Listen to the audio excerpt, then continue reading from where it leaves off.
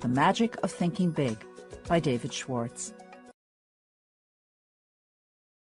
Preface. Why this big book?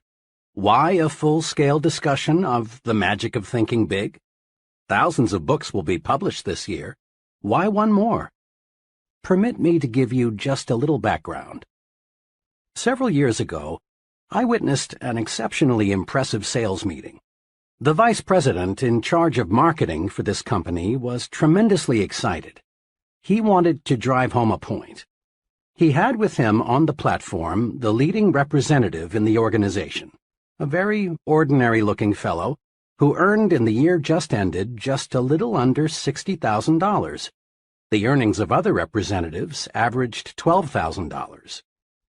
The executive challenged the group. Here is what he said. I want you to take a good look at Harry. Look at him. Now what's Harry got that the rest of you haven't? Harry earned 5 times the average, but is Harry 5 times smarter? No, not according to our personnel tests. I checked. They show he's about average in that department. And did Harry work 5 times harder than you fellows? No, not according to the reports. In fact, he took more time off than most of you. Did Harry have a better territory? Again, I've got to say no. The accounts averaged about the same. Did Harry have more education, better health? Again, no. Harry is about as average as an average guy could be, except for one thing. The difference between Harry and the rest of you, said the vice president, the difference is that Harry thought 5 times bigger. Then the executive proceeded to show that success is determined not so much by the size of one's brain as it is by the size of one's thinking. This was an intriguing thought, and it stayed with me. The more I observed, the more people I talked with, the deeper I dug into what's really behind success, the clearer was the answer. Case history after case history proved that the size of bank accounts, the size of happiness accounts, and the size of one's general satisfaction account is dependent on the size of one's thinking. There is magic in thinking big. If thinking big accomplishes so much, why doesn't everyone think that way? I've been asked that question many times. Here, I believe, is the answer. All of us, more than we recognize, are products of the thinking around us. And much of this thinking is little, not big. All around you is an environment that is trying to tug you, trying to pull you down second-class street. You are told almost daily that there are too many chiefs and not enough Indians. In other words, that opportunities to lead no longer exist, that there is a surplus of chiefs, so be content to be a little guy. But this too many chiefs idea simply doesn't square with the truth. Leading people in all occupations will tell you, as they've told me, that the trouble is, there are too many Indians and not nearly enough chiefs. This petty environment says other things, too. It tells you, whatever will be, that your destiny is outside your control, that fate is in complete control. So forget those dreams, forget that finer home, forget that special college for the children, forget the better life. Be resigned, lie down and wait to die. And who hasn't heard the statement that success isn't worth the price? As if you have to sell your soul, your family life, your conscience, your set of values to reach the top. But in truth, success doesn't demand a price. Every step forward pays a dividend. This environment also tells us there's too much competition for the top spots in life. But is there? A personnel selection executive told me that he receives 50 to 250 times as many applicants for jobs that pay $10,000 per year as for jobs that pay $50,000 a year. This is to say that there is at least 50 times as much competition for jobs on Second-Class Street as for jobs on First-Class Avenue. First-Class Avenue, USA, is a short, uncrowded street. There are countless vacancies waiting there for people like you who dare to think big. The basic principles and concepts supporting the magic of thinking big come from the highest pedigree sources, the very finest and biggest thinking minds yet to live on planet Earth. Minds like the prophet David, who wrote, "As one thinketh in his heart, so is he." Minds such as Emerson, who said, "Great men are those who see that thoughts rule the world."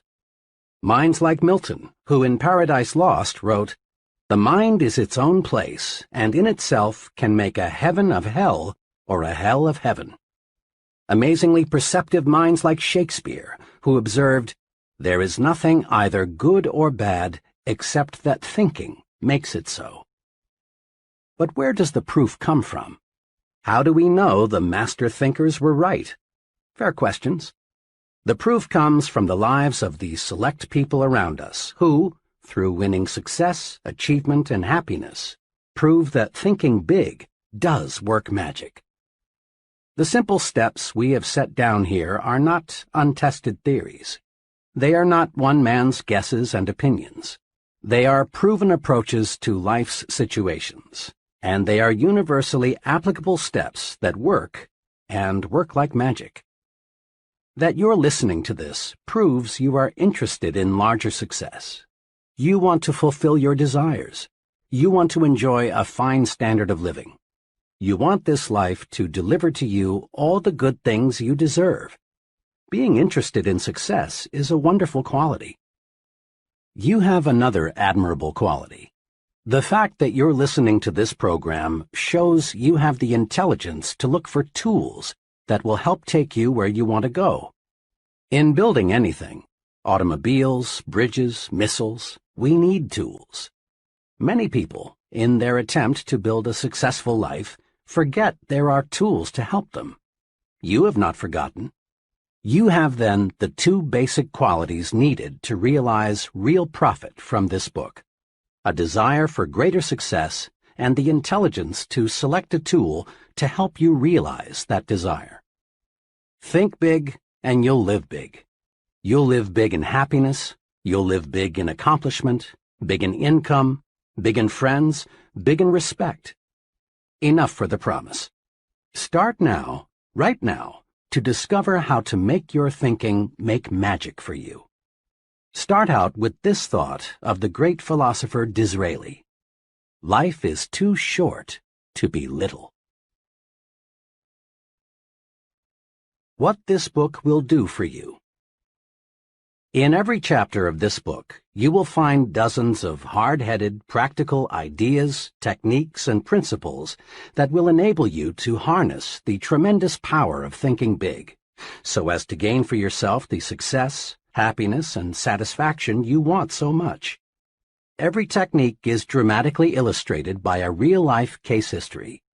You discover not only what to do, but what is even more important, you see exactly how to apply each principle to actual situations and problems. Here, then, is what this book will do for you.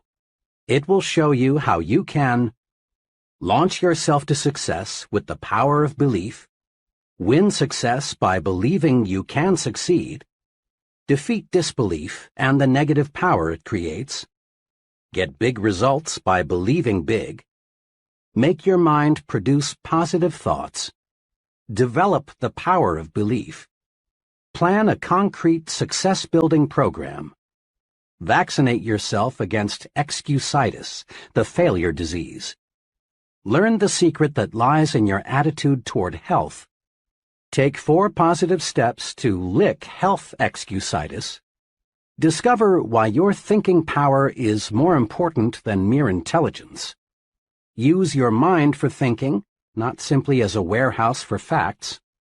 Master 3 easy ways to cure intelligence Excusitis. Overcome the problem of age, being too young or too old. Conquer luck Excusitis and attract good luck to you. Use the action technique to cure fear and build confidence. Manage your memory so as to increase your store of confidence. Overcome your fear of other people. Increase self-confidence by satisfying your own conscience. Think confidently by acting confidently. Learn the 5 positive steps to build confidence and destroy fear. Discover that success is measured by the size of your thinking. Measure your true size and find out what assets you have. Think as big as you really are. Develop the big thinker's vocabulary with these 4 specific steps. Think big by visualizing what can be done in the future. Add value to things, to people, and to yourself. Get the thinking big view of your job. Think above trivialities and concentrate on what's important. Test yourself. Find out how big your thinking really is. Use creative thinking to find new and better ways to get things done. Develop creative power by believing it can be done. Fight mind-freezing traditional thinking. Do more and do it better by turning on your creative power. Use the 3 keys to strengthening creativity by opening your ears and your mind. Stretch your thinking and stimulate your mind. Harness and develop your ideas, the fruit of your thinking. Look important because it helps you think important. Become important by thinking your work is important. Build your own sell yourself to yourself commercial. Upgrade your thinking. Think like important people think. Make your environment work for you. Prevent small people from holding you back. Manage your work environment. Get plenty of psychological sunshine during leisure hours. Throw thought poison out of your environment. Go first class in everything you do. Grow the attitudes that will help you win what you want. Get activated, get enthusiastic. Develop the power of real enthusiasm. Grow the you are important attitude. Make more money by getting the put service first attitude. Win the support of other people by thinking right toward them. Become more likable by making yourself lighter to lift. Take the initiative in building friendships. Master the technique of thinking only good thoughts about people. Win friends by practicing conversation generosity. Think big, even when you lose or receive a setback. Get the action habit. You don't need to wait until conditions are perfect.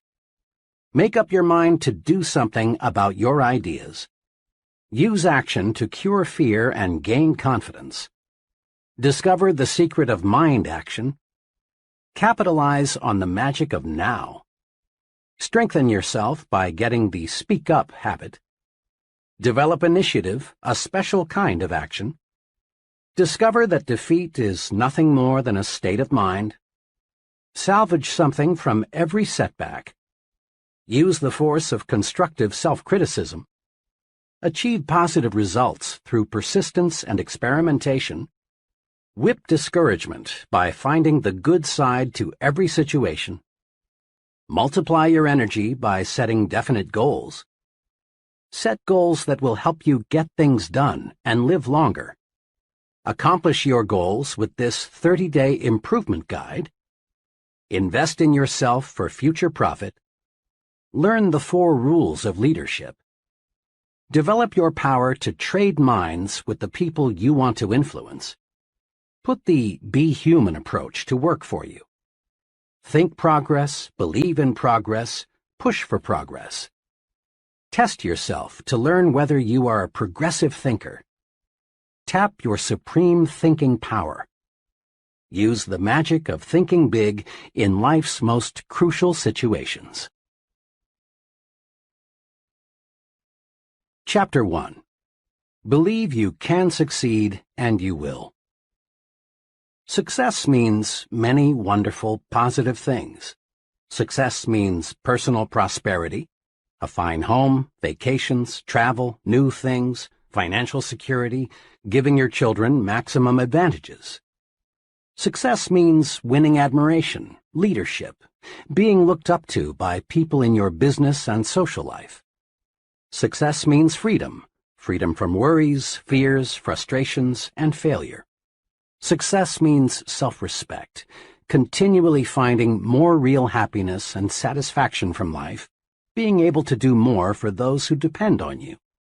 Success means winning. Success, achievement, is the goal of life. Every human being wants success. Everybody wants the best this life can deliver.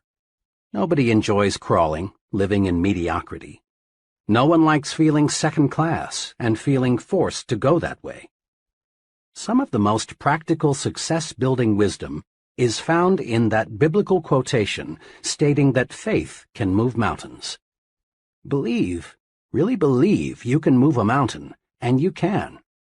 Not many people believe that they can move mountains, so, as a result, not many people do. On some occasion, you've probably heard someone say something like, "It's nonsense to think you can make a mountain move away just by saying, 'Mountain, move away.' It's simply impossible." People who think this way have belief confused with wishful thinking. And true enough, you can't wish away a mountain. You can't wish yourself into an executive suite. Nor can you wish yourself into a 5-bedroom, 3-bath house or the high-income brackets. You can't wish yourself into a position of leadership. But you can move a mountain with belief. You can win success by believing you can succeed. There is nothing magical or mystical about the power of belief. Belief works this way. Belief, the "I'm positive I can" attitude, generates the power, skill, and energy needed to do. When you believe I can do it, the how to do it develops. Every day, all over the nation, young people start working in new jobs. Each of them wishes that someday he could enjoy the success that goes with reaching the top. But the majority of these young people simply don't have the belief that it takes to reach the top rungs. And they don't reach the top. Believing it's impossible to climb high, they do not discover the steps that lead to great heights. Their behavior remains that of the average person. But a small number of these young people really believe they will succeed. They approach their work with the "I'm going to the top" attitude, and with substantial belief they reach the top. Believing they will succeed, and that it's not impossible, these folks study and observe the behavior of senior executives. They learn how successful people approach problems and make decisions. They observe the attitudes of successful people. The how to do it always comes to the person who believes he can do it. A young woman I'm acquainted with decided 2 years ago that she was going to establish a sales agency to sell mobile homes. She was advised by many that she shouldn't and couldn't do it. She had less than $3,000 in savings and was advised that the minimum capital investment required was many times that. "Look how competitive it is," she was advised. "And besides, what practical experience have you had in selling mobile homes, let alone managing a business?" her advisors asked. But this young lady had belief in herself and her ability to succeed. She quickly admitted that she lacked capital, that the business was very competitive, and that she lacked experience. "But," she said, "all the evidence I can gather shows that the mobile home industry is going to expand. On top of that, I've studied my competition. I know I can do a better job of merchandising trailers than anybody else in this town. I expect to make some mistakes, but I'm going to be on top in a hurry." And she was. She had little trouble getting capital. Her absolutely unquestioned belief that she could succeed with this business won her the confidence of 2 investors. And armed with complete belief, she did the impossible. She got a trailer manufacturer to advance her a limited inventory with no money down. Last year, she sold over $1 million worth of trailers. Next year, she says, I expect to gross over $2 million. Belief, strong belief, triggers the mind to figure ways and means and how to. And believing you can succeed makes others place confidence in you. Most people do not put much stock in belief, but some, The residents of Successfulville, USA, do. Just a few weeks ago, a friend who is an official with a state highway department in a Midwestern state related a mountain-moving experience to me. "Last month," my friend began, "our department sent notices to a number of engineering companies that we were authorized to retain some firm to design 8 bridges as part of our highway building program. The bridges were to be built at a cost of $5 million. The engineering firm selected would get a 4% commission, or $200,000 for its design work. I talked with 21 engineering firms about this. The 4 largest decided right away to submit proposals. The other 17 companies were small, having only 3 to 7 engineers each. The size of the project scared off 16 of these 17. They went over the project, shook their heads, and said, in effect, 'It's too big for us. I wish I thought we could handle it, but it's no use even trying.' But one of these small firms, a company with only 3 engineers, studied the plans and said, 'We can do it. We'll submit a proposal.' They did, and they got the job. Those who believe they can move mountains do. Those who believe they can't, cannot. Belief triggers the power to do. Actually, in these modern times, belief is doing much bigger things than moving mountains. The most essential element, in fact, the essential element, in our space explorations today, is belief that space can be mastered. Without firm, unwavering belief that man can travel in space, our scientists would not have the courage, interest, and enthusiasm to proceed. Belief that cancer can be cured will ultimately produce cures for cancer. Currently, there is some talk of building a tunnel under the English Channel to connect England with the continent. Whether this tunnel is ever built depends on whether responsible people believe it can be built. Belief in great results is the driving force, the power behind all great books, plays, scientific discoveries. Belief in success is behind every successful business, church, and political organization. Belief in success is the one basic, absolutely essential ingredient of successful people. Believe, really believe you can succeed, and you will. Over the years, I've talked with many people who have failed in business ventures and in various careers. I've heard a lot of reasons and excuses for failure. Something especially significant unfolds as conversations with failures develop.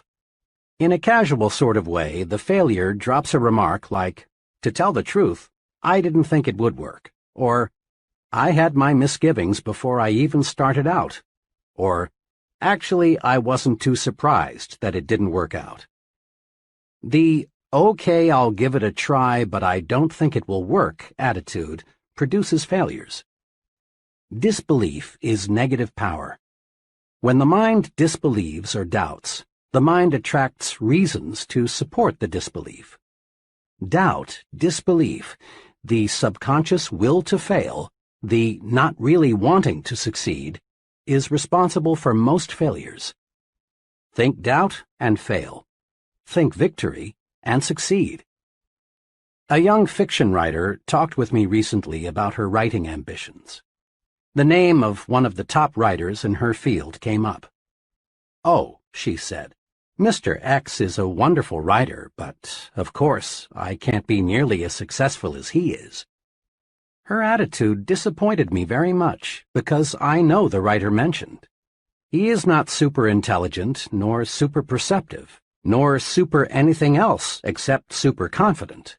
He believes he is among the best, and so he acts and performs the best. It is well to respect the leader, learn from him, observe him, study him, but don't worship him. Believe you can surpass.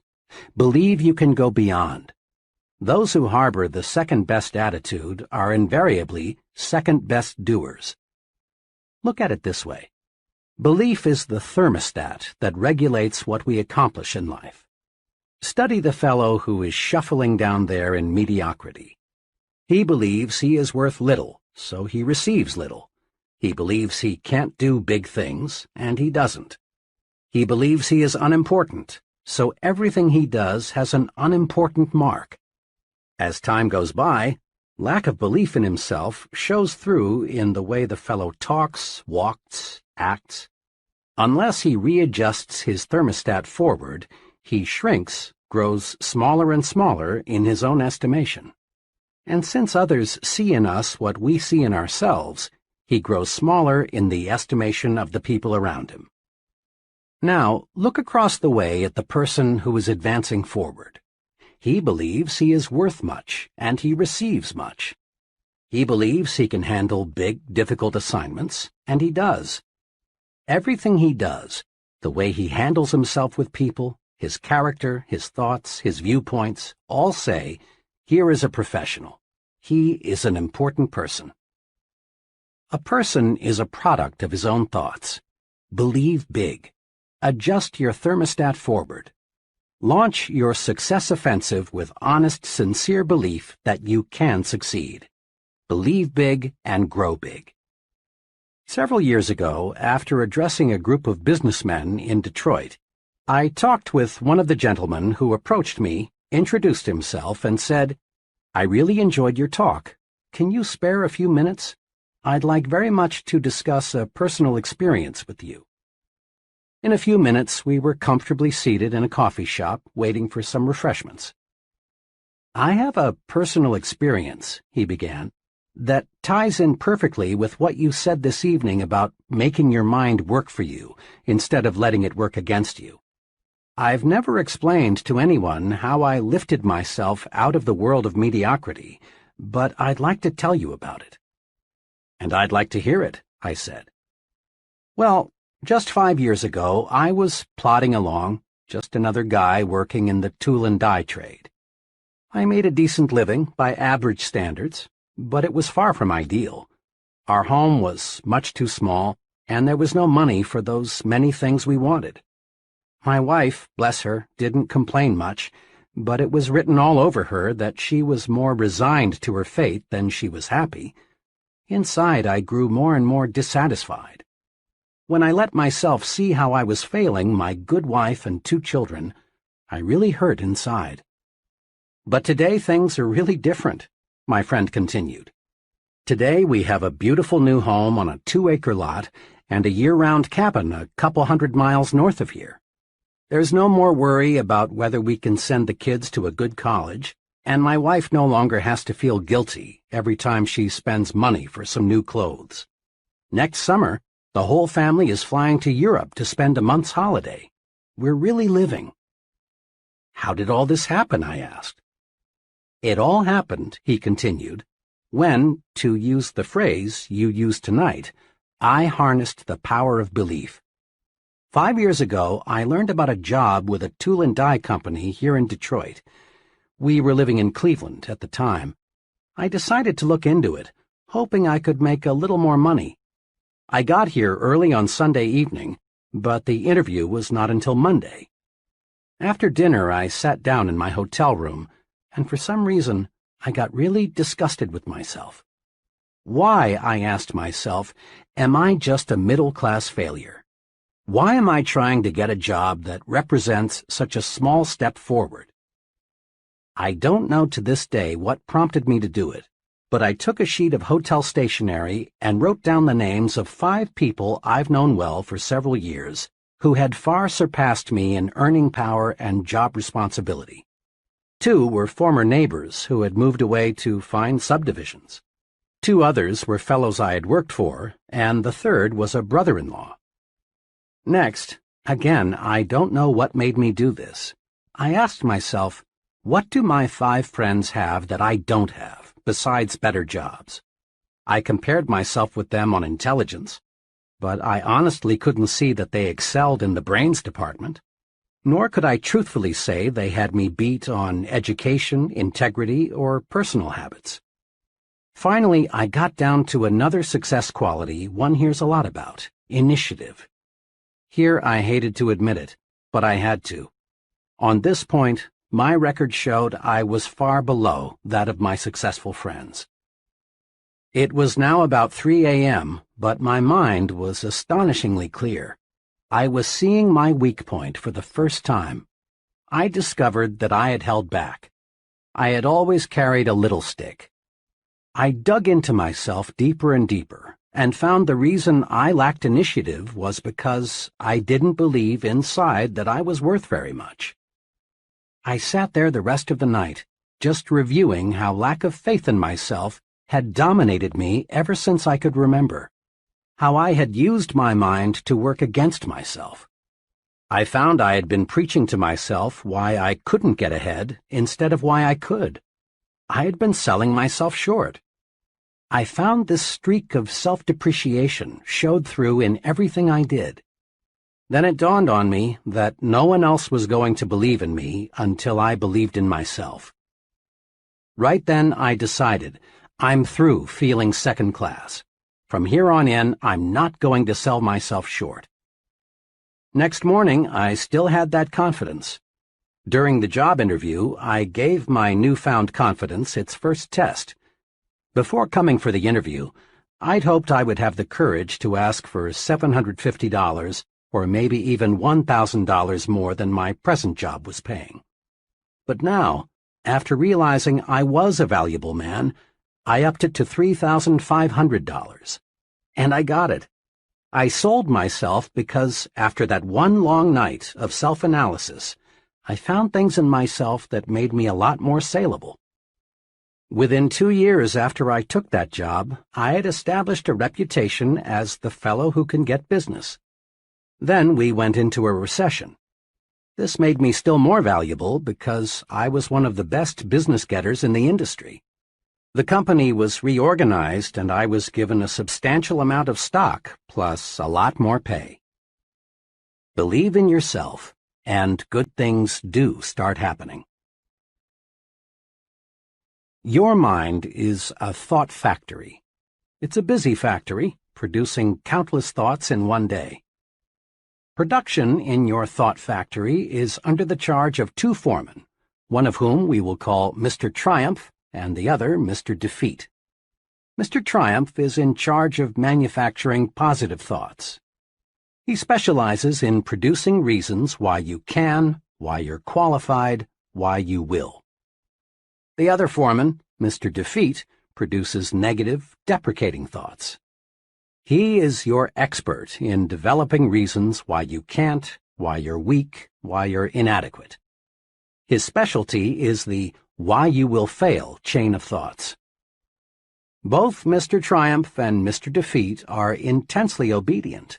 They snap to attention immediately. All you need do to signal either foreman is to give the slightest mental beck and call.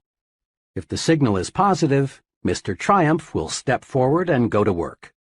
Likewise, a negative signal brings Mr. Defeat forward. To see how these 2 foremen work for you, try this example. Tell yourself, today is a lousy day. This signals Mr. Defeat into action, and he manufactures some facts to prove you are right. He suggests to you that it's too hot or it's too cold. Business will be bad today. Sales will drop. Other people will be on edge. You may get sick. Your wife will be in a fussy mood. Mr. Defeat is tremendously efficient. In just a few moments, he's got you sold. It is a bad day. Before you know it, it is a heck of a bad day. But tell yourself, today is a fine day, and Mr. Triumph is signaled forward to act. He tells you, this is a wonderful day. The weather is refreshing. It's good to be alive. Today you can catch up on some of your work. And then it is a good day. In like fashion, Mr. Defeat can show you why you can't sell Mr. Smith. Mr. Triumph will show you that you can. Mr. Defeat will convince you that you will fail, while Mr. Triumph will demonstrate why you will succeed. Mr. Defeat will prepare a brilliant case against Tom, while Mr. Triumph will show you more reasons why you like Tom. Now, the more work you give either of these 2 foremen, the stronger he becomes. If Mr. Defeat is given more work to do, he adds personnel and takes up more space in your mind. Eventually, he will take over the entire thought manufacturing division, and virtually all thought will be of a negative nature. The only wise thing to do is fire Mr. Defeat. You don't need him. You don't want him around telling you that you can't, you're not up to it, you'll fail, and so on. Mr. Defeat won't help you get where you want to go, so boot him out. Use Mr. Triumph 100% of the time. When any thought enters your mind, ask Mr. Triumph to go to work for you. He'll show you how you can succeed. Between now and tomorrow at this time, another 11,500 new consumers will have made their grand entry into the USA. Population is growing at a record rate. In the next 10 years, the increase is conservatively estimated at 35 million. That's equal to the present combined metropolitan population of our 5 biggest cities: New York, Chicago, Los Angeles, Detroit, and Philadelphia. Imagine. New industries, new scientific breakthroughs, expanding markets, all spell opportunity. This is good news. This is a most wonderful time to be alive. All signs point to a record demand for top-level people in every field. People who have superior ability to influence others, to direct their work, to serve them in a leadership capacity. And the people who will fill these leadership positions are all adults or near adults right now. One of them is you. The guarantee of a boom is not, of course, a guarantee of personal success. Over the long pull, the United States has always been booming. But just a fast glance shows that millions and millions of people, in fact, a majority of them, struggle but don't really succeed. The majority of folks still plug along in mediocrity despite the record opportunity of the last 2 decades. And in the boom period ahead, most people will continue to worry, to be afraid, to crawl through life feeling unimportant, unappreciated, not able to do what they want to do. As a result, their performance will earn them petty rewards, petty happiness. Those who convert opportunity into reward, and let me say, I sincerely believe you are one of those, else you'd rely on luck and not bother with this book, will be those wise people who learn how to think themselves to success. Walk in. The door to success is open wider than ever before. Put yourself on record now that you are going to join that select group that is getting what it wants from life. Here is the first step toward success. It's a basic step. It can't be avoided. Step 1. Believe in yourself. Believe you can succeed. How to develop the power of belief. Here are the 3 guides to acquiring and strengthening the power of belief. 1. Think success. Don't think failure. At work, in your home, substitute success thinking for failure thinking. When you face a difficult situation, think, I'll win, not I'll probably lose. When you compete with someone else, think, I'm equal to the best, not I'm outclassed. When opportunity appears, think, I can do it, never I can't. Let the master thought, I will succeed, dominate your thinking process. Thinking success conditions your mind to create plans that produce success. Thinking failure does the exact opposite. Failure thinking conditions the mind to think other thoughts that produce failure. 2. Remind yourself regularly that you are better than you think you are. Successful people are not supermen. Success does not require a super intellect, nor is there anything mystical about success. And success isn't based on luck. Successful people are just ordinary folks who have developed belief in themselves and what they do. Never, yes, never, sell yourself short. 3. Believe big. The size of your success is determined by the size of your belief. Think little goals and expect little achievements. Think big goals and win big success. Remember this, too. Big ideas and big plans are often easier, certainly no more difficult, then small ideas and small plans. Mr. Ralph J. Cordiner, chairman of the board of the General Electric Company, said this to a leadership conference: "We need from every man who aspires to leadership, for himself and his company, a determination to undertake a personal program of self-development. Nobody is going to order a man to develop. Whether a man lags behind or moves ahead in his specialty is a matter of his own personal application. This is something which takes time, work, and sacrifice. Nobody can do it for you." Mr. Cordiner's advice is sound and practical. Live it. Persons who reach the top rungs in business management, selling, engineering, religious work, writing, acting, and in every other pursuit get there by following conscientiously and continuously a plan for self-development and growth. Any training program, and that's exactly what this book is, must do three things. It must provide content, the what to do. Second, it must supply a method, the how to do it. And third, it must meet the acid test, that is, get results. The what of your personal training program for success is built on the attitudes and techniques of successful people. How do they manage themselves? How do they overcome obstacles? How do they earn the respect of others? What sets them apart from the ordinary? How do they think? The how of your plan for development and growth is a series of concrete guides for action. These are found in each chapter. These guides work. Apply them and see for yourself. What about the most important part of training? Results? Wrapped up briefly, conscientious application of the program presented here will bring you success, and on a scale that may now look impossible. Broken down into its components, your personal training program for success will bring you a series of rewards. The reward of deeper respect from your family, the reward of admiration from your friends and associates, the reward of feeling useful, of being someone, of having status, the reward of increased income and a higher standard of living. Your training is self-administered. There will be no one standing over your shoulder telling you what to do and how to do it. This book will be your guide, but only you can understand yourself. Only you can command yourself to apply this training. Only you can evaluate your progress. Only you can bring about corrective action should you slip a little. In short, you are going to train yourself to achieve bigger and bigger success. You already have a fully equipped laboratory in which you can work and study. Your laboratory is all around you. Your laboratory consists of human beings.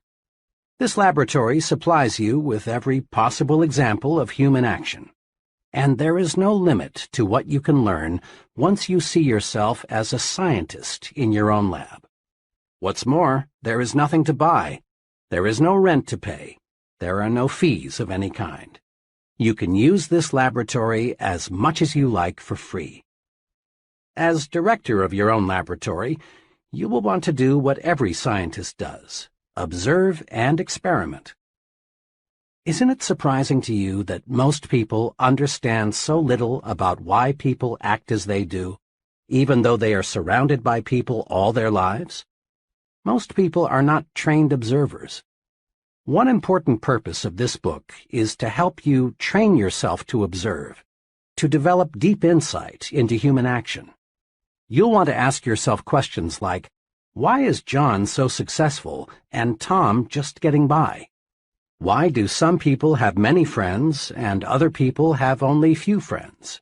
Why will people gladly accept what one person tells them but ignore another person who tells them the same thing? Once trained, you will learn valuable lessons just through the very simple process of observing. Here are two special suggestions to help you make yourself a trained observer. Select for special study the most successful and the most unsuccessful person you know. Then, as the book unfolds, observe how closely your successful friend adheres to the success principles. Notice also how studying the two extremes will help you see the unmistakable wisdom of following the truths outlined in this book. Each contact you make with another person gives you a chance to see success development principles at work. Your objective is to make successful action habitual. The more we practice, the sooner it becomes second nature to act in the desired way. Most of us have friends who grow things for a hobby, and we've all heard them say something like, "It's exciting to watch those plants grow. Just look how they respond to plant food and water. See how much bigger they are today than they were last week."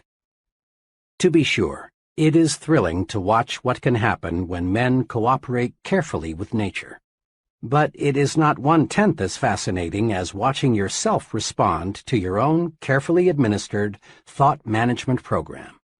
It's fun to feel yourself growing more confident, more effective, more successful, day by day, month by month. Nothing, absolutely nothing, in this life gives you more satisfaction than knowing you're on the road to success and achievement. And nothing stands as a bigger challenge than making the most of yourself. Chapter 2. Cure yourself of Excusitis, the failure disease. People. As you think yourself to success, that's what you will study, people. You will study people very carefully to discover, then apply, success-rewarding principles to your life. And you want to begin right away. Go deep into your study of people, and you'll discover unsuccessful people suffer a mind-deadening thought disease. We call this disease Excusitis. Every failure has this disease in its advanced form, and most average persons have at least a mild case of it. You will discover that Excusitis explains the difference between the person who is going places and the fellow who is barely holding his own. You will find that the more successful the individual, the less inclined he is to make excuses. But the fellow who has gone nowhere and has no plans for getting anywhere always has a book full of reasons to explain why. Persons with mediocre accomplishments are quick to explain why they haven't, why they don't, why they can't, and why they aren't. Study the lives of successful people and you'll discover this. All the excuses made by the mediocre fellow could be, but aren't, made by the successful person. I have never met nor heard of a highly successful business executive, military officer, salesman, professional person, or leader in any field who could not have found one or more major excuses to hide behind. Roosevelt could have hidden behind his lifeless legs. Truman could have used no college education. Kennedy could have said, "I'm too young to be president." Johnson and Eisenhower could have ducked behind heart attacks. Like any disease, Excusitis gets worse if it isn't treated properly. A victim of this thought disease goes through this mental process. I'm not doing as well as I should. What can I use as an alibi that will help me save face? Let's see. Poor health? Lack of education? Too old? Too young? Bad luck? Personal misfortune? Wife? The way my family brought me up? Once the victim of this failure disease has selected a good excuse, he sticks with it. Then he relies on the excuse to explain to himself and others why he is not going forward. And each time the victim makes the excuse becomes embedded deeper within his subconsciousness. Thoughts, positive or negative, grow stronger when fertilized with constant repetition. At first, the victim of Excusitis knows his alibi is more or less a lie. But the more frequently he repeats it, the more convinced he becomes that it is completely true, that the alibi is the real reason for his not being the success he should be. Procedure 1, then, in your individual program of thinking yourself to success, must be to vaccinate yourself against Excusitis, the disease of the failures. The 4 most common forms of Excusitis. Excusitis appears in a wide variety of forms, but the worst types of this disease are health Excusitis, intelligence Excusitis, age excusitis, and luck excusitis. Now let's see just how we can protect ourselves from these 4 common ailments. 1. But my health isn't good. Health excusitis ranges all the way from the chronic I don't feel good to the more specific I've got such and such wrong with me. Bad health, in 1,000 different forms, is used as an excuse for failing to do what a person wants to do, failing to accept greater responsibilities, failing to make more money, failing to achieve success. Millions and millions of people suffer from health excusitis. But is it in most cases a legitimate excuse? Think for a moment of all the highly successful people you know who could, but who don't, use health as an excuse. My physician and surgeon friends tell me the perfect specimen of adult life is non-existent. There is something physically wrong with everybody. Many surrender in whole or in part to health excusitis, but success-thinking people do not. 2 experiences happened to me in one afternoon that illustrate the correct and incorrect attitudes toward health. I had just finished a talk in Cleveland. Afterward, one fellow, about 30, asked to speak to me privately for a few minutes. He complimented me on the meeting, but then said, "I'm afraid your ideas can't do me much good." "You see," he continued, "I've got a bad heart, and I've got to hold myself in check." He went on to explain that he'd seen 4 doctors, but they couldn't find his trouble. He asked me what I would suggest he do. "Well," I said, "I know nothing about the heart, but as one layman to another, here are 3 things I'd do. First, I'd visit the finest heart specialist I could find and accept his diagnosis as final. You've already checked with 4 doctors, and none of them has found anything peculiar with your heart. Let the 5th doctor be your final check. It may very well be you've got a perfectly sound heart. But if you keep on worrying about it, eventually you may have a very serious heart ailment. Looking and looking and looking for an illness often actually produces illness." The second thing I'd recommend is that you read Dr. Schindler's great book, How to Live 365 Days a Year. Dr. Schindler shows in this book that 3 out of every 4 hospital beds are occupied by people who have EII, emotionally induced illness. Imagine, 3 out of 4 people who are sick right now would be well if they learned how to handle their emotions. Read Dr. Schindler's book and develop your program for emotions management. Third, I'd resolve to live until I die. I went on to explain to this troubled fellow some sound advice I received many years ago from a lawyer friend who had an arrested case of tuberculosis. This friend knew he would have to live a regulated life, but this hasn't stopped him from practicing law, rearing a fine family, and really enjoying life. My friend, who now is 78 years old, expresses his philosophy in these words: "I'm going to live until I die, and I'm not going to get life and death confused. While I'm on this earth, I'm going to live. Why be only half alive? Every minute a person spends worrying about dying is just 1 minute that fellow might as well have been dead." I had to leave at that point because I had to be on a certain plane for Detroit. On the plane, the second but much more pleasant experience occurred. After the noise of the takeoff, I heard a ticking sound. Rather startled, I glanced at the fellow sitting beside me, for the sound seemed to be coming from him.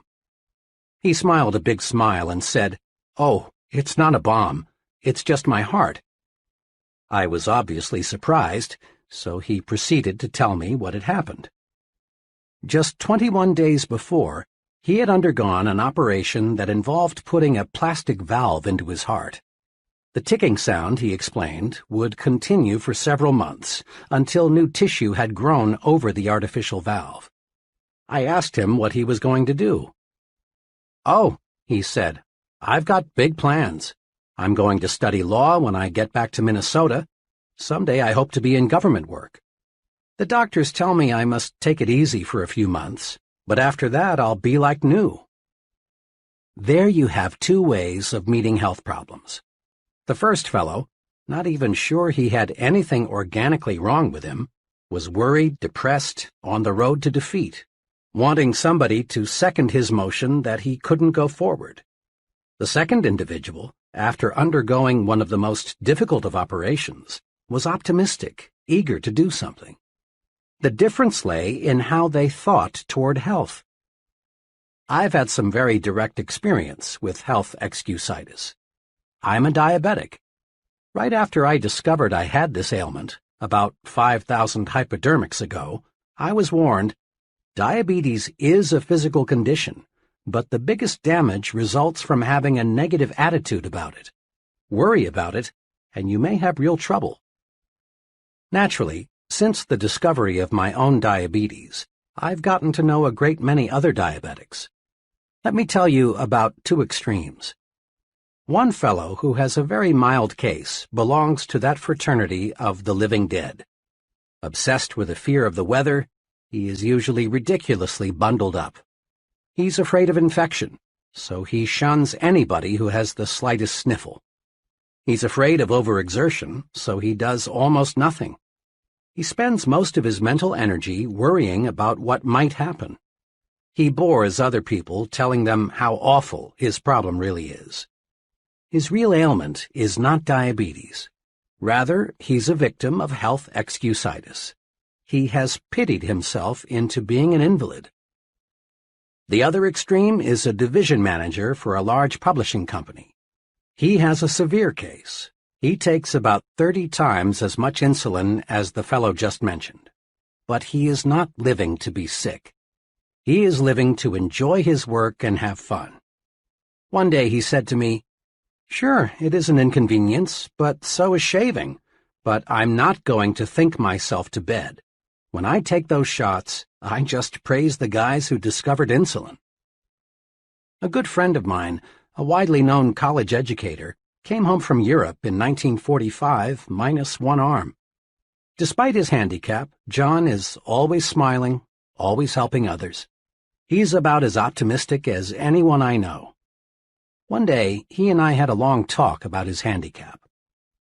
"It's just an arm," he said. "Sure, two are better than one, but they just cut off my arm. My spirit is 100% intact. I'm really grateful for that." Another amputee friend is an excellent golfer. One day, I asked him how he had been able to develop such a near-perfect style with just one arm. I mentioned that most golfers with two arms can't do nearly as well. His reply says a lot. "Well, it's my experience," he said, "that the right attitude and one arm will beat the wrong attitude and two arms every time." The right attitude and one arm will beat the wrong attitude and two arms every time. Think about that for a while. It holds true not only on the golf course, but in every facet of life. 4 things you can do to lick health excusitis. The best vaccine against health excusitis consists of these 4 doses. 1. Refuse to talk about your health. The more you talk about an ailment, even the common cold, the worse it seems to get. Talking about bad health is like putting fertilizer on weeds. Besides, talking about your health is a bad habit. It bores people. It makes one appear self-centered and old-maidish. Success-minded people defeat the natural tendency to talk about their bad health.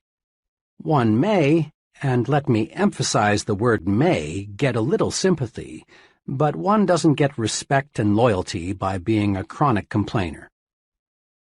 2. Refuse to worry about your health. Dr. Walter Alvarez, emeritus consultant to the world-famous Mayo Clinic, wrote recently, "I always beg worriers to exercise some self-control. For instance, when I saw this man, a fellow who was convinced he had a diseased gallbladder, although 8 separate X-ray examinations showed that the organ was perfectly normal, I begged him to quit getting his gallbladder X-rayed. I have begged hundreds of heart-conscious men to quit getting electrocardiograms made." 3. Be genuinely grateful that your health is as good as it is. There's an old saying worth repeating often. I felt sorry for myself because I had ragged shoes until I met a man who had no feet. Instead of complaining about not feeling good, it's far better to be glad you are as healthy as you are. Just being grateful for the health you have is powerful vaccination against developing new aches and pains and real illness. 4. Remind yourself often, it's better to wear out than rust out. Life is yours to enjoy. Don't waste it. Don't pass up living by thinking yourself into a hospital bed. 2. But you've got to have brains to succeed. Intelligence excusitis, or I lack brains, is common. In fact, it's so common that perhaps as many as 95% of the people around us have it in varying degrees. Unlike most other types of excusitis, people suffering from this particular type of the malady suffer in silence. Not many people will admit openly that they think they lack adequate intelligence. Rather, they feel it deep down inside. Most of us make two basic errors with respect to intelligence. 1. We underestimate our own brain power. 2. We overestimate the other fellow's brain power. Because of these errors, many people sell themselves short. They fail to tackle challenging situations because it takes a brain. But along comes the fellow who isn't concerned about intelligence, and he gets the job. What really matters is not how much intelligence you have, but how you use what you do have. The thinking that guides your intelligence is much more important than the quantity of your brain power. Let me repeat, for this is vitally important. The thinking that guides your intelligence is much more important than how much intelligence you may have. In answering the question, should your child be a scientist, Dr. Edward Teller, one of the nation's foremost physicists, said, "A child does not need a lightning-fast mind to be a scientist, nor does he need a miraculous memory, nor is it necessary that he get very high grades in school. The only point that counts is that the child have a high degree of interest in science." Interest, enthusiasm, is the critical factor even in science. With a positive, optimistic, and cooperative attitude, a person with an IQ of 100 will earn more money, win more respect, and achieve more success than a negative, pessimistic, uncooperative individual with an IQ of 120. Just enough sense to stick with something, a chore, task, project, until it's completed, pays off much better than idle intelligence, even if idle intelligence be of genius caliber. For stickability is 95% of ability. At a homecoming celebration last year, I met a college friend whom I had not seen for 10 years. Chuck was a very bright student and was graduated with honors. His goal when I last saw him was to own his own business in western Nebraska. I asked Chuck what kind of business he finally established. "Well," he confessed, "I didn't go into business for myself. I wouldn't have said this to anyone 5 years ago or even 1 year ago, but now I'm ready to talk about it. As I look back at my college education now, I see that I became an expert in why a business idea won't work out. I learned every conceivable pitfall, every reason why a small business will fail. You've got to have ample capital. Be sure the business cycle is right. Is there a big demand for what you will offer? Is local industry stabilized? 1,001 things to check out. The thing that hurts most is that several of my old high school friends, who never seemed to have much on the ball and didn't even go to college, now are very well established in their own businesses. But me, I'm just plodding along, auditing freight shipments. Had I been drilled a little more in why a small business can succeed, I'd be better off in every way today. The thinking that guided Chuck's intelligence was a lot more important than the amount of Chuck's intelligence. Why some brilliant people are failures. I've been close for many years to a person who qualifies as a genius, has high abstract intelligence, and is Phi Beta Kappa. Despite this very high native intelligence, he is one of the most unsuccessful people I know. He has a very mediocre job. He's afraid of responsibility. He is never married. Lots of marriages end in divorce. He has few friends. People bore him. He's never invested in property of any kind. He might lose his money. This man uses his great brain power to prove why things won't work rather than directing his mental power to searching for ways to succeed. Because of the negative thinking that guides his great reservoir of brains, this fellow contributes little and creates nothing. With a changed attitude, he could do great things indeed. He has the brains to be a tremendous success, but not the thought power. Another person I know well was inducted into the Army shortly after earning a PhD degree from a leading New York university. How did he spend his 3 years in the Army? Not as an officer, not as a staff specialist. Instead, for 3 years, he drove a truck. Why? Because he was filled with negative attitudes toward fellow soldiers, I'm superior to them. Toward Army methods and procedures, they are stupid. Toward discipline, it's for others, not me. Toward everything, including himself, I'm a fool for not figuring out a way to escape this rap. This fellow earned no respect from anyone. All his vast store of knowledge lay buried. His negative attitudes turned him into a flunky. Remember, the thinking that guides your intelligence is much more important than how much intelligence you have. Not even a PhD degree can override this basic success principle. Several years ago, I became a close friend of Phil F., one of the senior officers of a major advertising agency.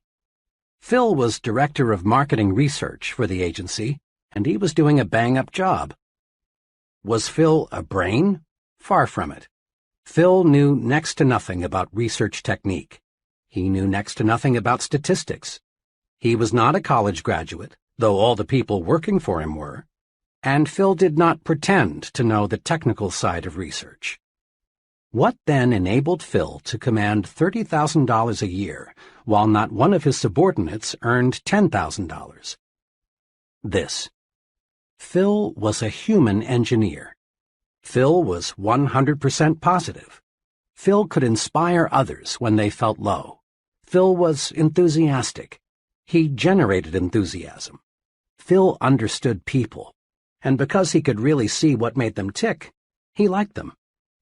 Not Phil's brains, but how he managed those brains made him 3 times more valuable to his company than men who rated higher on the IQ scale.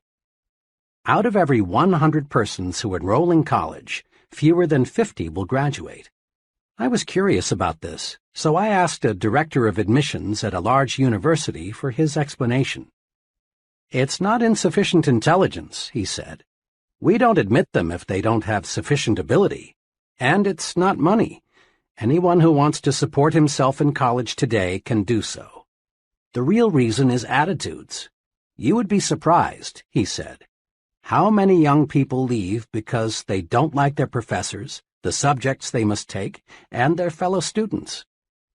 The same reason, negative thinking, explains why the door to top-flight executive positions is closed to many young junior executives. Sour, negative, pessimistic, depreciating attitudes, rather than insufficient intelligence, hold back thousands of young executives. As one executive told me, it's a rare case when we pass up a young fellow because he lacks brains. Nearly always, it's attitude. Once, I was retained by an insurance company to learn why the top 25% of the agents were selling over 75% of the insurance, while the bottom 25% of the agents sold only 5% of total volume. Thousands of personnel files were carefully checked. The search proved beyond any question that no significant difference existed in native intelligence. What's more, differences in education did not explain the difference in selling success. the difference in the very successful and the very unsuccessful finally reduced to differences in attitudes, or difference in thought management. The top group worried less, was more enthusiastic, had a sincere liking for people. We can't do much to change the amount of native ability, but we can certainly change the way we use what we have. Knowledge is power, when you use it constructively. Closely allied to intelligence excusitis is some incorrect thinking about knowledge. We often hear that knowledge is power, but this statement is only a half-truth. Knowledge is only potential power. Knowledge is power only when put to use, and then only when the use made of it is constructive. The story is told that the great scientist Einstein was once asked how many feet are in a mile. Einstein's reply was, "I don't know. Why should I fill my brain with facts I can find in 2 minutes in any standard reference book?" Einstein taught us a big lesson.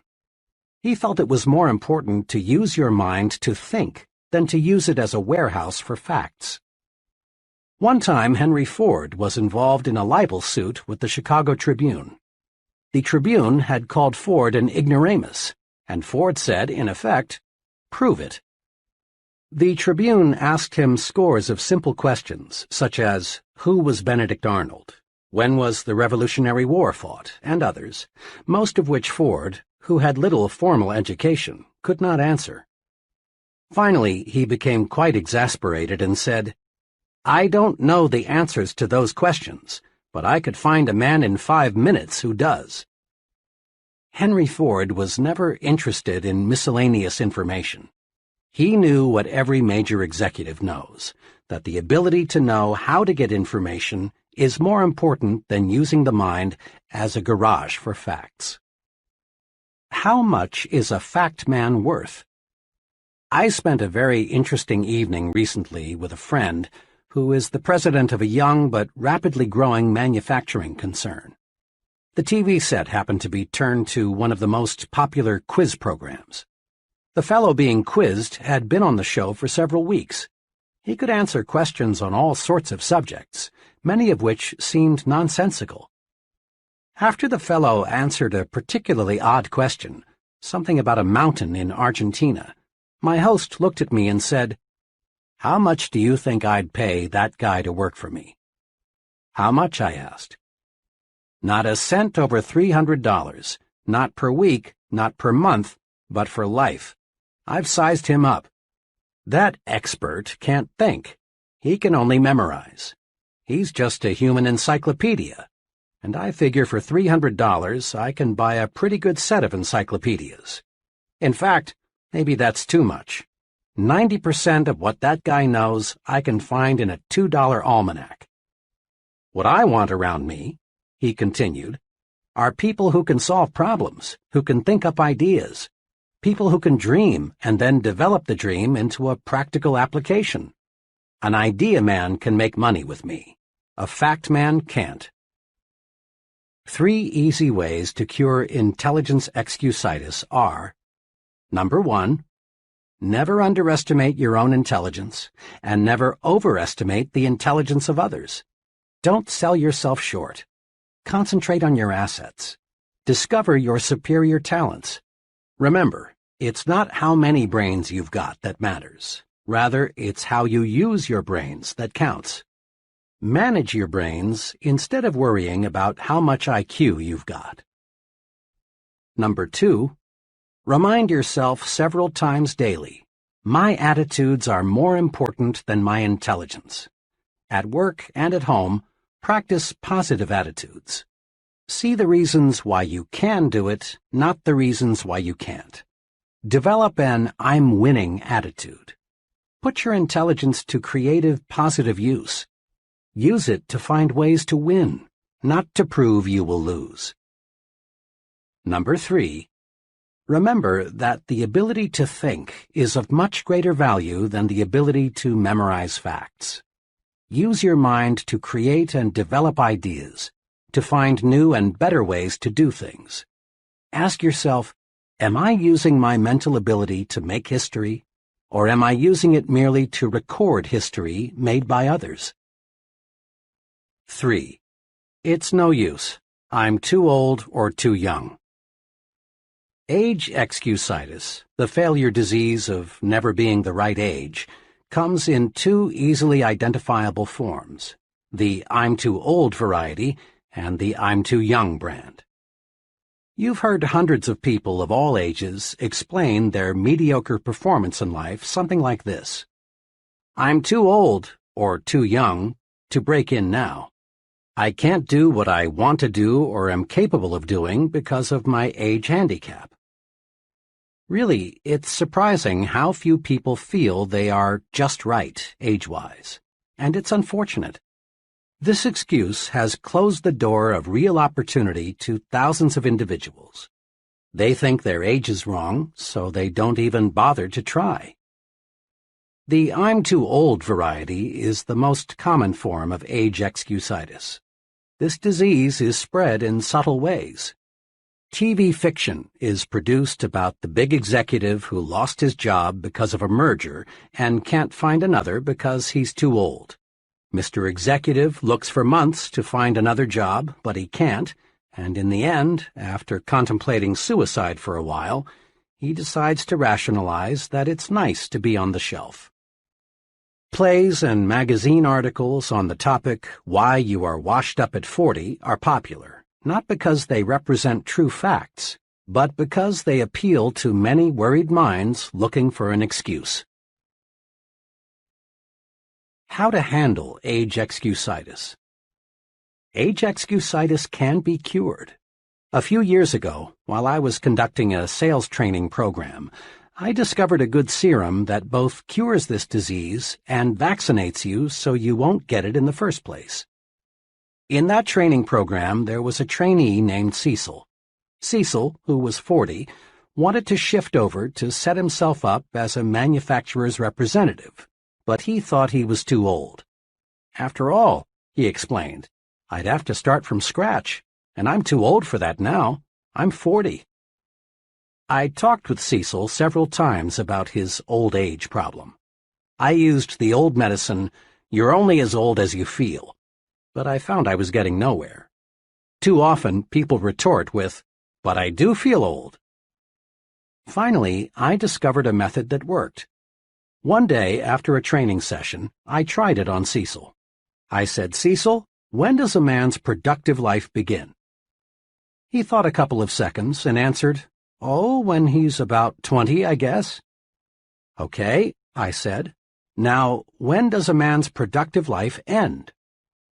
Cecil answered, Well, if he stays in good shape and likes his work, I guess a man is still pretty useful when he's 70 or so. All right, I said. A lot of folks are highly productive after they reach 70, but let's agree with what you've just said. A man's productive years stretch from 20 to 70. That's 50 years in between, or half a century. Cecil, I said, you're 40. How many years of productive life have you spent? 20, he answered. And how many have you left? 30, he replied. In other words, Cecil, you haven't even reached the halfway point. You've used up only 40% of your productive years. I looked at Cecil and realized he'd gotten the point. He was cured of age excusitis. Cecil saw he still had many opportunity-filled years left. He switched from thinking, I'm already old, to I'm still young. Cecil now realized that how old we are is not important. It's one's attitude toward age that makes it a blessing or a barricade. Curing yourself of age excusitis often opens doors to opportunities that you thought were locked tight. A relative of mine spent years doing many different things, selling, operating his own business, working in a bank, but he never quite found what he really wanted to do most. Finally, he concluded that the one thing he wanted more than anything else was to be a minister. But when he thought about it, he found he was too old. After all, he was 45, had 3 young children, and little money. But fortunately, He mustered all of his strength and told himself, 45 or not, I'm going to be a minister. With tons of faith but little else, he enrolled in a 5-year ministerial training program in Wisconsin. 5 years later, he was ordained as a minister and settled down with a fine congregation in Illinois. Old? Of course not. He still has 20 years of productive life ahead of him. I talked with this man not long ago, and he said to me, "You know, if I had not made that great decision when I was 45, I would have spent the rest of my life growing old and bitter. Now I feel every bit as young as I did 25 years ago." And he almost looked it, too. When you lick age excusitis, the natural result is to gain the optimism of youth and feel of youth. When you beat down your fears of age limitations, you add years to your life as well as success. A former university colleague of mine provides an interesting angle on how age excusitis was defeated. Bill was graduated from Harvard in the 1920s. After 24 years in the stock brokerage business, during which time he made a modest fortune, Bill decided he wanted to become a college professor. Bill's friends warned him that he would overtax himself in the rugged learning program ahead. But Bill was determined to reach his goal and enrolled in the University of Illinois at the age of 51. At 55, he had earned his degree. Today, Bill is chairman of the Department of Economics at a fine liberal arts college. He's happy, too. He smiles when he says, "I've got almost a third of my good years left." Old age is a failure disease. Defeat it by refusing to let it hold you back. When is a person too young? The "I'm too young" variety of age excusitis does much damage, too. About a year ago, a 23-year-old fellow named Jerry came to me with a problem. Jerry was a fine young man. He had been a paratrooper in the service and then had gone to college. While going to college, Jerry supported his wife and son by selling for a large transfer and storage company. He had done a terrific job, both in college and for his company. But today Jerry was worried. "Dr. Schwartz," he said, "I've got a problem. My company has offered me the job of sales manager. This would make me supervisor over 8 salesmen." "Congratulations, that's wonderful news," I said. "But you seem worried." "Well," he continued, "all 8 men I'm to supervise are from 7 to 21 years older than I. What do you think I should do? Can I handle it?" "Jerry," I said, "the general manager of your company obviously thinks you're old enough, or he wouldn't have offered you this job. Just remember these 3 points, and everything will work out just fine. First, don't be age-conscious. Back on the farm, a boy became a man when he proved he could do the work of a man. His number of birthdays had nothing to do with it, and this applies to you. When you prove you are able to handle the job of sales manager, you're automatically old enough. Second, don't take advantage of your new gold bars. Show respect for the salesman. Ask them for their suggestions. Make them feel they are working for a team captain, not a dictator. Do this, and the men will work with you, not against you. Third, get used to having older persons working for you. Leaders in all fields soon find they are younger than many of the people they supervise. So get used to having older men work for you. It will help you a lot in the coming years, when even bigger opportunities develop. And remember, Jerry, your age won't be a handicap unless you make it one. Today, Jerry's doing fine. He loves the transportation business, and now he's planning to organize his own company in a few years. Youth is a liability only when the youth thinks it is. You often hear that certain jobs require considerable physical maturity, jobs like selling securities and insurance. That you've got to have either gray hair or no hair at all in order to gain an investor's confidence is plain nonsense. What really matters is how well you know your job. If you know your job and understand people, you're sufficiently mature to handle it. Age has no real relation to ability, unless you convince yourself that years alone will give you the stuff you need to make your mark. Many young people feel that they are being held back because of their youth. Now, it is true that another person in an organization who is insecure and job-scared may try to block your way forward, using age or some other reason. But the people who really count in the company will not. They will give you as much responsibility as they feel you can handle well. Demonstrate that you have ability and positive attitudes, and your youthfulness will be considered an advantage. In quick recap, the cure for age excusitis is: Number 1. Look at your present age positively. Think, I'm still young, not I'm already old. Practice looking forward to new horizons and gain the enthusiasm and the feel of youth. Number 2. Compute how much productive time you have left. Remember, a person age 30 still has 80% of his productive life ahead of him. And the 50-year-old still has a big 40%, the best 40%, of his opportunity years left. Life is actually longer than most people think. 3. Invest future time in doing what you really want to do. It's too late only when you let your mind go negative and think it's too late. Stop thinking, I should have started years ago. That's failure thinking. Instead think, I'm going to start now. My best years are ahead of me. That's the way successful people think. 4. But my case is different. I attract bad luck. Recently, I heard a traffic engineer discuss highway safety. He pointed out that upward of 40,000 persons are killed each year in so-called traffic accidents. The main point of his talk was that there is no such thing as a true accident. What we call an accident is the result of human or mechanical failure, or a combination of both. What this traffic expert was saying substantiates what wise men throughout the ages have said. There is a cause for everything. Nothing happens without a cause. There is nothing accidental about the weather outside today. It is the result of specific causes.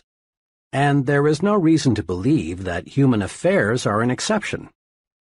Yet hardly a day passes that you do not hear someone blame his problems on bad luck. And it's a rare day that you do not hear someone attribute another person's success to good luck. Let me illustrate how people succumb to luck excusitis. I lunched recently with 3 young junior executives. The topic of conversation that day was George C., who just yesterday had been picked from among their group for a major promotion. Why did George get the position? These 3 fellows dug up all sorts of reasons: luck, pull, bootlicking, George's wife and how she flattered the boss, everything but the truth. The facts were that George was simply better qualified. He had been doing a better job. He was working harder. He had a more effective personality. I also knew that the senior officers in the company had spent much time considering which one of the 4 would be promoted. My 3 disillusioned friends should have realized that top executives don't select major executives by drawing names from a hat. I was talking about the seriousness of luck excusitis not long ago with a sales executive of a machine tool manufacturing company. He became excited about the problem and began to talk about his own experience with it. I've never heard it called that before, he said, but it is one of the most difficult problems every sales executive has to wrestle with. Just yesterday, a perfect example of what you're talking about happened in my company. One of the salesmen walked in about 4 o'clock with a $112,000 order for machine tools. Another salesman, whose volume is so low he's a problem, was in the office at the time. Hearing John tell the good news, he rather enviously congratulated him and then said, "Well, John, you're lucky again." Now, what the weak salesman won't accept is that luck had nothing to do with John's big order. John had been working on that customer for months. He had talked repeatedly to a half-dozen people out there. John had stayed up nights figuring out exactly what was best for them. Then he got our engineers to make preliminary designs of the equipment. John wasn't lucky, unless you can call carefully planned work and patiently executed plans luck. Suppose luck were used to reorganize General Motors. If luck determined who does what and who goes where, every business in the nation would fall apart. Assume for a moment that General Motors were to be completely reorganized on the basis of luck. To carry out the reorganization, the names of all employees would be placed in a barrel. The first name drawn would be the president, the second name the executive vice president, and so on down the line. Sounds stupid, doesn't it? Well, that's how luck would work. People who rise to the top in any occupation, business management, selling, law, engineering, acting, or what have you, get there because they have superior attitudes and use their good sense in applied hard work. Conquer luck excusitis in 2 ways. Number 1. Accept the law of cause and effect. Take a second look at what appears to be someone's good luck. You'll find that not luck, but preparation, planning, and success-producing thinking preceded his good fortune. Take a second look at what appears to be someone's bad luck. Look, and you'll discover certain specific reasons. Mr. Success receives a setback. He learns and profits. But when Mr. Mediocre loses, he fails to learn. Number 2. Don't be a wishful thinker. Don't waste your mental muscles dreaming of an effortless way to win success. We don't become successful simply through luck. Success comes from doing those things and mastering those principles that produce success.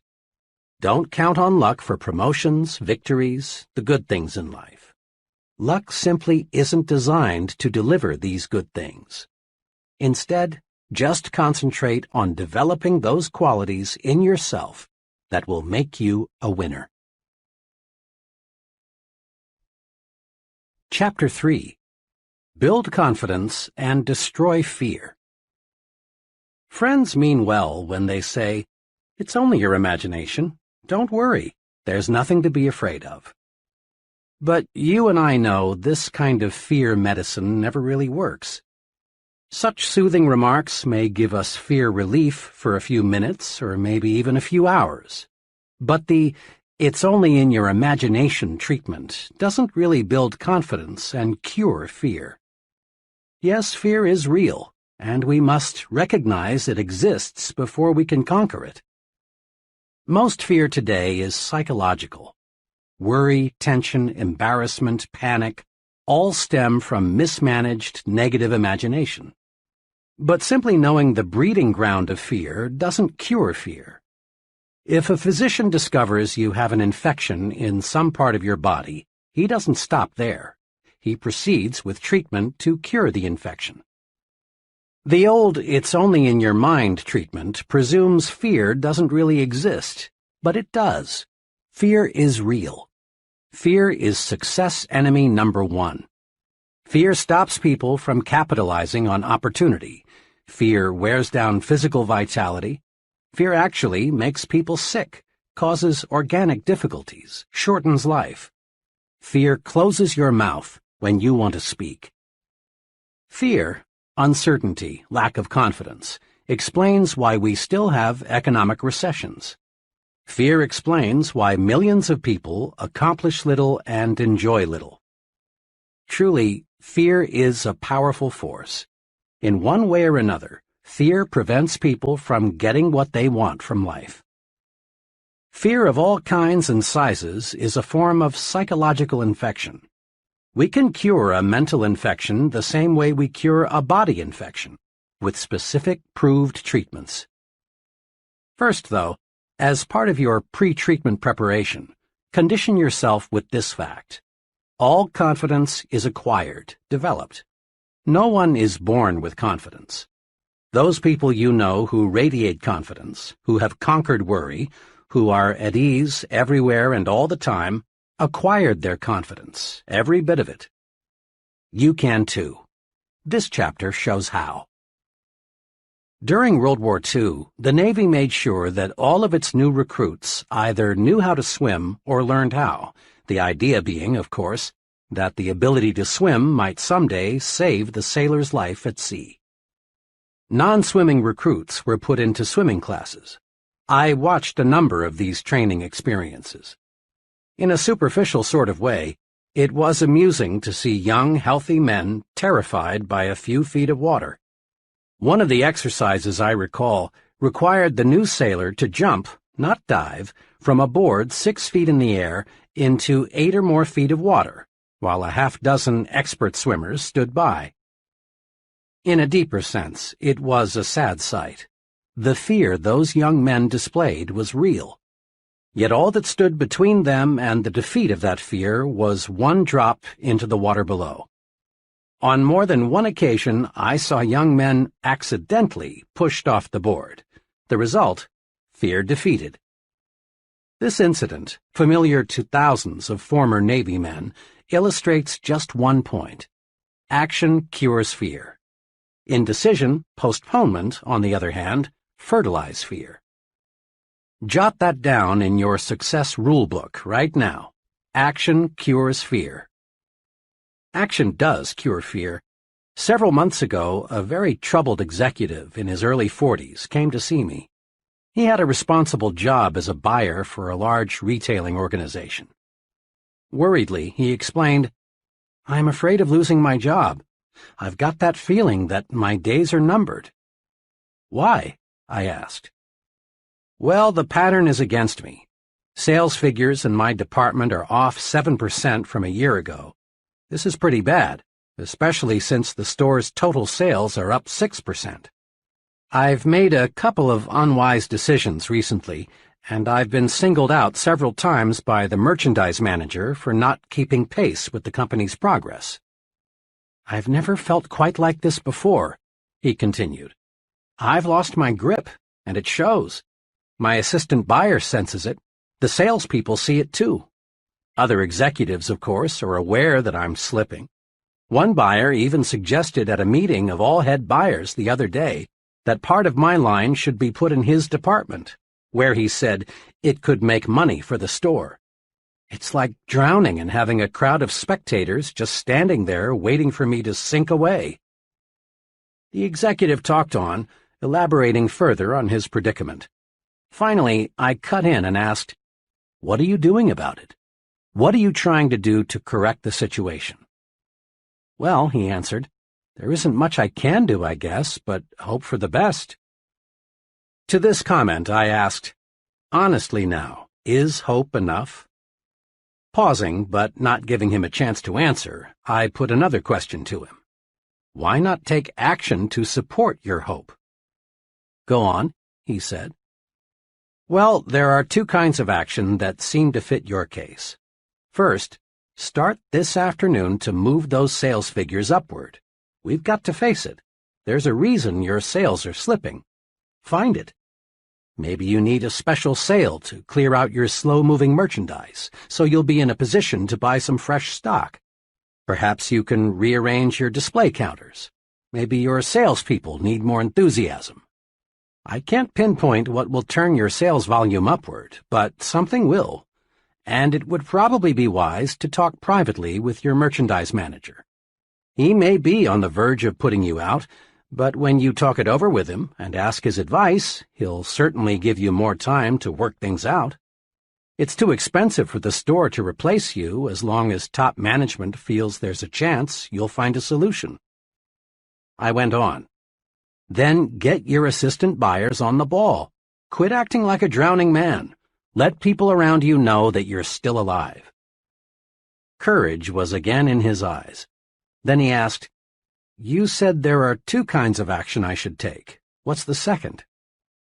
"The second type of action, which you might say is an insurance policy, is to let 2 or 3 of your closest business friends in the trade know you might consider an offer from another store, assuming, of course, it is substantially better than your present job.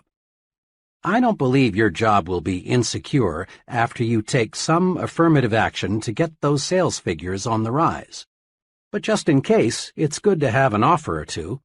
Remember, it's 10 times easier for a man with a job to get another job than it is for someone unemployed to connect.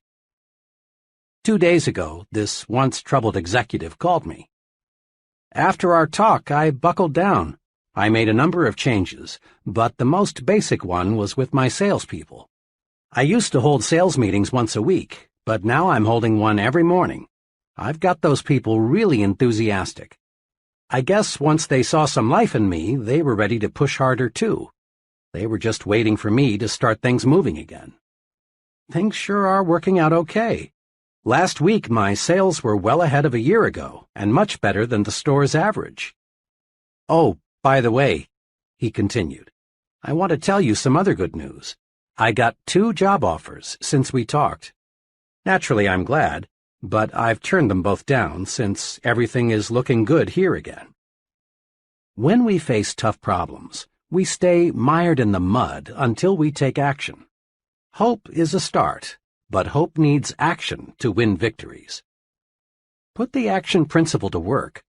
Next time you experience big fear or little fear, steady yourself. Then search for an answer to this question.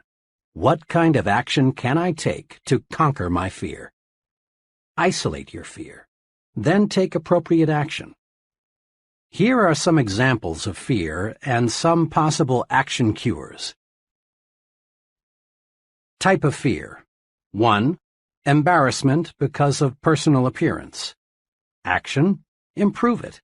Go to a barber shop or beauty salon. Shine your shoes. Get your clothes cleaned and pressed.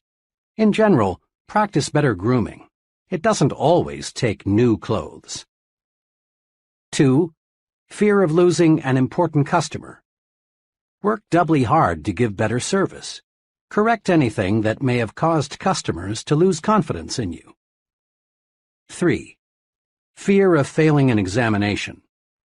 Convert worry time into study time. 4. Fear of things totally beyond your control. Turn your attention to helping to relieve the fear of others. Pray. 5. Fear of being physically hurt by something you can't control, such as a tornado or an airplane out of control. Switch your attention to something totally different. Go out into your yard and pull up weeds. Play with your children. Go to a movie. 6. Fear of what other people may think and say. Make sure that what you plan to do is right, then do it. No one ever does anything worthwhile for which he is not criticized. 7. Fear of making an investment or purchasing a home. Analyze all factors, then be decisive. Make a decision and stick with it. Trust your own judgment. 8. Fear of people. Put them in proper perspective.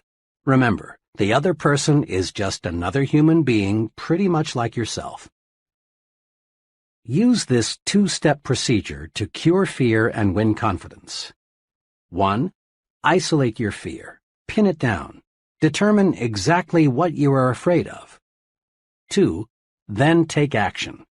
There is some kind of action for any kind of fear. And remember, hesitation only enlarges, magnifies the fear. Take action promptly. Be decisive. Much lack of self-confidence can be traced directly to a mismanaged memory. Your brain is very much like a bank. Every day you make thought deposits in your mind bank. These thought deposits grow and become your memory. When you settle down to think, or when you face a problem, in effect, you say to your memory bank, "What do I already know about this?" Your memory bank automatically answers and supplies you with bits of information relating to this situation that you deposited on previous occasions. Your memory, then, is the basic supplier of raw material for your new thought.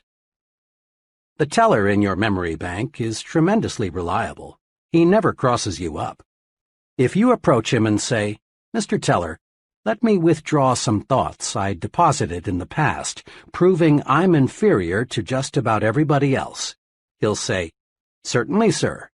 Recall how you failed 2 times previously when you tried this? Recall what your 6th grade teacher told you about your inability to accomplish things? Recall what you overheard some fellow workers saying about you. Recall—" And on Mr. Teller goes, digging out of your brain thought after thought that proves you are inadequate. But suppose you visit your memory teller with this request. "Mr. Teller, I face a difficult decision. Can you supply me with any thoughts which will give me reassurance?" And again, Mr. Teller says, "Certainly, sir." But this time, he delivers thoughts you deposited earlier that say you can succeed. Recall the excellent job you did in a similar situation before? Recall how much confidence Mr. Smith placed in you. Recall what your good friends said about you. Recall— Mr. Teller, perfectly responsive, lets you withdraw the thought deposits you want to withdraw. After all, it is your bank. Here are 2 specific things to do to build confidence through efficient management of your memory bank. 1. Deposit only positive thoughts in your memory bank. Let's face it squarely. Everyone encounters plenty of unpleasant, embarrassing, and discouraging situations. But unsuccessful and successful people deal with these situations in directly opposite ways. Unsuccessful people take them to heart, so to speak. They dwell on the unpleasant situations, thereby giving them a good start in their memory. They don't take their minds away from them. At night, the unpleasant situation is the last thing they think about. Confident, successful people, on the other hand, don't give it another thought. Successful people specialize in putting positive thoughts into their memory bank. What kind of performance would your car deliver if every morning before you left for work, you scooped up a double handful of dirt and put it into your crankcase? That fine engine would soon be a mess, unable to do what you want it to do. Negative, unpleasant thoughts deposited in your mind affect your mind the same way. Negative thoughts produce needless wear and tear on your mental motor. They create worry, frustration, and feelings of inferiority. They put you beside the road while others drive ahead. Do this. In these moments when you're alone with your thoughts, when you're driving your car or eating alone, recall pleasant, positive experiences. Put good thoughts in your memory bank. This boosts confidence. It gives you that "I sure feel good" feeling. It helps keep your body functioning right, too. Here is an excellent plan. Just before you go to sleep, deposit good thoughts in your memory bank. Count your blessings. Recall the many good things you have to be thankful for. Your wife or husband, your children, your friends, your health. Recall the good things you saw people do today. Recall your little victories and accomplishments. Go over the reasons why you are glad to be alive. 2. Withdraw only positive thoughts from your memory bank. I was closely associated several years ago in Chicago with a firm of psychological consultants. They handled many types of cases, but mostly marriage problems and psychological adjustment situations, all dealing with mind matters. One afternoon, as I was talking with the head of the firm about his profession and his techniques for helping the seriously maladjusted person, he made this remark: "You know, there would be no need for my services if people would do just one thing." "What's that?" I asked eagerly. "Simply this: destroy their negative thoughts before those thoughts become mental monsters. Most individuals I try to help," he continued, "are operating their own private museum of mental horror. Many marriage difficulties, for example, involve the honeymoon monster. The honeymoon wasn't as satisfactory as one or both of the marriage partners had hoped, but instead of burying the memory, they reflected on it hundreds of times until it was a giant obstacle to successful marital relationships. They come to me as much as 5 or 10 years later. Usually, of course, my clients don't see where their trouble lies. It's my job to uncover and explain the source of their difficulty to them and help them to see what a triviality it really is. A person can make a mental monster out of almost any unpleasant happening, my psychologist friend went on. A job failure, a jilted romance, a bad investment, disappointment in the behavior of a teenage child. These are common monsters I have to help troubled people destroy. It is clear that any negative thought, if fertilized with repeated recall, can develop into a real mind monster, breaking down confidence and paving the way to serious psychological difficulties. In an article in Cosmopolitan magazine, The Drive Toward Self-Destruction, Alice Mulcahy pointed out that upward of 30,000 Americans commit suicide each year and another 100,000 attempt to take their own lives. She went on to say, "There is shocking evidence that millions of other people are killing themselves by slower, less obvious methods. Still others are committing spiritual rather than physical suicide, constantly seeking out ways to humiliate, punish, and generally diminish themselves."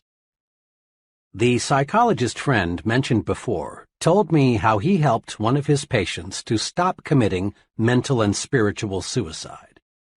This patient, he explained, was in her late 30s and had 2 children. In lay terminology, she suffered from severe depression. She looked back on every incident of her life as being an unhappy experience. Her school days, her marriage, the bearing of her children, the places she had lived, all were thought of negatively. She volunteered that she couldn't remember ever having been truly happy. And since what one remembers from the past colors what one sees in the present, she saw nothing but pessimism and darkness. When I asked her what she saw in a picture which I showed her, she said, "It looks like there will be a terrible thunderstorm tonight." That was the gloomiest interpretation of the picture I've yet heard.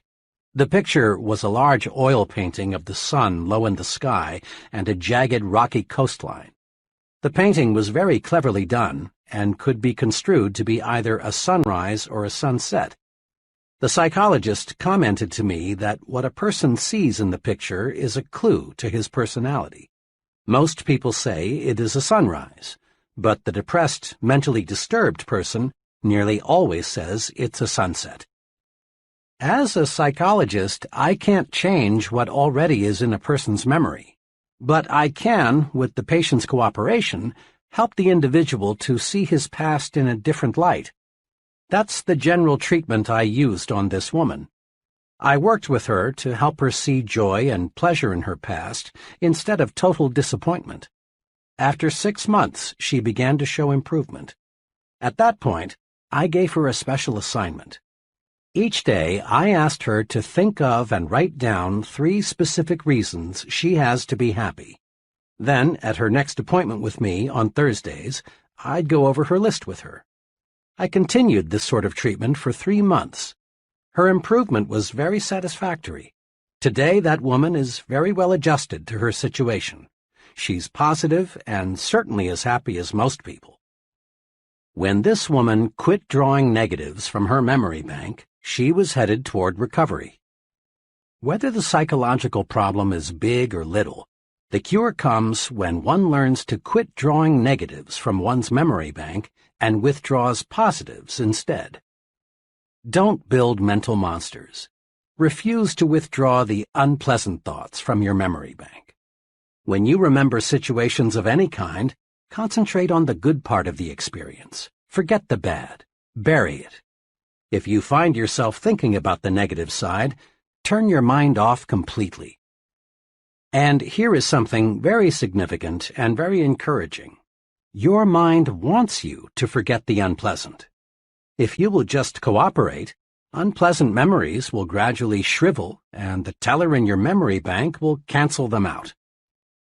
Dr. Melvin S. Hatwick, noted advertising psychologist, in commenting on our ability to remember, says, "When the feeling aroused is pleasant, the advertisement has a better chance to be remembered. When the feeling aroused is unpleasant, The reader or listener tends to forget the advertisement message. The unpleasant runs counter to what we want. We don't want to remember it. In brief, it really is easy to forget the unpleasant if we simply refuse to recall it. Withdraw only positive thoughts from your memory bank. Let the others fade away, and your confidence, that feeling of being on top of the world, will zoom upward. You take a big step forward toward conquering fear when you refuse to remember negative, self-deprecating thoughts. Why do people fear other people? Why do many folks feel self-conscious around others? What's behind shyness? What can we do about it? Fear of other people is a big fear, but there is a way to conquer it. You can conquer fear of people if you will learn to put them into proper perspective. A business friend, who was doing exceptionally well operating his own wood novelty plant, explained to me how he got the proper perspective of people. His example is interesting. Before I went into the Army in World War II, I was scared of just about everybody. You just wouldn't believe how shy and timid I was. I felt everyone else was a lot smarter. I worried about my physical and mental inadequacies. I thought I was born to fail. Then, by some fortunate quirk of fate, I lost my fear of people in the Army. During part of 1942 and 1943, when the Army was inducting men at a terrific clip, I was stationed as a medic at one of the big induction centers. Day after day, I assisted in examining those men.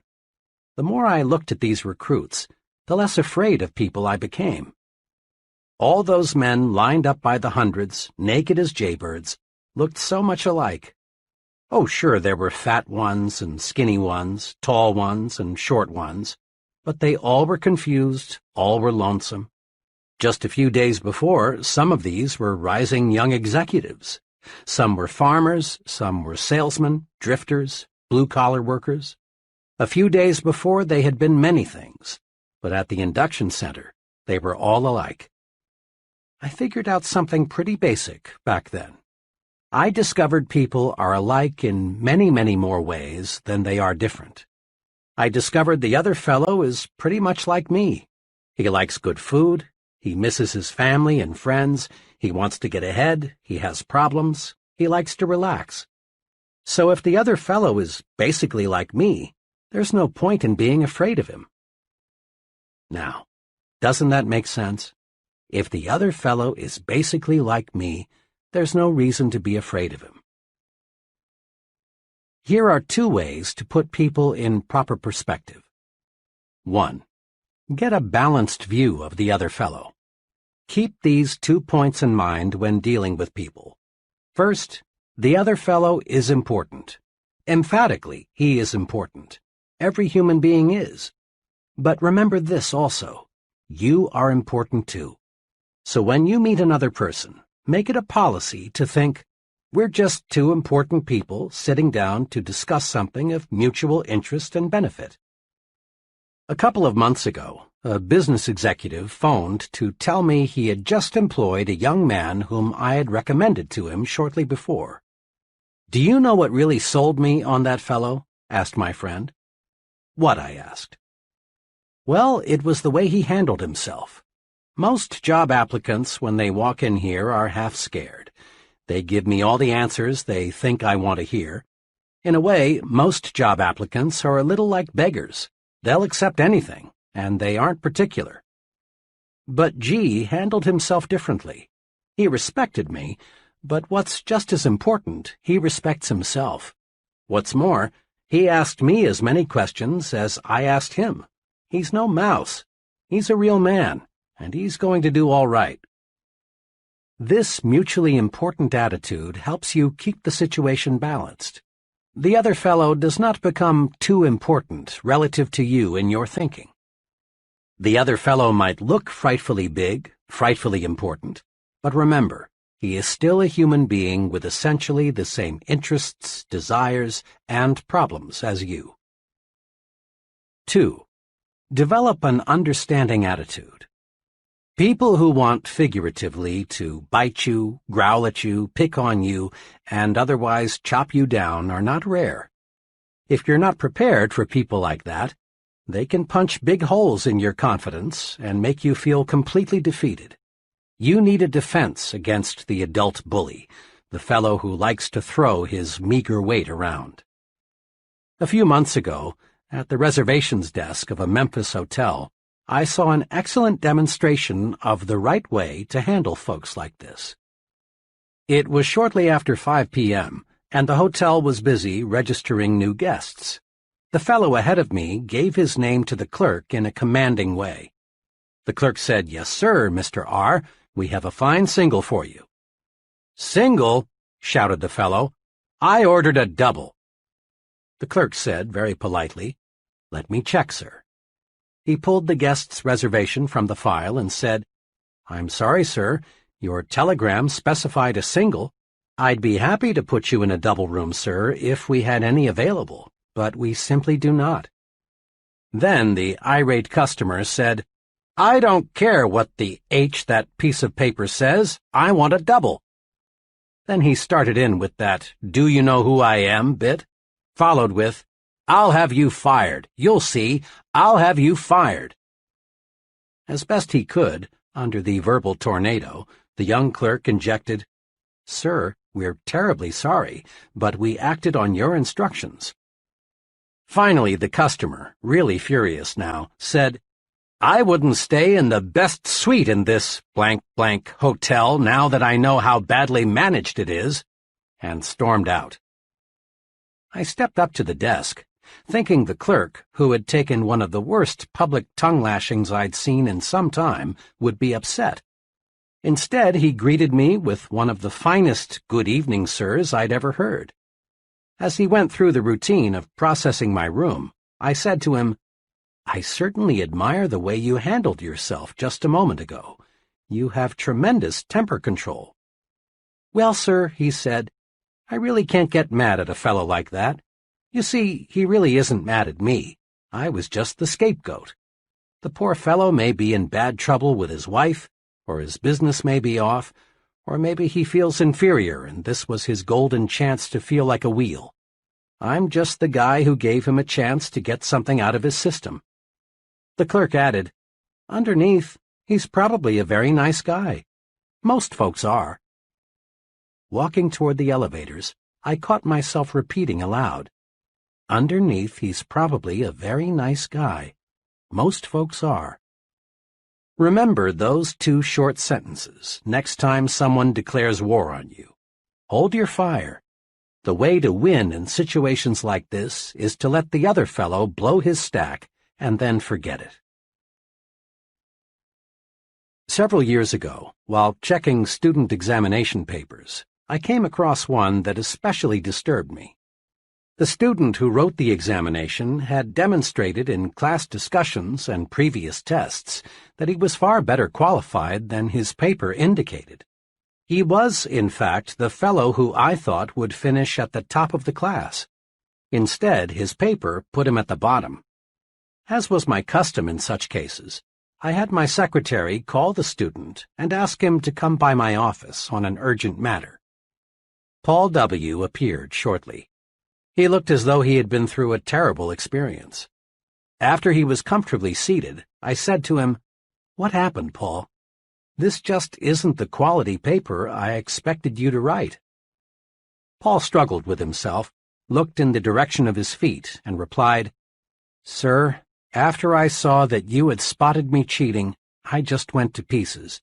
I couldn't concentrate on anything. Honest, this is the first time I've ever cheated at the university. I desperately wanted an A, so I worked up a little pony to use." He was terribly upset, but now that he was talking, he wouldn't stop. "I suppose you'll have to recommend me for dismissal. The university rule says any student found cheating in any manner is subject to permanent dismissal." Here Paul started bringing up the shame this incident would bring to his family, how it would wreck his life, and all sorts of repercussions. Finally, I said, "Hold it now. Slow down. Let me explain something. I didn't see you cheat. Until you walked in and told me, I hadn't the faintest idea that was the trouble. I am sorry, Paul, that you did." Then I continued, "Paul, tell me, just what do you want to gain from your university experience?" He was a little calmer now, and after a short pause he said, "Well, Doctor, I think my overall aim is to learn how to live, but I guess I'm failing pretty badly." "We learn in different ways," I said. "I think you can learn a real success lesson from this experience. When you used your pony in there, your conscience bothered you terribly. This gave you a guilt complex that in turn broke your confidence. As you expressed it, you went to pieces. Most of the time, Paul, this matter of right and wrong is approached from a moral or religious standpoint.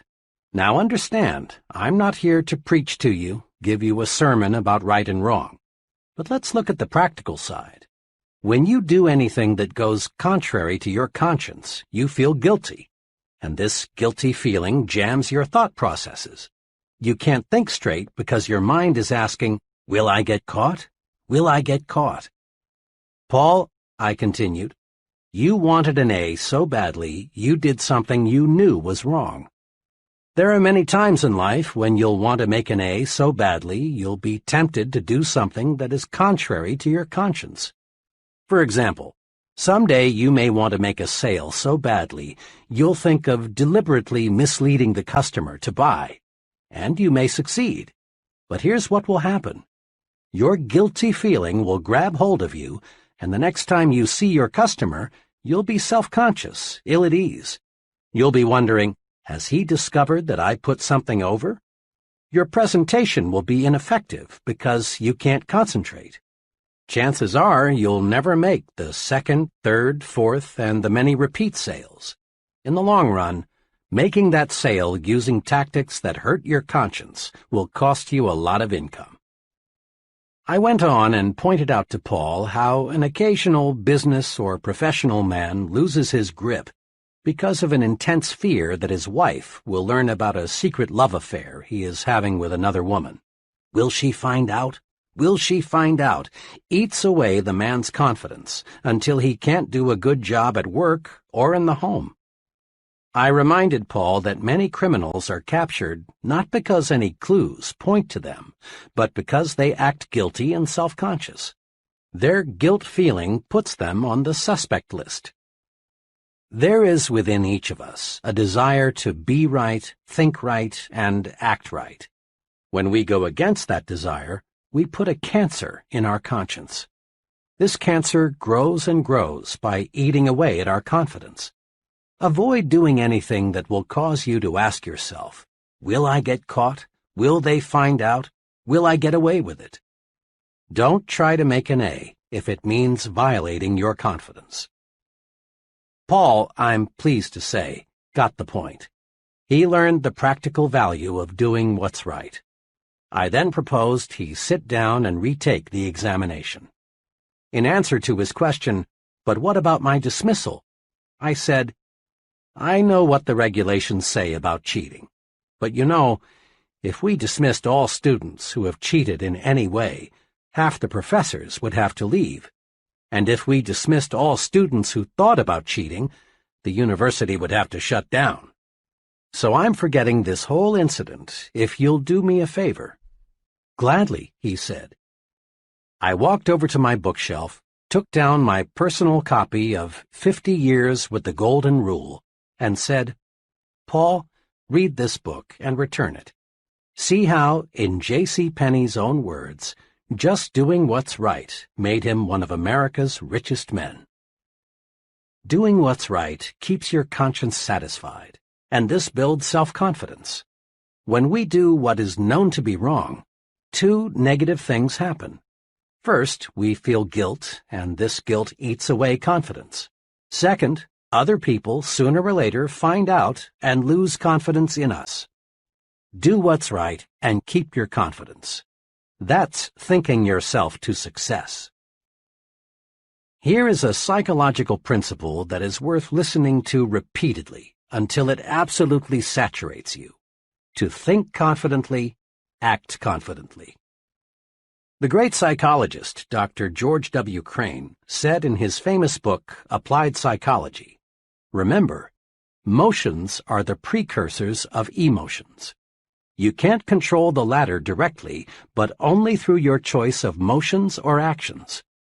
To avoid this all-too-common tragedy, marital difficulties and misunderstandings, become aware of the true psychological facts. Go through the proper motions each day, and you'll soon begin to feel the corresponding emotions. Just be sure you and your mate go through those motions of dates and kisses, the phrasing of sincere daily compliments, plus the many other little courtesies, and you need not worry about the emotion of love. You can't act devoted for very long without feeling devoted." Psychologists tell us we can change our attitudes by changing our physical actions. For example, you actually feel more like smiling if you make yourself smile. You feel more superior when you make yourself stand tall than when you slouch.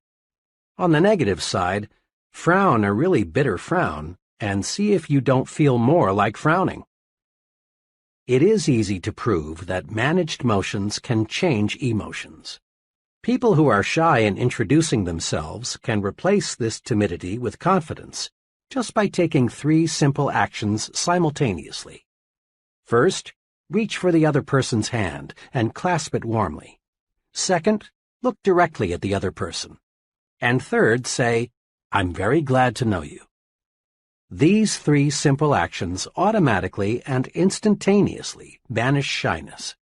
Confident action produces confident thinking. So, to think confidently, act confidently. Act the way you want to feel. Here are 5 confidence-building exercises. Listen to these guides carefully, then make a conscious effort to practice them and build your confidence. 1. Be a front-seater.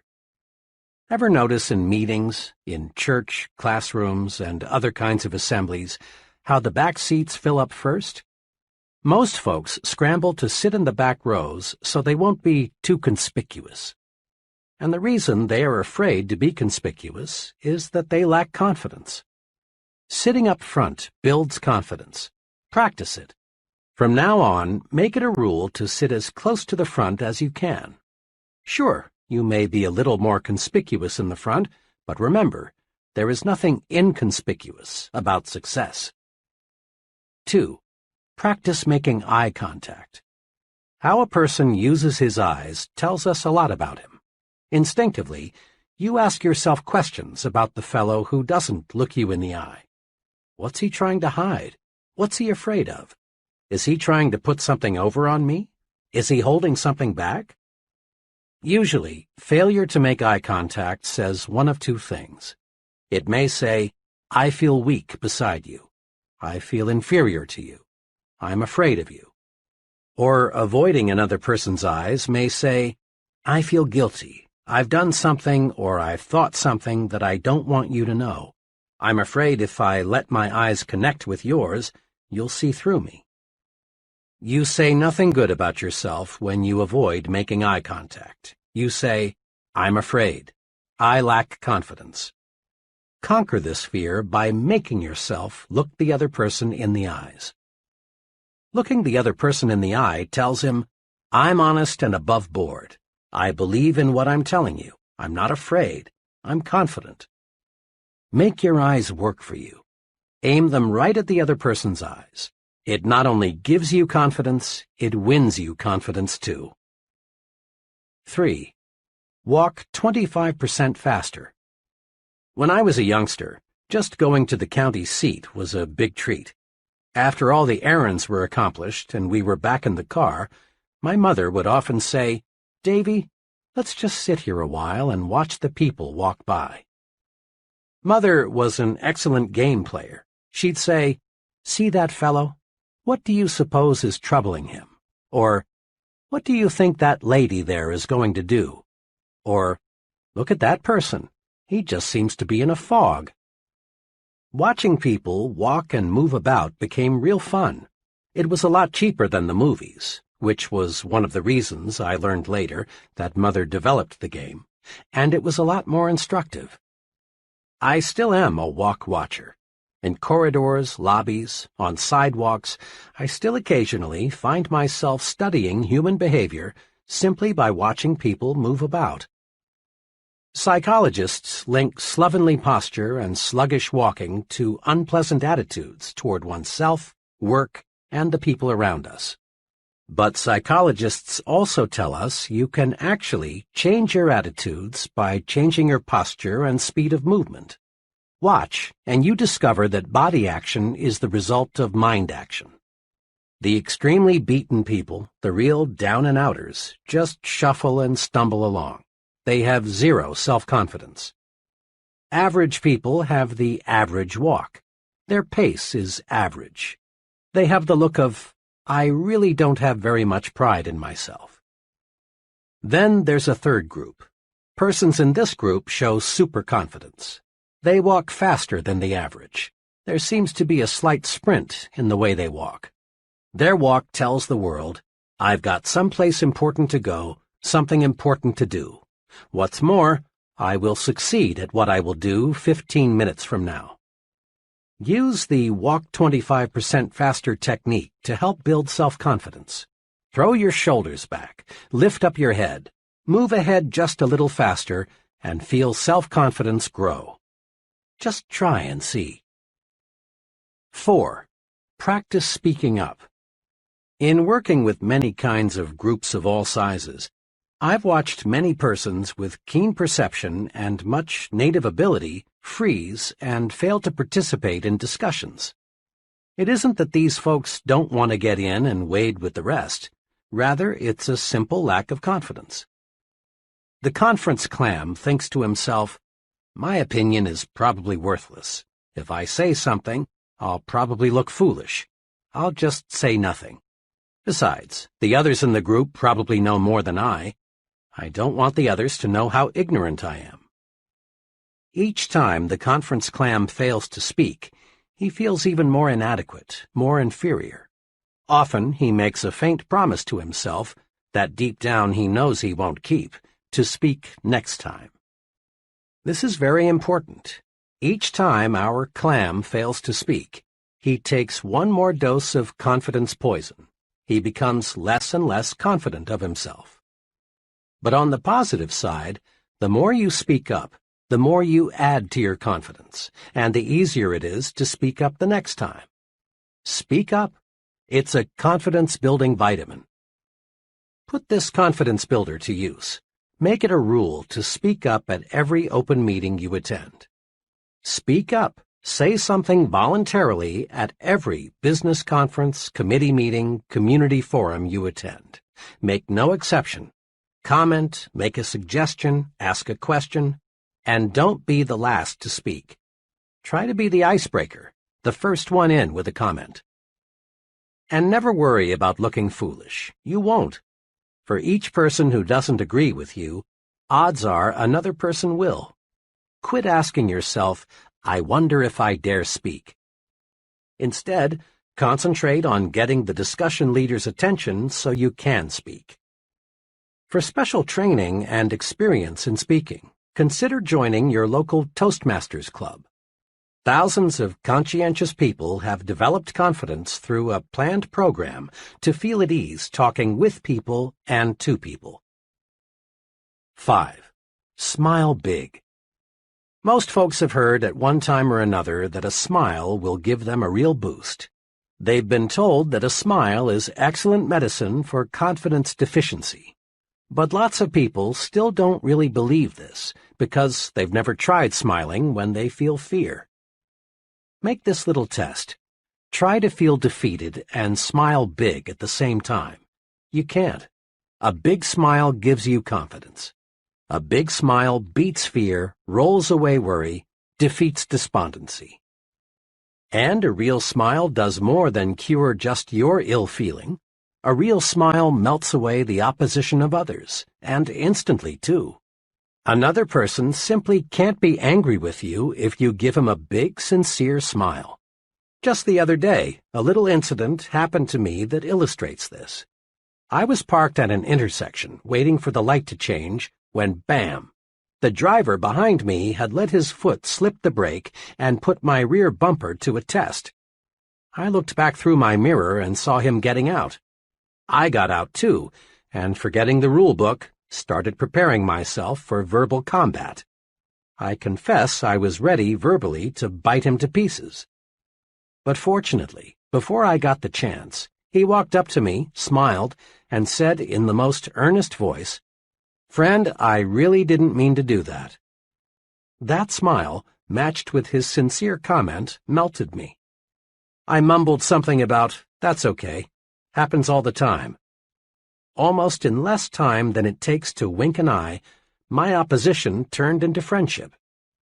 Smile big and you feel like happy days are here again. But smile big. A half-developed smile is not fully guaranteed. Smile until your teeth show. That large-size smile is fully guaranteed. I've heard many times, "Yes, but when I fear something or when I'm angry, I don't feel like smiling." Of course you don't. No one does.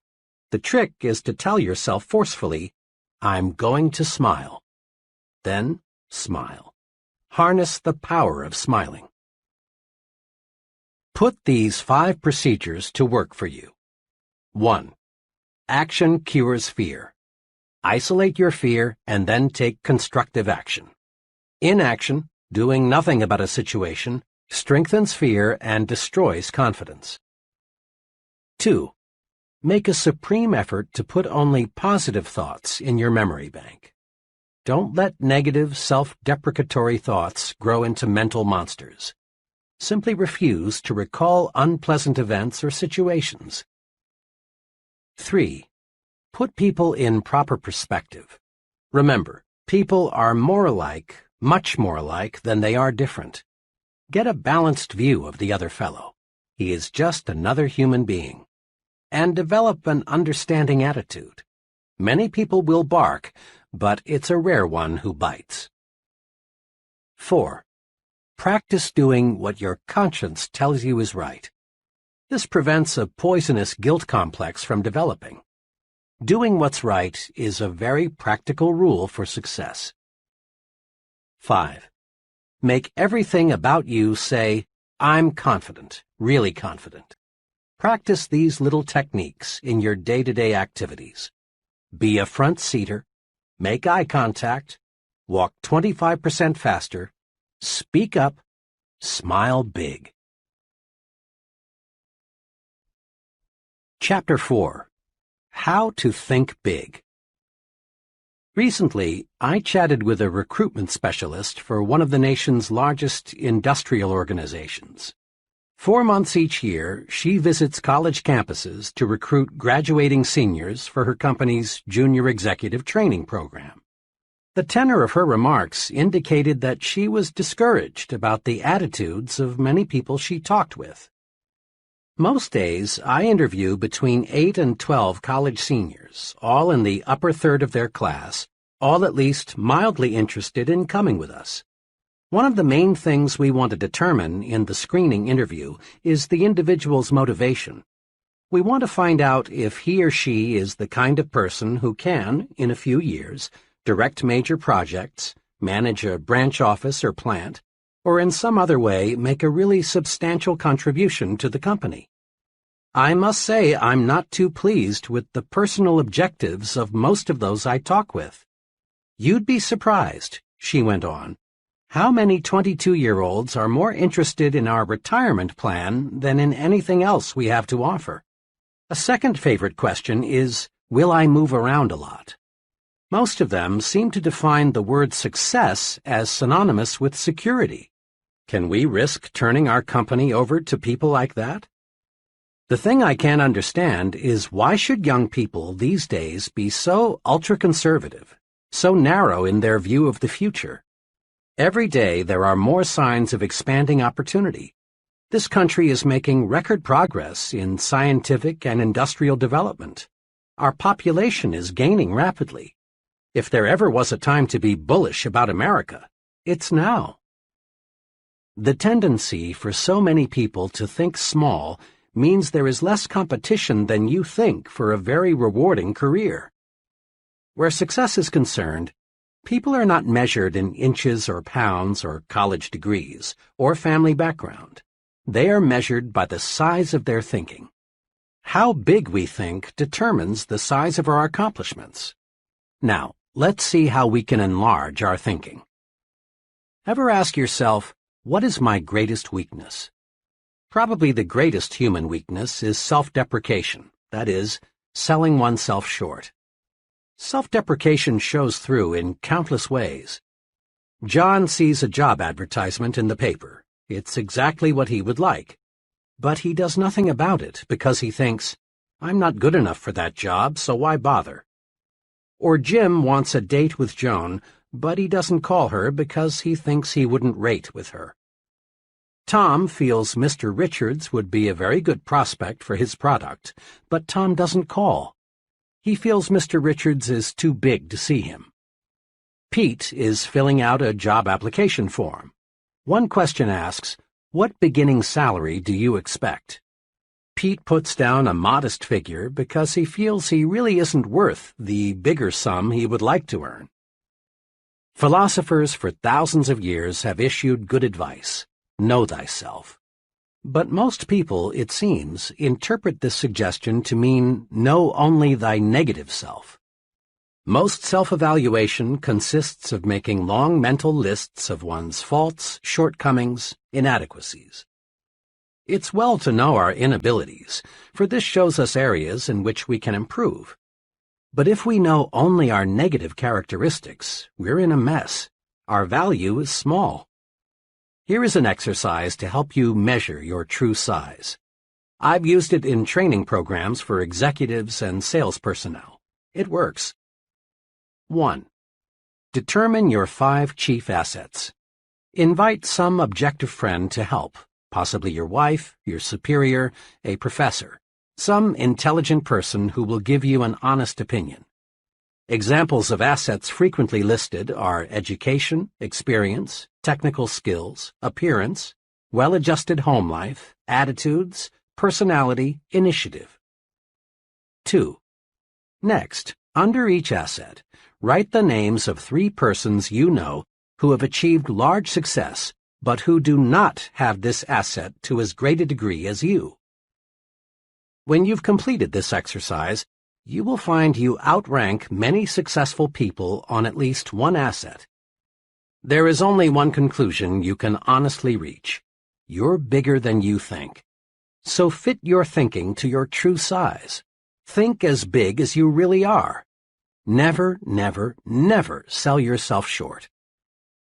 The person who says adamantine when in plain talk he means immovable, or says coquette when we would understand him better if he said flirt, may have a big vocabulary. But does he have a big thinker's vocabulary? Probably not. People who use difficult, high-sounding words and phrases that most folks have to strain themselves to understand are inclined to be overbearing and stuffed shirts. And stuffed shirts are usually small thinkers. The important measure of a person's vocabulary is not the size or the number of words he uses. Rather, the thing that counts, the only thing that counts about one's vocabulary, is the effect his words and phrases have on his own and others' thinking. Here is something very basic. We do not think in words and phrases. We think only in pictures and/or images. Words are the raw materials of thought. When spoken or read, that amazing instrument, the mind, automatically converts words and phrases into mind pictures. Each word, each phrase, creates a slightly different mind picture. If someone tells you, Jim bought a new split level, you see one picture. But if you're told, Jim bought a new ranch house, you see another picture. The mind pictures we see are modified by the kinds of words we use to name things and describe things. Look at it this way. When you speak or write, you are, in a sense, a projector showing movies in the minds of others. And the pictures you create determine how you and others react. Suppose you tell a group of people, I'm sorry to report we've failed. What do these people see?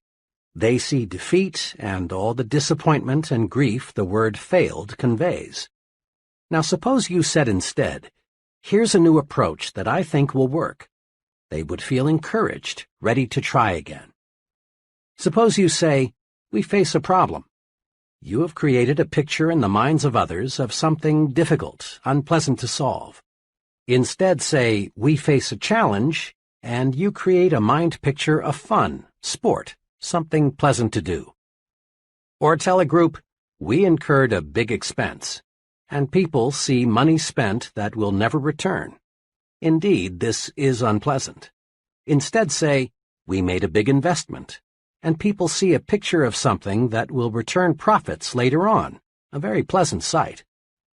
The point is this. Big thinkers are specialists in creating positive, forward-looking, optimistic pictures in their own minds and in the minds of others. To think big, we must use words and phrases that produce big, positive mental images. Here are examples of phrases that create small, negative, depressing thoughts. And then, the same situation is discussed, but in a big, positive way. As you listen to these, ask yourself, what mind pictures do I see? Phrases that create small, negative mind images. 1. It's no use, we're whipped. Or, phrases that create big, positive mind images.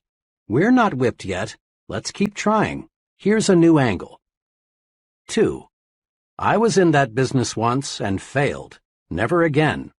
Or, I went broke, but it was my own fault. I'm going to try again. 3. I've tried, but the product won't sell. People don't want it. Or, so far I've not been able to sell this product, but I know it is good, and I'm going to find the formula that will put it over. 4. The market is saturated. Imagine, 75% of the potential has already been sold. Better get out. Or, imagine, 25% of the market is still not sold. Count me in. This looks big. 5. Their orders have been small. Cut them off. Or, their orders have been small. Let's map out a plan for selling them more of their needs. 6. 5 years is too long a time to spend before I'll get into the top ranks in your company. Count me out. Or, 5 years is not really a long time. Just think. That leaves me 30 years to serve at a high level. 7. The competition has all the advantage. How do you expect me to sell against them? Or, competition is strong, there's no denying that, but no one ever has all the advantages. Let's put our heads together and figure out a way to beat them at their own game. 8. Nobody will ever want that product. Or, in its present form, it may not be saleable, but let's consider some modifications. 9. Let's wait until a recession comes along, then buy stocks. Or, let's invest now. Bet on prosperity, not depression. 10. I'm too young, old, for the job. Or, being young, old, is a distinct advantage. 11. It won't work. Let me prove it. The image, dark, gloom, disappointment, grief, failure. Or, it will work. Let me prove it. The image, bright, hope, success, fun, victory. 4 ways to develop the big thinker's vocabulary. Here are 4 ways to help you develop a big thinker's vocabulary. 1. Use big, positive, cheerful words and phrases to describe how you feel. When someone asks, "How do you feel today?"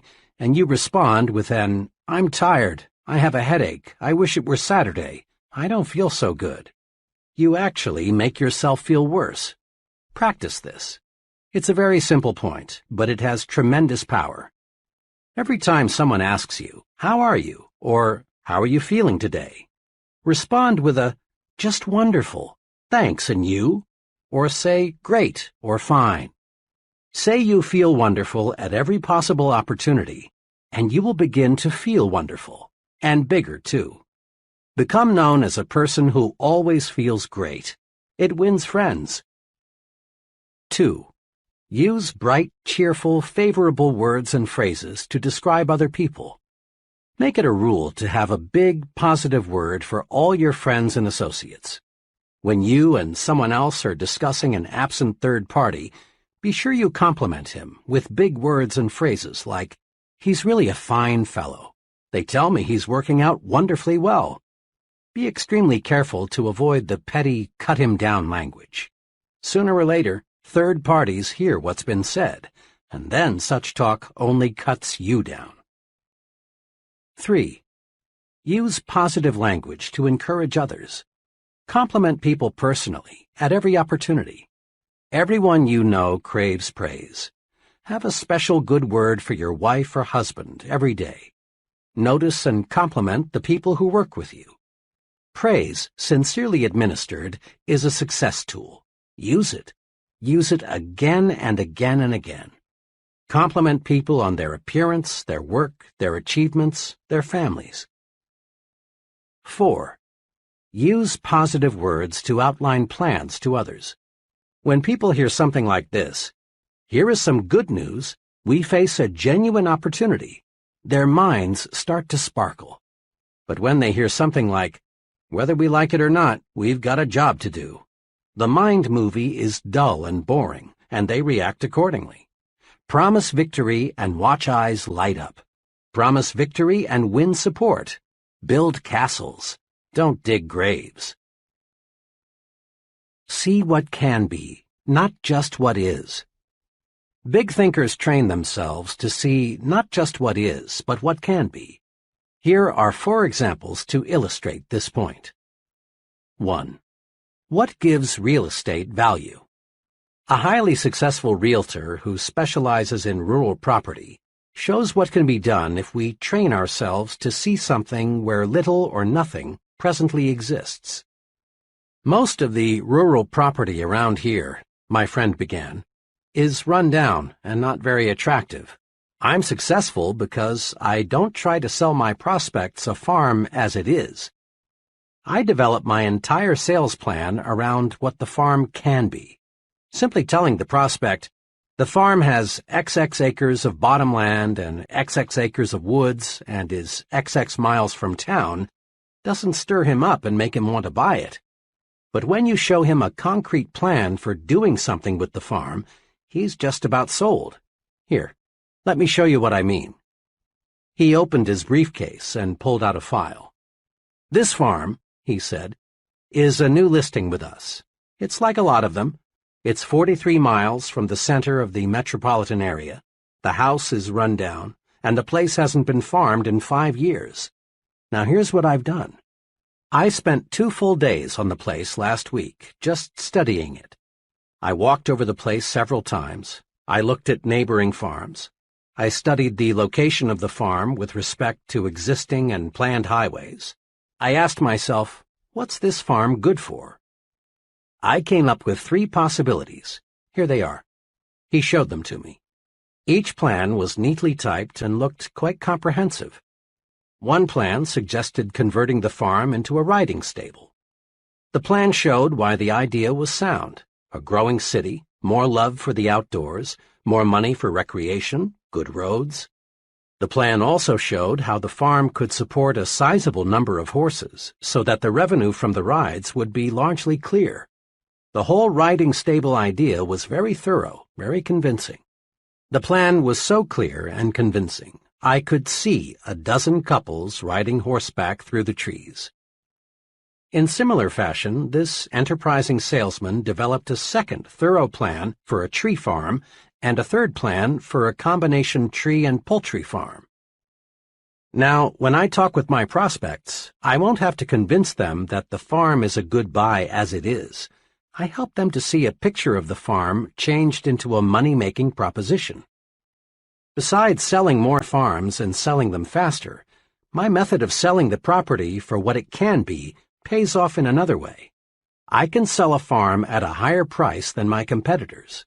People naturally pay more for acreage and an idea than they do for just acreage.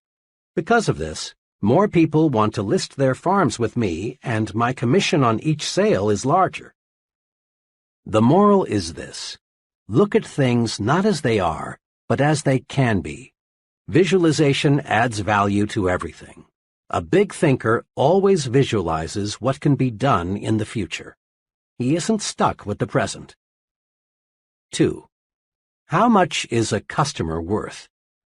A department store executive was addressing a conference of merchandise managers. She was saying, "I may be a little old-fashioned, but I belong to the school that believes the best way to get customers to come back is to give them friendly, courteous service." One day I was walking through our store when I overheard a salesperson arguing with a customer. The customer left in quite a huff. Afterward, the salesperson said to another, "I'm not going to let a $1.98 customer take up all my time and make me take the store apart trying to find him what he wants. He's simply not worth it." I walked away, the executive continued, but I couldn't get that remark out of my mind. It is pretty serious, I thought, when our salespeople think of customers as being in the $1.98 category. I decided right then that this concept must be changed. When I got back to my office, I called our research director and asked him to find out how much the average customer spent in our store last year. The figure he came up with surprised even me. According to our research director's careful calculation, the typical customer spent $362 in our establishment. The next thing I did was call a meeting of all supervisory personnel and explain the incident to them. Then I showed them what a customer is really worth. Once I got these people to see that a customer is not to be valued on a single sale, but rather on an annual basis, customer service definitely improved. The point made by the retailing executive applies to any kind of business. It's repeat business that makes the profit. Often there's no profit at all on the first several sales. Look at the potential expenditures of the customers, not just what they buy today. Putting a big value on customers is what converts them into big regular patrons. Attaching little value to customers sends them elsewhere.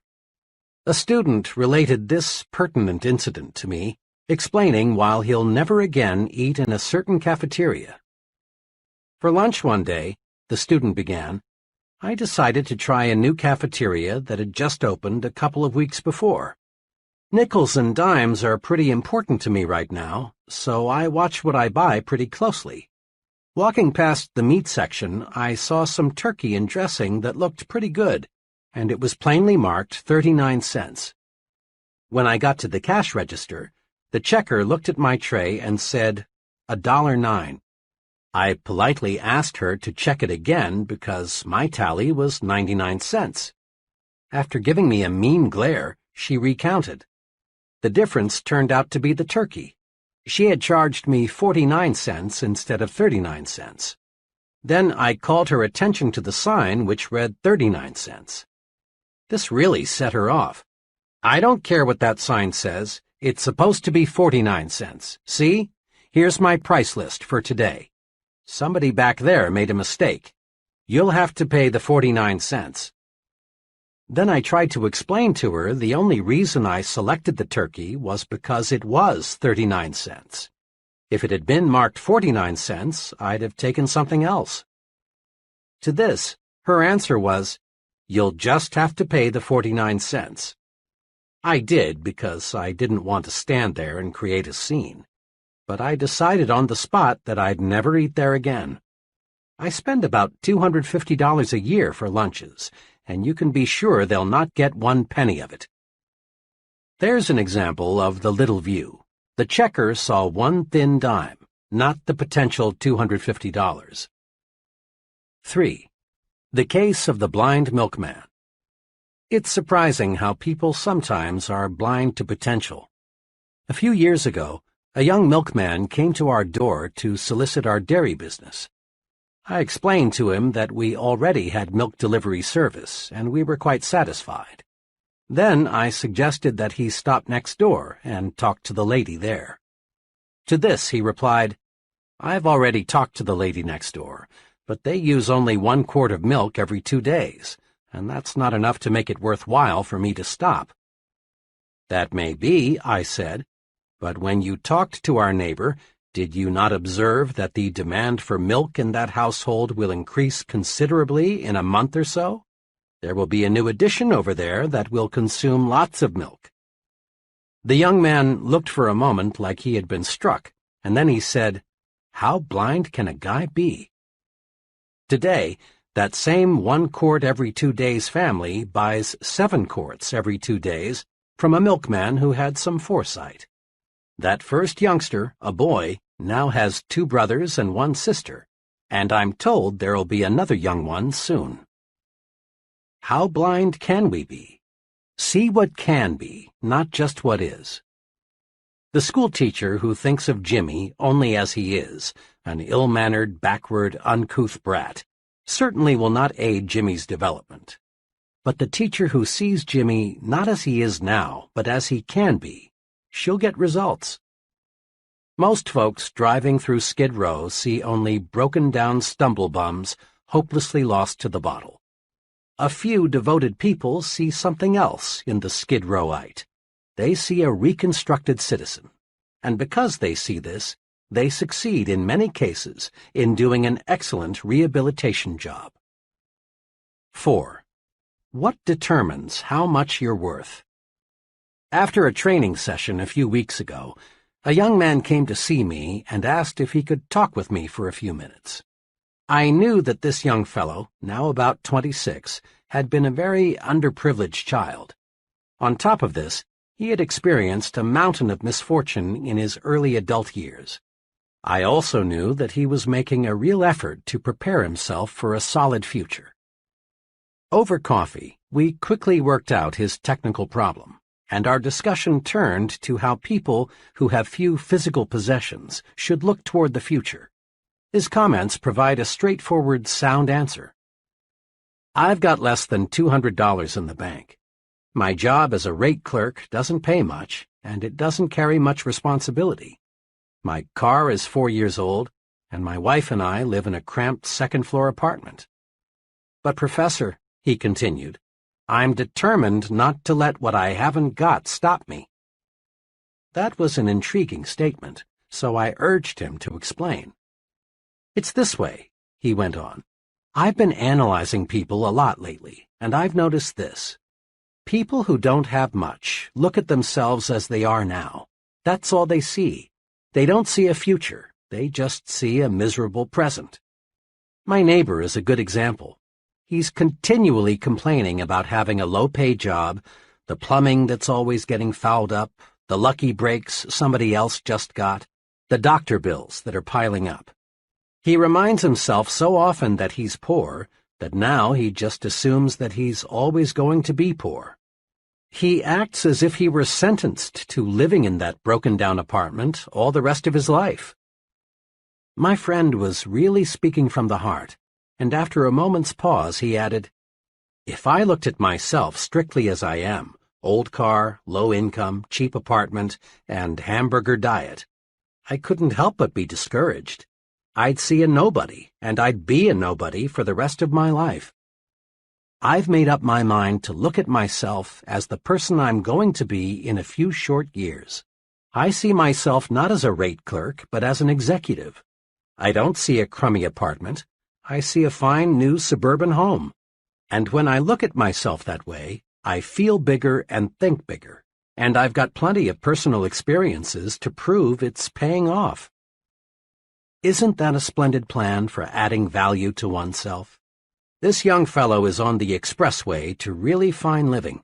He's mastered this basic success principle. It isn't what one has that's important. Rather, it's how much one is planning to get that counts. The price tag the world puts on us is just about identical to the one we put on ourselves. Here is how you can develop your power to see what can be, not just what is. I call these the practice adding value exercises. 1. Practice adding value to things. Remember the real estate example. Ask yourself, what can I do to add value to this room or this house or this business? Look for ideas to make things worth more. A thing, whether it be a vacant lot, a house, or a business, has value in proportion to the ideas for using it. 2. Practice adding value to people. As you move higher and higher in the world of success, more and more of your job becomes people development. Ask, what can I do to add value to my subordinates? What can I do to help them to become more effective? Remember, to bring out the best in a person, you must first visualize his best. 3. Practice adding value to yourself. Conduct a daily interview with yourself. Ask, what can I do to make myself more valuable today? Visualize yourself not as you are, but as you can be. Then specific ways for attaining your potential value will suggest themselves. Just try and see. A retired owner-manager of a medium-sized printing company, 60 employees, explained to me how his successor was picked. 5 years ago, my friend began, I needed an accountant to head up our accounting and office routine. The fellow I hired was named Harry and was only 26.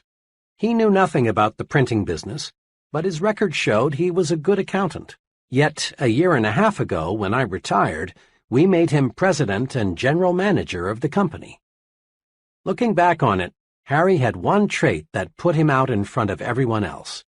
Harry was sincerely and actively interested in the whole company, not just writing checks and keeping records. Whenever he saw how he could help other employees, he jumped right in. The first year Harry was with me, we lost a few men. Harry came to me with a fringe benefit program which he promised would cut down turnover at low cost, and it worked. Harry did many other things, too, which helped the whole company, not just this department. He made a detailed cost study of our production department and showed me how a $30,000 investment in new machinery would pay off. Once we experienced a pretty bad sales slump. Harry went to our sales manager and said, in effect, I don't know much about the sales end of the business, but let me try to help. And he did.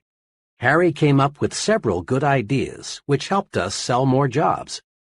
When a new employee joined us, Harry was right there to help the fellow get comfortable. Harry took a real interest in the entire operation. When I retired, Harry was the only logical person to take over. But don't misunderstand, my friend continued. Harry didn't try to put himself over on me. He wasn't a mere meddler. He wasn't aggressive in a negative way. He didn't stab people in the back, and he didn't go around giving orders. He just went around helping. Harry simply acted as if everything in the company affected him. He made company business his business. We can all learn a lesson from Harry. The I'm doing my job and that's enough attitude is small, negative thinking. Big thinkers see themselves as members of a team effort, as winning or losing with the team, not by themselves. They help in every way they can, even when there is no direct and immediate compensation or other reward. The fellow who shrugs off a problem outside his own department with the comment, well, that's no concern of mine, let them worry about it, hasn't got the attitude it takes for top leadership. Practice this. Practice being a big thinker. See the company's interest as identical with your own. Probably only a very few persons working in large companies have a sincere, unselfish interest in their company. But after all, only a relatively few persons qualify as big thinkers, and these few are the ones eventually rewarded with the most responsible, best-paying jobs. Many potentially powerful people let petty, small, insignificant things block their way to achievement. Let's look at 4 examples. 1. What does it take to make a good speech? Just about everyone wishes he had the ability to do a first-class job of speaking in public. But most people don't get their wish. Most folks are lousy public speakers. Why? The reason is simple. Most people concentrate on the small, trivial things of speaking at the expense of the big, important things. In preparing to give a talk, most people give themselves a host of mental instructions, like, I've got to remember to stand straight. Don't move around and don't use your hands. Don't let the audience see you use your notes. Remember, don't make mistakes in grammar. Especially don't say, for he and I. Say, for him and me.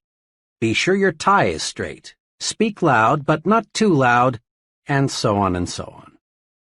Now, what happens when the speaker gets up to speak? He's scared because he's given himself a terrific list of things not to do. He gets confused in his talk and finds himself silently asking, have I made a mistake? He is, in brief, a flop. He's a flop because he concentrated on the petty, trivial, relatively unimportant qualities of a good speaker and failed to concentrate on the big things that make a good speaker. Knowledge of what he's going to talk about and an intense desire to tell it to other people. The real test of a speaker is not did he stand straight or did he make any mistakes in grammar, but rather did the audience get the points he wanted to put across. Most of our top speakers have petty defects. Some of them even have unpleasant voices. Some of the most sought-after speakers in America would flunk a speech course taught by the old negative, don't do this and don't do that method. Yet all these successful public speakers have one thing in common. They have something to say, and they feel a burning desire for other people to hear it. Don't let concern with trivia keep you from speaking successfully in public. 2. What causes quarrels? Ever stop to ask yourself just what causes quarrels? At least 99% of the time, quarrels start over petty, unimportant matters like this. John comes home a little tired, a little on edge. Dinner doesn't exactly please him, so he turns up his nose and complains. Joan's day wasn't perfect either, so she rallies to her own defense with, well, what do you expect on my food budget? Or, maybe I could cook better if I had a new stove like everybody else.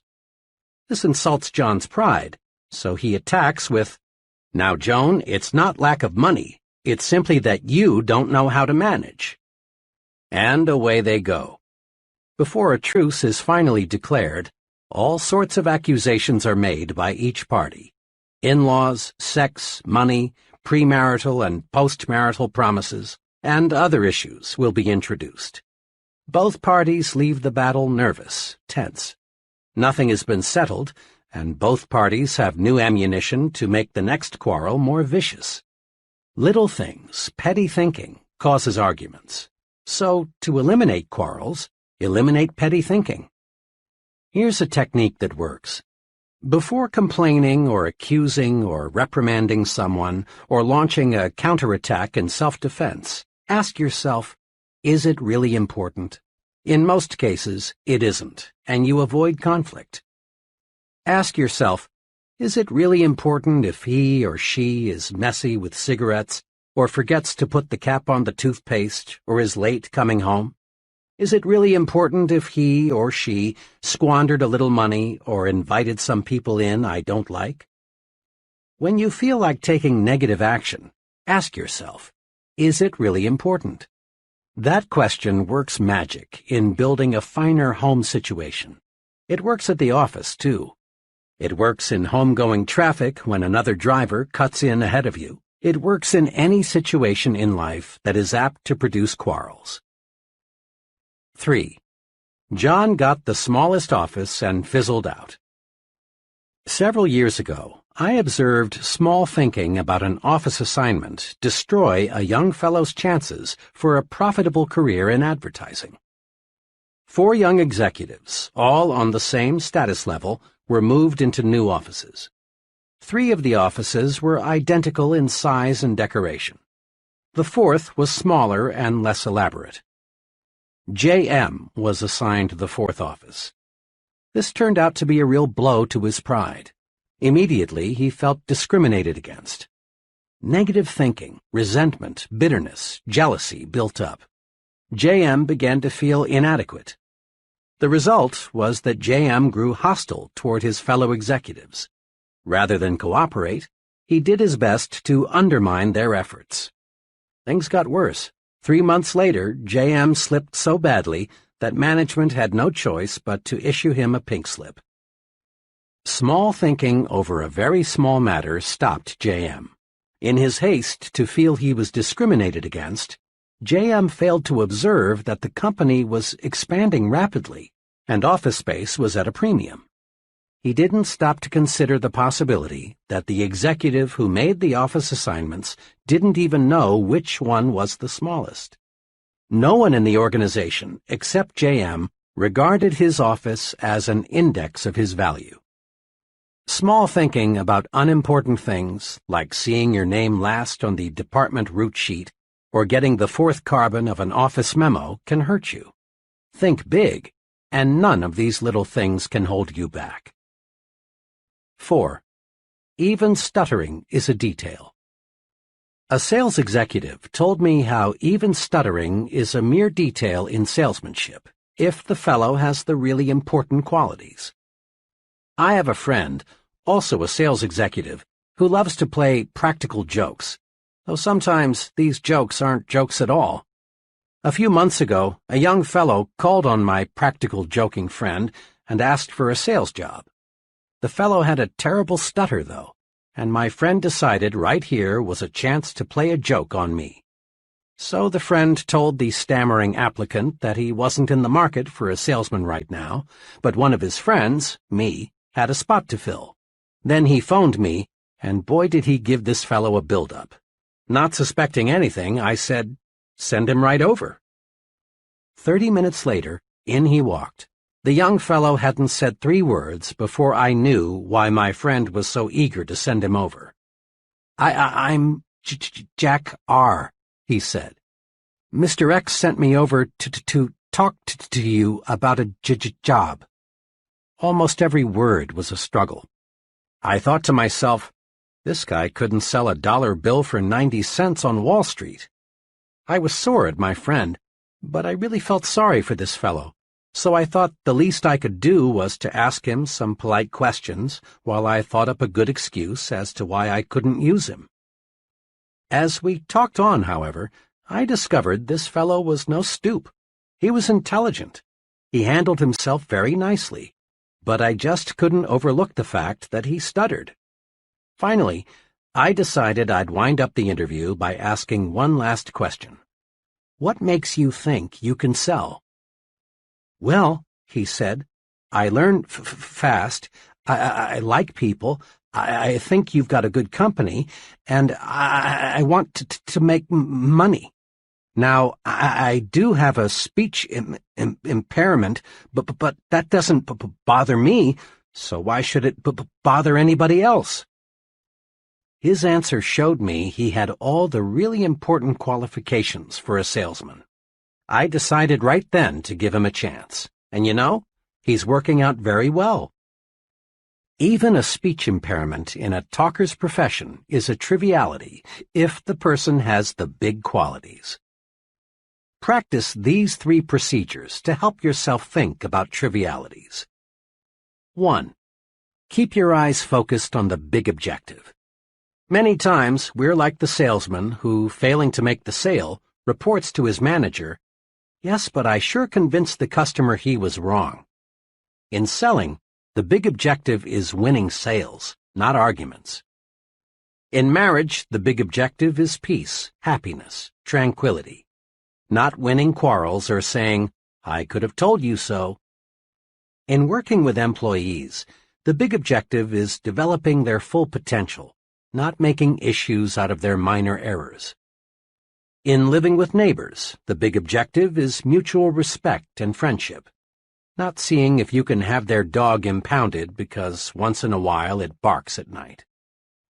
Paraphrasing some military lingo, it is much better to lose a battle and win the war than to win a battle and lose the war. Resolve to keep your eyes on the big ball. 2. Ask Is it really important? Before becoming negatively excited, just ask yourself, is it important enough for me to get all worked up about? There is no better way to avoid frustration over petty matters than to use this medicine. At least 90% of quarrels and feuds would never take place if we just faced troublesome situations with, is this really important? 3. Don't fall into the triviality trap. In making speeches, solving problems, counseling employees, think of those things that really matter, things that make the difference. Don't become submerged under surface issues. Concentrate on important things. Take this test to measure the size of your thinking. Here listed are several common situations of how petty thinkers and big thinkers see the same situation. Check yourself, then decide which will get me where I want to go, petty thinking or big thinking. The same situation handled in two entirely different ways. The choice is yours. Situation: expense accounts. The petty thinker's approach figures out ways to increase income through chiseling on expense accounts. The big thinker's approach figures out ways to increase income by selling more merchandise. Situation: conversation. The petty thinker's approach talks about the negative qualities of his friends, the economy, his company, the competition. The big thinker's approach talks about the positive qualities of his friends, his company, the competition. Progress. Believes in retrenchment or, at best, the status quo, or believes in expansion. Future. Views the future as limited, or sees the future as very promising. Work. Looks for ways to avoid work, or looks for more ways and things to do, especially helping others. Competition. Competes with the average, or competes with the best. Budget problems. Figures out ways to save money by cutting down on necessary items, or figures out ways to increase income and buy more of the necessary items. Goals. Sets goals low, or sets goals high. Goals vision. Sees only the short run, or is preoccupied with the long run. Security. Is preoccupied with security problems, or regards security as a natural companion of success. Companionship. Surrounds himself with petty thinkers, or surrounds himself with persons with large progressive ideas. Mistakes. Magnifies minor errors, turns them into big issues, or ignores errors of little consequence. Remember, it pays in every way to think big. 1. Don't sell yourself short. Conquer the crime of self-deprecation. Concentrate on your assets. You're better than you think you are. 2. Use the big thinker's vocabulary. Use big, bright, cheerful words. Use words that promise victory, hope, happiness, pleasure. Avoid words that create unpleasant images of failure, defeat, grief. 3. Stretch your vision. See what can be, not just what is. Practice adding value to things, to people, and to yourself. 4. Get the big view of your job. Really think your present job is important. That next promotion depends mostly on how you think toward your present job. 5. Think above trivial things. Focus your attention on big objectives. Before getting involved in a petty matter, ask yourself, is it really important? Grow big by thinking big. Chapter 5. How to Think and Dream Creatively. First, let's clear up a common fallacy about the meaning of creative thinking. For some illogical reason, Science, engineering, art, and writing got tabbed as about the only truly creative pursuits. Most people associate creative thinking with things like the discovery of electricity or a polio vaccine, or the writing of a novel, or the development of color television. Certainly, accomplishments like these are evidence of creative thinking. Each forward step made in the conquest of space is the result of creative thinking, lots of it.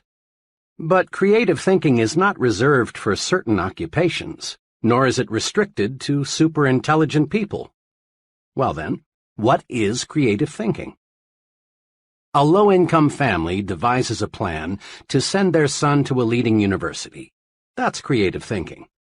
A family turns the street's most undesirable lot into the neighborhood beauty spot. That's creative thinking. A minister develops a plan that doubles his Sunday evening attendance. That's creative thinking.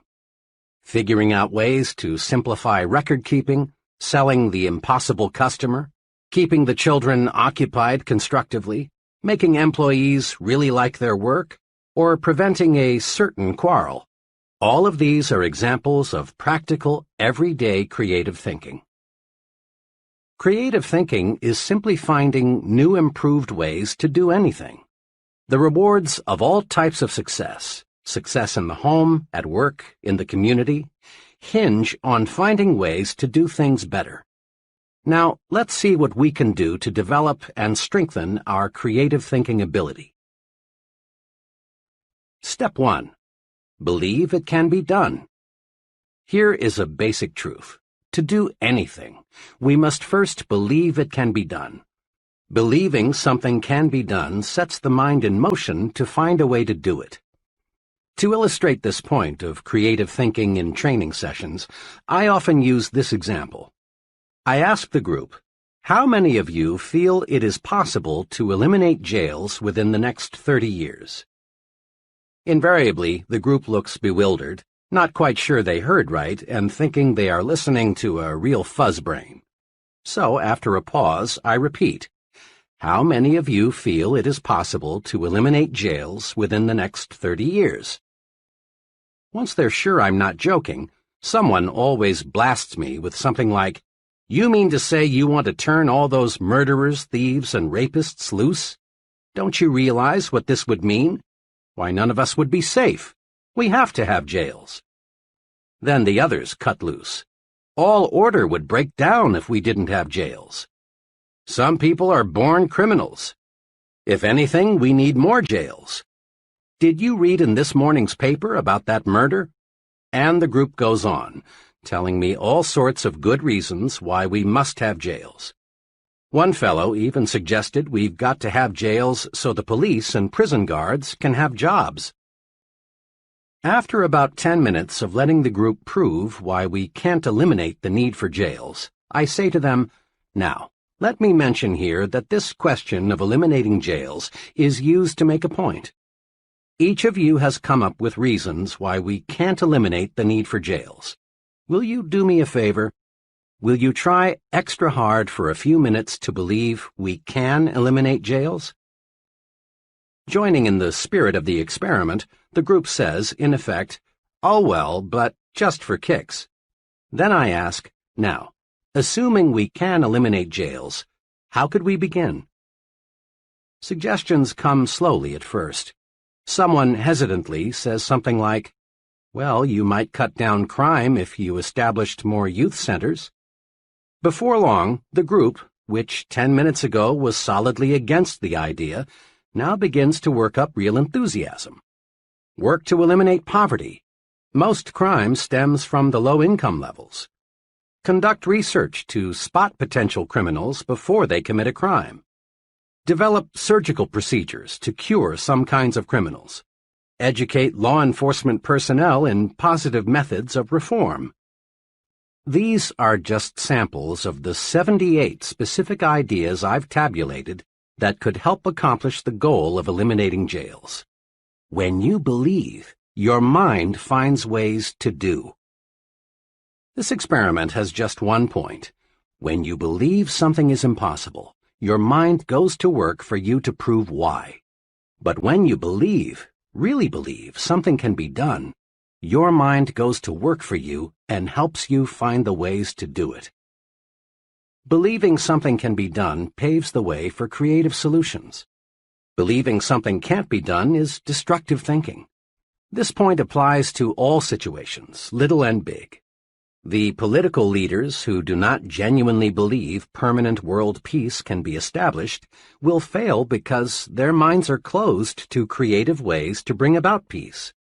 The economists who believe business depressions are inevitable will not develop creative ways to beat the business cycle. In a similar fashion, you can find ways to like a person if you believe you can. You can discover solutions to personal problems if you believe you can. You can find a way to purchase that new, larger home if you believe you can. Belief releases creative powers. Disbelief puts the brakes on. Believe, and you'll start thinking constructively. Your mind will create a way if you let it. A little over 2 years ago, a young man asked me to help him find a job with more future. He was employed as a clerk in the credit department of a mail-order company and felt that he was getting nowhere. We talked about his past record and what he wanted to do. After knowing something about him, I said, "I admire you very much for wanting to move up the ladder to a better job and more responsibility. But getting a start in the kind of job you want requires a college degree these days. I notice you finished 3 semesters. May I suggest you finish college? Going summers, you can do it in 2 years. Then I'm sure you can land the job you want, with the company you want to work for." "I realize," he answered, "that a college education would help, but it's impossible for me to go back to school."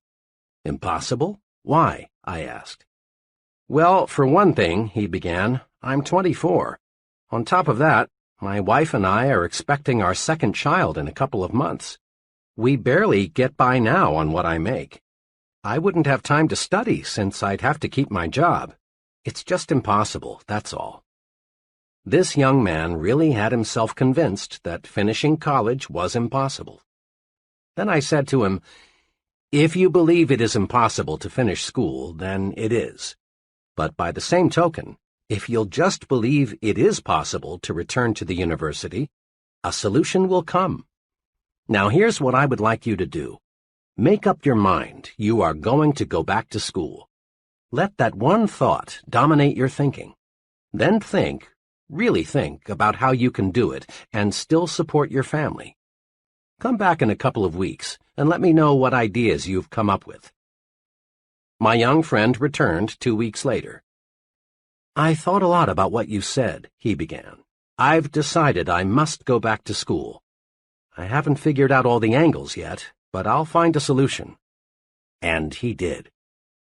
He managed to get a scholarship provided by a trade association, which paid his tuition, books, and incidentals. He rearranged his work schedule so he could attend classes. His enthusiasm and the promise of a better life won him his wife's full support. Together, they creatively found ways to budget money and time more effectively. Last month, he received his degree one day and went to work the next as a management trainee for a large corporation. Where there's a will, there is a way. Believe it can be done. That's basic to creative thinking. Here are suggestions to help you develop creative power through belief. 1. Eliminate the word impossible from your thinking and speaking vocabularies. Impossible is a failure word. The thought, "it's impossible," sets off a chain reaction of other thoughts to prove you're right. 2. Think of something you've been wanting to do but felt you couldn't. Now make a list of reasons why you can do it. Many of us whip and defeat our desires simply because we concentrate on why we can't, when the only thing worthy of our mental concentration is why we can. Recently, I read a newspaper item that said there are too many counties in most states. The article pointed out that most county boundaries were established decades before the first automobile was built, and while the horse and buggy was the chief mode of travel. But today, with fast automobiles and good roads, there is no reason why 3 or 4 counties could not be combined. This would cut down greatly on duplicated services so that taxpayers would actually get better service for less money. The writer of this article said he thought he had stumbled across a really live idea, so he interviewed 30 people at random to get their reactions. The result? Not one person thought the idea had merit, even though it would provide them with better local government at less cost. That's an example of traditional thinking. The traditional thinker's mind is paralyzed. He reasons, it's been this way for 100 years. Therefore, it must be good and must stay this way. Why risk a change? Average people have always resented progress. Many voiced a protest toward the automobile on the grounds that nature meant for us to walk or use horses. The airplane seemed drastic to many. Man had no right to enter the province reserved for birds. A lot of status quoers still insist that man has no business in space. One top missile expert recently gave an answer to this kind of thinking. Man belongs, says Dr. von Braun, where man wants to go. Around 1900, a sales executive discovered a scientific principle of sales management. It received a lot of publicity and even found its way into textbooks. The principle was this: there is one best way to sell a product. Find the best way, then never deviate from it. Fortunately for this man's company, new leadership came in time to save the organization from financial ruin. Contrast that experience with the philosophy of Crawford H. Greenwalt, president of one of the nation's largest business organizations, E.I. DuPont de Nemours.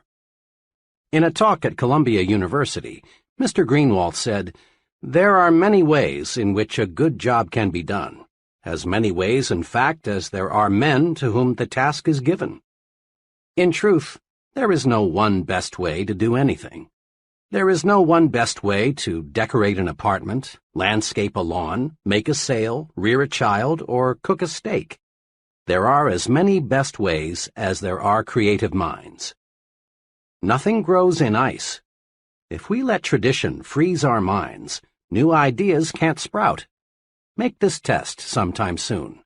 Propose one of these ideas to someone and then watch his behavior. 1. The postal system, long a government monopoly, should be turned over to private enterprise. 2. Presidential elections should be held every 2 or 6 years instead of 4. 3. Regular hours for retail stores should be 1 p.m. to 8 p.m. instead of 9 a.m. to 5:30 p.m. 4. The retirement age should be raised to 70. Whether these ideas are sound or practical is not the point. What is significant is how a person handles propositions like these. If he laughs at the idea and doesn't give it a second thought, and probably 95% will laugh at it, chances are he suffers from tradition paralysis. But the 1 in 20 who says, "That's an interesting idea, tell me more about it," has a mind that's turned to creativity. Traditional thinking is personal enemy number 1 for the person who is interested in a creative personal success program. Traditional thinking freezes your mind, blocks your progress, and prevents you from developing creative power. Here are 3 ways to fight it. 1. Become receptive to ideas. Welcome new ideas. Destroy these thought repellents. Won't work. Can't be done. It's useless. And it's stupid. A very successful friend of mine who holds a major position with an insurance company said to me, "I don't pretend to be the smartest guy in the business, but I think I am the best sponge in the insurance industry. I make it a point to soak up all the good ideas I can." 2. Be an experimental person. Break up fixed routines. Expose yourself to new restaurants, new books, new theaters, new friends. Take a different route to work someday. Take a different vacation this year. Do something new and different this weekend. If your work is in distribution, develop an interest in production, accounting, finance, and the other elements of business. This gives you breadth and prepares you for larger responsibilities. 3. Be progressive, not regressive. Not, that's the way we did it where I used to work, so we ought to do it that way here, but how can we do it better than we did it where I used to work? Not backward, regressive thinking, but forward, progressive thinking. Because you got up at 5:30 a.m. to deliver papers or milk the cows when you were a youngster doesn't necessarily mean it's a good idea for you to require your children to do the same. Imagine what would happen to the Ford Motor Company if its management allowed itself to think, "This year we've built the ultimate in automobiles. Further improvement is impossible. Therefore, all experimental engineering and designing activities are hereby permanently terminated." Even the mammoth Ford Motor Company would shrivel fast with this attitude. Successful people, like successful businesses, live with these questions. How can I improve the quality of my performance? How can I do better? Absolute perfection in all human undertakings, from building missiles to rearing children, is unattainable. This means there is endless room for improvement. Successful people know this, and they are always searching for a better way. Note, the successful person doesn't ask, "Can I do it better?" He knows he can. So he phrases the question, "How can I do it better?" A few months ago, a former student of mine, in business for just 4 years, opened her 4th hardware store. This was quite a feat, considering the young lady's small initial capital investment of only $3,500, strong competition from other stores, and the relatively short time she had been in business. I visited her new store shortly after it opened to congratulate her on the fine progress she had made. In an indirect way, I asked her how she was able to make a success of 3 stores and open a 4th one, when most merchants had to struggle to make a success of just 1 store. "Naturally," she answered, "I worked hard, but just getting up early and working late isn't responsible for the 4 stores. Most people in my business work hard. The main thing I attribute my success to is my self-styled weekly improvement program." "A weekly improvement program? Sounds impressive. How does it work?" I asked. "Well, it really isn't anything elaborate," she continued. "It's just a plan to help me do a better job as each week rolls around. To keep my forward thinking on the track, I've divided my job into 4 elements: customers, employees, merchandise, and promotion. All during the week, I make notes and jot down ideas as to how I can improve my business. Then, every Monday evening, I set aside 4 hours to review the ideas I've jotted down and figure out how to put the solid ones to use in the business. In this 4-hour period, I force myself to take a hard look at my operation. I don't simply wish more customers would shop in my store. Instead, I ask myself, what can I do to attract more customers? How can I develop regular, loyal customers? She went on describing numerous little innovations that made her first 3 stores so successful.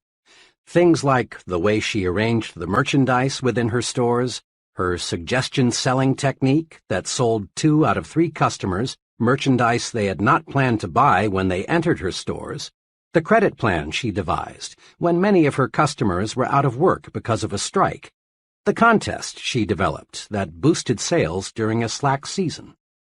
I ask myself, what can I do to improve my merchandise offerings?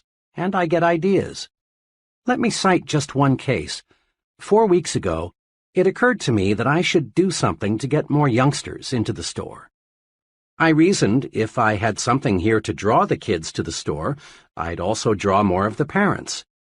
I kept thinking about it, and then this idea came. Put in a line of small carded toys for children in the 4 to 8 age bracket. It's working. The toys take little space, and I make a nice profit on them.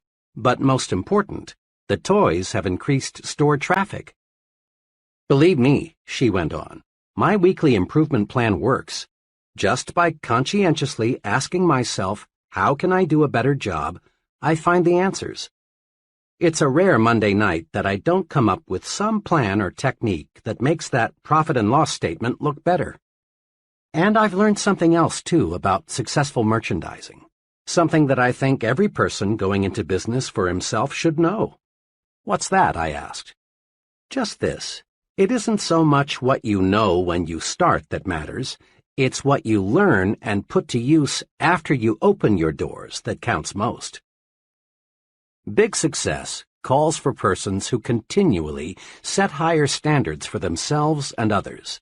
Persons who are searching for ways to increase efficiency, to get more output at lower cost, do more with less effort.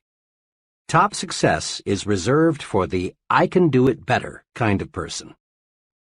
General Electric uses the slogan, progress is our most important product. Why not make progress your most important product? The I can do better philosophy works magic. When you ask yourself, how can I do better? Your creative power is switched on, and ways for doing things better suggest themselves. Here is a daily exercise that will help you discover and develop the power of the I can do better attitude.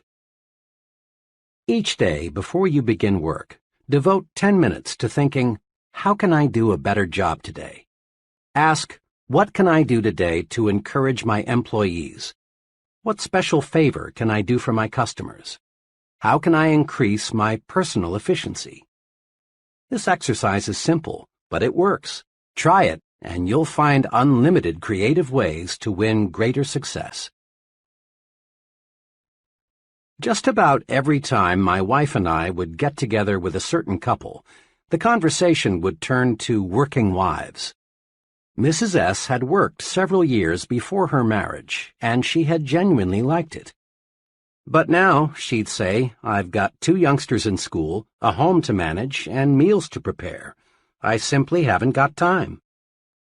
Then, one Sunday evening, Mr. and Mrs. S. and their children were in an automobile accident.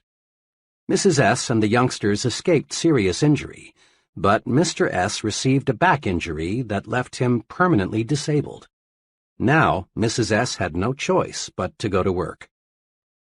When we saw her several months after the accident, we were amazed to find how well she had adjusted to her new responsibilities.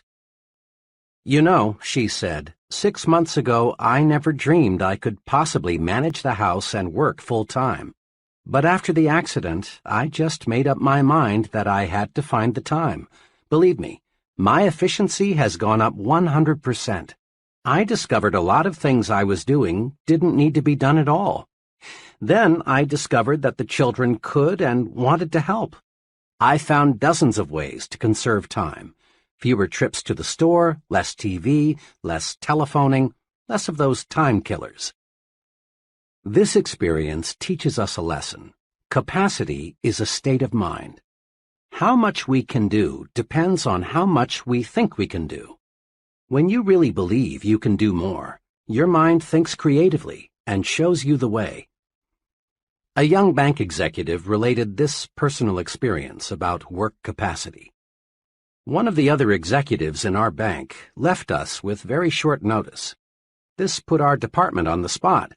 The fellow leaving had filled an important job, and his work couldn't be postponed or left undone. The day after he left, the vice president in charge of my department called me in. He explained to me that he had already talked individually to the 2 others in my group, asking them if they could divide the work of the man who had just left until a replacement could be found. Neither of them flatly refused, said the vice president, but each stated that he is up to his neck now with his own pressing work. I'm wondering if you could handle some of the overload temporarily? Throughout my working career, I've learned that it never pays to turn down what looks like an opportunity. So I agreed and promised to do my very best to handle all the vacated job as well as keep up with my own work. The vice president was pleased at this. I walked out of his office knowing I had taken on a big job. I was just as busy as the two others in my department who had wiggled out of this extra duty, but I was determined to find a way to handle both jobs. I finished up my work that afternoon, and when the offices were closed, I sat down to figure out how I could increase my personal efficiency. I got a pencil and started writing down every idea I could think of. And I came up with some good ones, like working out an arrangement with my secretary to channel all routine telephone calls to me during a certain hour each day, placing all outgoing calls during a certain hour, cutting my usual conference periods from 15 minutes to 10, giving all my dictation at one time each day. I also discovered my secretary could and was eager to take over a number of little time-consuming details for me. I had been handling my present job for over 2 years, and frankly, I was amazed to discover how much inefficiency I had let creep in. Within a week's time, I was dictating twice as many letters, handling 50% more phone calls, attending half again as many meetings, all with no strain. A couple more weeks passed. The vice president called me in. He complimented me on doing a fine job. He went on to say that he had looked over a number of people from both inside and outside the bank, but he had not yet found the right man. Then he confessed that he had already cleared with the bank's executive committee, and they had authorized him to combine the two jobs, put them both in my charge, and give me a substantial increase in salary. I proved to myself that how much I can do depends on how much I think I can do. Capacity is indeed a state of mind. Every day, it seems, this takes place in the fast-moving world of business. The boss calls in an employee and explains that a special task must be accomplished. Then he says, "I know you got a lot of work to do, but can you handle this?" Too often the employee replies, "I'm awfully sorry, but I'm all loaded down now. I wish I could take it on, but I'm just too busy." Under the circumstances, the boss doesn't hold it against the employee because it is extra duty, so to speak. But the boss realizes the task must be done, and he'll keep on looking until he finds an employee who is just as busy as the rest, but who feels he can take on more. And this employee is the fellow who will forge ahead. In business, in the home, in the community, the success combination is do what you do better, improve the quality of your output, and do more of what you do, increase the quantity of your output. Convinced it pays to do more and better? Then try this two-step procedure. 1. Eagerly accept the opportunity to do more. It's a compliment to be asked to take on a new responsibility. Accepting greater responsibility on the job makes you stand out and shows that you're more valuable. When your neighbors ask you to represent them on a civic matter, accept. It helps you to become a community leader. 2. Next, concentrate on how can I do more. Creative answers will come. Some of these answers may be better planning and organization of your present work, or taking intelligent shortcuts in your routine activities, or possibly dropping non-essential activities altogether. But, let me repeat, the solution for doing more will appear. As a personal policy, I have accepted fully the concept, if you want it done, give it to a busy man. I refuse to work on important projects with persons who have lots of free time. I have learned from painful, expensive experience that the fellow who has plenty of time makes an ineffective work partner. All the successful, competent people I know are busy. When I start something, some project with them, I know it will be satisfactorily completed. I have learned in dozens of instances that I can count on a busy man to deliver, but I have often been disappointed in working with people who have all the time in the world. Progressive business management constantly asks, what can we do to expand output? Why not ask yourself, what can I do to expand my output? Your mind will creatively show you how. In hundreds of interviews with people at all levels, I've made this discovery. The bigger the person, the more apt he is to encourage you to talk. The smaller the person, the more apt he is to preach to you. Big people monopolize the listening. Small people monopolize the talking. Note this also. Top-level leaders in all walks of life spend much more time requesting advice than they do in giving it. Before a top man makes a decision, he asks, "How do you feel about it? What do you recommend? What would you do under these circumstances?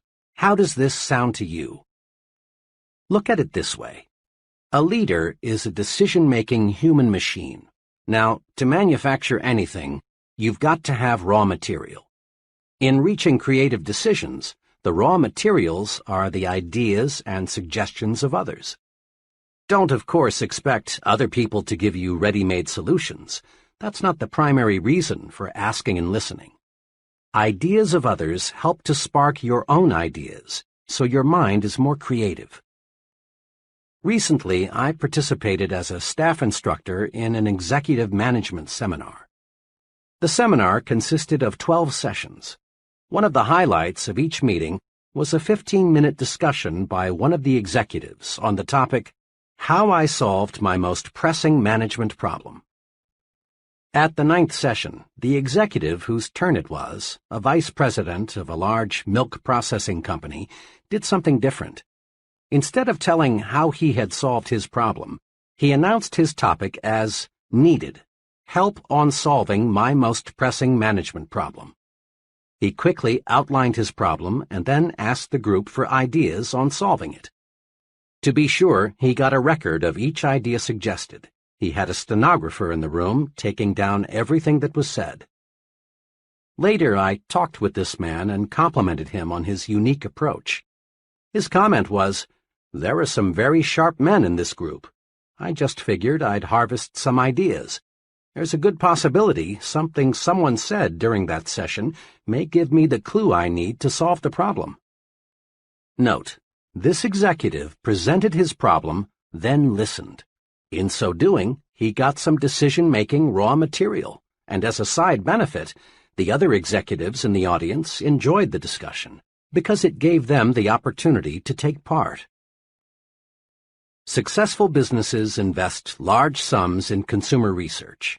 They ask people about the taste, quality, size, and appearance of a product. Listening to people provides definite ideas for making the product more saleable. It also suggests to the manufacturer what he should tell consumers about the product in his advertising.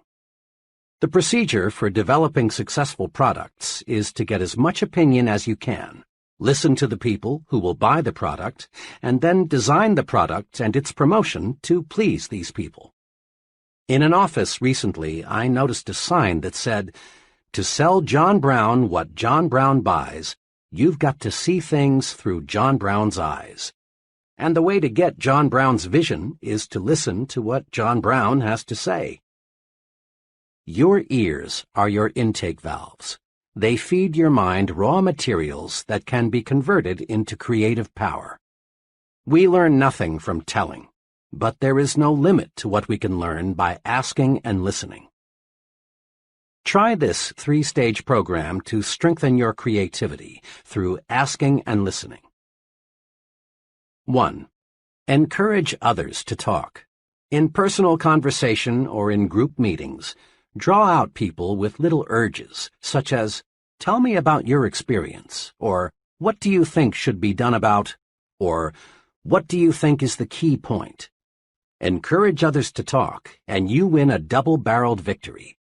Your mind soaks up raw material that you can use to produce creative thought, and you win friends. There is no surer way to get people to like you than to encourage them to talk to you. 2. Test your own views in the form of questions. Let other people help you smooth and polish your ideas. Use the "What do you think of this suggestion" approach. Don't be dogmatic. Don't announce a fresh idea as if it were handed down on a gold tablet. Do a little informal research first. See how your associates react to it. If you do, chances are you'll end up with a better idea. 3. Concentrate on what the other person says. Listening is more than just keeping your own mouth shut. Listening means letting what's said penetrate your mind. So often, people pretend to listen when they aren't listening at all. They're just waiting for the other person to pause so they can take over with the talking. Concentrate on what the other person says. Evaluate it. That's how you collect mind food. More and more leading universities are offering advanced management training programs for senior business executives. According to the sponsors, the big benefit of these programs is not that the executives get ready-made formulae that they can use to operate their business more efficiently. Rather, they benefit most from the opportunity to exchange and discuss new ideas. Many of these programs require the executives to live together in college dormitories, thus encouraging bull sessions. Boiled down to one word, the executives benefit most from the stimulation received. A year ago, I directed 2 sessions in a 1-week sales management school in Atlanta, sponsored by the National Sales Executives Incorporated. A few weeks later, I met a salesman friend who worked for one of the sales executives who'd attended the school. "You people at the school sure gave my sales manager a lot of things to do to run our company better," my young friend said. Curious, I asked him specifically what changes he'd noticed. He reeled off a number of things: a revision in the compensation plan, sales meetings twice a month instead of once a month, new business cards and stationery, a revision in sales territories, not one of which was specifically recommended in the training program. The sales manager didn't get a bunch of canned techniques. Instead, he got something much more valuable: the stimulation to think of ideas directly beneficial to his own particular organization. A young accountant for a paint manufacturer told me about a very successful venture of his that was sparked by the ideas of others. "I never had more than a casual interest in real estate," he told me. "I've been a professional accountant for several years now, and I've stuck pretty close to my profession. One day, a realtor friend invited me to be his guest at a luncheon of one of the city's real estate groups. The speaker that day was an older man who had seen the city grow. His talk was about the next 20 years. He predicted that the metropolitan area would continue to grow far out into the surrounding farmland. He also predicted that there would be a record demand for what he called gentleman-size farms, 2 to 5 acres, big enough so the businessman or professional person could have a pool, horses, a garden, and other hobbies that require space. This man's talk really stimulated me. What he described was exactly what I wanted. The next few days, I asked several friends what they thought about the idea of someday owning a 5-acre estate. Everyone I talked to said, in effect, "I'd love that." I continued to think about it and to figure how I could turn the idea into profit. Then one day, as I was driving to work, the answer came out of nowhere. Why not buy a farm and divide it into estates? I figured the land might be worth more in relatively small pieces than in one big piece. 22 miles from the center of the city, I found a worn-out 50-acre farm priced at $8,500. I bought it, paying only 1/3 down and working out a mortgage with the owner for the balance. Next, I planted pine seedlings where there were no trees. I did this because a real estate man whom I feel knows his business told me, "People want trees these days, lots of trees." I wanted my prospective buyers to see that in a few years their estate would be covered with beautiful pine trees. Then I got a surveyor to divide the 50 acres into 10 5-acre plots.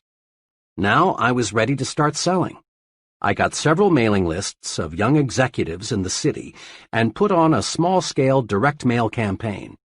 I pointed out how for only $3,000, the price of a small city lot, they could buy an estate.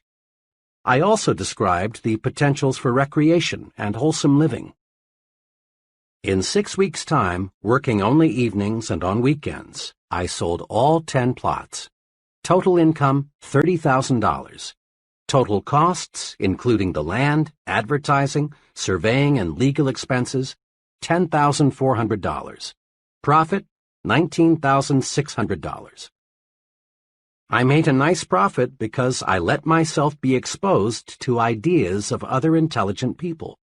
Had I not accepted that invitation to attend a luncheon with a group completely foreign to my occupational interests, my brain would have never worked out this successful plan for making a profit.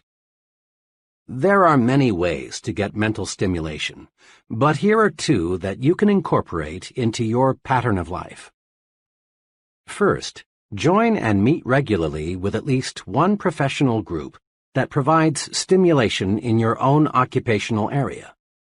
Rub shoulders and minds with other success-oriented people. So often I hear someone say, "I picked up a great idea this noon at the blank meeting," or, "During the meeting yesterday, I got to thinking." Remember, a mind that feeds only on itself soon is undernourished, becoming weak and incapable of creative, progressive thought. Stimulation from others is excellent mind food. Second, join and participate in at least one group outside your occupational interests. Association with people who have different job interests broadens your thinking and helps you to see the big picture. You'll be surprised how mixing regularly with people outside your occupational area will stimulate your on-the-job thinking. Ideas are fruits of your thinking, but they've got to be harnessed and put to work to have value. Each year, an oak tree produces enough acorns to populate a good-sized forest. Yet from these bushels of seeds, perhaps only 1 or 2 acorns will become a tree. The squirrels destroy most of them, and the hard ground beneath the tree doesn't give the few remaining seeds much chance for a start. So it is with ideas. Very few bear fruit. Ideas are highly perishable. If we're not on guard, the squirrels, negative-thinking people, will destroy most of them. Ideas require special handling from the time they are born until they're transformed into practical ways for doing things better. Use these 3 ways to harness and develop your ideas. 1. Don't let ideas escape. Write them down. Every day, lots of good ideas are born only to die quickly because they aren't nailed to paper. Memory is a weak slave when it comes to preserving and nurturing brand new ideas. Carry a notebook or some small cards with you. When you get an idea, write it down. A friend who travels a lot keeps a clipboard beside him so that he can write down an idea the instant it occurs to him. People with fertile creative minds know a good idea may sprout any time, any place. Don't let ideas escape, else you destroy the fruits of your thinking. Fence them in. 2. Next, review your ideas. File these ideas in an active file. The file can be an elaborate cabinet or it can be a desk drawer. A shoebox will do. But build a file and then examine your storehouse of ideas regularly. As you go over your ideas, some may, for very good reasons, have no value at all. Get rid of them. But so long as the idea has any promise, keep it. 3. Cultivate and fertilize your idea. Now make your idea grow. Think about it. Tie the idea to related ideas. Read anything you can find that is in any way akin to your idea. Investigate all angles. Then, when the time is ripe, put it to work for yourself, your job, your future. When an architect gets an idea for a new building, he makes a preliminary drawing. When a creative advertising person gets an idea for a new TV commercial, he puts it into storyboard form, a series of drawings that suggest what the idea will look like in finished form. Writers with idea prepare a first draft. Note: shape up the idea on paper. There are 2 excellent reasons for this. When the idea takes tangible form, you can literally look at it, see the loopholes, see what it needs in the way of polish. Then, too, ideas have to be sold to someone. Customers, employees, the boss, friends, fellow club members, investors. Somebody must buy the idea, else it has no value. One summer, I was contacted by 2 life insurance salesmen. Both wanted to work on my insurance program. Both promised to return with a plan for making the needed changes. The first salesman gave me strictly an oral presentation. He told me in words what I needed, but I soon was confused. He brought in taxes, options, Social Security, all the technical details of insurance programming. Frankly, he lost me, and I had to say no. The second salesman used a different approach. He had charted his recommendations. All the details were shown in diagram form. I could grasp his proposal easily and quickly because I could literally see it. He sold me. Resolve to put your ideas in saleable form. An idea written or in some sort of picture or diagram form has many times more selling power than the idea presented only in oral form. Use these tools and think creatively. 1. Believe it can be done. When you believe something can be done, your mind will find the ways to do it. Believing a solution paves the way to solution. Eliminate impossible, won't work, can't do, no use trying from your thinking and speaking vocabularies. 2. Don't let tradition paralyze your mind. Be receptive to new ideas. Be experimental. Try new approaches. Be progressive in everything you do. 3. Ask yourself daily, how can I do better? There is no limit to self-improvement. When you ask yourself, how can I do better, sound answers will appear. Try it and see. 4. Ask yourself, how can I do more? Capacity is a state of mind. Asking yourself this question puts your mind to work to find intelligent shortcuts. The success combination in business is do what you do better, improve the quality of your output, and do more of what you do, increase the quantity of your output. 5. Practice asking and listening. Ask and listen, and you'll obtain raw material for reaching sound decisions. Remember, big people monopolize the listening. Small people monopolize the talking. 6. Stretch your mind. Get stimulated. Associate with people who can help you think of new ideas, new ways of doing things. Mix with people of different occupational and social interests. Chapter 6. You are what you think you are. It's obvious. Much human behavior is puzzling. Have you ever wondered why a salesperson will greet one customer with an alert, "Yes, sir, may I serve you?" but virtually ignore another? Or why a man will open a door for one woman but not for another? Or why an employee will consistently carry out the instructions of one superior but only grudgingly do what another superior requests? Or why we will pay close attention to what one person says but not to another? Look around you. You'll observe some people receiving the "Hey, Mac" or "Hey, buddy" treatment, while others receive the sincere and important "Yes, sir" treatment. Watch. You'll observe that some people command confidence, loyalty, and admiration, while others do not. Look closer still, and you'll also observe that those persons who command the most respect are also the most successful. What is the explanation? It can be distilled into one word: thinking. Thinking does make it so. Others see in us what we see in ourselves. We receive the kind of treatment we think we deserve. Thinking does make it so. The fellow who thinks he is inferior, regardless of what his real qualifications may be, is inferior.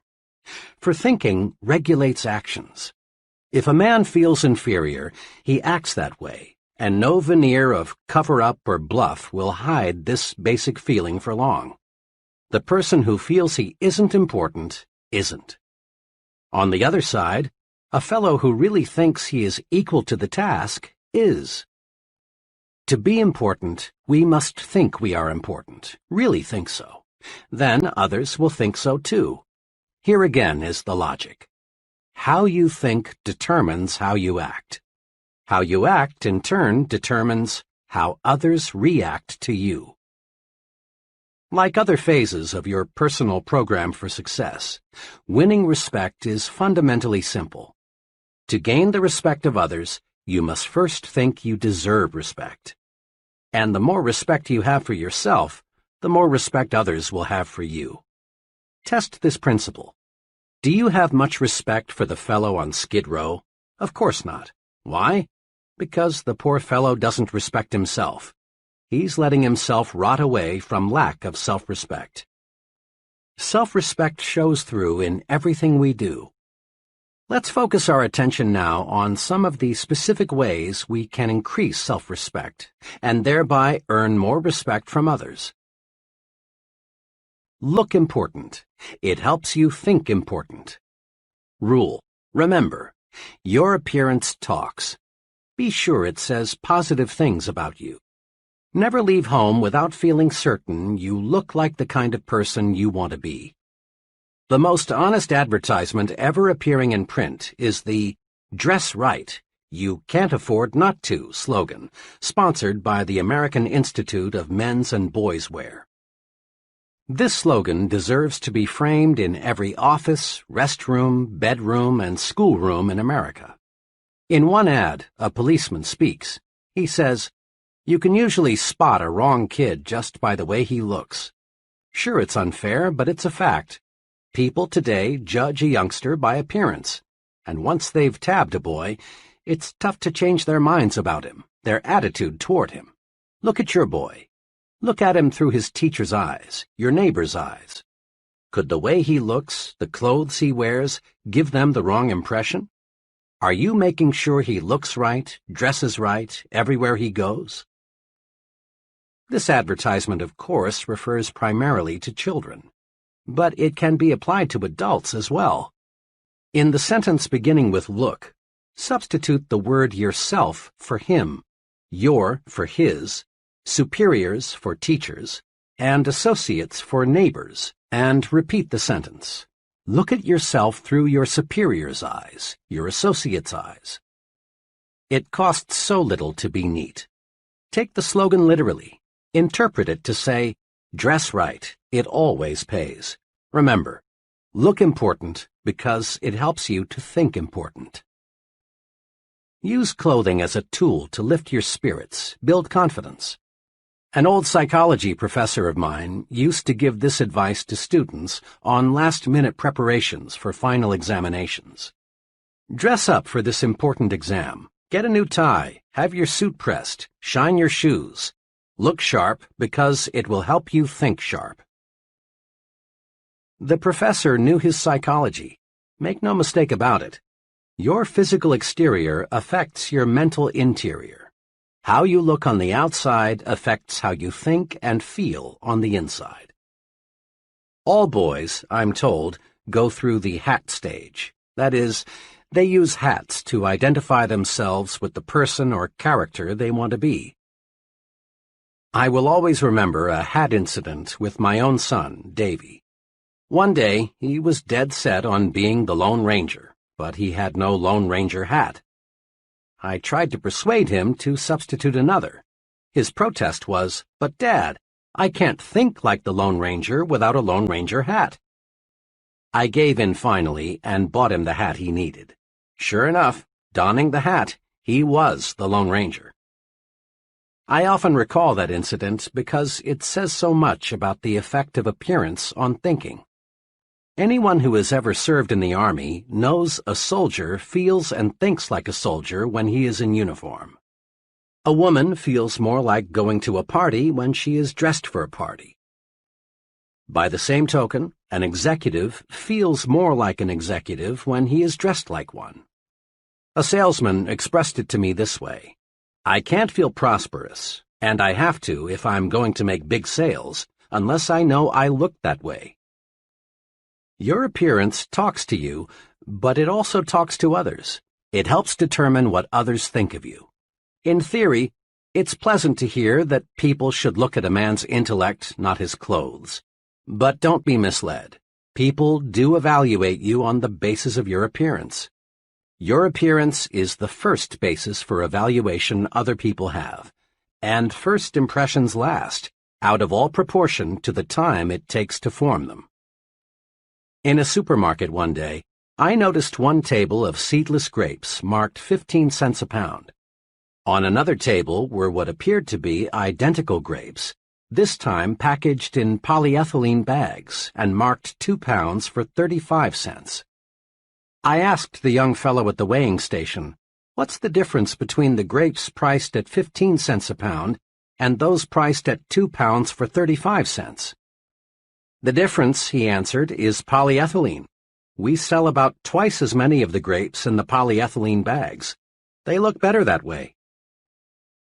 Think about the grape example the next time you're selling yourself.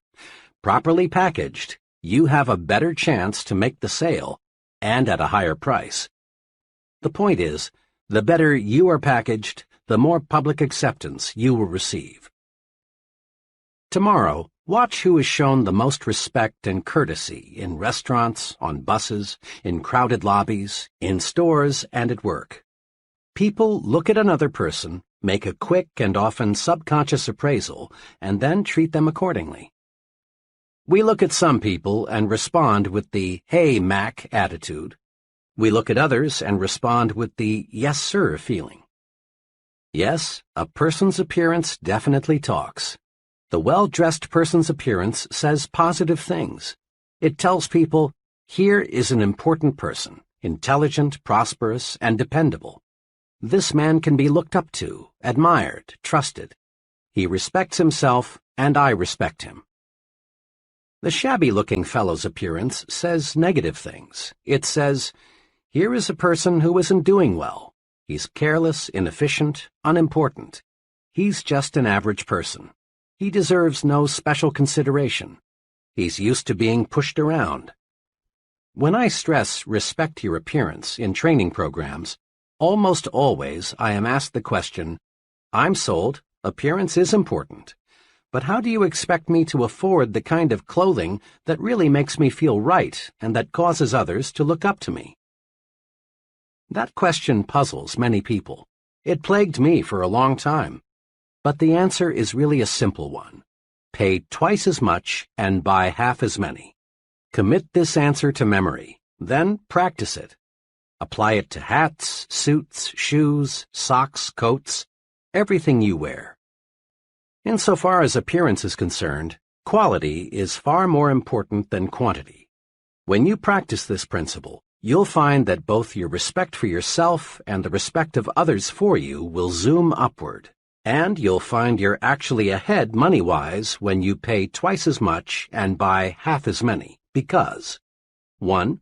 Your garments will last more than twice as long because they are more than twice as good, and as a rule they will show quality as long as they last.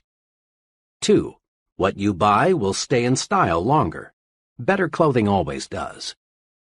3. You'll get better advice.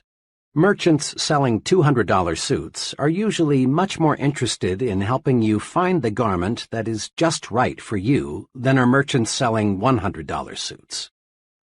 Remember, your appearance talks to you and it talks to others. Make certain it says, here is a person who has self-respect. He's important. Treat him that way. You owe it to others, but more important, you owe it to yourself to look your best. You are what you think you are. If your appearance makes you think you're inferior, you are inferior. If it makes you think small, you are small. Look your best, and you will think and act your best. Think your work is important. There's a story often told about the job attitudes of 3 bricklayers. It's a classic, so let's go over it again. When asked, what are you doing? The first bricklayer replied, laying brick. The second answered, making $9.30 an hour. And the third said, me? Why, I'm building the world's greatest cathedral. Now, the story doesn't tell us what happened to these bricklayers in later years, but what do you think happened? Chances are that the first two bricklayers remained just that, bricklayers. They lacked vision. They lacked job respect. There was nothing behind them to propel them forward to greater success.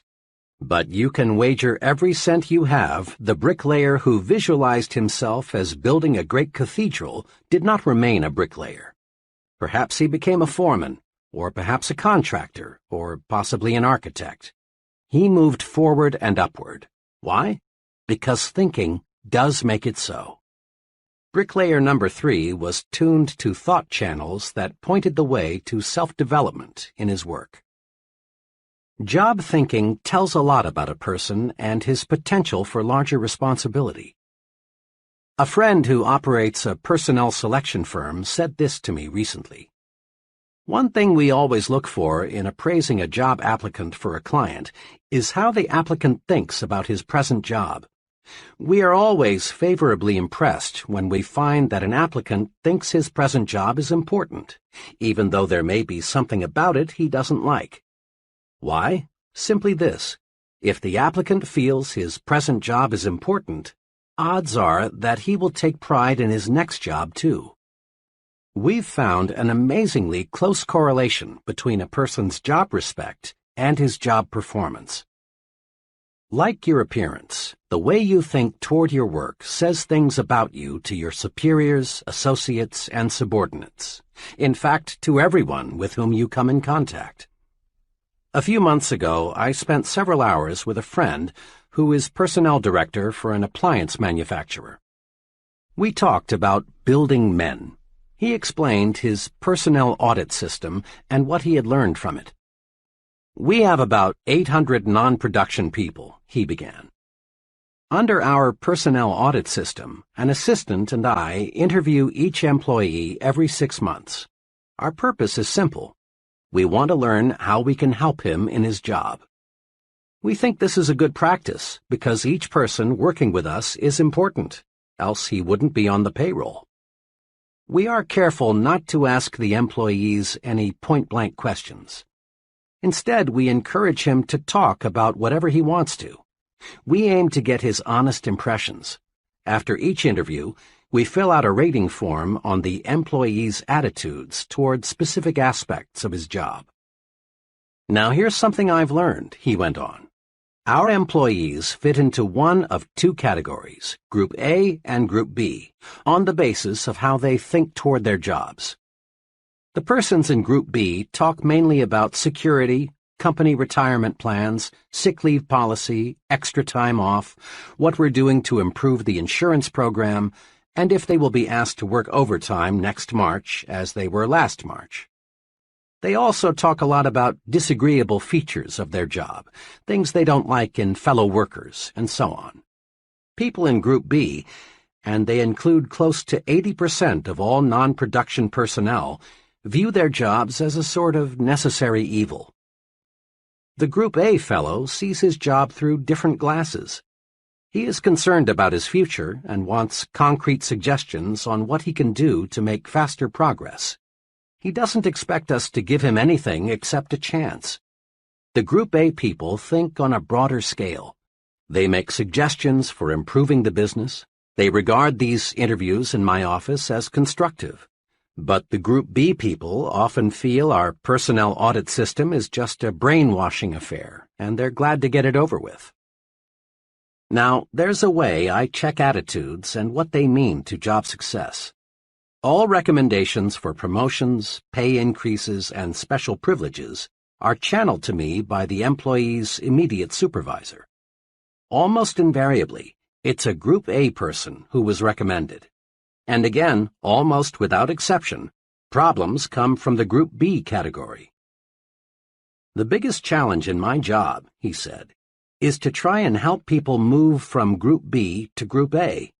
It's not easy, though, because until a person thinks his job is important and thinks positively about it, he can't be helped. This is concrete evidence that you are what you think you are, what your thought power directs you to become. Think you're weak, think you lack what it takes, think you will lose, think you are second class. Think this way, and you are doomed to mediocrity. But think instead, I am important. I do have what it takes. I am a first-class performer. My work is important. Think this way, and you're headed straight to success. The key to winning what you want lies in thinking positively toward yourself. The only real basis other people have for judging your abilities is your actions, and your actions are controlled by your thoughts. You are what you think you are. Wear the shoes of a supervisor for a few moments and ask yourself which person you would recommend for a raise or a promotion. 1. The secretary who, when the executive is out of the office, spends her time reading magazines, or the secretary who uses such time to do the many little things that help the executive to accomplish more when he returns. 2. The employee who says, "Oh well, I can always get another job. If they don't like the way I do my work, I'll just quit." Or the employee who views criticism constructively and sincerely tries to do higher quality work. 3. The salesman who tells a customer, "Oh, I just do what they tell me to do. They said come out and see if you need anything." Or the salesman who says, "Mr. Brown, I'm here to help you." 4. The foreman who says to an employee, "To tell you the truth, I don't like my job much. Those guys up top give me a pain in the neck. I don't know what they're talking about half the time." Or the supervisor who says, "You've got to expect some unpleasantness on any job, but let me assure you, the men in the front office are on the ball. They'll do right by us." Isn't it obvious why many people stay at one level all their lives? Their thinking alone keeps them there. An advertising executive once told me about his agency's informal training to break in new, inexperienced men. "As company policy," he said, "we feel the best initial training is to start the young fellow, who incidentally is usually a college graduate, as a mailboy. We don't do this, of course, because we feel a fellow needs 4 years of college to take mail from one office to another. Our purpose is to give the new fellow maximum exposure to the many varied things which must be done in agency work. After he knows his way around, we give him an assignment. Now occasionally, even after we've carefully explained why we're starting him out in the mailroom, a young fellow feels that carrying the mail is belittling and unimportant. When this is the case, we know we've picked the wrong man. If he doesn't have the vision to see that being a mailboy is a necessary, practical step to important assignments, then he has no future in the agency business. Remember, executives answer the question, "What would he do on that specific level?" by first answering the question, "What kind of job is he doing where he is now?" Here is some logic, sound, straight, and easy. Listen to it a few times before you continue. A person who thinks his job is important receives mental signals on how to do his job better. And a better job means more promotions, more money, more prestige, more happiness. We've all noticed how children quickly pick up the attitudes, habits, fears, and preferences of their parents. Whether it be food preferences, mannerisms, religious and political views, or any other type of behavior, the child is a living reflection of how his parents or guardians think, for he learns through imitation. And so do adults. People continue to imitate others throughout life, and they imitate their leaders and supervisors. Their thoughts and actions are influenced by these people. You can check this easily. Study one of your friends and the person he works for, and note the similarities in thinking and action. Here are some of the ways your friend may imitate his boss or other associate: slang and word choice, the way he smokes cigarettes, some facial expressions and mannerisms, choice of clothing, and automobile preferences. There are many, many more, of course. Another way to note the power of imitation is to observe the attitudes of employees and compare them with those of the chief. When the chief is nervous, tense, worried, his close associates reflect similar attitudes. But when Mr. Chief is on top, feeling good, so are his employees. The point is this: the way we think toward our jobs determines how our subordinates think toward their jobs. The job attitudes of our subordinates are direct reflections of our own job attitudes. It's well to remember that our points of superiority and weakness show up in the behavior of those who report to us, just as a child reflects the attitudes of his parents. Consider just one characteristic of successful people: enthusiasm. Ever notice how an enthusiastic salesperson in a department store gets you, the customer, more excited about the merchandise? Or have you observed how an enthusiastic minister or other speaker has a wide-awake, alert, enthusiastic audience? If you have enthusiasm, those around you will have it too. But how does one develop enthusiasm? The basic step is simple. Think enthusiastically. Build in yourself an optimistic, progressive glow, a feeling that this is great and I'm 100% for it. You are what you think. Think enthusiasm and you'll be enthusiastic. To get high-quality work, be enthusiastic about the job you want done. Others will catch the enthusiasm you generate, and you'll get first-class performance. But if in negative fashion you cheat that company on expense money, supplies, and time, and in other little ways, then what can you expect your subordinates to do? Habitually arrive late and leave early, and what do you think the troops will do? And there is a major incentive for us to think right about our jobs so that our subordinates will think right about their jobs. Our superiors evaluate us by measuring the quality and quantity of output we get from those reporting to us. Look at it this way. Whom would you elevate to division sales manager? The branch sales manager whose salesmen are doing superior work, or the branch sales manager whose salesmen deliver only average performance? Or whom would you recommend for promotion to production manager? The supervisor whose department meets its quota, or the supervisor whose department lags behind? Here are 2 suggestions for getting others to do more for you. 1. Always show positive attitudes toward your job so that your subordinates will pick up right thinking. 2.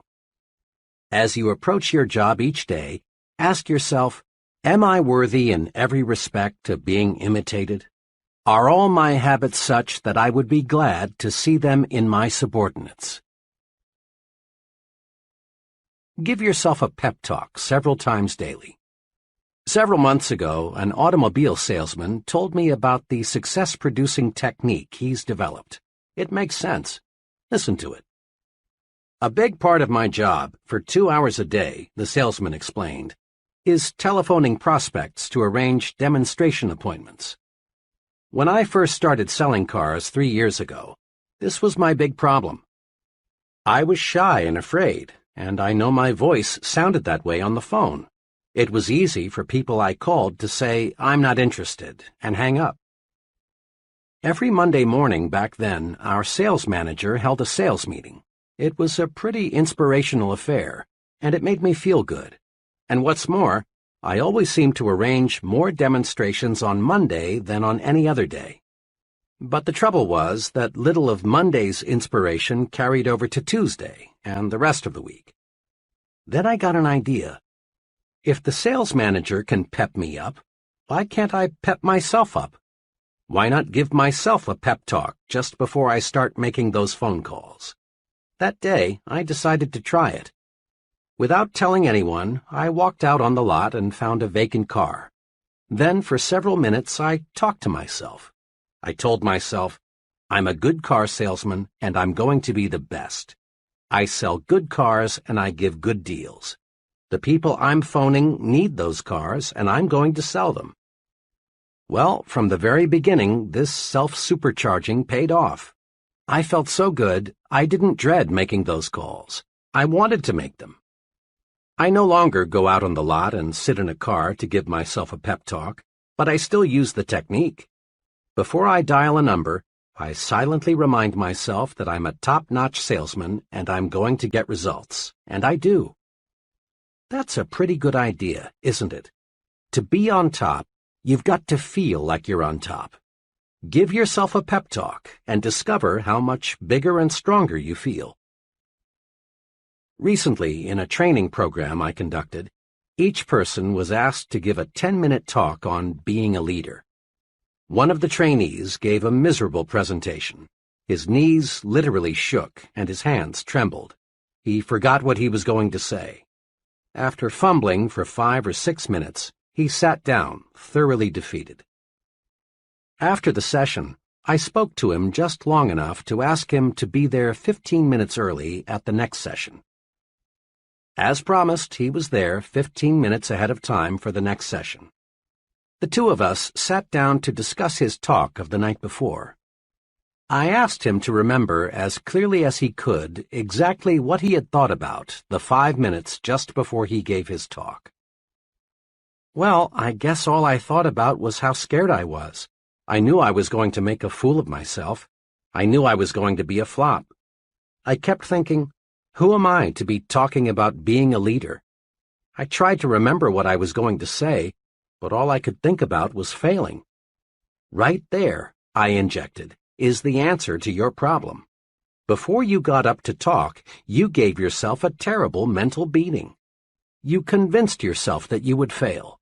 Is it any wonder your talk didn't come off well? Instead of developing courage, you developed fear. Now this evening's session, I continued, starts in just 4 minutes.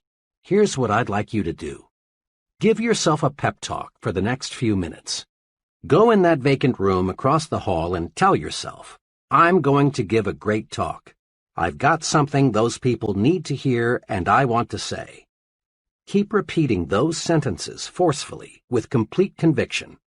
Then come into the conference room and give your talk again. I wish you could have been there to hear the difference. That brief, self-administered, hard-hitting pep talk helped him to make a splendid speech. The moral? Practice uplifting self-praise. Don't practice belittling self-punishment.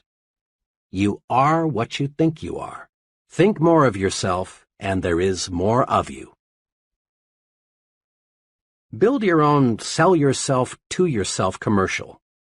Think for a moment about one of America's most popular products, Coca-Cola.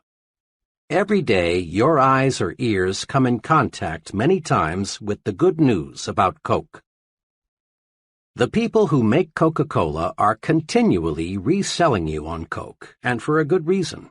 If they stopped reselling you, chances are you'd grow lukewarm and eventually cold to Coke. Then sales would drop.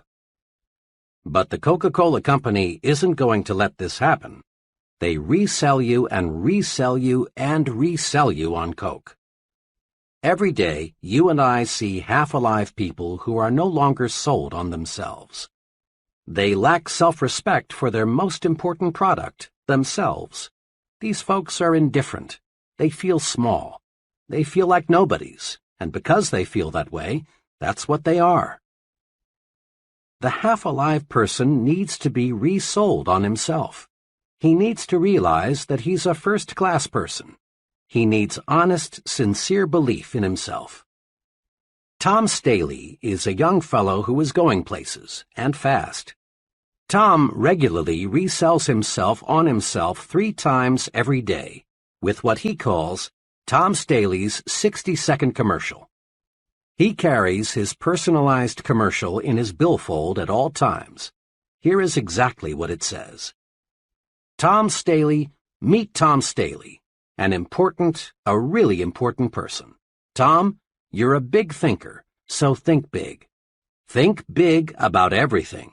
You've got plenty of ability to do a first-class job, so do a first-class job.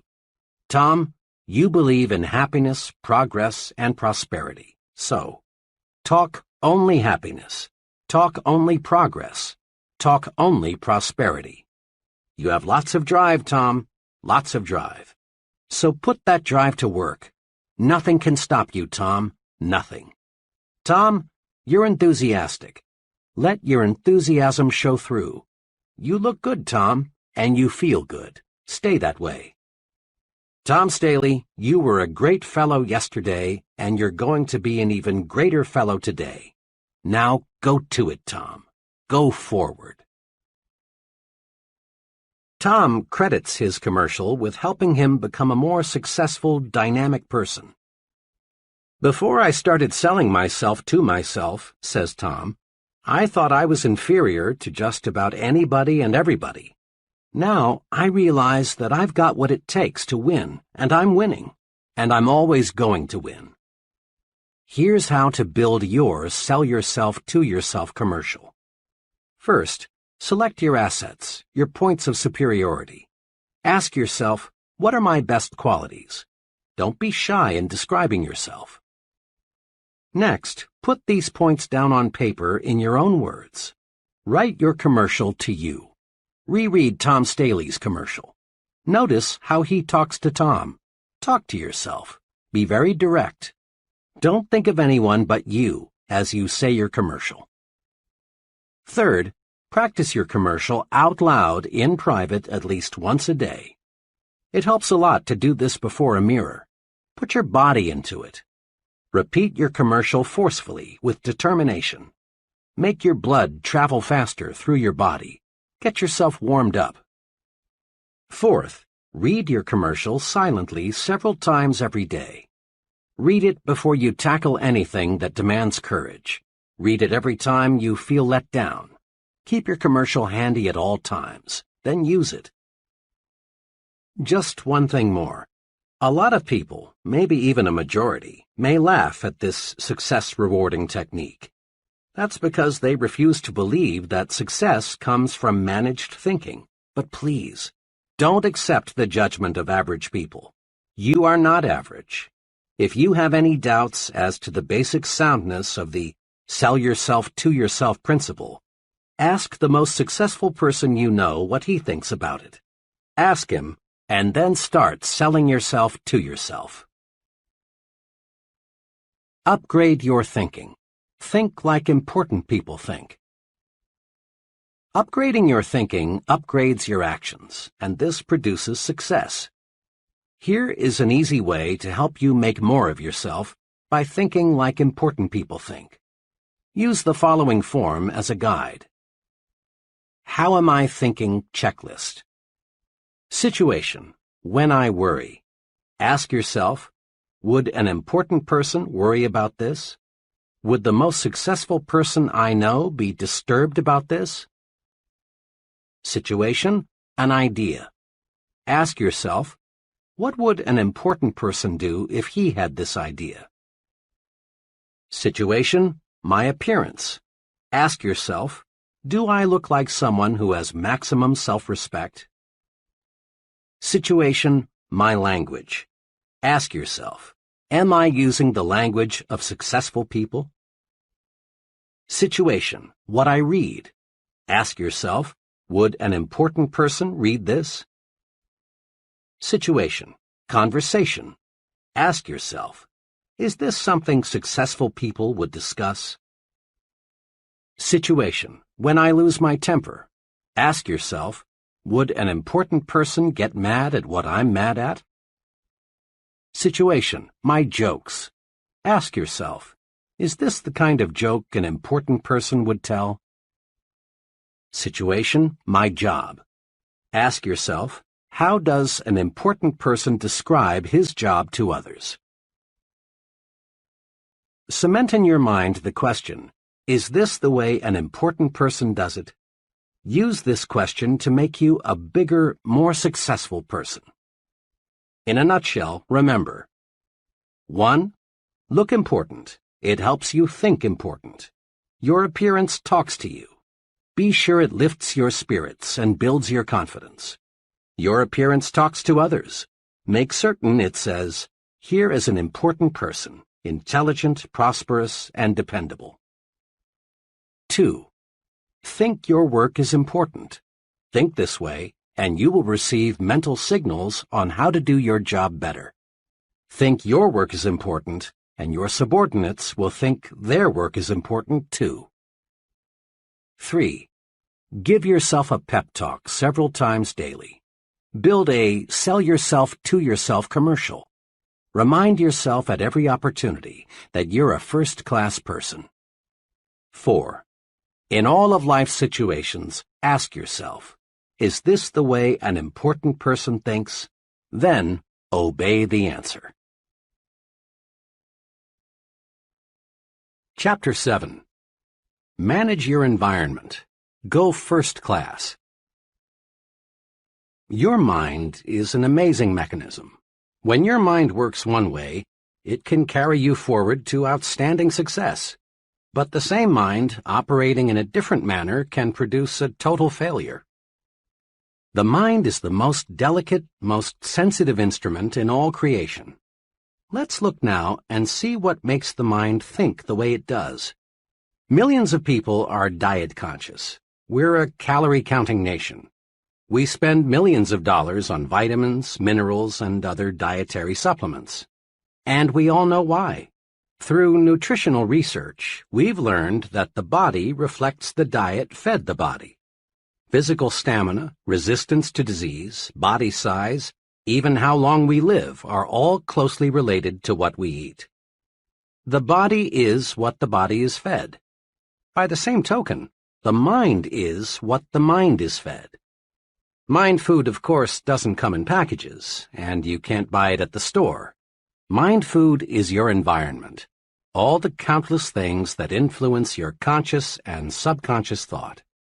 The kind of mind food we consume determines our habits, attitudes, personality. Each of us inherited a certain capacity to develop.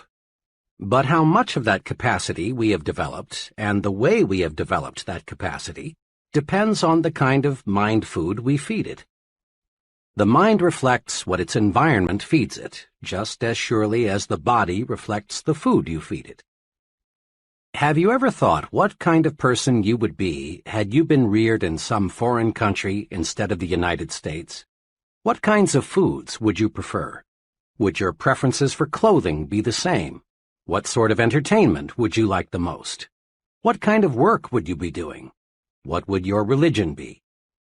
You can't, of course, be sure of the answers to these questions, but chances are you would be a materially different person had you grown up in a different country. Why? Because you would have been influenced by a different environment. As the saying goes, you are a product of your environment. Mark it well. Environment shapes us, makes us think the way we do. Try to name just one habit or one mannerism you have that you did not pick up from other people. Relatively minor things, like the way we walk, cough, hold a cup. Our preferences for music, literature, entertainment, clothing, all stem in very large part from environment. More important, the size of your thinking, your goals, your attitudes, your very personality is formed by your environment. Prolonged association with negative people makes us think negatively. Close contact with petty individuals develops petty habits in us. On the bright side, companionship with people with big ideas raises the level of our thinking. Close contact with ambitious people gives us ambition. Experts agree that the person you are today, your personality, ambitions, present status in life, are largely the result of your psychological environment. And experts agree also that the person you will be 1, 5, 10, 20 years from now depends almost entirely on your future environment.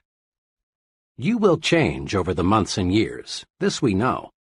But how you will change depends on your future environment, the mind food you feed yourself. Let's look now at what we can do to make our future environment pay off in satisfaction and prosperity.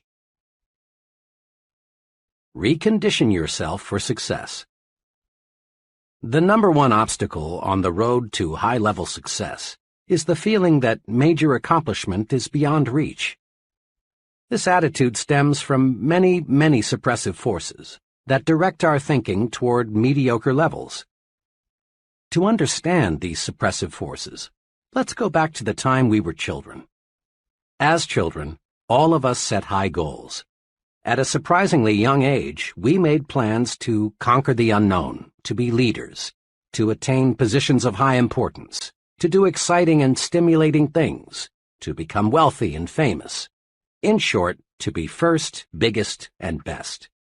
And in our blessed ignorance, we saw our way clear to accomplish these goals. But what happened? Long before we reached the age when we could begin to work toward our great objectives, a multitude of suppressive influences went to work. From all sides we heard, it's foolish to be a dreamer, and that our ideas were impractical, stupid, naive, or foolish, that you have got to have money to go places, that luck determines who gets ahead, or you've got to have important friends, or you're too old or too young. As a result of being bombarded with the "you can't get ahead, so don't bother to try" propaganda, most people you know can be classified into 3 groups. First group, those who surrendered completely. The majority of people are convinced deep down inside that they haven't got what it takes, that real success, real accomplishment, is for others who are lucky or fortunate in some special respect. You can easily spot these people because they go to great lengths to rationalize their status and explain how happy they really are. A very intelligent man, age 32, who has dead-ended himself in a safe but mediocre position, recently spent hours telling me why he was so satisfied with his job. He did a good job of rationalizing, but he was only kidding himself, and he knew it. What he really wanted was to work in a challenging situation where he could grow and develop. But that multitude of suppressive influences had convinced him that he was inadequate for big things. This group is, in reality, just the other extreme of the discontented job switcher searching for opportunity. Rationalizing yourself into a rut, which, incidentally, has been described as a grave with both ends open, can be as bad as wandering aimlessly, hoping opportunity will somehow, someday, hit you in the face. Second group, those who surrendered partially. A second but much smaller group enters adult life with considerable hope for success. These people prepare themselves, they work, they plan, but after a decade or so, resistance begins to build up. Competition for top-level jobs looks rugged. This group then decides that greater success is not worth the effort. They rationalize, we're earning more than the average, and we live better than the average. Why should we knock ourselves out? Actually, this group has developed a set of fears: fear of failure, fear of social disapproval, fear of insecurity, fear of losing what they already have. These people aren't satisfied because deep down they know they have surrendered. This group includes many talented, intelligent people who elect to crawl through life because they are afraid to stand up and run. Third group, those who never surrender. This group, maybe 2 or 3% of the total, doesn't let pessimism dictate, doesn't believe in surrendering to suppressive forces, doesn't believe in crawling. Instead, these people live and breathe success. This group is the happiest because it accomplishes the most. These people become top salesmen, top executives, top leaders in their respective fields. These people find life stimulating, rewarding, worthwhile. These people look forward to each new day, each new encounter with other people, as adventures to be lived fully. Let's be honest. All of us would like to be in the third group, the one that finds greater success each year, the one that does things and gets results. To get and stay in this group, however, we must fight off the suppressive influences of our environment. To understand how persons in the first and second groups will unwittingly try to hold you back, study this example.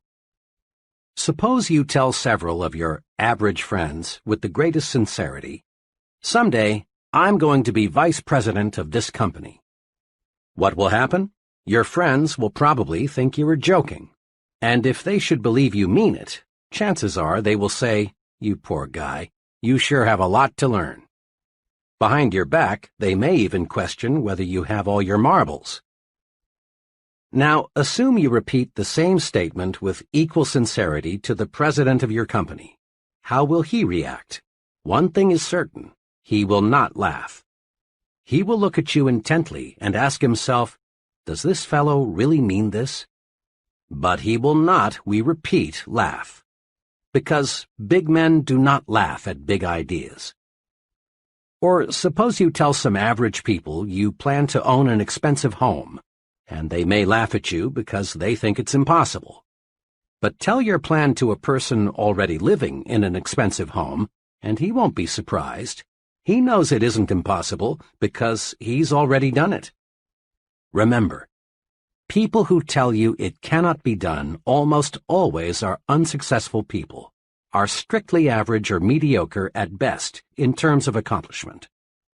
The opinions of these people can be poison. Develop a defense against people who want to convince you that you can't do it. Accept negative advice only as a challenge to prove that you can do it. Be extra cautious about this.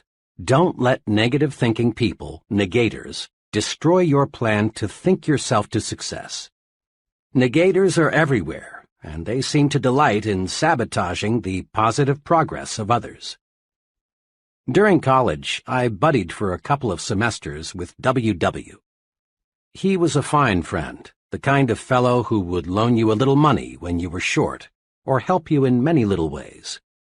Despite this fine loyalty, W.W. was just about 100% sour and bitter toward life, the future, opportunity. He was a real negator. During that period, I was an enthusiastic reader of a certain newspaper columnist who stressed hope, the positive approach, opportunity.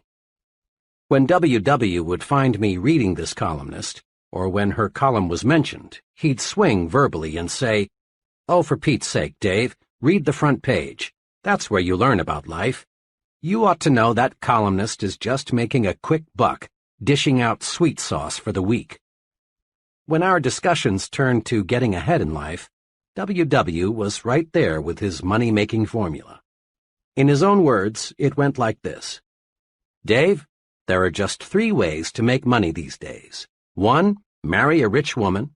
2, steal in a nice, clean, legal way. Or 3, get to know the right people, somebody with plenty of pull." W.W. was always prepared to defend his formula with examples. Sticking to the front page, he was quick to cite that one labor leader in 1,000 who had siphoned off a pile of money from the union till and got away with it.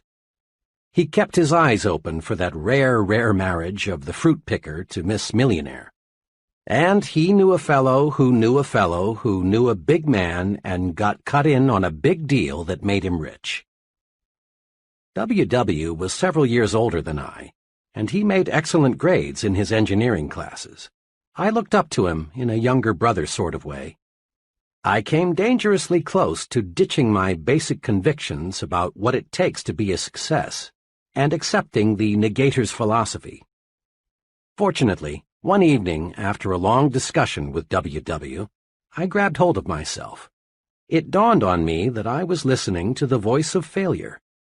It seemed to me W.W. was talking more to convince himself than he was to convert me to his way of thinking. From then on, I regarded W.W. as an object lesson, a sort of experimental guinea pig. Rather than buy what he said, I studied him, trying to figure out why he thought the way he did and where such thinking would take him. I turned my negator friend into a personal experiment. I haven't seen W.W. in 11 years, but a mutual friend saw him just a few months ago. W.W. is working as a low-paid draftsman in Washington. I asked my friend whether W.W. has changed. No, except if anything, he's more negative than when we knew him. He's having a tough go of it. He has 4 children, and on his income it's rough. Old W.W. has the brains to be making 5 times what he is, if he just knew how to use those brains. Negators are everywhere. Some negators, like the one who almost tripped me, are well-meaning folks, but others are jealous people who, not moving ahead themselves, want you to stumble too. They feel inadequate themselves, so they want to make a mediocre person out of you. Be extra careful. Study negators. Don't let them destroy your plans for success. A young office worker recently explained to me why he had changed carpools. One fellow, he said, talked about nothing trip in and trip out except what an awful company we worked for. Regardless of what management did, he found fault. He was negative about everyone from his supervisor on up. The products we sold were no good. Every policy had something wrong with it. As he saw it, absolutely everything had something wrong with it. Each morning I arrived at work tense and wound up tight. And each night, after hearing him preach and rant for 45 minutes about all the things that went wrong that day, I got home discouraged and depressed. Finally, I got sense enough to get in another carpool. It's made a world of difference, for now I'm with a group of fellows who can see 2 sides to a question. That young fellow changed his environment. Smart, wasn't he? Make no mistake about it. You are judged by the company you keep. Birds of a feather do flock together. Fellow workers are not all alike. Some are negative, others positive. Some work because they have to. Others are ambitious and work for advancement. Some associates belittle everything the boss says or does. Others are much more objective and realize they must be good followers before they can be good leaders. How we think is directly affected by the group we're in. Be sure you're in the flock that thinks right. There are pitfalls to watch in your work environment. In every group, there are persons who, secretly aware of their own inadequacies, want to stand in your way and prevent you from making progress. Many ambitious fellows have been laughed at, even threatened, because they tried to be more efficient and produce more. Let's face it, some folks, being jealous, want to make you feel embarrassed because you want to move upward. This often happens in factories, where fellow workers sometimes resent the fellow who wants to speed up production. It happens in the military service when a clique of negative-minded individuals poke fun at and try to humiliate the young soldier who wants to go to officer's school. It happens in business, too, when a few individuals not qualified to advance try to block the way for someone else. You've seen it happen time and again in high schools when a group of lunkheads deride a classmate who has the good sense to make the most of his educational opportunities and come out with high grades. Sometimes, and all too sadly often, the bright student is jeered at until he reaches the conclusion that it isn't smart to be intelligent. Ignore such negative thinkers in your midst. For often, the remarks made in your direction aren't so personal as you might at first think. They are merely a projection of the speaker's own feeling of failure and discouragement. Don't let negative thinkers pull you down to their level. Let them slide by, like the water from the proverbial duck's back. Cling to people who think progressively. Move upward with them. You can do it simply by thinking right. A special word of caution. Be careful about your source of advice. In most organizations, you will encounter freelance advisors who know the ropes and are tremendously eager to clue you in. One time, I overheard a freelance advisor explaining the facts of office life to a bright young man just starting in. Said the advisor, "The best way to get along here is just stay out of everybody's way. If they ever get to know you, all they'll do is pile more work on you. Be especially careful to stay away from Mr. Z, the department manager. If he thinks you haven't got enough to do, he'll really load you down." This freelance advisor had been with the company for almost 30 years and was still bottom man on the totem pole. What a consultant for a young man who wants to move upward in the business. Make it a rule to seek advice from people who know. There's a lot of incorrect thinking that successful people are inaccessible. The plain truth is that they are not.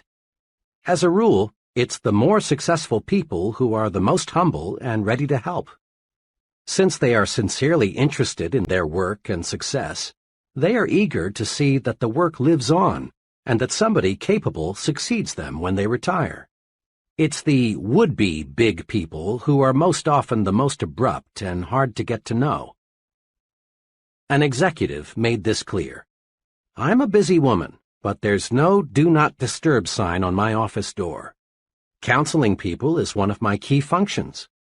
We give standardized training of one kind or another to everybody in the company. But personal counseling, or tutoring, as I like to call it, is available for the asking. I stand ready to help the fellow who comes in here with either a company or a personal problem. The fellow who displays curiosity and exhibits a real desire to know more about his job and how it relates to other jobs is the individual I like most to help. But, she said, for obvious reasons, I can't spend time offering advice to anybody who isn't sincere in seeking it. Go first class when you have questions. Seeking advice from a failure is like consulting a quack on how to cure cancer. Many executives today never employ persons for key jobs without first interviewing the fellow's wife. One sales executive explained to me, I want to be sure the prospective salesman has his family behind him, a cooperative family that won't object to travel, irregular hours, and other inconveniences which are part of selling.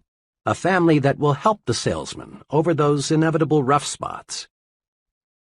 Executives today realize that what happens on weekends and between 6 p.m. and 9 a.m. directly affects a person's performance from 9 a.m. to 6 p.m. The person with a constructive off-the-job life nearly always is more successful than the person who lives in a dull, dreary home situation. Let's look in on the traditional way two co-workers, John and Milton, spend their weekends. Let's look, too, at the ultimate results. John's psychological diet on weekends is something like this. Usually, one evening is spent with some carefully selected, interesting friends. Another evening is generally spent out, perhaps at a movie, a civic or community project, or some friend's house. John devotes Saturday morning to Boy Scout work. Saturday afternoon he does errands and chores around the house. Often he works on some special project. Currently it's building a patio in the backyard. On Sundays, John and his family do something special. One Sunday recently they climbed a mountain. Another Sunday they visited a museum. Occasionally they drive into the nearby countryside, for John wants to buy some country property in the not-too-distant future. Sunday evening is spent quietly. John usually reads a book and catches up on the news. Wrapped up, John's weekends are planned. His many refreshing activities keep boredom locked out. John gets plenty of psychological sunshine. Milton's psychological diet is much less well-balanced than John's. His weekends are unplanned. Milton is usually pretty tired on Friday night, but he goes through the motions of asking his wife, "Want to do anything tonight?" But the plan dies there. Rarely do Milton and his wife entertain, and rarely are they invited out. Milton sleeps late on Saturday morning, and the rest of the day is taken up with chores of one kind or another. Saturday night, Milton and his family usually go to a movie or watch TV. What else is there to do? Milton spends most of Sunday morning in bed. Sunday afternoon, they drive over to Bill and Mary's, or Bill and Mary drive over to see them. Bill and Mary are the only couple Milton and his wife visit regularly. Milton's entire weekend is marked by boredom. By the time Sunday evening rolls around, the whole family is on each other's nerves as a result of cabin fever. There are no knockdown, drag-out fights, but there are hours of psychological warfare. Milton's weekend is dull, dreary, boring. Milton gets no psychological sunshine. Now, What's the effect of these two home environments on John and Milton? Over a period of a week or two, there probably is no perceptible effect. But over a period of months and years, the effect is tremendous. John's environmental pattern leaves him refreshed, gives him ideas, tunes up his thinking. He's like an athlete being fed steak. Milton's environmental pattern leaves him psychologically starved. His thinking mechanism is impaired. He's like an athlete being fed candy and beer. John and Milton may be on the same level today, but there will gradually be a wide gap between them in the months ahead, with John in the lead position. Casual observers will say, well, I guess John has more on the ball than Milton. But those of us who know will explain that much of the difference in job performance is the result of the difference in the mind food consumed by the two fellows. Every farmer in the Corn Belt knows that if he puts plenty of fertilizer with his corn, he's going to get a bigger yield. Thinking, too, must be given additional nourishment if we want to get better results. My wife and I, along with 5 other couples, spent a wonderful evening last month as guests of a department store executive and his wife. My wife and I lingered just a little longer than the others, so I had a chance to ask our host, whom I know well, a question that had been in my mind all evening. This was really a wonderful evening, I said, but I'm puzzled about one thing. I'd expected to meet mainly other retailing executives here tonight, but your guests all represented different fields. There was a writer, a doctor, an engineer, an accountant, and a teacher. He smiled and said, well, we often do entertain retailing people, but Helen and I find it's very refreshing to mix with people who do something else for a living. I'm afraid if we confined our entertaining to people who have only interests similar to our own, we'd find ourselves in the old well-known rut. Besides, he went on, people are my business. Every day, thousands of people of every occupational group imaginable visit our store. The more I can learn about other people, their ideas, interests, viewpoints, the better job I can do in giving them the merchandise and service they want and will buy. Here are a few simple do's to help make your social environment first class. 1. Do circulate in new groups. Restricting your social environment to the same small group produces boredom, dullness, dissatisfaction. Equally important, remember that your success-building program requires that you become an expert in understanding people. Trying to learn all there is to know about people by studying one small group is like trying to master mathematics by reading one short book. Make new friends, join new organizations, enlarge your social orbit. Then, too, variety in people, like variety in anything else, adds spice to life and gives it a broader dimension. It's good mind food. 2. Do select friends who have views different from your own. In this modern age, the narrow individual hasn't much future. Responsibility and positions of importance gravitate to the person who is able to see both sides. If you're a Republican, make sure you have some friends who are Democrats, and vice versa. Get to know people of different religious faiths. Associate with opposites, but just be sure they are persons with real potential. 3. Do select friends who stand above petty, unimportant things. Folks who are more concerned with the square footage of your home or the appliances you have or don't have than with your ideas and your conversation are inclined to be petty. Guard your psychological environment. Select friends who are interested in positive things, friends who really do want to see you succeed. Find friends who breathe encouragement into your plans and ideals. If you don't, if you select petty thinkers as your close friends, you'll gradually develop into a petty thinker yourself. We're a poison-conscious nation. Body poison, that is. Every restaurateur is on guard against food poisoning. Just a couple of cases of it, and his patrons won't come near his place. We've got tons of laws to protect the public against hundreds of body poisons. We put, or should put, poisons on the top shelves so the kids can't reach them. We go to any extreme to avoid body poison, and it's good that we do. But there's another type of poison, perhaps a little more insidious, thought poison, commonly called gossip. Thought poison differs from body poison in two ways. It affects the mind, not the body, and is more subtle. The person being poisoned usually doesn't know it. Thought poison is subtle, but it accomplishes big things. It reduces the size of our thinking by forcing us to concentrate on petty, unimportant things. It warps and twists our thinking about people because it is based on a distortion of facts, and it creates a guilt feeling in us that shows through when we meet the person we've gossiped about. Thought poison is 0% right thinking. It is 100% wrong thinking. And contrary to lots of opinion, women have no exclusive franchise on gossip. Every day, many men, too, live in a partially poisoned environment. Every day, thousands of gossip fests staged by men take place on such topics as the boss's marital or financial problems, Bill's politicking to get ahead in business, the probability of John being transferred, the reasons for special favors being awarded Tom, and why they brought in that new man. Gossiping goes something like this. Say, I just heard. No, why? Well, it doesn't surprise me. He had it coming to him. Of course, this is confidential. Conversation is a big part of our psychological environment. Some conversation is healthy. It encourages you.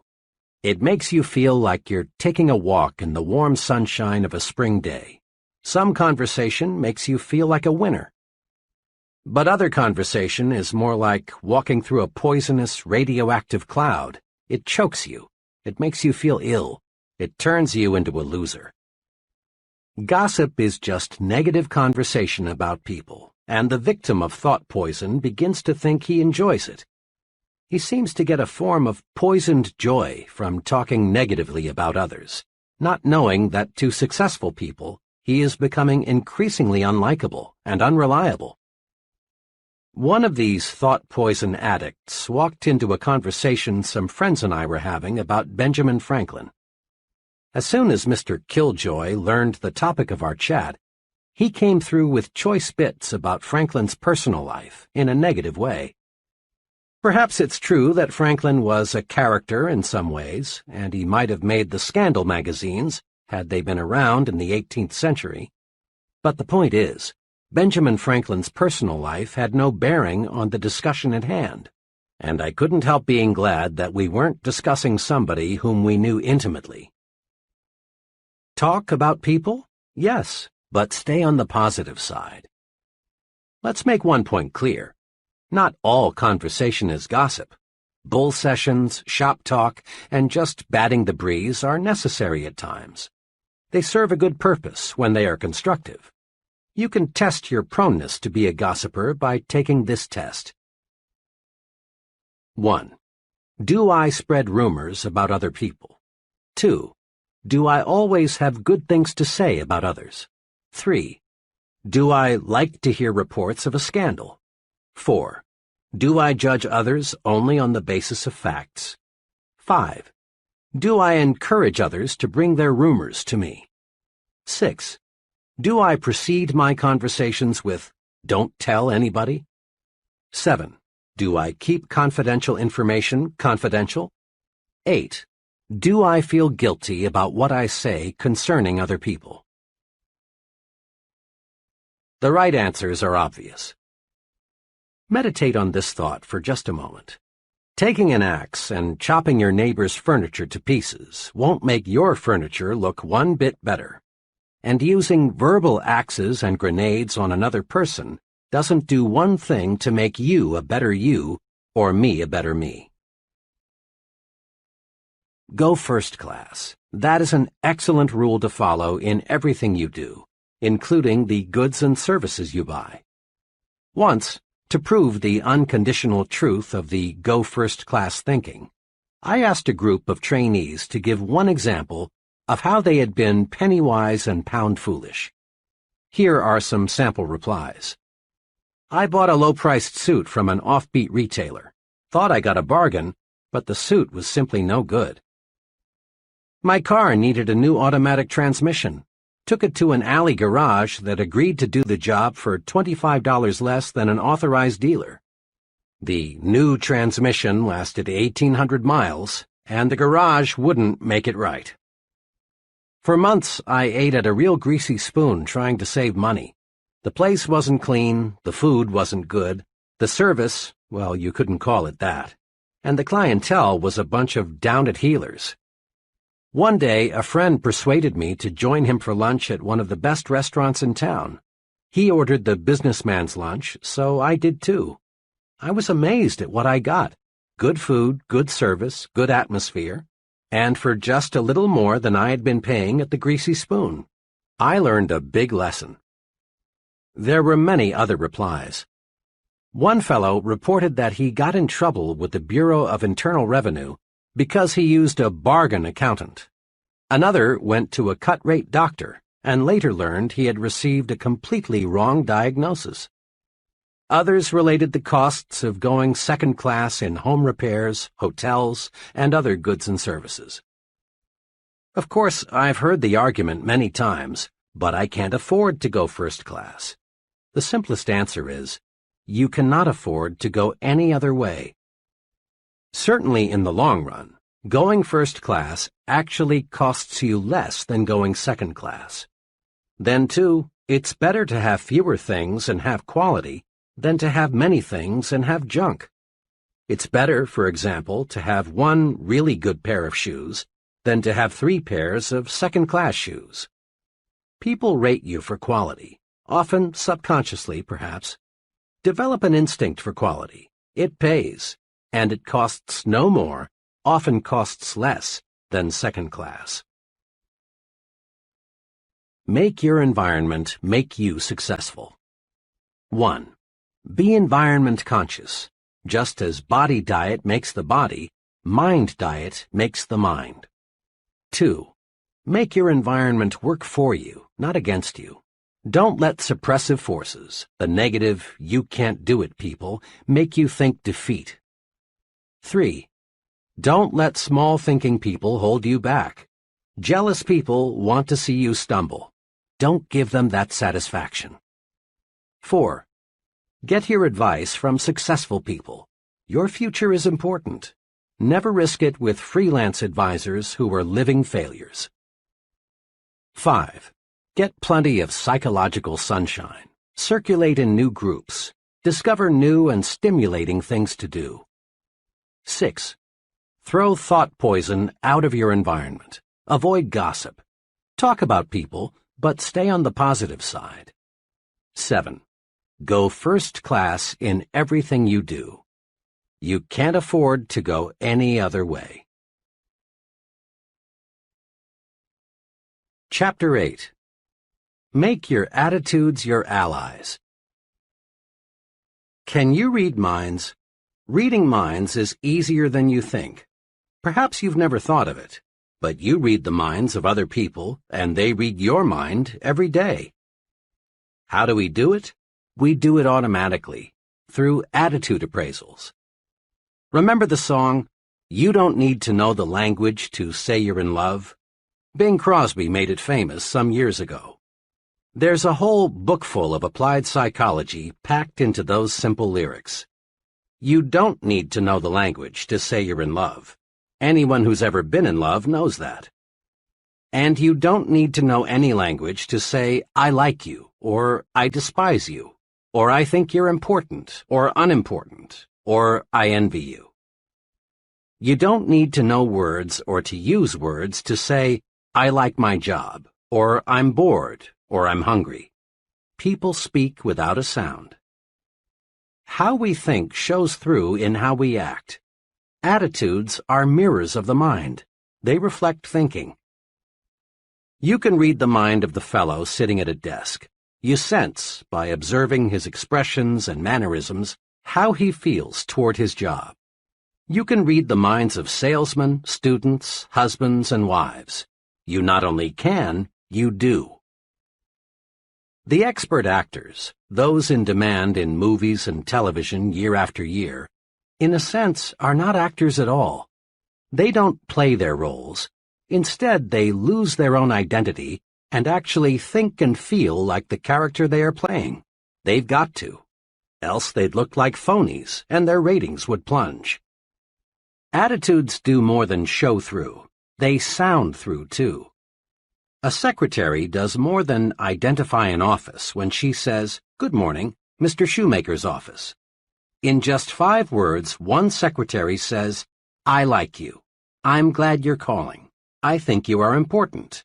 I like my job." But another secretary, saying exactly the same words, tells you, "You bothered me. I wish you hadn't called. I'm bored with my job, and I don't like people who bother me." We read attitudes through expressions and voice tones and inflections. Here's why. In the long, long history of humankind, a speaking language, even remotely resembling what we use today, is a very recent invention. So recent, you might say, in terms of the great clock of time, that we developed a language only this morning. For millions and millions of years, people got by with little more than moans and groans and grunts and growls. So for millions of years, people communicated with other people by body and facial expressions and sounds, not words. And we still communicate our attitudes, our feelings toward people and things, the same way. Aside from direct body contact, body movements, facial expressions, and sound are the only ways we have to communicate with infants. And those young ones show an uncanny ability to spot the phony.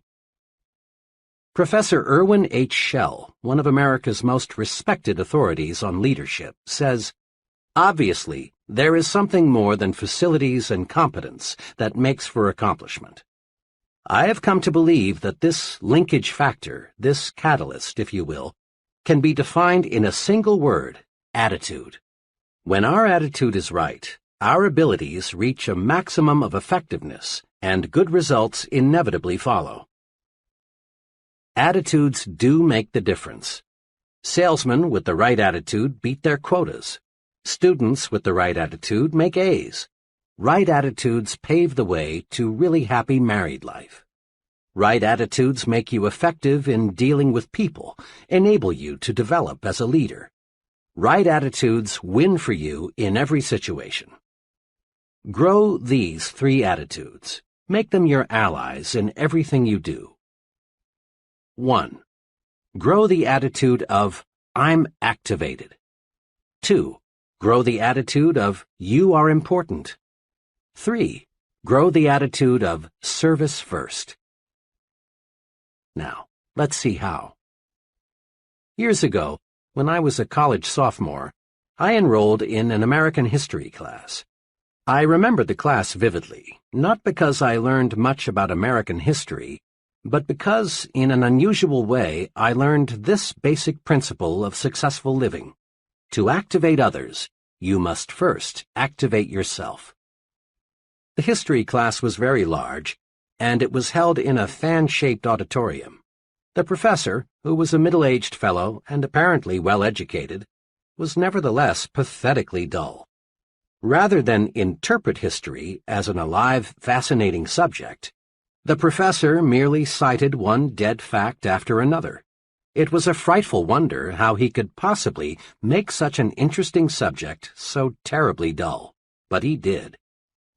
You can imagine the effect the professor's boredom had on the students. Talking and sleeping got so out of hand that the professor had 2 assistants patrol the aisles to break up student conversations and wake up those who had dozed off. Occasionally, the professor would stop and, shaking his finger at the class, would say, "I'm warning you, you've got to pay attention to what I say. You've got to stop this talking, and that's all there is to it." This, of course, made little impression on his students, many of whom, as veterans, had gambled their lives only months before, had made history on islands and in bombers. As I sat there watching this potentially great, wonderful experience turn into a disgusting farce, I found myself wrestling with the question, why are the students ignoring what the professor has to say? The answer came. The students had no interest in what the professor was saying because the professor himself had no interest. He was bored with history, and it showed through. To activate others, to get them to be enthusiastic, you must first be enthusiastic yourself. Over the years, I've tested this principle in hundreds of different situations. It always holds true. A man who lacks enthusiasm never develops it in another. But a person who is enthusiastic soon has enthusiastic followers. The enthusiastic salesman need never worry about unenthusiastic buyers. The enthusiastic teacher need never worry about disinterested students. The activated minister need never be distressed by a sleepy congregation. Enthusiasm can make things 1,100% better. 2 years ago, employees in a business I'm acquainted with donated $94.35 to the Red Cross. This year, the same employees, with just about the same payroll, donated almost $1,100, an increase of 1,100%. The drive captain, who collected only $94.35, was totally lacking in enthusiasm. He made remarks like, "I suppose it's a worthwhile organization. I've never had any direct contact with it. It's a big organization and they collect a lot from the wealthy, so I suppose it's not too important if you contribute. If you can make a donation, see me." This fellow did nothing to inspire anyone to want to join the Red Cross and do it in a big way. This year's drive captain was a different sort. He had enthusiasm. He gave examples of case histories that showed how the Red Cross pitches in when disaster strikes. He showed how the Red Cross depends on donations from everyone. He asked the employees to be guided in giving by how much they would be willing to give their neighbor if disaster should strike him. He said, "Look what the Red Cross has done." Notice, he did not beg. He did not say, "Each of you is expected to donate XX dollars." All he did was to show enthusiasm about the importance of the Red Cross. Success just naturally followed. Think for a moment about a club or a civic organization you know that is fading away. Chances are, all it needs is enthusiasm to bring it back to life. Results come in proportion to enthusiasm applied. Enthusiasm is simply, "This is great. Here's why." Here is a 3-step procedure that will help you to develop the power of enthusiasm. 1. Dig into it deeper. Make this little test. Think of 2 things in which you have little or no interest, maybe cards, certain kinds of music, a sport. Now ask yourself, how much do I really know about these things? Odds are 100 to 1 that your answer is not much. I confess that for years I had absolutely no interest in modern art. It was just so many botched-up lines. Until I let a friend who knows and loves modern art explain it to me. Really, now that I've dug into it, I find it fascinating. That exercise supplies one important key for building enthusiasm. To get enthusiastic, learn more about the thing you are not enthusiastic about. Chances are you are quite unenthusiastic about bumblebees.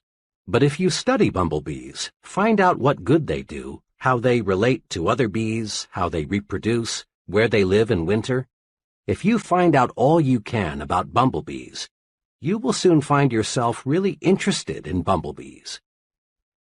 To show trainees how enthusiasm can be developed through the dig into it deeper technique, I sometimes use a greenhouse example. In a deliberately casual way, I ask the group, "Are any of you interested in manufacturing and selling greenhouses?" Not once have I gotten an affirmative answer. Then I make a few points about greenhouses. I remind the group how, as our standard of living rises, people become more and more interested in non-necessities. I suggest how much Mrs. America would enjoy growing her own orchids and orange blossoms. I point out that if tens of thousands of families can afford private swimming pools, millions could afford greenhouses, because greenhouses are relatively inexpensive. I show them that if you could sell a $600 greenhouse to only one family in 50, you'd develop a $600 million business in producing greenhouses, and perhaps a $250 million industry supplying plants and seeds.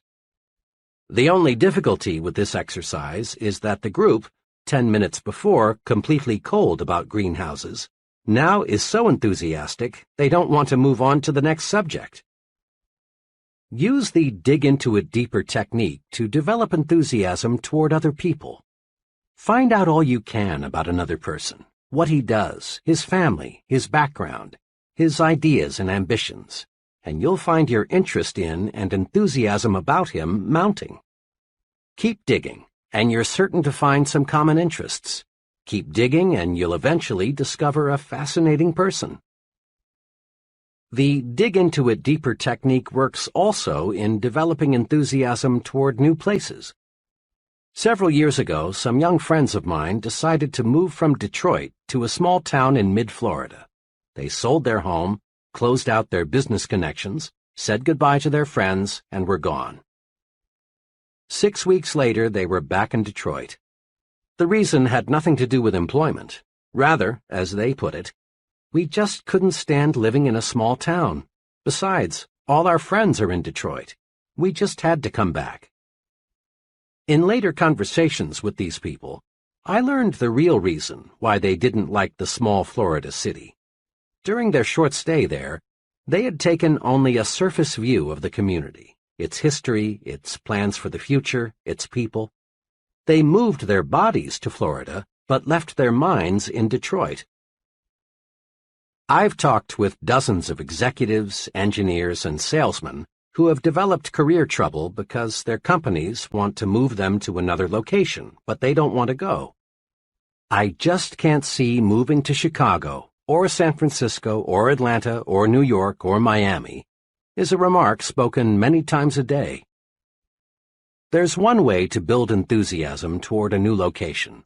Simply resolve to dig into the new community. Learn all you can about it. Mix with the people. Make yourself feel and think like a community citizen from the very first day. Do this, and you'll be enthusiastic about your new environment. Today, millions of Americans invest in corporate securities. But there are many millions more who have no interest at all in the stock market. That's because they are people who have not familiarized themselves with what the securities market is, how it operates, the day-to-day romance of American business. To get enthusiasm about anything, people, places, things, dig into it deeper. Dig into it deeper, and you'll develop enthusiasm. Put this principle to work next time you must do something you don't want to do. Put this principle to work next time you find yourself becoming bored. Just dig in deeper, and you dig up interest. 2. In everything you do, life it up. Enthusiasm, or lack of it, shows through in everything you do and say. Life up your handshaking. When you shake hands, shake. Make your hand clasp say, "I'm glad to know you. I am glad to see you again." A conservative, mouse-like handshake is worse than no handshake at all. It makes people think, this guy is more dead than alive. Try to find a highly successful person with a conservative handshake. You'll have to look a long, long time. Life up your smiles. Smile with your eyes. Nobody likes an artificial, pasted-on, rubbery smile. When you smile, smile. Show a few teeth. Maybe your teeth aren't attractive, but that's really unimportant. For when you smile, people don't see your teeth. They see a warm, enthusiastic personality, someone they like. Life up your thank yous.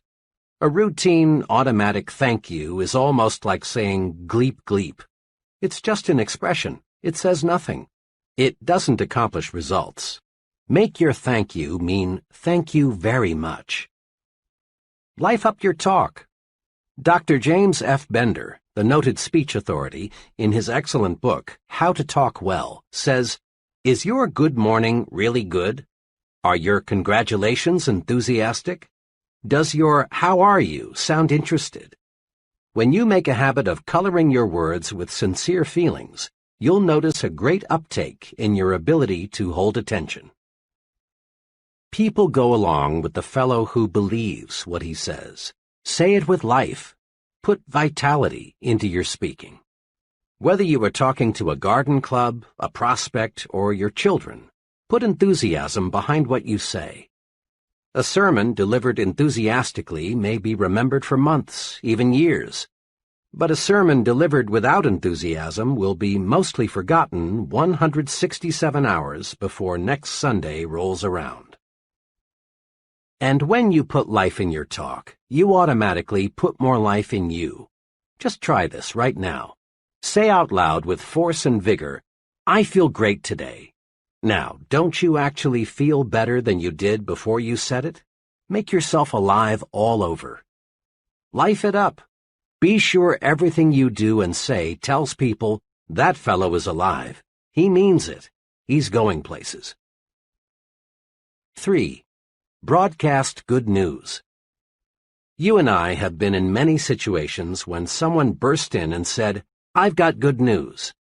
Immediately, this person gets 100% attention from everyone present. Good news does more than get attention. Good news pleases people. Good news develops enthusiasm. Good news even promotes good digestion. Just because there are more broadcasters of bad news than there are broadcasters of good news, don't be misled. No one ever won a friend. No one ever made money, no one ever accomplished anything by broadcasting bad news. Transmit good news to your family. Tell them the good that happened today.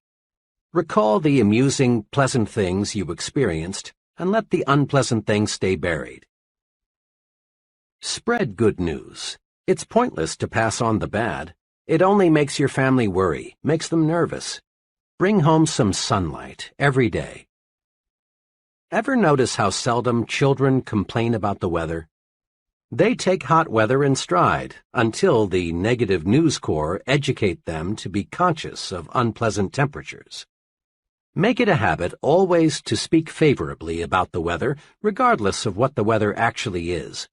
Complaining about the weather makes you more miserable, and it spreads misery to others. Broadcast good news about how you feel. Be an "I feel great" person. Just say, "I feel great" at every possible opportunity, and you will feel better. By the same token, tell people, "I feel awful, just awful," and you will feel worse. How we feel is in large part determined by how we think we feel. Remember, too, that other people want to be around alive, enthusiastic people. Being around complainers and half-dead people is uncomfortable. Transmit good news to the people you work with. Give them encouragement. Compliment them at every opportunity. Tell them about the positive things the company is doing. Listen to their problems. Be helpful. Encourage people and win their support. Pat them on the back for the job they're doing. Give them hope. Let them know you believe they can succeed, that you have faith in them. Practice relieving worriers. Make this little test regularly to keep you on the right track. Whenever you leave a person, ask yourself, does that person honestly feel better because he has talked with me? This self-training device works. Apply it when talking with employees, associates, your family, customers, even with casual acquaintances. A salesman friend is a real good news broadcaster. He calls on his customers every month and always makes it a rule to have some good news to pass along. Examples. I met one of your good friends last week. He said to tell you hello. Since I was here last, big things have happened. Over 350,000 new babies were born last month, and more babies means more business for both of us. Usually, we think of bank presidents as overly reserved, unemotional people who never really warm up. Not so with one bank president. His favorite way to answer the phone is to say, "Good morning, it's a wonderful world. May I sell you some money?" Improper for a banker? Some might say so. But let me point out that the banker who uses this greeting is Mills Lane, Jr., president of the Citizens and Southern Bank, the largest in the entire Southeast. Good news gets good results. Broadcast it. The president of a brush manufacturing company I visited recently had this maxim neatly framed on his desk facing the visitor's chair.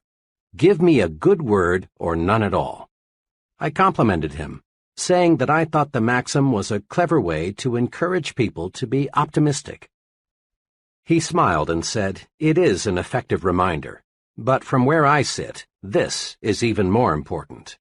He turned the frame around so I could see it from his side of the desk. It said, "Give them a good word, or none at all." Broadcasting good news activates you, makes you feel better. Broadcasting good news makes other people feel better too.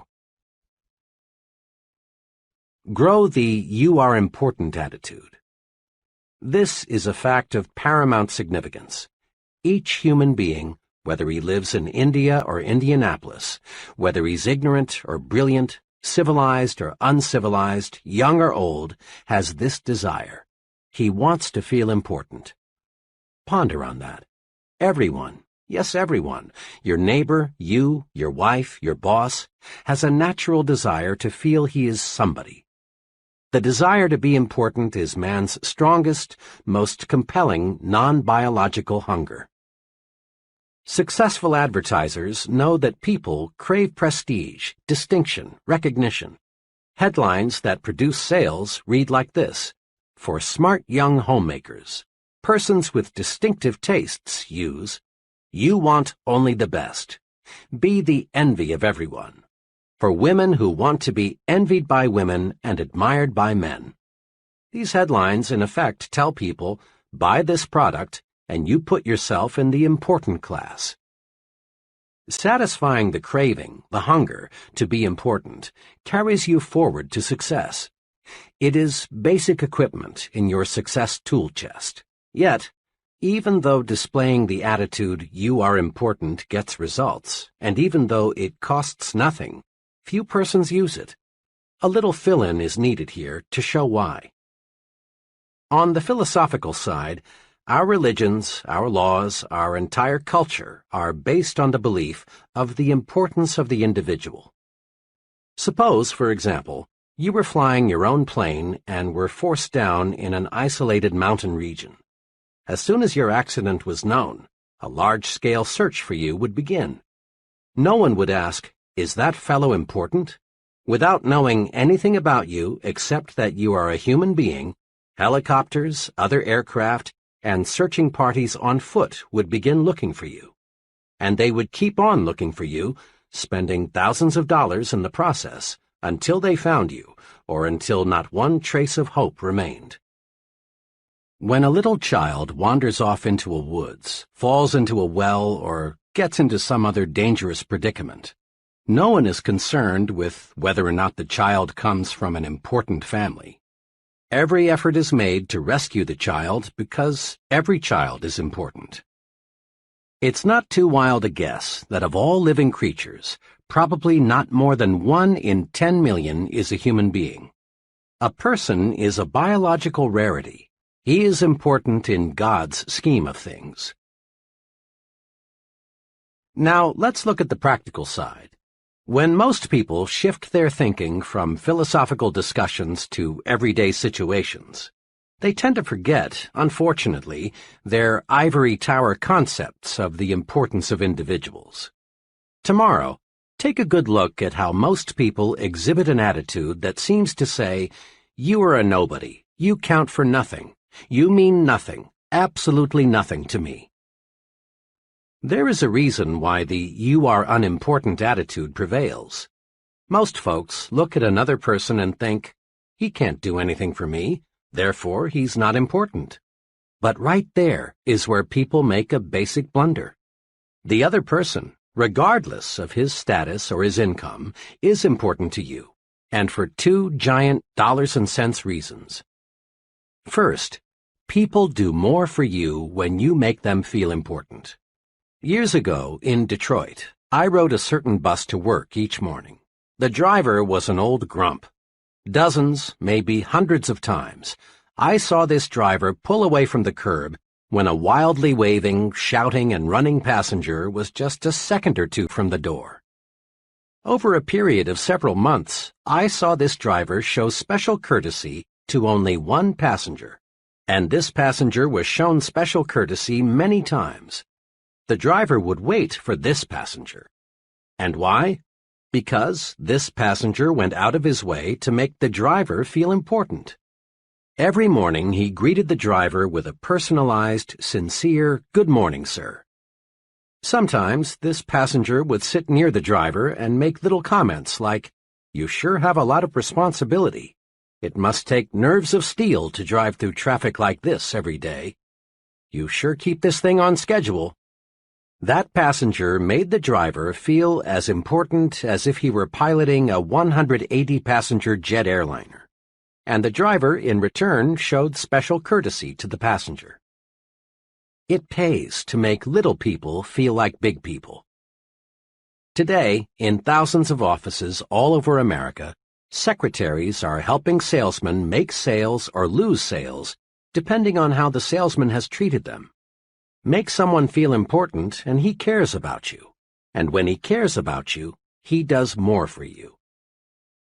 Customers will buy more from you, employees will work harder for you, associates will go out of their way to cooperate with you, your boss will do more to help you if you will only make these people feel important.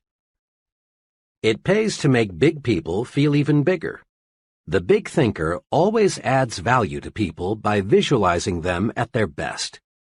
Because he thinks big about people, he gets their best out of them. Here's the second giant reason for making others feel important. When you help others feel important, you help yourself feel important too. One of the elevator operators who carried me up and down for several months had the look of complete unimportance written all over. She was 50-ish, unattractive, and certainly uninspired in her work. It was obvious that her longing to be important was completely unfulfilled. She was one of the millions of people who live for months at a time without ever being given a reason to believe that someone notices them or cares about them. One morning, shortly after I became one of her regular uppers and downers, I noticed that she had had her hair redone. It was nothing fancy. It was obviously a homemade job. But it had been cut, and it did look better. So I said, "Miss S." Note, I had learned her name. "I do like what you've done to your hair. It really looks fine." She blushed, said, "Thank you, sir," and nearly missed her next stop. She appreciated the compliment. Next morning, lo and behold, when I stepped into the elevator, I heard, "Good morning, Dr. Schwartz." Not one time before had I heard this operator address anyone by name. And in the remaining months that I had an office in the building, I never heard anyone called by name except me. I had made the operator feel important. I had sincerely complimented her and called her by name. I had made her feel important. Now she was repaying me by making me feel important. Let's not kid ourselves. People who do not have a deep-down feeling of self-importance are slated for mediocrity. Again and again, this point must be driven home. You must feel important to succeed. Helping others to feel important rewards you because it makes you feel more important. Try it and see. Here's how to do it. 1. Practice appreciation. Make it a rule to let others know you appreciate what they do for you. Never, never let anyone feel he is taken for granted. Practice appreciation with a warm, sincere smile. A smile lets others know you notice them and feel kindly toward them. Practice appreciation by letting others know how you depend on them. An earnest, "Jim, "I don't know what we'd do without you" type of remark makes people feel necessary, and when they feel necessary, they do increasingly better work. Practice appreciation with honest, personalized compliments. People thrive on compliments, whether 2 or 20, 9 or 90. A person craves praise. He wants to be assured that he's doing a good job, that he is important. Don't feel that you should hand out praise only for big accomplishments. Compliment people on little things: their appearance, the way they do their routine work, their ideas, their loyal efforts. Praise by writing personal notes, complimenting people you know on their achievements. Make a special phone call or a special trip to see them. Don't waste time or mental energy trying to classify people as very important persons, or unimportant persons. Make no exceptions. A person, whether he is garbage collector or company vice president, is important to you. Treating someone as second class never gets you first-class results. 2. Practice calling people by their names. Every year, shrewd manufacturers sell more briefcases, pencils, Bibles, and hundreds of other items just by putting the buyer's name on the product. People like to be called by name. It gives everyone a boost to be addressed by name. 2 special things you must remember: pronounce the name correctly and spell it correctly. If you mispronounce or misspell someone's name, that person feels that you feel he is unimportant. And here's one special reminder. When talking with people you don't know well, add the appropriate title: Miss, Mr., or Mrs. The office boy prefers Mr. Jones to just Jones. So does your junior assistant. So do people at every level. These little titles help tremendously to make people feel important. 3. Don't hog glory. Invest it instead. Just recently, I was a guest at an all-day sales convention. After dinner that evening, the vice president in charge of sales for the company passed out awards to the 2 district managers, a man and a woman, whose sales organizations had attained the best records for the year just ended. Then the vice president asked those district managers to take 15 minutes to tell the entire group how their organizations did so exceptionally well. The first district manager, who I later learned had been appointed a manager only 3 months before and was therefore only partially responsible for his organization's record, got up and explained how he did it. He conveyed the impression that his efforts, and his efforts alone, caused the sales increase. Remarks such as, "When I took over, I did such and such.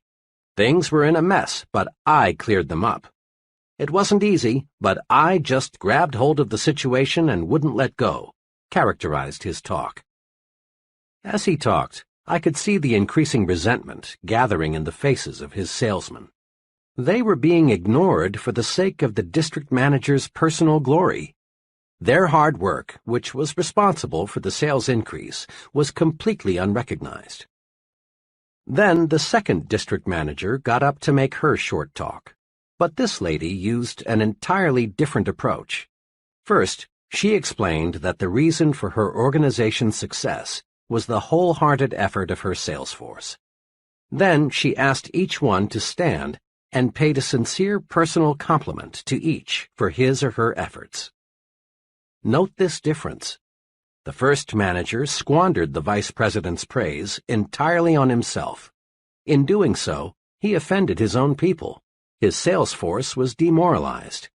The second passed the praise on to her sales force, where it could do more good. This manager knew that praise, like money, can be invested to pay dividends. She knew that passing the credit on to her salespeople would make them work even harder next year. Remember, praise is power. Invest the praise you receive from your superior. Pass praise on down to your subordinates, where it will encourage still greater performance. When you share praise, your subordinates know you sincerely appreciate their value. Here's a daily exercise that pays off surprisingly well. Ask yourself every day, what can I do today to make my wife and family happy? This may seem almost too simple, but it is amazingly effective. One evening, as part of a sales training program, I was discussing building the home environment for selling success. To illustrate a point, I asked the salesmen, who were all married, when was the last time, aside from Christmas, your wedding anniversary, or her birthday, that you surprised your wife with a special gift? Even I was shocked at the answers. Of the 35 salesmen, only one had surprised his wife in the past month. Many of the group answered between 3 and 6 months, and over a third said, "I can't remember." Imagine. And some men wonder why their wives no longer treat them like Mr. King with a crown. I wanted to impress these salesmen with the power of the thoughtful gift. The next evening, I arranged to have a florist appear just before the close of the session. I introduced him and leveled with them. I want each of you to discover what a little unexpected remembrance will do to build a better home environment. I've arranged with the florist for each of you to get a fine, long-stemmed red rose for just 50 cents. Now, if you don't have 50 cents, or if you think your wife isn't worth that, they laughed, I'll buy the flower for her myself. All I ask is that you take the rose to your wife, and then tomorrow evening tell us what happened. Don't, of course, tell her how you came to purchase this rose for her. They understood. Without exception, every fellow testified the next evening that the mere investment of 50 cents had made his wife happy. Do something special for your family often. It doesn't have to be something expensive. It's thoughtfulness that counts. Anything that shows that you put your family's interests first will do the trick. Get the family on your team. Give them planned attention. In this busy age, a lot of people never seem able to find time for their families. But if we plan, we can find it. One company vice president told me of this method, which he says works well for him. My job carries a lot of responsibility, and I have no choice but to bring quite a lot of work home every night. But I will not neglect my family, because it's the most important thing in my life. It's the main reason I work as hard as I do. I've worked out a schedule that enables me to give attention to my family as well as to my work. From 7:30 to 8:30 every evening, I devote my time to my 2 young children. I play games with them, read them stories, draw, answer questions, anything they want me to do. After an hour with those kids of mine, they're not only satisfied, but I'm 100% fresher. At 8:30 they trot off to bed, and I settle down to work for 2 hours. At 10:30, I quit working and spend the next hour with my wife. We talk about the kids, her various activities, our plans for the future. This hour, undisturbed by anything, is a wonderful way to cap off the day. I also reserve Sundays for my family. The whole day is theirs. I find my organized program for giving my family the attention it deserves is good not only for them, but also good for me. It gives me new energy. Want to make money? Then get the put service first attitude. It's perfectly natural, in fact, it's highly desirable, to want to make money and accumulate wealth. Money is power to give your family and yourself the standard of living they deserve. Money is power to help the unfortunate. Money is one of the means to living life fully. Once criticized for urging people to make money, the great minister Russell H. Conwell, author of Acres of Diamonds, said, "Money printed your Bible, money builds your churches, money sends your missionaries, and money pays your preachers, and you would not have many of them either if you did not pay them." The person who says he wants to be poor usually suffers from a guilt complex or a feeling of inadequacy. He's like the youngster who feels he can't make A's in school or make the football team, so he pretends he doesn't want to make A's or play football. Money, then, is a desirable objective. What's puzzling about money is the backward approach so many people use in trying to make it. Everywhere you see people with a money-first attitude. Yet these same people always have little money. Why? Simply this.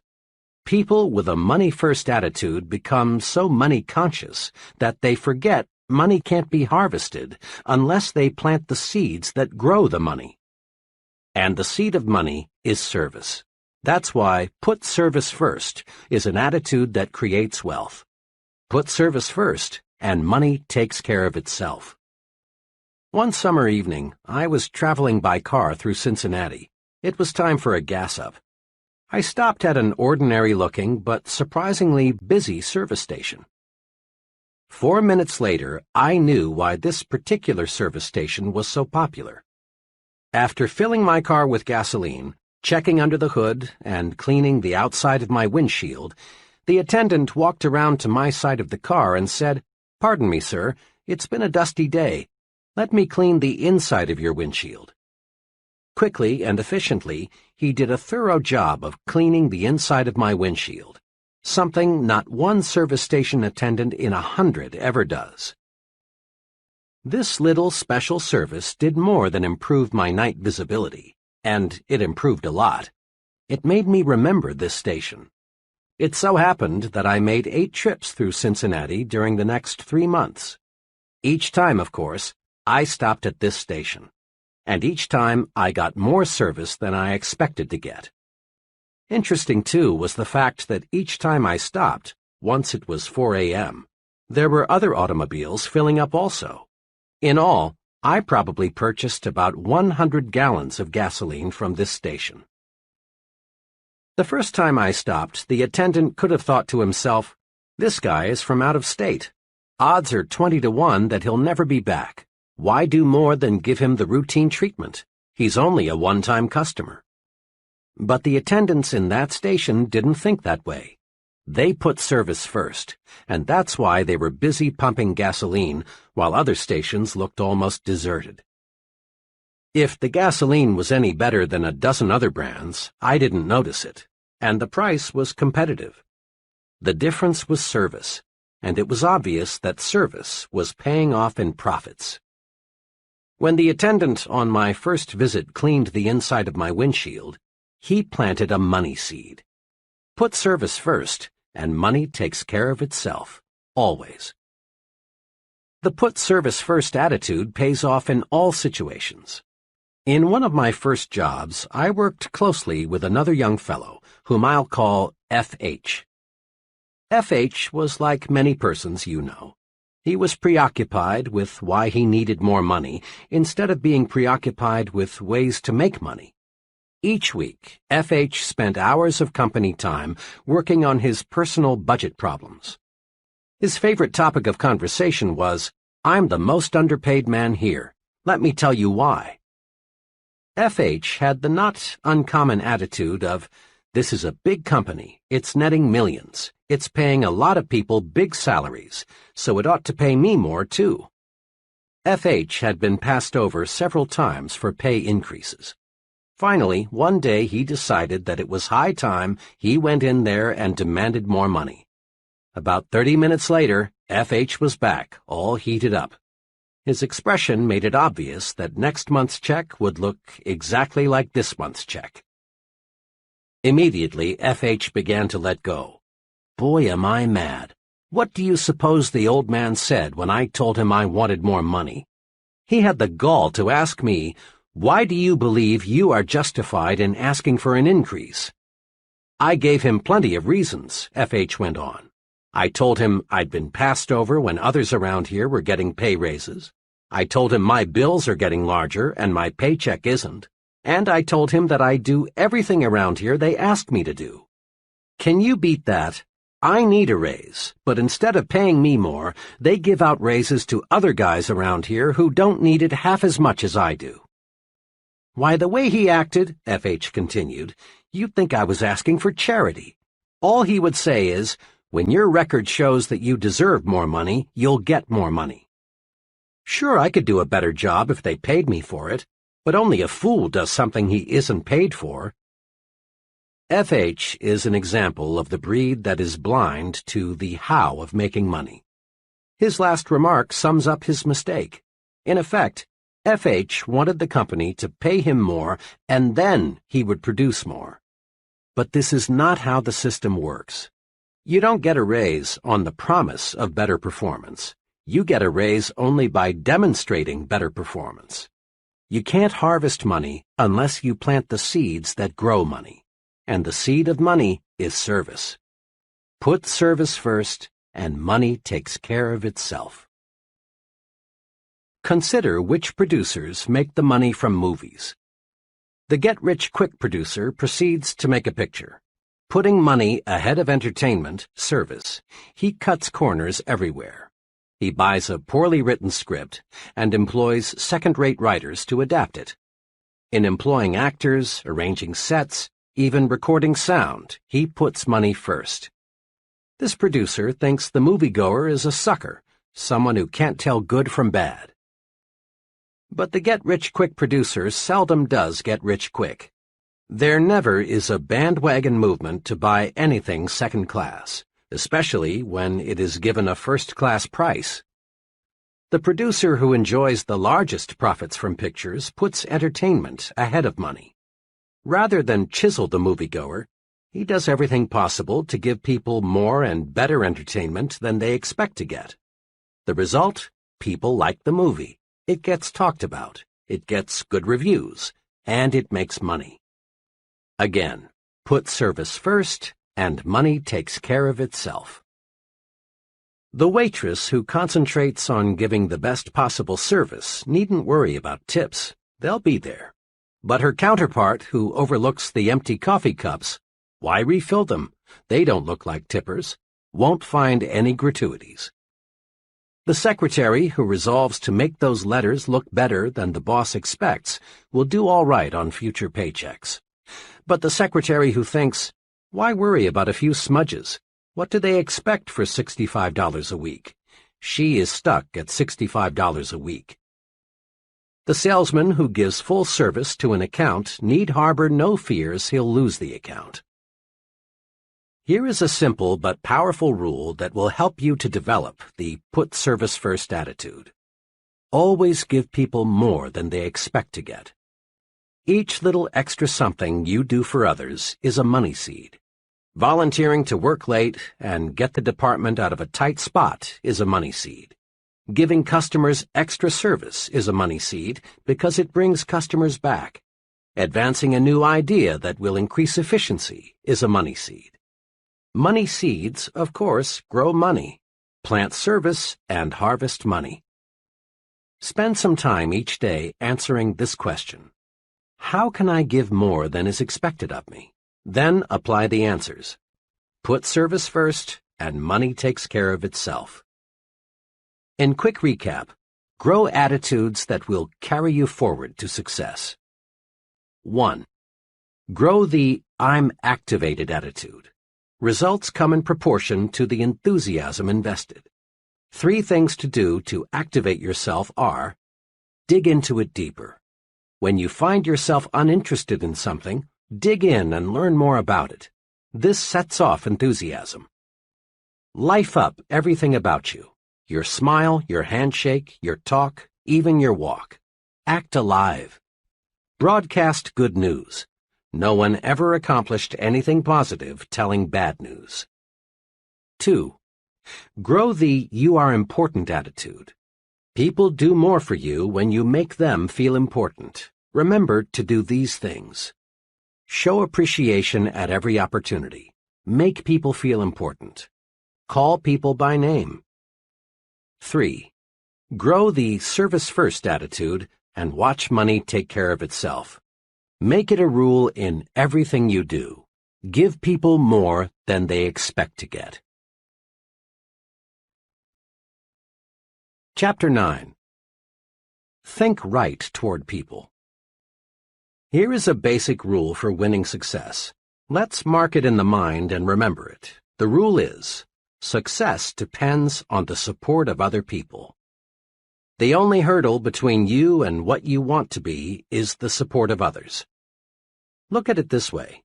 An executive depends on people to carry out his instructions. If they don't, the company president will fire the executive, not the employees. A salesman depends on people to buy his product. If they don't, the salesman fails. Likewise, a college dean depends on professors to carry forward his educational program. A politician depends on voters to elect him. A writer depends on people to read what he writes. A chain store magnate got to be a chain store magnate because employees accepted his leadership and consumers accepted his merchandising program. There were times in history when a person could gain a position of authority through force and hold it with force and/or threats of force. In those days, a man either cooperated with the leader or risked literally losing his head. But today, remember, a person either supports you willingly or he doesn't support you at all. Now it's time to ask, granted, I depend on others in order to achieve the success I want. But what must I do to get these people to support me and accept my leadership? The answer, wrapped up in one phrase, is think right toward people. Think right toward people, and they will like and support you. This chapter shows how. Thousands of times daily, a scene like this takes place. A committee or group is in session.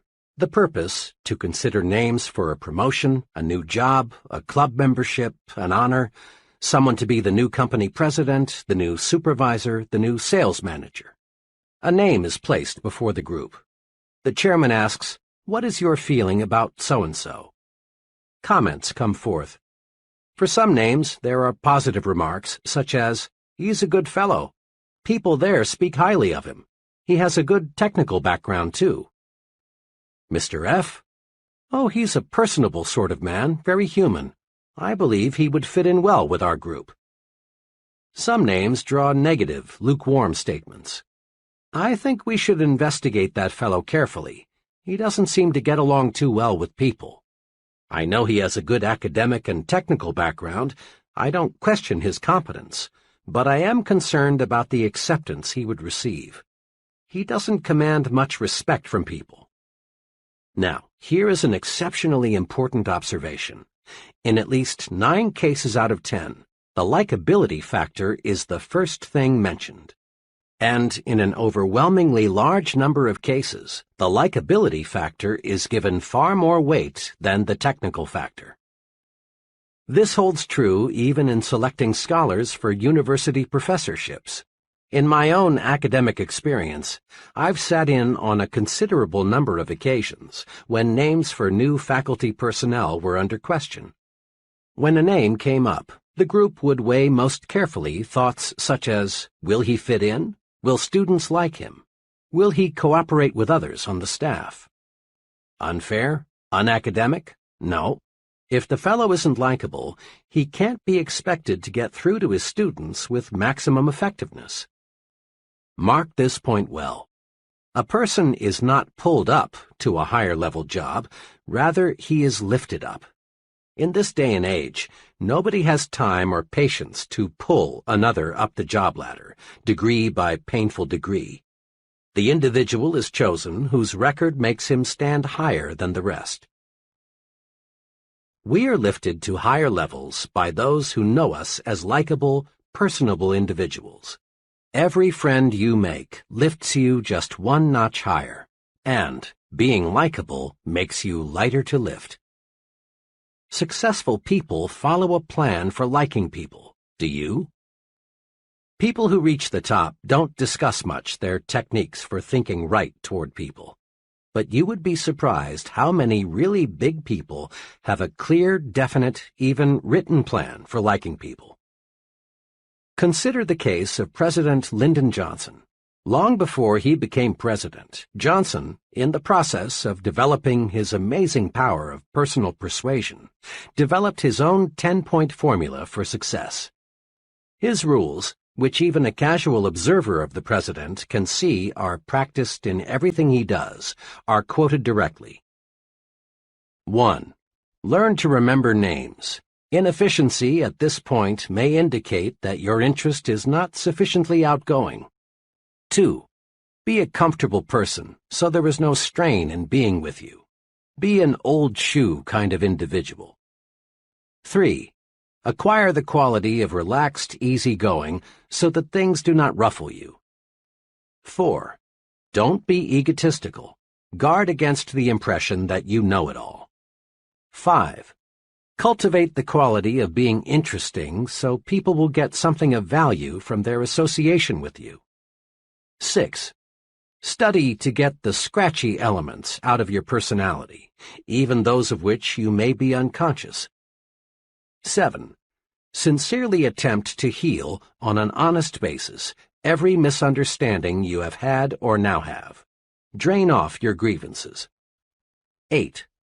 Practice liking people until you learn to do so genuinely. 9. Never miss an opportunity to say a word of congratulation upon anyone's achievement, or express sympathy in sorrow or disappointment. 10. Give spiritual strength to people, and they will give genuine affection to you. Living these 10 simple but tremendously powerful like-people rules makes President Johnson easier to vote for, easier to support in Congress. Living these 10 rules makes President Johnson easier to lift. Listen to these rules again. Notice that there's no get-even philosophy here. There's no let the other fellow come to me to patch up differences. There's no I know it all, other people are stupid. Big people, those on top in industry, the arts, sciences, and politics, are human, warm. They specialize in being likable. But don't try to buy friendship. It's not for sale. Giving gifts is a wonderful practice if the gift is backed up with genuine sincerity, a liking to give, and liking for the person to whom it is given. But without real sincerity, the gift is often regarded as nothing more than a payoff or a bribe. Last year, just a few days before Christmas, I was in the office of the president of a medium-sized trucking firm. Just as I was about to leave, in marched a delivery man with a gift of liquid refreshment from a local tire recapping firm. My friend was obviously provoked, and with a certain amount of chill in his voice, asked the delivery man to return the gift to its sender. After the delivery man left, my friend hastened to explain to me, "Don't misunderstand. I like to give gifts, and I like to get them." Then he named a number of gifts he had already received from business friends that Christmas. "But," he went on, "when the gift is just an attempt to get my business, an obvious bribe, I don't want it. I quit doing business with that firm 3 months ago, because their work isn't what it should be, and I don't like the employees. But their salesman keeps on calling. What burns me," he continued, "is that last week that same blank salesman was in here and had the gall to say, 'I sure would like to get your business back. I'm going to tell Santa to be real good to you this year.' If I hadn't sent their booze back, the first thing that so-and-so would have said to me next time he's in is, 'I'll bet you enjoyed our gift, didn't you?' Friendship can't be bought, and when we try, we lose in 2 ways. 1, we waste money. 2, we create contempt. Take the initiative in building friendships. Leaders always do. It's easy and natural for us to tell ourselves, let him make the first move. Let them call us.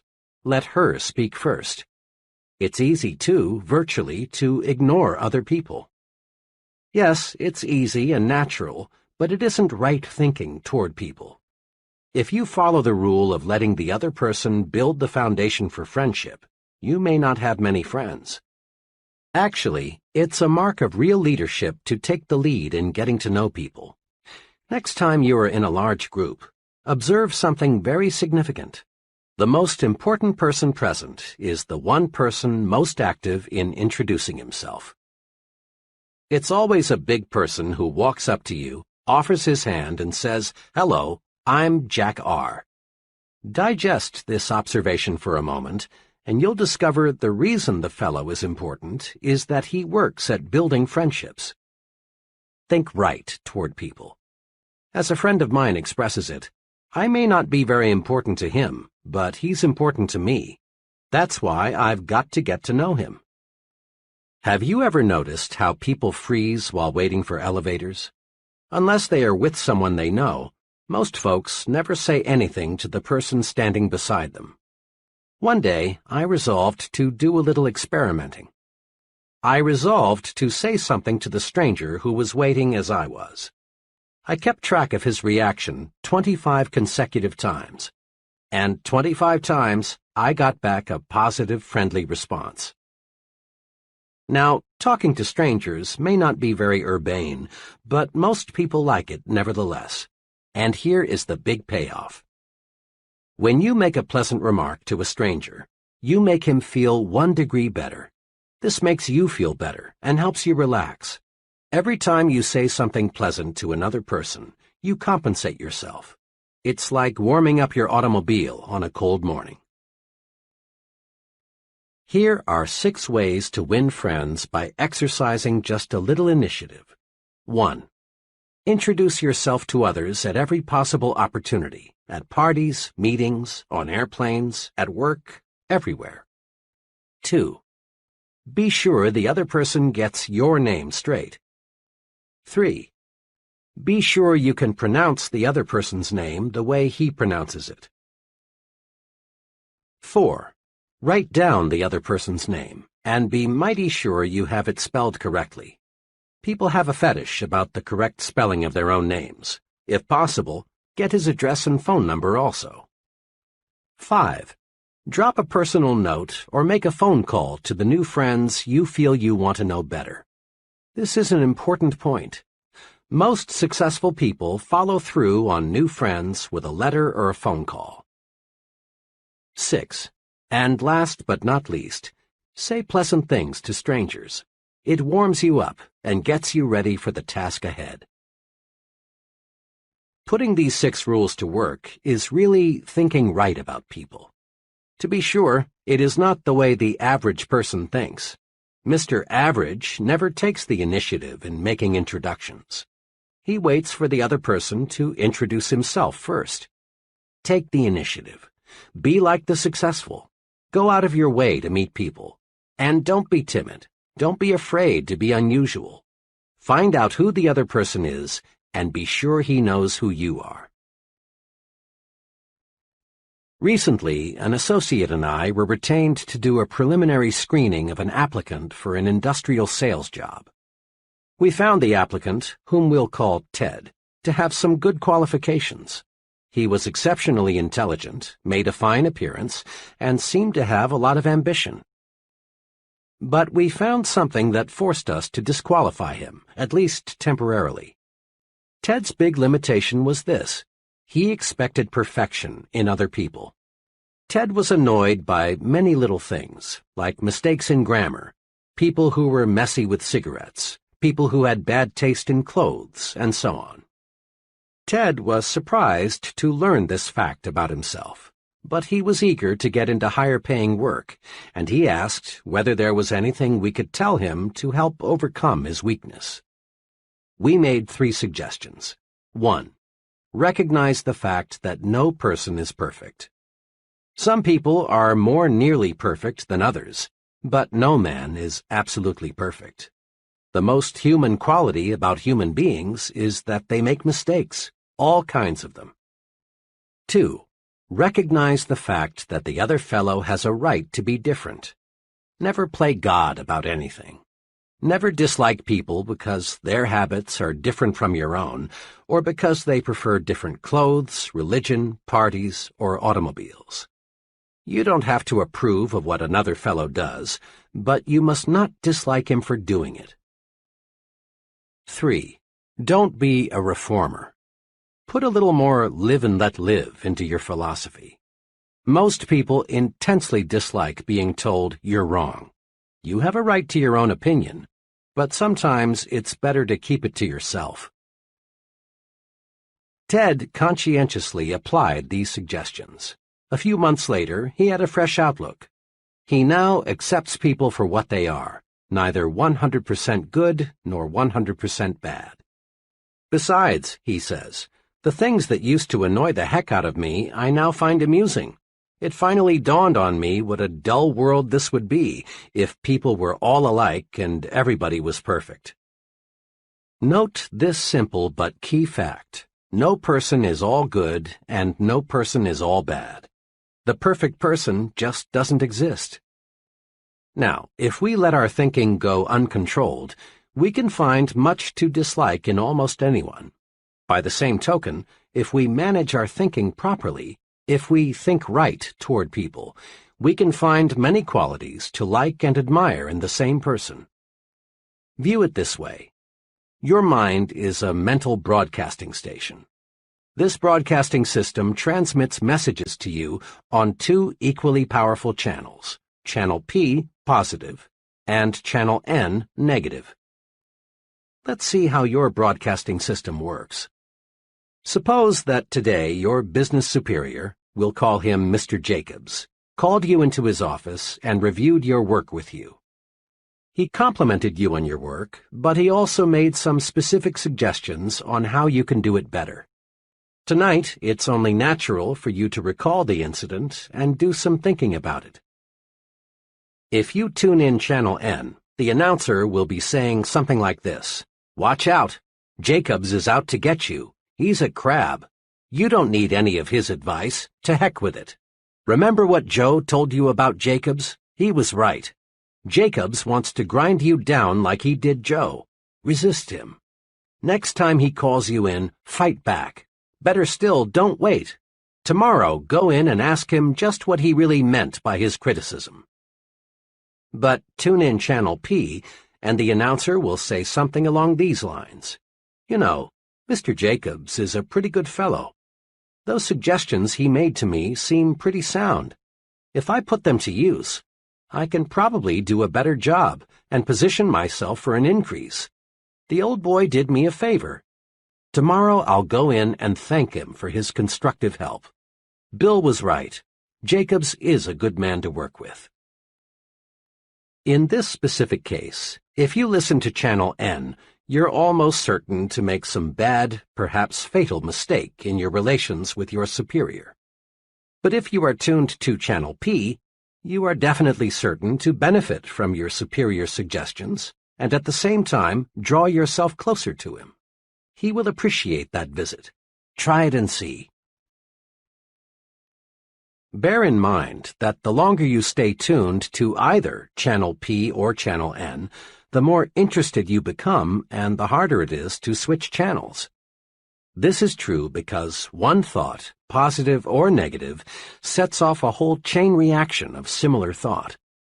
You may, for example, start off with such a simple minor negative thought as a person's accent, and find yourself soon thinking negatively about such unrelated topics as his political and religious beliefs, the car he drives, his personal habits, his relationship with his wife, even the way he combs his hair. And thinking this way surely won't get you where you want to go. You own it, so manage your thought broadcasting station. When your thoughts turn to people, make Channel P your listening habit. If Channel N cuts in, say stop, then switch channels. To make the switch, all you must do is think of one positive quality about the individual. In true chain reaction style, this one thought will lead to another and another, and you will be glad. When you are alone, you and only you can decide whether you will listen to Channel P or Channel N. But when you are talking with someone else, that person has a measure of control over how you think. We must remember that most people do not understand the concepts of thinking right toward people. So it's a very common experience for people to come rushing to you, just aching to say something negative about a person you both know. A coworker wants to tell you about the objectionable qualities of another employee. A neighbor wants to let you know the domestic problems of another neighbor. Or a customer wants to itemize the faults of his competitor, whom you will call on next. Thoughts breed like thoughts. There is real danger that if you listen to negative comments about another person, you too will go negative toward that person. In fact, if you are not on guard, you may actually find yourself adding fuel to the fire with, "Yes, and that's not all. Did you hear?" type of comment. These things backfire, boomerang. There are two ways to prevent others from switching us from Channel P to Channel N. One way is to switch topics as quickly and quietly as possible with some remark like, "Pardon me, John, but while I think of it, I've been meaning to ask you."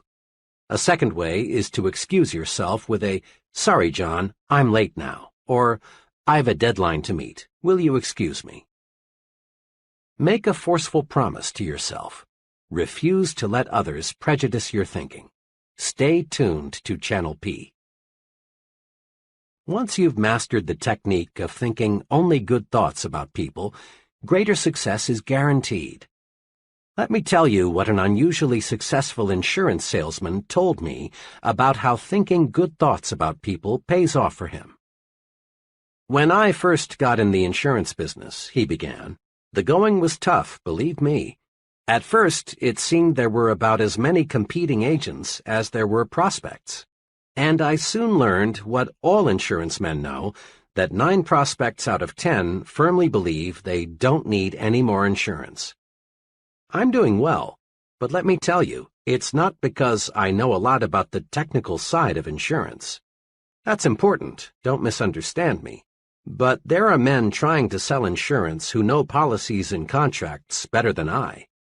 In fact, I know one man who wrote a book about insurance, but he couldn't sell a policy to a man who knew he had only 5 days to live.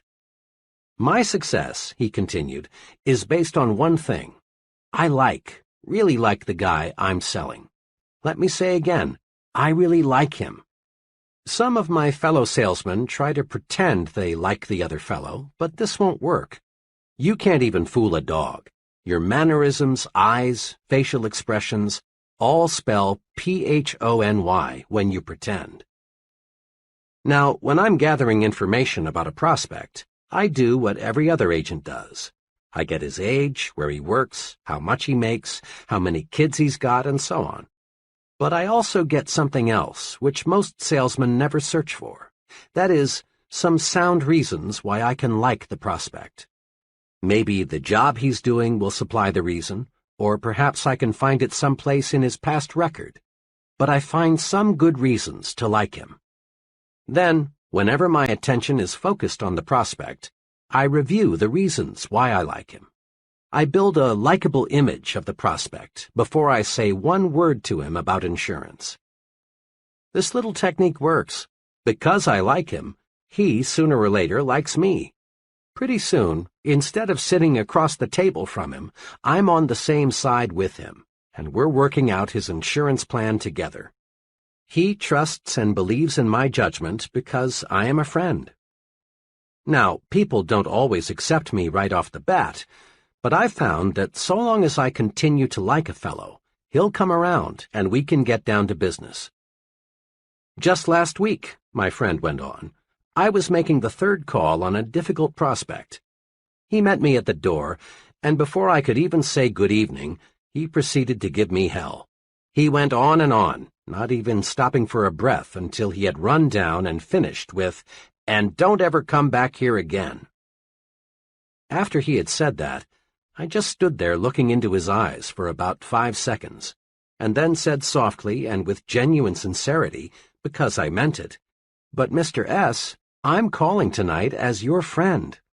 Yesterday, he bought a $250,000 endowment policy. Saul Polk is popularly called the appliance king of Chicago.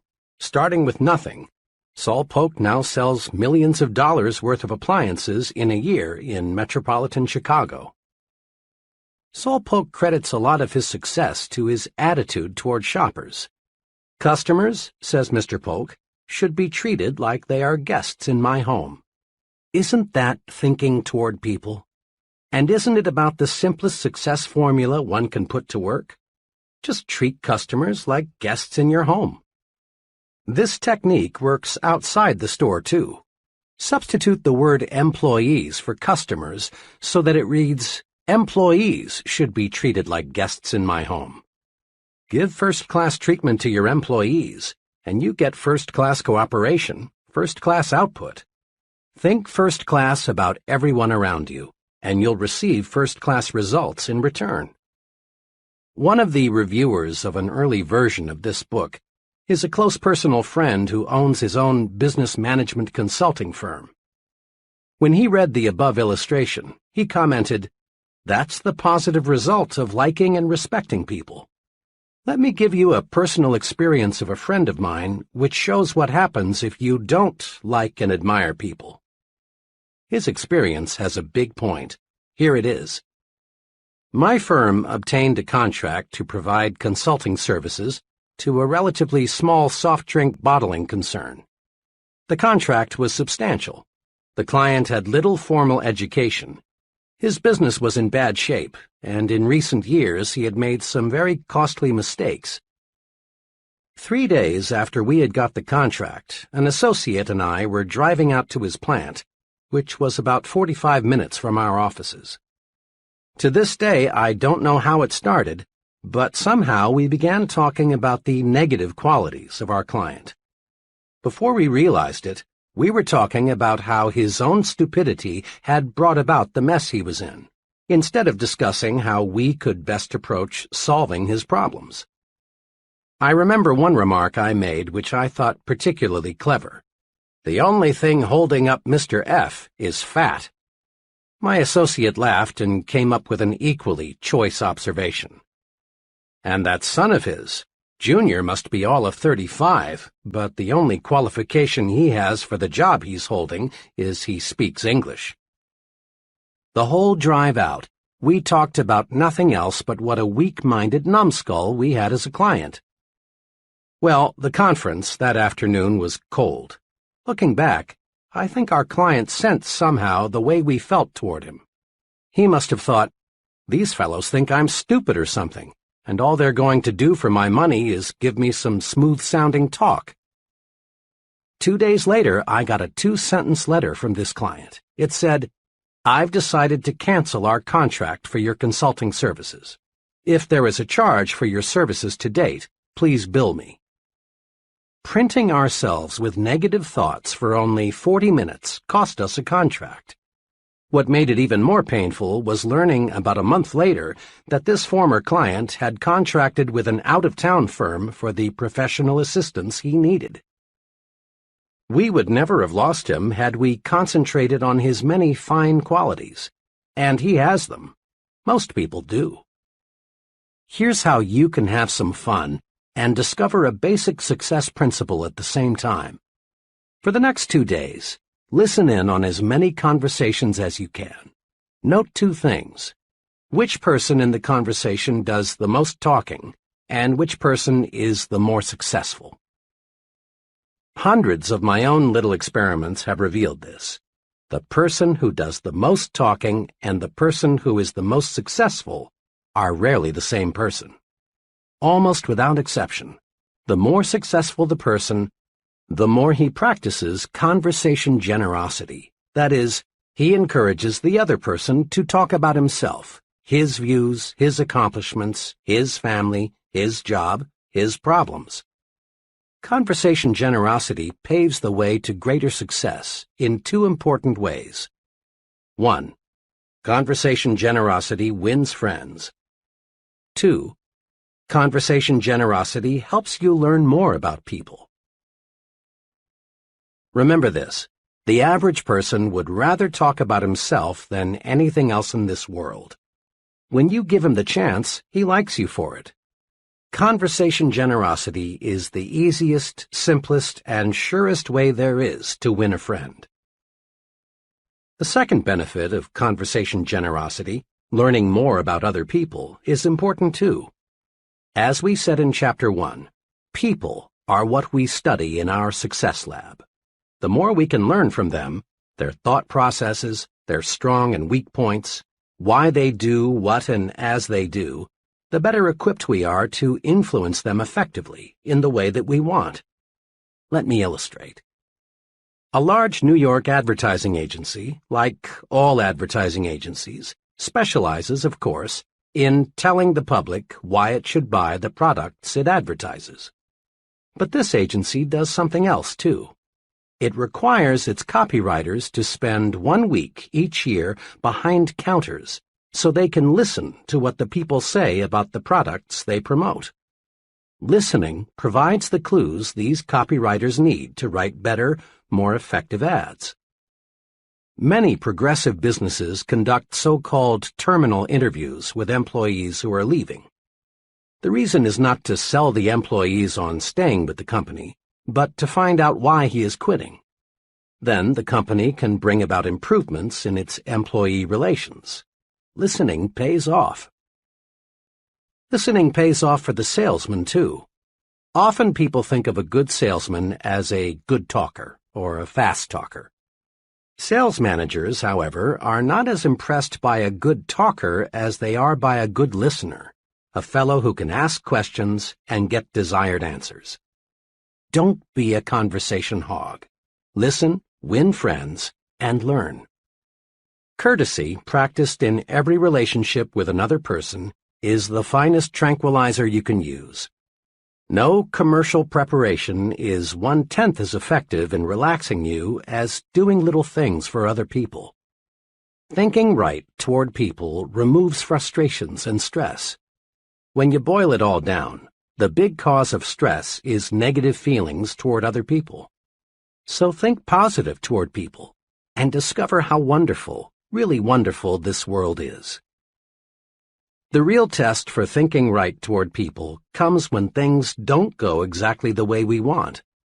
How do you think when you're passed up for a promotion? Or when you fail to win an office in a club you belong to? Or when you're criticized for the job you've done? Remember this: how you think when you lose determines how long it will be until you win. The answer for thinking right toward people when things don't go exactly our way comes from Benjamin Fairless, one of the century's most outstanding persons. Mr. Fairless, who rose from very modest circumstances to become chief executive of the United States Steel Corporation, said this, quoted in Life magazine, October 15, 1956.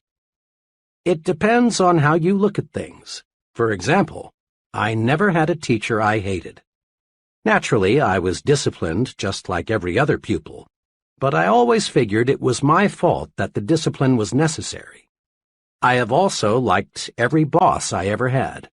I always tried to please him and do more than he expected if I possibly could, never less. I have had some disappointments, times when I greatly wanted a promotion and somebody else got it. But I never figured that I was the victim of office politics or prejudice or bad judgment on the boss's part. Instead of sulking or quitting in a huff, I reasoned things out. Obviously, the other fellow deserved the promotion more than I did. What could I do to make myself deserving of the next opportunity? At the same time, I never got angry with myself for losing, and never wasted any time berating myself. Remember Benjamin Fairless when things go wrong. Just do 2 things. 1.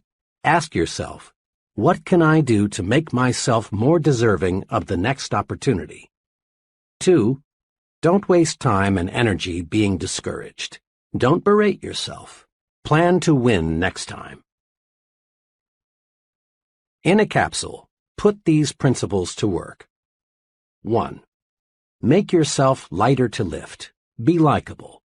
Practice being the kind of person people like. This wins their support and puts fuel in your success-building program. 2. Take the initiative in building friendships. Introduce yourself to others at every opportunity. Make sure you get the other person's name straight, and make certain he gets your name straight, too. Drop a personal note to your new friends you want to get to know better. 3. Accept human differences and limitations. Don't expect anyone to be perfect. Remember, the other person has a right to be different. And don't be a reformer. 4. Tune in to Channel P, the Good Thought Station. Find qualities to like and admire in a person, not things to dislike. And don't let others prejudice your thinking about a third person. Think positive thoughts toward people and get positive results. 5. Practice conversation generosity. Be like successful people. Encourage others to talk. Let the other person talk to you about his views, his opinions, his accomplishments. 6. Practice courtesy all the time. It makes other people feel better. It makes you feel better, too. 7.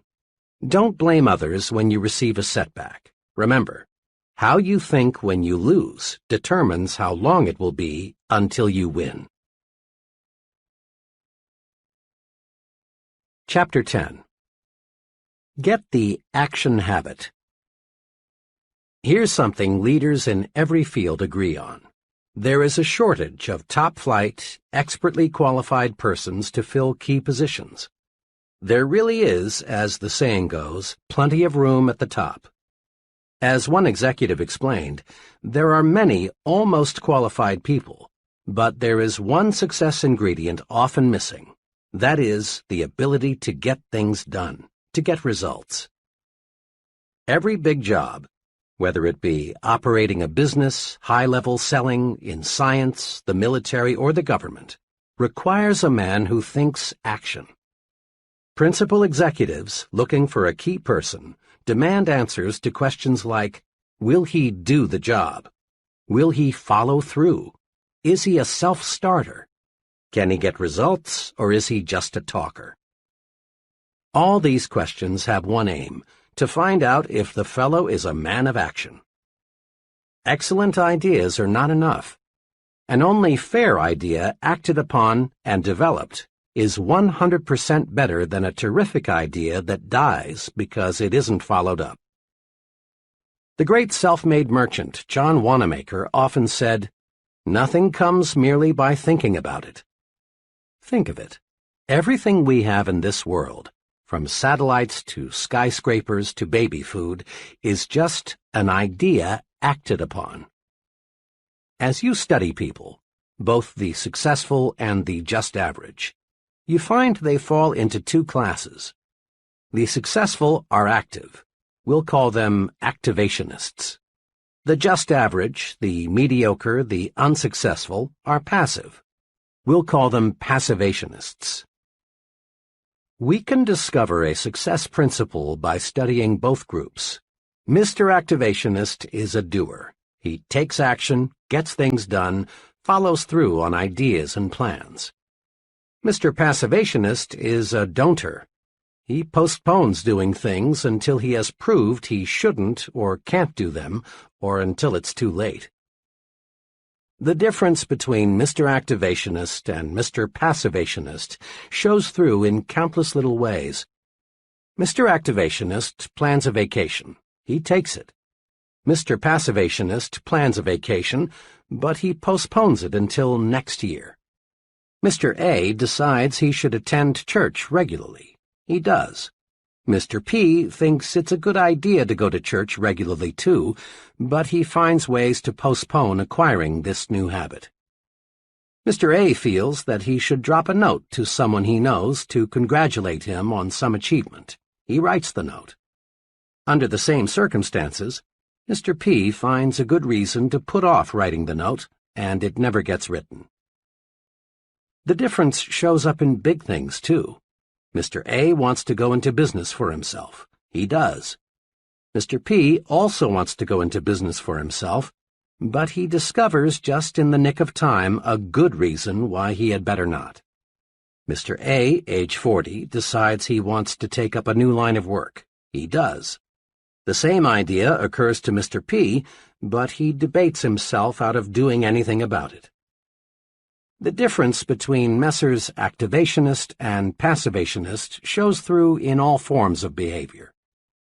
Mr. A gets the things done he wants done, and as byproducts he gains confidence, a feeling of inner security, self-reliance, and more income. Mr. P doesn't get the things done he wants done because he won't act. As byproducts, he loses confidence in himself, destroys his self-reliance, lives in mediocrity. Mr. Activationist does. Mr. Passivationist is going to do but doesn't. Everyone wants to be an activationist, so let's get the action habit. A lot of passivationists got that way because they insisted on waiting until everything was 100% favorable before they took action. Perfection is highly desirable, but nothing man-made or man-designed is or can be absolutely perfect. So to wait for the perfect set of conditions is to wait forever. Here are 3 case histories that show how 3 persons reacted to conditions. Case number 1. Why G.N. hasn't married. Mr. G.N. is now in his late 30s, is well-educated, works as an accountant, and lives alone in Chicago. G.N.'s big desire is to get married. He wants love, companionship, a home, children, the works. G.N. has been close to marriage. Once he was only 1 day away. But each time he has been near marriage, he discovers something wrong with the girl he's about to marry. Just in time before I made an awful mistake. One instance stands out. 2 years ago, G.N. thought he finally had met just the right girl. She was attractive, pleasant, intelligent. But G.N. had to be absolutely sure that marriage was the right thing. As they were discussing marriage plans one evening, the future Mrs. G.N. made a few remarks that bothered G.N. So, to make certain he was marrying the right girl, G.N. drew up a 4-page document of stipulations she was to agree to before they got married. The document, neatly typed and looking very legal, covered every segment of living G.N. could think of. There was one section on religion, what church they would go to, how often they would attend, how much they would donate. Another section covered children, how many and when. In detail, G.N. outlined the kind of friends they would have, his future wife's employment status, where they would live, how their income would be spent. To finish the document, G.N. devoted half a page to listing specific habits the girl must break or must acquire. This covered such habits as smoking, drinking, makeup, entertainment, and so on. When G.N.'s prospective bride reviewed his ultimatum, she did what you would expect. She sent it back with a note saying, "The usual marriage clause, for better or for worse, is good enough for everyone else, and it's good enough for me. The whole thing is off."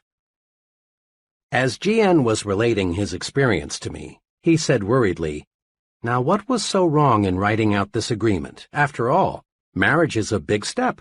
You can't be too careful." But G.N. was wrong. You can be too careful, too cautious, not only in planning a marriage, but in planning anything in the world where things get done. The standards can be too high. G.N.'s approach to marriage was very much like his approach to his work, his savings, his friendships, everything else.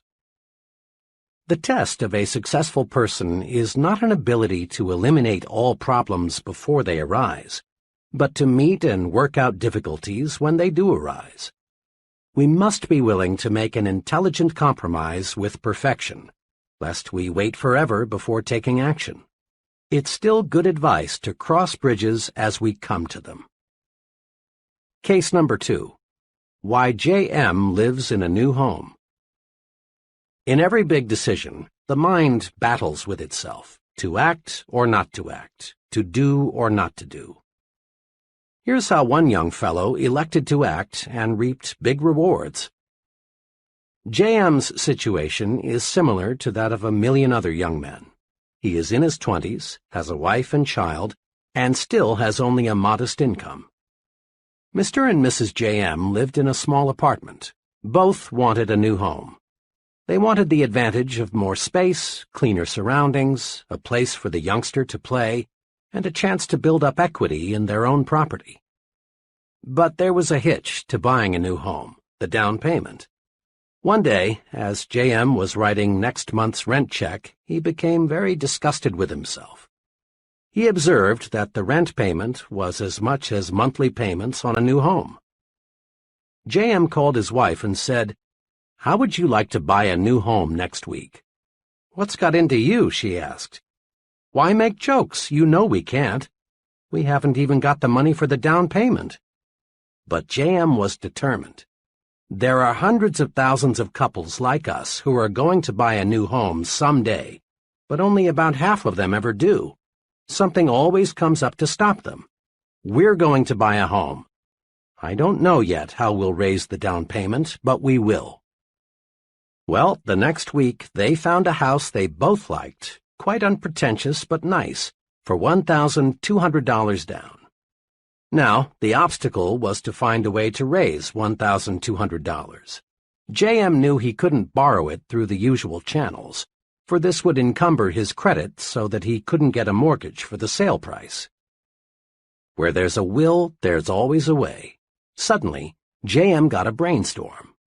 Why not contact the builder and work out a private loan arrangement for $1,200? This J.M. did. At first, the builder was cold to the idea, but J.M. persisted. Finally, it was agreed. The builder would, in effect, advance J.M. the $1,200 to be repaid at $100 a month plus interest. Now, all J.M. had to do was to find $100 a month. Mr. and Mrs. J.M. sharpened their pencils and figured out a way to cut expenditures $25 a month. But that still left $75, which J.M. would have to raise each month. Then J.M. got another idea. The next morning he went in to see his boss. He explained to his employer what he was doing. His boss was glad to learn that J.M. was going to buy a new home. Then J.M. said, "Look, Mr. T, to work this deal out, I've got to earn at least $75 more each month. Now, I know," J.M. continued, "you'll give me a raise when you feel that I deserve it. What I want now is just a chance to earn more money. There are some things around here that could best be done on weekends. Will you make it possible for me to work then?" The employer was impressed with J.M.'s sincerity and ambition. He proposed a way for J.M. to work 10 extra hours each weekend, and Mr. and Mrs. J.M. moved into their new home. 1. The resolution to take action ignited J.M.'s mind to think of ways to accomplish his goal. 2. J.M. gained tremendously in new confidence. It will be much easier for him to take action in other major situations. 3. J.M. provided his wife and child the living standard they deserved. Had he waited, postponed buying the house until conditions were perfect, there is a real possibility they never would have owned a home of their own. Case number 3. C.D. wanted to start his own business, but Mr. C.D. represents another case of what happens to big ideas when one waits until conditions are perfect before taking action on those ideas. Shortly after World War II, C.D. got a job with the Customs Division of the U.S. Post Office Department. He liked his work, but after 5 years he became dissatisfied with the confinement, regular hours, low pay, and the seniority system with its relatively narrow chances for advancement. Then he got an idea. He had learned a great deal about what it takes to be a successful importer. Why not set himself up in the business of importing low-cost gift items and toys?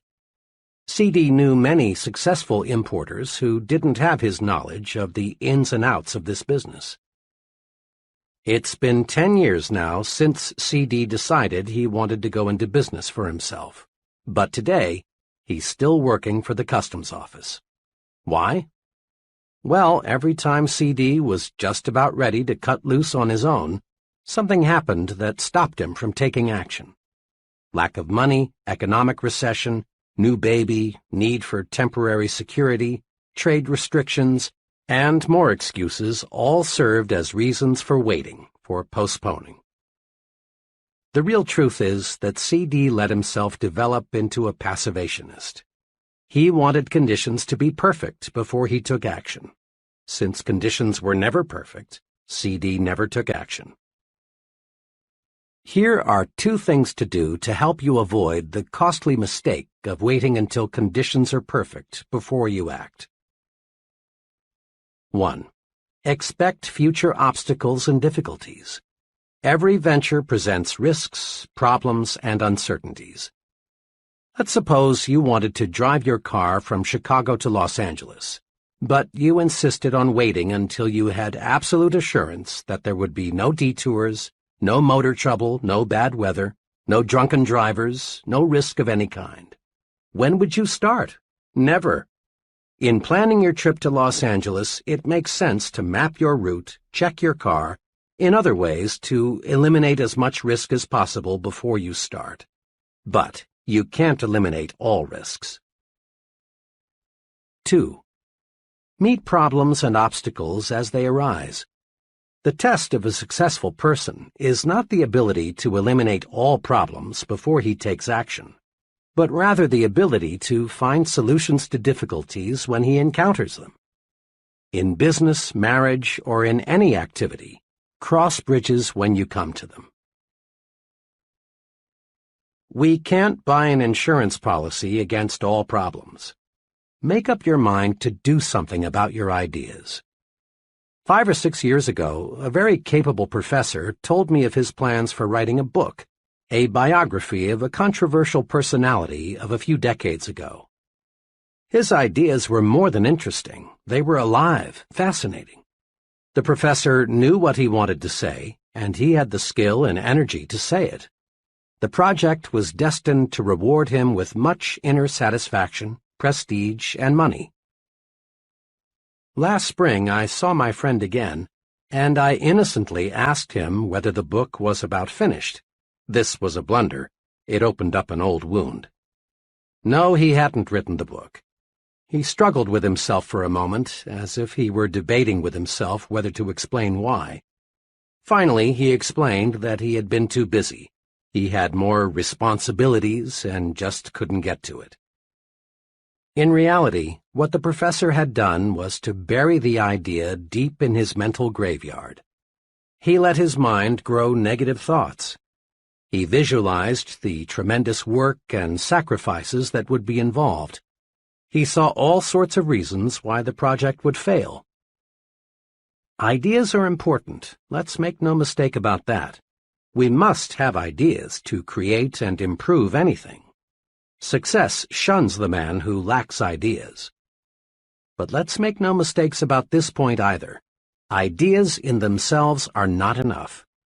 That idea for getting more business, for simplifying work procedures, is of value only when it is acted upon.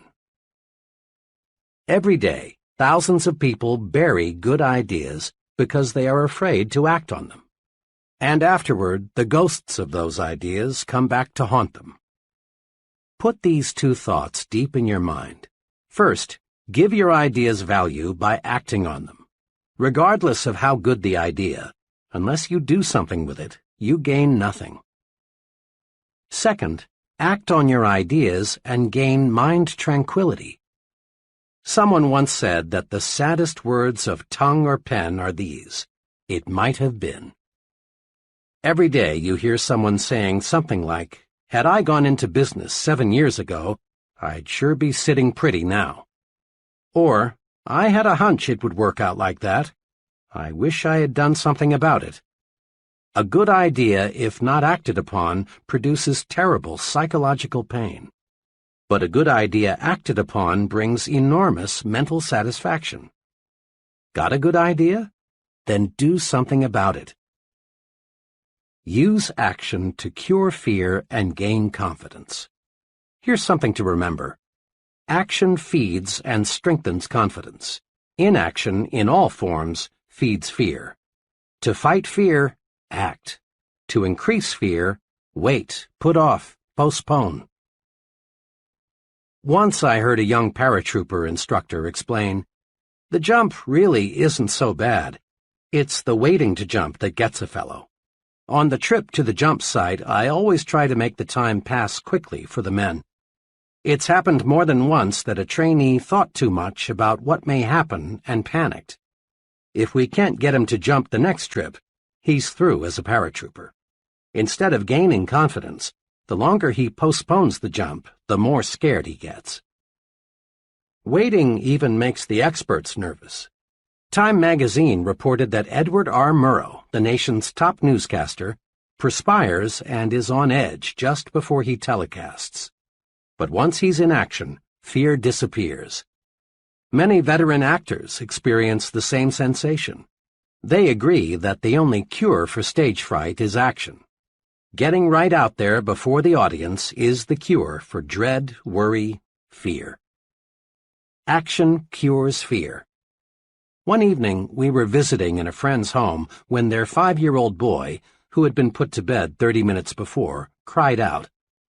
The youngster had been overstimulated by a science fiction film and was afraid the little green monsters were going to enter his room and kidnap him.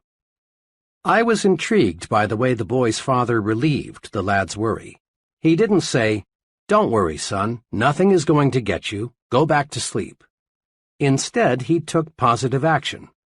He made quite a show for the boy by inspecting the windows to be sure they were tight. Then he picked up one of the boy's plastic guns and put it on a table beside his bed and said, "Billy, here's a gun for you just in case." The little fellow had a look of complete relief. 4 minutes later, he was fast asleep. Many physicians give neutral, harmless medication to people who insist they've got to have something to make them sleep.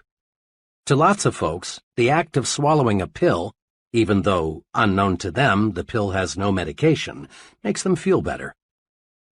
It's perfectly natural to experience fear in one of many forms, but the usual methods of combating it simply don't work. I've been with many salesmen who tried to cure fear, which creeps up on even the most experienced of them at times, by going around the block a few times or drinking extra coffee. But these things don't get results.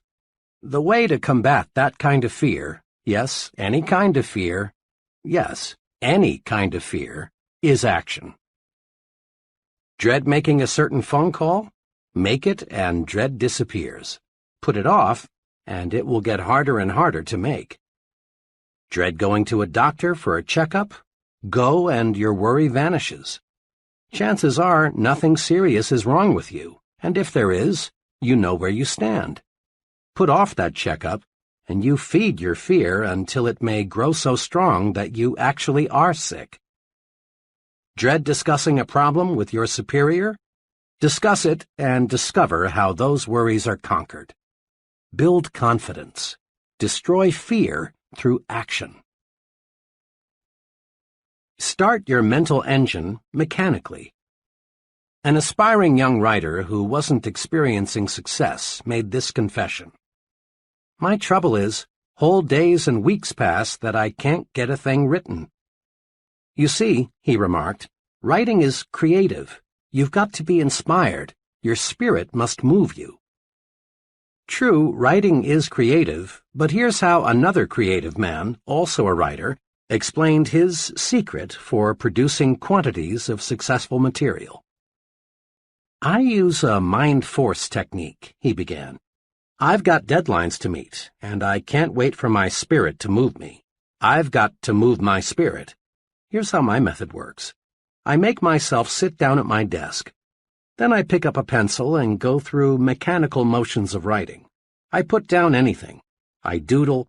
I get my fingers and arm in motion, and sooner or later, without my being conscious of it, my mind gets on the right track. Sometimes, of course, I get ideas out of the blue when I'm not trying to write, he went on, but these are just bonuses. Most of the good ideas come from just getting to work. Action must precede action. That's a law of nature. Nothing starts itself, not even the dozens of mechanical gadgets we use daily. Your home is heated automatically, but you must select, take action, the temperature you want. Your car shifts gears automatically only after you have set the right lever. The same principle applies to mind action.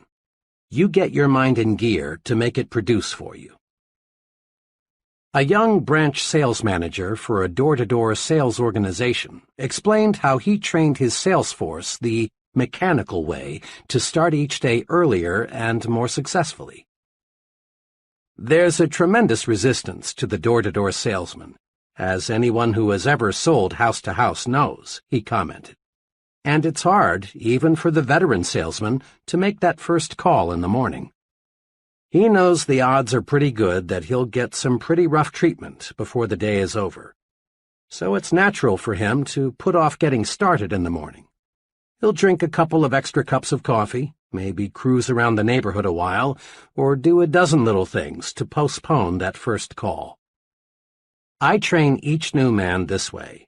I explain to him that the only way to start is to start. Don't deliberate. Don't postpone getting started. Do this. Just park your car, get your sample case, walk to the door, ring the bell, smile, say good morning, and make your presentation, all mechanically, without a lot of conscious thought. Start making calls this way and you break the ice. By the second or third call, your mind is sharp and your presentations become effective. A humorist once said the most difficult problem in life was getting out of a warm bed into a cold room, and he had a point. The longer you lie there and think how unpleasant it will be to get up, the more difficult it becomes. Even in such a simple operation as this, mechanical action, just throwing off the covers and putting your feet on the floor, defeats dread. The point is clear. People who get things done in this world don't wait for the spirit to move them. They move the spirit. Try these two exercises. 1. Use the mechanical way to accomplish simple but sometimes unpleasant business and household chores. Rather than think about the unpleasant features of the task, jump right in and get going without a lot of deliberation. Perhaps the most unpleasant household task to most women is washing dishes. My mother is no exception. But she has mastered a mechanical approach to dispensing with this task quickly, so she can return to things she likes to do. As she leaves the table, she always mechanically picks up several dishes, and without thinking about the task ahead, just gets started. In just a few minutes she is through. Doesn't this beat stacking dishes and dreading the unpleasant inevitable? Do this today. Pick the one thing you like to do least. Then, without letting yourself deliberate on or dread the task, do it. That's the most efficient way to handle chores. 2. Next, use the mechanical way to create ideas, map out plans, solve problems, and do other work that requires top mental performance. Rather than wait for the spirit to move you, sit down and move your spirit. Here's a special technique guaranteed to help you. Use a pencil and paper. A simple pencil is the greatest concentration tool money can buy. If I had to choose between an ultra-fancy, deeply carpeted, beautifully decorated soundproof office and a pencil and paper, I'd choose the pencil and paper every time. With a pencil and paper, you can tie your mind to a problem. When you write a thought on paper, your full attention is automatically focused on that thought. That's because the mind is not designed to think one thought and write another at the same time. When you write on paper, you write on your mind, too. Tests prove conclusively that you remember something much longer and much more exactly if you write the thought on paper. And once you master the pencil and paper technique for concentration, you can think in noisy or other distracting situations. When you want to think, start writing or doodling or diagramming. It's an excellent way to move your spirit. Now is the magic word of success. Tomorrow, next week, later, sometime, someday, often as not are synonyms for the failure word, never. Lots of good dreams never come true because we say, I'll start someday, when we should say, I'll start now, right now. Take one example, saving money. Just about everybody agrees that saving money is a good idea. But just because it's a good idea doesn't mean many folks follow an organized savings and investment program. Many people have intentions to save, but only relatively few act on these intentions. Here's how one young couple got into gear with a regular wealth accumulation program. Bill's take-home income was $1,000 a month, but he and his wife Janet spent $1,000 each month too. Both wanted to save, but there were always reasons why they felt they couldn't begin. For years they had promised themselves, "We'll start when we get a raise, when we've caught up with our installments, when we're over the hump, next month, next year."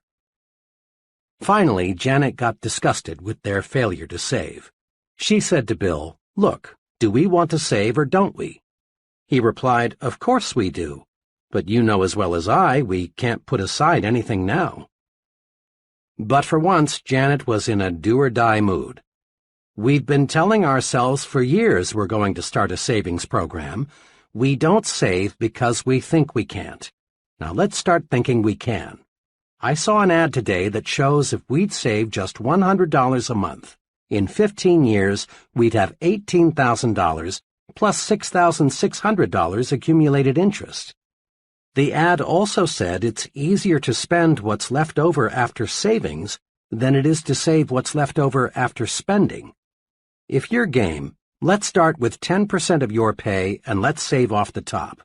We may eat crackers and milk before the month's up, but if we have to, we will. Bill and Janet were cramped for a few months, but soon they were adjusted to their new budget. Now they feel it's just as much fun to spend money on savings as it is to spend it on something else. Want to write a note to a friend? Do it now. Got an idea you think would help your business? Present it now. Live the advice of Benjamin Franklin. Don't put off until tomorrow what you can do today. Remember, thinking in terms of now gets things accomplished. But thinking in terms of someday or sometime usually means failure. One day, I stopped in to see an old business friend. She had just returned from a conference with several of her executives. The moment I looked at her, I could tell there was something she wanted to get off her chest. She had the look of a woman who had suffered real disappointment. "You know," she said, "I called that conference this morning because I wanted some help on a proposed policy change. But what kind of help did I get? I had 6 men in there, and only one of them had anything to contribute. 2 others talked, but what they said was just an echo of what I had said. It was like talking with a bunch of vegetables. I confess it's hard for me to find out what those fellows think." "Really," she went on, "you'd think those fellows would speak up and let me know what they think. After all, it directly affects each of them." My friend didn't get help in the conference, but had you roamed the hall after the meeting broke up, you'd have heard her junior associates making remarks like, "I felt like saying, why didn't someone suggest, I don't think, we ought to go ahead." So, often the vegetables, those who have nothing to say in the conference room, are full of talk after the meeting, when what they've got to say won't make any difference. They're suddenly full of life when it's too late. Business executives want comment. The fellow who hides his light under a bushel hurts himself. Get the speak-up habit. Each time you speak up, you strengthen yourself. Come forward with your constructive ideas. We all know how many college students prepare their assignments. With fine intentions, Joe College sets aside a whole evening for some concentrated study. Here is a general pattern of how, too often, the evening is spent. Joe's ready to begin studying at 7 p.m., but his dinner seems just a bit heavy, so he decides to get in a little TV. A little turns out to be an hour's worth, since the program was pretty good. At 8 p.m., he sits down at his desk, but gets right back up because he just remembered he promised to call his girl. This shoots another 40 minutes. He hadn't talked to her all day. An incoming call takes another 20 minutes. On his way back to his desk, Joe is drawn into a ping-pong game. Another hour gone. The ping-pong makes him feel sweaty, so he takes a shower. Next, he needs a snack. The combined effect of the ping pong and the shower have made him hungry. And so the evening planned with good intentions drifts away. Finally, at 1 a.m., he opens the book, but he's too sleepy to absorb the subject. Finally, he surrenders completely. Next morning, he tells the professor, "I hope you give me a break. I studied till 2 a.m. for this exam." Joe College didn't get into action because he spent too much time getting ready to get into action. And Joe College isn't alone in being a victim of overpreparedness. Joe Salesman, Joe Executive, Joe Professional Worker, Josephine Housewife. They all often try to build strength and get ready with office chats, coffee breaks, sharpening pencils, reading, personal business, getting the desk cleared off, TV, and dozens of other little escape devices. But there's a way to break this habit. Tell yourself, "I'm in condition right now to begin. I can't gain a thing by putting it off. I'll use the get ready time and energy to get going instead." What we want more than anything else in our business, an executive in a machine tool company said in an address to a group of sales executives, is more people who get sound ideas and then push them through. There's not one job in our production and marketing setup that can't be done better, a lot better. I don't want to infer that we're not doing a good job now. We are. But like all progressive companies, we need new products, new markets, new and more efficient ways of doing things. We depend on people with initiative. They're the ball carriers on our team. Initiative is a special kind of action. It's doing something worthwhile without being told to do it. The person with initiative has a standing invitation to join the high-income brackets in every business and profession. The director of marketing research in a medium-sized drug manufacturing firm told me how he got to be a director of marketing research. It's a good lesson in the power of initiative. 5 years ago, I got an idea, he told me. I was working then as a sort of missionary salesman, calling on wholesalers. I discovered that one thing we lacked was facts about the consumers we wanted to buy our drug line. I talked about the need for market research to everyone here. At first I got only deaf ears because management couldn't see the need for it. I was pretty much obsessed with the idea of marketing research in our company, so I sort of took the bull by the horns. I asked and got permission to prepare a monthly report on facts of drug marketing. I collected information from every source I could find. I kept on with this, and pretty soon management and the other salesmen found themselves really interested in what I was doing. Just 1 year after I started crusading for research, I was relieved of my regular duties and asked to concentrate on developing my ideas. The rest, he continued, was just natural development. Now I've got 2 assistants, a secretary, and about 3 times the yearly income I had 5 years ago.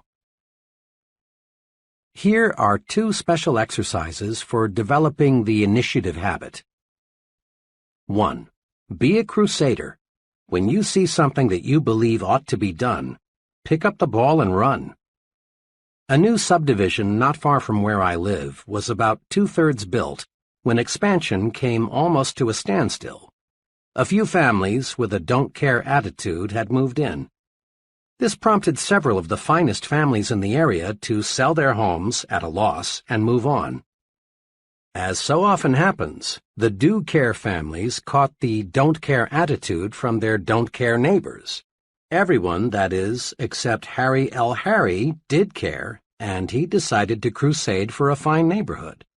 Harry began by calling together some friends. He pointed out that this subdivision had tremendous potential, but that something must be done now or the area would soon be a strictly second-class neighborhood. Harry's enthusiasm and initiative quickly won support. Soon there were clean-up-the-vacant lots projects. Garden clubs were organized. A massive tree-planting project was started. A playground was built for the youngsters. A community swimming pool was constructed. The don't-care families became eager supporters. The whole subdivision took on new life and new sparkle. It's really a pleasure now to drive through that community. It shows what a crusader can do.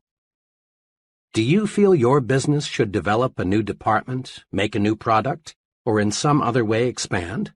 Well then, crusade for it. Feel your church needs a new building? Crusade for it. Would you like your children's school to have better equipment? Crusade and get it for them. And you can bank on this. While crusades may start out as one-man crusades, if the idea behind the enterprise is good, soon you'll have lots of support. Be an activationist and crusade. 2. Be a volunteer. Each of us has been in situations in which we wanted to volunteer for some activity but didn't. Why? Because of fear. Not fear that we couldn't accomplish the task, but rather fear of what our associates would say. The fear of being laughed at, of being called an eager beaver, of being accused of bucking for a raise holds many people back. It's natural to want to belong, to be accepted, to have group approval. But ask yourself, which group do I want to have accept me? The group that laughs because it is secretly jealous, or the group that is making progress by doing things? The right choice is obvious. The volunteer stands out. He receives special attention. Most important of all, he gives himself an opportunity to show he has special ability and ambition by volunteering. By all means, volunteer for those special assignments. Think about the leaders you know in business, the military, your community. Do they fit the description of activationist, or would you say they are passivationists? 10 times out of 10, they're activationists, people who do things. The fellow who stands on the sidelines, who holds off, who is passive, does not lead. But the doer, the fellow who thinks action, finds others want to follow him. People place confidence in the fellow who acts. They naturally assume he knows what he is doing. I've never heard anyone complimented and praised because he doesn't disturb anyone, he doesn't take action, or he waits until he's told what to do. Have you? Grow the action habit. Practice these key points. 1. Be an activationist. Be someone who does things. Be a doer, not a don'ter. 2. Don't wait until conditions are perfect. They never will be. Expect future obstacles and difficulties and solve them as they arise. 3. Remember, ideas alone won't bring success. Ideas have value only when you act upon them. 4. Use action to cure fear and gain confidence. Do what you fear, and fear disappears. Just try it and see. 5. Start your mental engine mechanically. Don't wait for the spirit to move you. Take action, dig in, and you move the spirit. 6. Think in terms of now. Tomorrow, next week, later, and similar words often are synonymous with the failure word never. Be an I'm starting right now kind of person. 7. Get down to business, pronto. Don't waste time getting ready to act. Start acting instead. 8. Seize the initiative. Be a crusader. Pick up the ball and run. Be a volunteer. Show that you have ability and ambition to do. Get in gear and go. Chapter 11. How to turn defeat into victory. Social workers and others who work on Skid Row find many differences in age, religious faith, education, and background among the tragic souls who have dropped into America's gutters. Some of these citizens are surprisingly young. Others are old. A sprinkling are college graduates. A few have essentially no formal education. Some are married, others are not. But the people on Skid Row do have something in common. Each one is defeated, whipped, beaten. Each one has encountered situations that conquered him. Each is eager, even anxious, to tell you about the situation that wrecked him, about his own private Waterloo.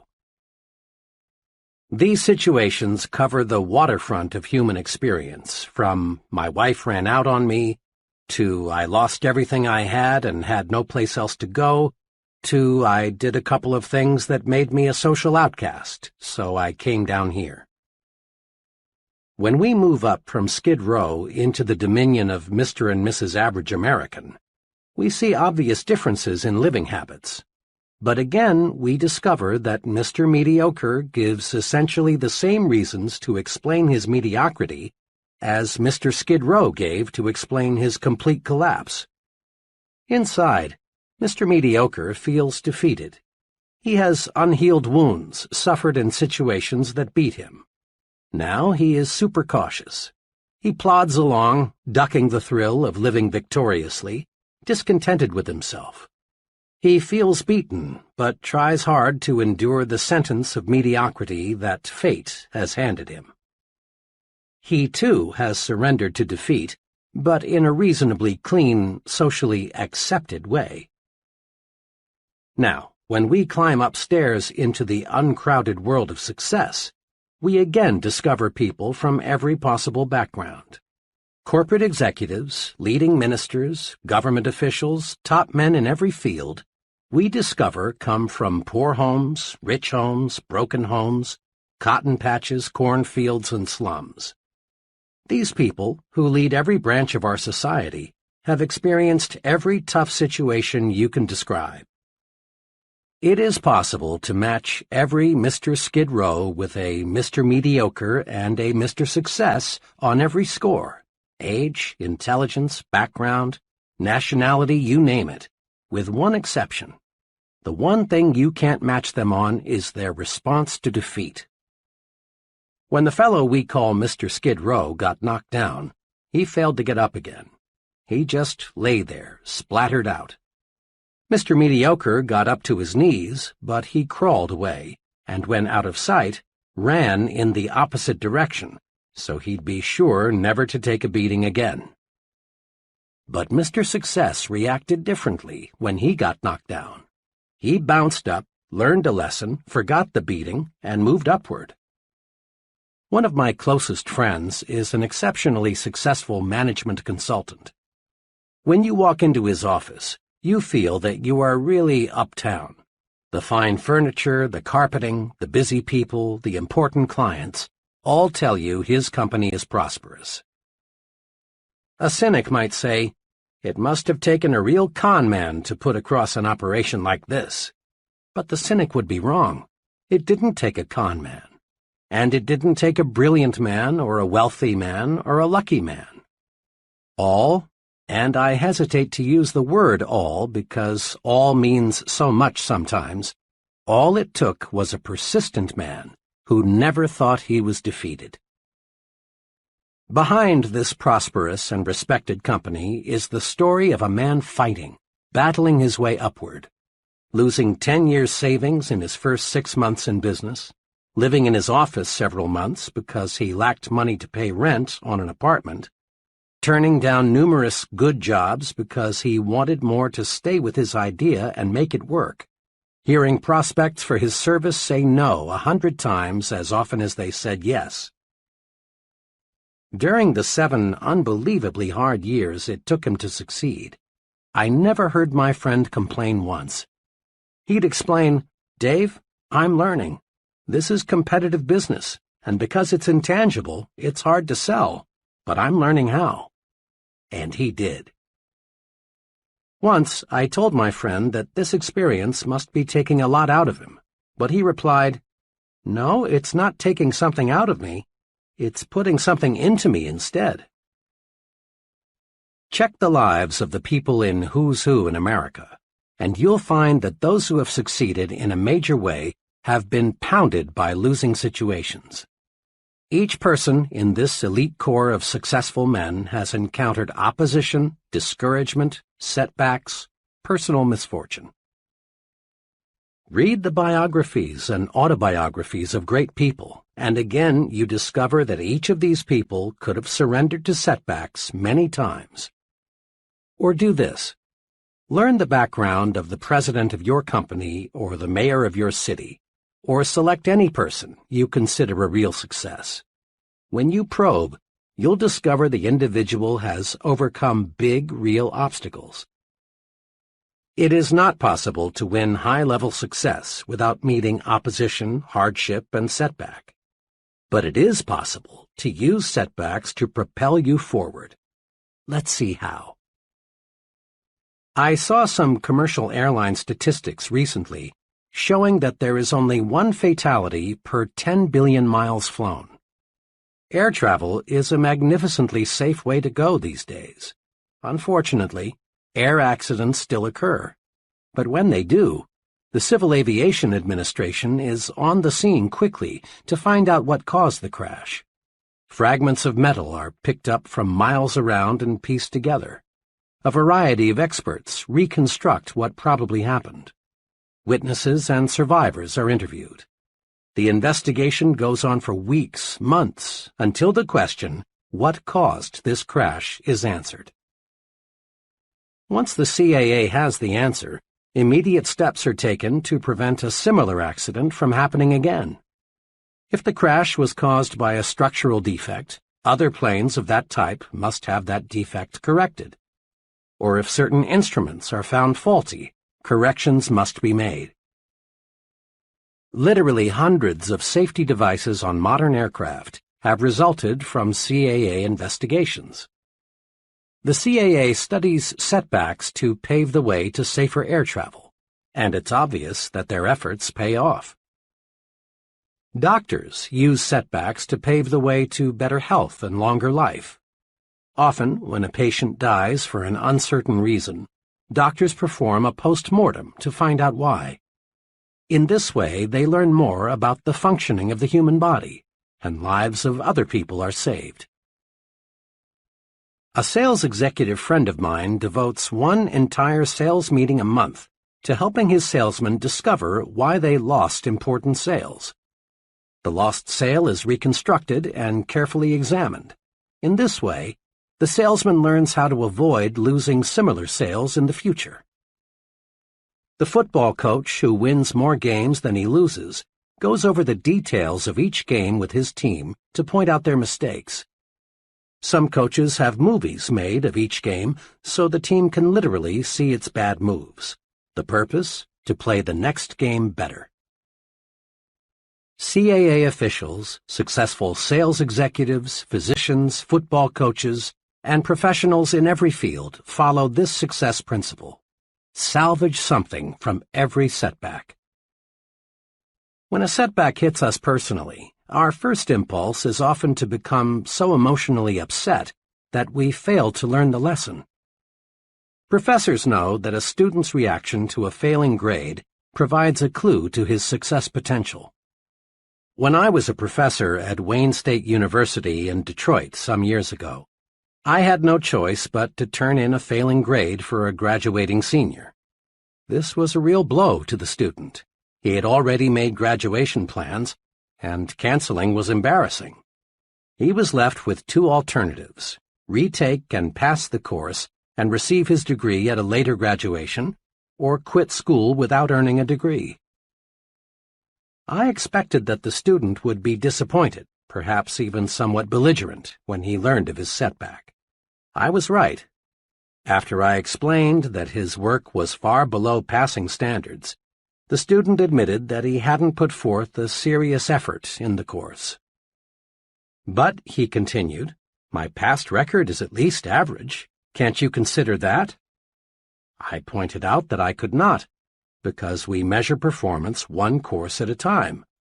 I added that rigid academic codes prohibited changing grades for any reason other than an honest mistake on the part of the professor. Then the student, realizing that all avenues toward a grade change were closed, became quite angry. "Professor," he said, "I could name 50 people in this city who've succeeded in a big way without taking this course or even knowing about it. What's so blasted important about this course? Why should a few bad marks in one course keep me from getting my degree? Thank God, he added, they don't look at things on the outside like you professors do. After that remark, I paused for about 45 seconds.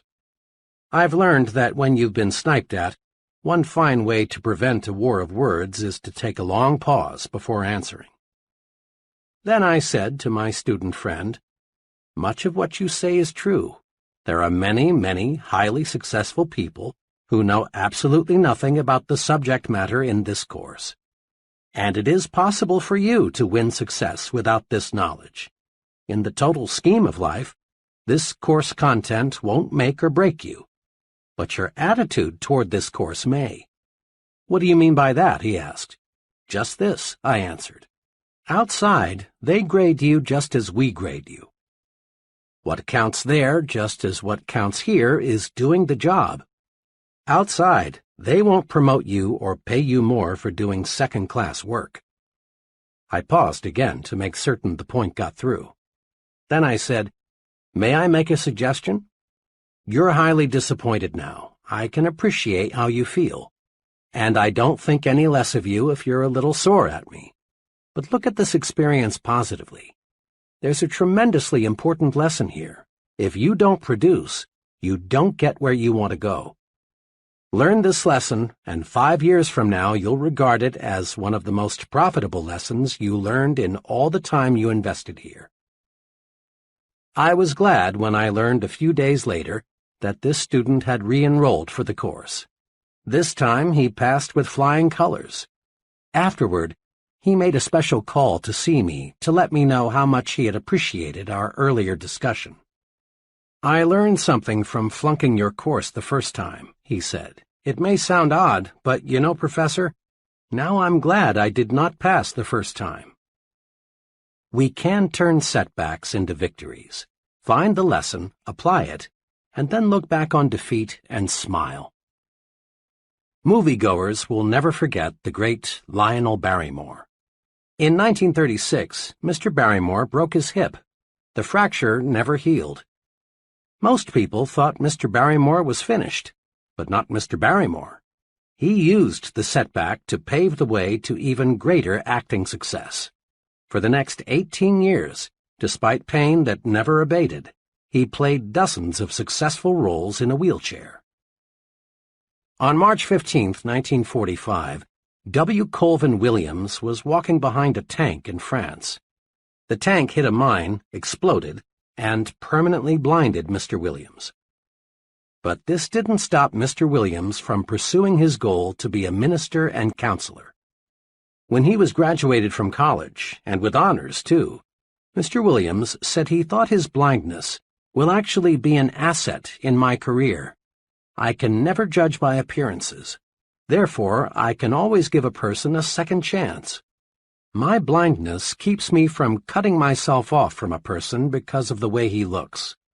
I want to be the kind of person to whom anyone can come and feel secure to express himself. Isn't that a magnificent living example of cruel, bitter defeat being turned into victory? Defeat is only a state of mind, and nothing more. One of my friends, who is a substantial and successful investor in the stock market, carefully appraises each investment decision in the light of his past experiences. One time he told me, "When I first started investing 15 years ago, I really got singed a few times. Like most amateurs, I wanted to get rich quick. Instead, I got broke quick. But that didn't stop me. I knew the basic strengths of the economy, and that over the long pull, well-selected stocks are about the best investment anybody can make. So I just regarded those first bad investments as part of the cost of my education," he laughed. On the other hand, I know a number of people who, having made an unwise investment or two, are strictly anti-securities. Rather than analyze their mistakes and join in a good thing, they reach the completely false conclusion that investing in common stocks is just a form of gambling, and sooner or later everybody loses. Decide right now to salvage something from every setback. Next time things seem to go wrong on the job or at home, calm down and find out what caused the trouble. This is the way to avoid making the same error twice. Being licked is valuable, if we learn from it. We human beings are curious creatures. We're quick to accept full credit for our victories. When we win, we want the world to know about it. It's natural to want others to look at you and say, "There goes the fellow who did such and such." But human beings are equally quick to blame someone else for each setback. It's natural for salesmen to blame customers when sales are lost. It's natural for executives to blame employees or other executives when things get out of gear. It's natural for husbands to blame wives and wives to blame husbands for quarrels and family problems. It is true that in this complex world, others may trip us. But it is also true that more often than not, we trip ourselves. We lose because of personal inadequacy, some personal mistake. Condition yourself for success this way. Remind yourself that you want to be as nearly perfect as is humanly possible. Be objective. Put yourself in a glass tube and look at yourself as a disinterested third party would look at the situation. See if you have a weakness that you've never noticed before. If you have, take action to correct it. Many people become so accustomed to themselves that they fail to see ways for improvement. The great Metropolitan Opera star Risa Stevens said in Reader's Digest, July 1955, that at the unhappiest moment of her life, she received the best advice she's ever had. Early in her career, Miss Stevens lost the Metropolitan Opera Auditions of the Air.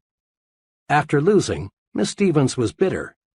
"I longed to hear," she said, "that my voice was really better than the other girls, that the verdict was grossly unfair, that I had just lacked the right connections to win." But Miss Stevens's teacher didn't coddle her. Instead, she said to Miss Stevens, "My dear, have the courage to face your faults." Much as I wanted to fall back on self-pity, continued Miss Stevens, those words, kept coming back to me. That night they woke me. I couldn't sleep until I faced my shortcomings. Lying there in the dark, I asked myself, why did I fail? How can I win next time? And I admitted to myself that my voice range was not as good as it had to be, that I had to perfect my languages, that I must learn more roles. Miss Stevens went on to say how facing her faults not only helped her to succeed on stage, but also helped her win more friends and develop a more pleasing personality. Being self-critical is constructive. It helps you to build the personal strength and efficiency needed for success. Blaming others is destructive. You gain absolutely nothing from proving that someone else is wrong. Be constructively self-critical. Don't run away from inadequacies. Be like the real professionals. They seek out their faults and weaknesses, then correct them. That's what makes them professionals. Don't, of course, try to find your faults so you can say to yourself, "Here's another reason I'm a loser." Instead, view your mistakes as, "Here's another way to make me a bigger winner." The great Orville Hubbard once said, "A failure is a man who has blundered but is not able to cash in on the experience." Often we blame luck for our setbacks. We say, "Well, that's the way the ball bounces," and let it go at that. But stop and think. Balls don't bounce in certain ways for uncertain reasons. The bounce of a ball is determined by three things: the ball, the way it is thrown, and the surface it strikes. Definite physical laws explain the bounce of a ball, not luck. Suppose the CAA were to issue a report saying, "We're sorry the crash occurred, but folks, that's just the way the ball bounces." You'd say it's time to get a new CAA. Or suppose a doctor explained to a relative, "I'm awfully sorry, I don't know what happened. It's just one of those things." You'd switch doctors when you or another relative became ill. The "that's the way the ball bounces" approach teaches us nothing. We're no better prepared to avoid a duplication of the mistake the next time we face a similar situation. The football coach who takes Saturday's loss with, "Well, boys, that's the way the ball bounces," isn't helping his team avoid the same mistakes the next Saturday. Orville Hubbard, mayor of Dearborn, Michigan for 17 consecutive years, is one of the nation's most colorful and respected urban administrators. For 10 years prior to becoming mayor of Dearborn, Mr. Hubbard could have used the bad luck excuse and stepped out of politics. Before becoming a perennial winner, Orville Hubbard was unlucky 3 times in trying to get the nomination for mayor. 3 times he tried to get the nomination for state senator, but failed. Once he was beaten in a race for a congressional nomination. But Orville Hubbard studied these setbacks. He regarded them as part of his political education.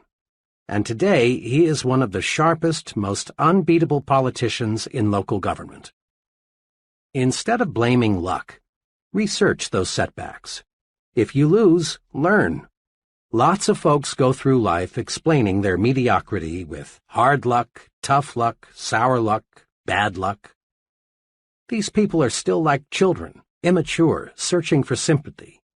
Without realizing it, they fail to see opportunities to grow bigger, stronger, more self-reliant. Stop blaming luck. Blaming luck never got anyone where he wanted to go. A friend, who is a literary consultant, writer, and critic, chatted with me recently about what it takes to be a successful writer. A lot of would-be writers, he explained, simply aren't serious about wanting to write. They try for a little while, but give it up when they discover there is real work involved. I haven't much patience with these people because they're looking for a shortcut, and there just isn't one. But, he went on, I don't want to imply that pure persistence is enough. The plain truth is, often it isn't. Just now, I'm working with a fellow who's written 62 short fiction pieces but hasn't sold one. Obviously, he is persistent in his goal to become a writer. But this fellow's problem is that he uses the same basic approach in everything he writes. He's developed a hard format for his stories. He has never experimented with his material, his plots and characters, and perhaps even style. What I'm trying to do now is to get this client to try some new approaches and some new techniques. He has ability, and if he'll do some experimenting, I'm sure he'll sell much of what he writes. But until he does, he'll just go on receiving one rejection slip after another. The advice of the literary consultant is good. We must have persistence. But persistence is only one of the ingredients of victory. We can try and try and try and try and try again and still fail, unless we combine persistence with experimentation. Edison is credited with being one of America's most persistent scientists. It's reported that he conducted thousands of experiments before he invented the electric light bulb. But note, Edison conducted experiments. He persisted in his goal to develop a light bulb. But he made that persistence pay off by blending it with experimentation. Persisting in one way is not a guarantee of victory. But persistence blended with experimentation does guarantee success. Recently, I noticed an article about the continuous search for oil. It said that oil companies study the rock formations carefully before they drill a well. Yet, despite their scientific analysis, 7 out of 8 wells drilled turn out to be dry holes. Oil companies are persistent in their search for oil, not by digging one hole to ridiculous depths, but rather by experimenting with a new well when good judgment says the first well won't produce. Many ambitious people go through life with admirable persistence and show of ambition, but they fail to succeed because they don't experiment with new approaches. Stay with your goal. Don't waver an inch from it. But don't beat your head against a wall. If you aren't getting results, try a new approach. People who have bulldog persistence, who can grab something and not let go, have an essential success quality. Here are 2 suggestions for developing greater power to experiment, the ingredient that, when blended with persistence, gets results. 1. Tell yourself there is a way. All thoughts are magnetic. As soon as you tell yourself, I'm beaten, there's no way to conquer this problem, negative thoughts are attracted, and each of these helps convince you that you are right, that you are whipped. Believe instead, there is a way to solve this problem, and positive thoughts rush into your mind to help you find a solution. It's believing there is a way that is important. Marriage counselors report no success in saving marriages until one, and preferably both partners, see that it is possible to win back happiness. Psychologists and social workers say an alcoholic is doomed to alcoholism until he believes he can beat his thirst. This year, thousands of new businesses are being formed. 5 years from now, only a small portion will be still in operation. Most of those who fail will say, "Competition was just too much. We had no choice but to quit." The real problem is that when most people hit the tar, things are rough barrier, they think only defeat, and so they are defeated. When you believe there is a way, you automatically convert negative energy, let's quit, let's go back, into positive energy, let's keep going, let's move ahead. A problem, a difficulty, becomes unsolvable only when you think it is unsolvable. Attract solutions by believing solutions are possible. Refuse, simply refuse to even let yourself say or think that it's impossible. 2. Back off and start afresh. Often we stay so close to a problem for so long that we can't see new solutions or new approaches. An engineer friend was retained a few weeks ago to design a distinctly new aluminum structure. In fact, nothing even resembling it had even been developed or designed before. I saw him just a few days ago, and I asked him how his new building was coming along. "Not too well," he replied. "I guess I haven't spent enough time with my garden this summer. When I live with tough design problems for a long stretch, I've got to get away and let some new ideas soak in." "You'd be surprised," he continued, "to know how many engineering ideas come to me when I'm just sitting beside a tree holding a water hose on the grass."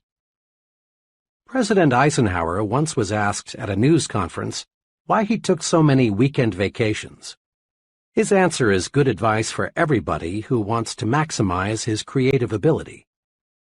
Mr. Eisenhower said, "I do not believe that any individual, whether he is running General Motors or the United States of America, can do the best job just by sitting at a desk and putting his face in a bunch of papers.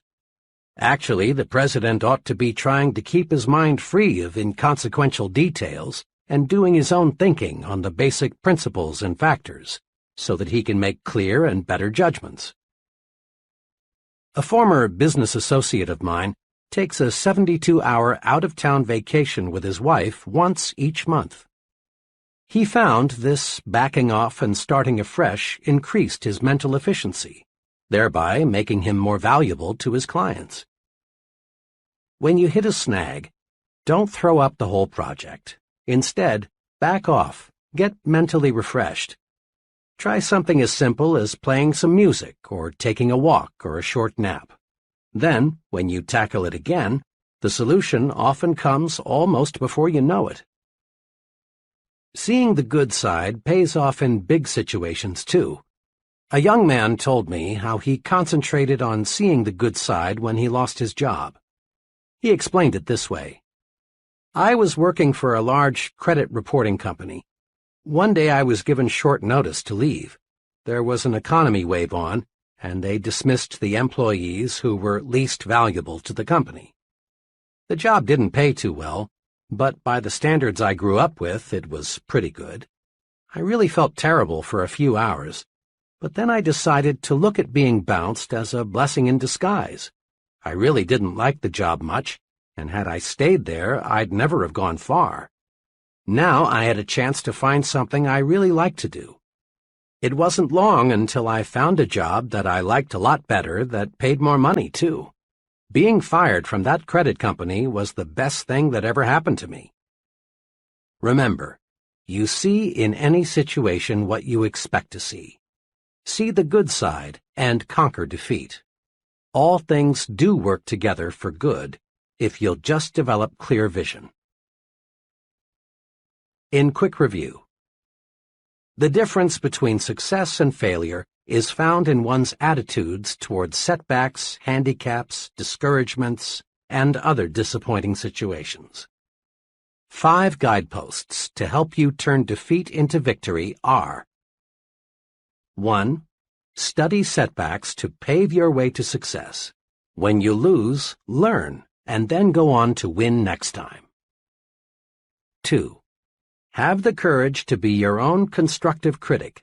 Seek out your faults and weaknesses, and then correct them. This makes you a professional. 3. Stop blaming luck. Research every setback. Find out what went wrong. Remember, blaming luck never got anyone where he wanted to go. 4. Blend persistence with experimentation. Stay with your goal, but don't beat your head against a stone wall. Try new approaches. Experiment. 5. Remember, there is a good side in every situation. Find it. See the good side and whip discouragement. Chapter 12. Use goals to help you grow. Every bit of human progress, our inventions, big and little, our medical discoveries, our engineering triumphs, our business successes, were first visualized before they became realities. Baby moons circle the Earth not because of accidental discoveries, but because scientists set conquer space as a goal. A goal is an objective, a purpose. A goal is more than a dream. It's a dream being acted upon. A goal is more than a hazy, "Oh, I wish I could." A goal is a clear, "This is what I'm working toward." Nothing happens, no forward steps are taken, until a goal is established. Without goals, individuals just wander through life. They stumble along, never knowing where they are going, so they never get anywhere. Goals are as essential to success as air is to life. No one ever stumbles into success without a goal.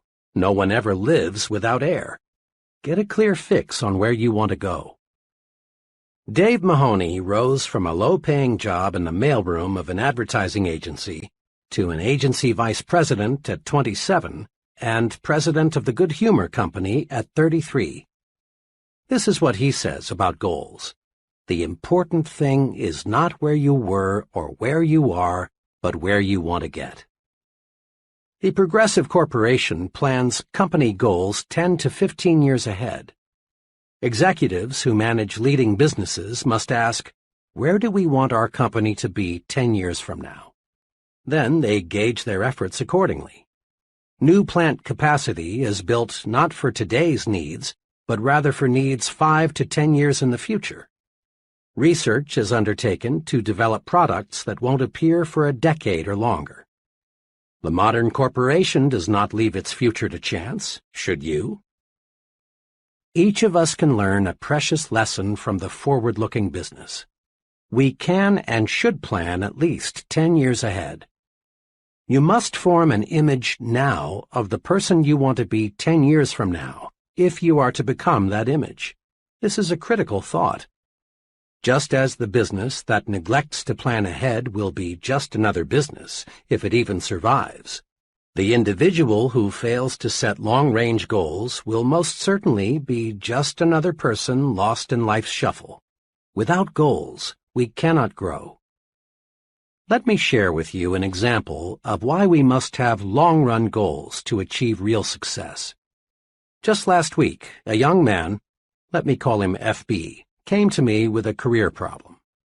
FB looked well-mannered and intelligent. He was single and had finished college 4 years ago. We talked for a while about what he was doing now, his education, his aptitudes, and general background. Then I said to him, "You came to see me for help on making a job change. What kind of job are you looking for?" "Well," he said, "that's what I came to see you about. I don't know what I want to do." His problem, of course, was a very common one, but I realized that just to arrange for the young man to have interviews with several possible employers would not help him. Trial and error is a pretty poor way to select a career. With dozens of career possibilities, the odds of stumbling into the right choice are several dozen to 1. I knew I had to help FB see that before he starts going someplace career-wise, he's got to know where that someplace is. So I said, "Let's look at your career plan from this angle. Will you describe for me your image of yourself 10 years from now?" FB, obviously studying the question, finally said, "Well, I guess I want what just about everyone else wants, a good job that pays well and a nice home. Really, though," he continued, "I haven't given it too much thought." This, I assured him, was quite natural. I went on to explain that his approach to selecting a career was like going to an airline ticket counter and saying, "Give me a ticket." The people selling the tickets just can't help you unless you give them a destination. So I said, "And I can't help you find a job until I know what your destination is, and only you can tell me that." This jarred FB into thinking. We spent the next 2 hours not talking about the merits of different kinds of jobs, but rather discussing how to set goals. FB learned, I believe, the most important lesson in career planning. Before you start out, know where you want to go. Like the Progressive Corporation, plan ahead. You are, in a sense, a business unit. Your talent, skills, and abilities are your products. You want to develop your products so they command the highest possible price. Forward planning will do it. Here are 2 steps that will help. First, visualize your future in terms of 3 departments: work, home, and social. Dividing your life this way keeps you from becoming confused, prevents conflicts, helps you look at the whole picture. Second, demand of yourself clear, precise answers to these questions. What do I want to accomplish with my life? What do I want to be? And what does it take to satisfy me? Using this planning guide will help. An image of me 10 years from now. 10 years planning guide. A. Work department. 10 years from now. 1. What income level do I want to attain? 2. What level of responsibility do I seek? 3. How much authority do I want to command? 4. What prestige do I expect to gain from my work? B. Home department, 10 years from now. 1. What kind of standard of living do I want to provide for my family and myself? 2. What kind of house do I want to live in? 3. What kind of vacations do I want to take? 4. What financial support do I want to give my children in their early adult years? C. Social department, 10 years from now. 1. What kinds of friends do I want to have? 2. What social groups do I want to join? 3. What community leadership positions would I like to hold? 4. What worthwhile causes do I want to champion? A few years ago, my young son insisted the 2 of us build a doghouse for Peanut, an intelligent pup of dubious pedigree and my son's pride and joy. His persistence and enthusiasm won, so we proceeded to build a home Peanut could call her own. Our combined carpentry talent equaled 0, and the end product clearly reflected that fact. Shortly afterward, a good friend stopped by, and upon seeing what we had done, asked, "What's that you've stuck up there among the trees? That's not a doghouse, is it?" I replied that it was. Then he pointed out just a few of our mistakes and summed it all up with, "Why didn't you get a plan?" Nobody these days builds a doghouse without a blueprint. And please, as you visualize your future, don't be afraid to be blue sky. People these days are measured by the size of their dreams. No one accomplishes more than he sets out to accomplish. So visualize a big future. Here is a word-for-word excerpt from the life plan of one of my former trainees. Listen to it. Note how well this fellow visualized his home future. As he wrote this, it is obvious he really saw himself in the future. My home goal is to own a country estate. The house will be of the typical Southern manor type, 2 stories, white columns and all. We will have the grounds fenced in, and probably we'll have a fish pond or 2 on the place, as my wife and I both enjoy fishing. We will keep our Doberman kennels back of the house somewhere. The thing I have always wanted is a long winding driveway with trees lining each side. But a house is not necessarily a home. I am going to do everything I can to make our house more than just a place to eat and sleep. Of course, we do not intend to leave God out of our plans, and throughout the years we will spend a certain amount of time in church activities. 10 years from now, I want to be in a position to take a family cruise around the world. I would like very much to do this before the family gets scattered all over the world by marriages, etc. If we can't find the time to make the cruise all at once, we will put it into 4 or 5 separate vacations and visit a different part of the world each year. Naturally, all these plans in home department depend on how well things go in my work department, so I'll have to keep on the ball if I'm to accomplish all this. This plan was written 5 years ago. The trainee then owned 2 small dime stores. Now he owns 5, and he has purchased 17 acres for his country estate. He's thinking and progressing right along toward his goal. The 3 departments of your life are closely interrelated. Each depends on the others to some extent. But the one department that has the most influence over the other departments is your work.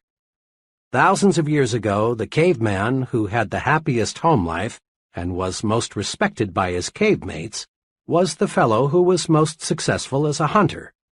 As a generalization, the same point holds true today. The standard of living we provide our families and the social and community respect we attain depends largely on our success in the work department. Not long ago, the McKinsey Foundation for Management Research conducted a large-scale study to determine what it takes to become an executive.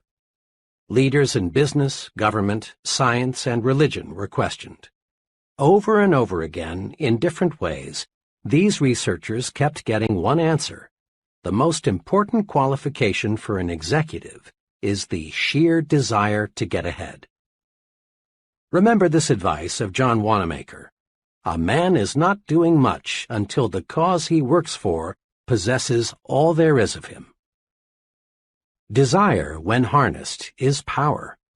Failure to follow desire, to do what you want to do most, paves the way to mediocrity. I recall a conversation with a very promising young writer on a college newspaper. This fellow had ability. If anyone showed promise for a career in journalism, it was he. Shortly before his graduation, I asked him, "Well, Dan, what are you going to do? Get into some form of journalism?" Dan looked at me and said, "Heck no. I like writing and reporting very much, and I've had a lot of fun working on the college paper. But journalists are a dime a dozen, and I don't want to starve." I didn't see or hear from Dan for 5 years. Then one evening I chanced to meet him in New Orleans. Dan was working as an assistant personnel director for an electronics company, and he was quick to let me know that he was quite dissatisfied with his work. "Oh, I'm reasonably well paid. I'm with a wonderful company, and I've got reasonable security. But you know, my heart isn't in it. I wish now I'd gone with a publisher or a newspaper when I finished school." Dan's attitude reflected boredom, uninterest. He was cynical about many things. He will never achieve maximum success until he quits his present job and gets into journalism. Success requires heart and soul effort, and you can put your heart and soul only into something you really desire. Had Dan followed his desire, he could have risen to the very top in some phase of communication. And over the long pull, he would have made much more money and achieved far more personal satisfaction than he will find in his present kind of work. Switching from what you don't like to do to what you do like to do is like putting a 500-horsepower motor in a 10-year-old car. All of us have desires. All of us dream of what we really want to do. But few of us actually surrender to desire. Instead of surrendering to desire, we murder it. 5 weapons are used to commit success suicide. Destroy them. They're dangerous. 1. Self-depreciation. You have heard dozens of people say, "I would like to be a doctor, or an executive, or a commercial artist, or in business for myself, but I can't do it. I lack brains. I'd fail if I tried. I lack the education and/or experience." Many young folks destroy desire with the old negative self-depreciation. 2. Securityeitis. Persons who say, "I've got security where I am," use the security weapons to murder their dreams. 3. Competition. The field is already overcrowded. People in that field are standing on top of each other, are remarks which kill desire fast. 4. Parental dictation. I've heard hundreds of young people explain their career choice with, "I'd really like to prepare for something else, but my parents want me to do this, so I must." Most parents, I believe, do not intentionally dictate to their children what they must do. What all intelligent parents want is to see their children live successfully. If the young person will patiently explain why he or she prefers a different career, and if the parent will listen, there will be no friction. The objectives of both the parent and the young person for the young person's career are identical: success. 5. Family responsibility. The attitude of, "It would have been wise for me to change over 5 years ago, but now I've got a family and I can't change," illustrates this kind of desire murder weapon. Throw away those murder weapons. Remember, the only way to get full power, to develop full go force, is to do what you want to do. Surrender to desire and gain energy, enthusiasm, mental zip, and even better health. And it's never too late to let desire take over. The overwhelming majority of really successful people work much longer than 40 hours a week, and you don't hear them complain of overwork. Successful people have their eyes focused on a goal, and this provides energy. The point is this: energy increases, multiplies, when you set a desired goal and resolve to work toward that goal. Many people, millions of them, can find new energy by selecting a goal and giving all they've got to accomplish that goal. Goals cure boredom. Goals even cure many chronic ailments. Let's probe a little deeper into the power of goals. When you surrender yourself to your desires, when you let yourself become obsessed with a goal, you receive the physical power, energy, and enthusiasm needed to accomplish your goal. But you receive something else, something equally valuable. You receive the automatic instrumentation needed to keep you going straight to your objective. The most amazing thing about a deeply entrenched goal is that it keeps you on course to reach your target. This isn't double talk. What happens is this: when you surrender to your goal, the goal works itself into your subconscious mind. Your subconscious mind is always in balance. Your conscious mind is not, unless it is in tune with what your subconscious mind is thinking. Without full cooperation from the subconscious mind, a person is hesitant, confused, indecisive. Now, with your goal absorbed into your subconscious mind, you react the right way automatically. The conscious mind is free for clear, straight thinking. Let's illustrate this with two hypothetical persons.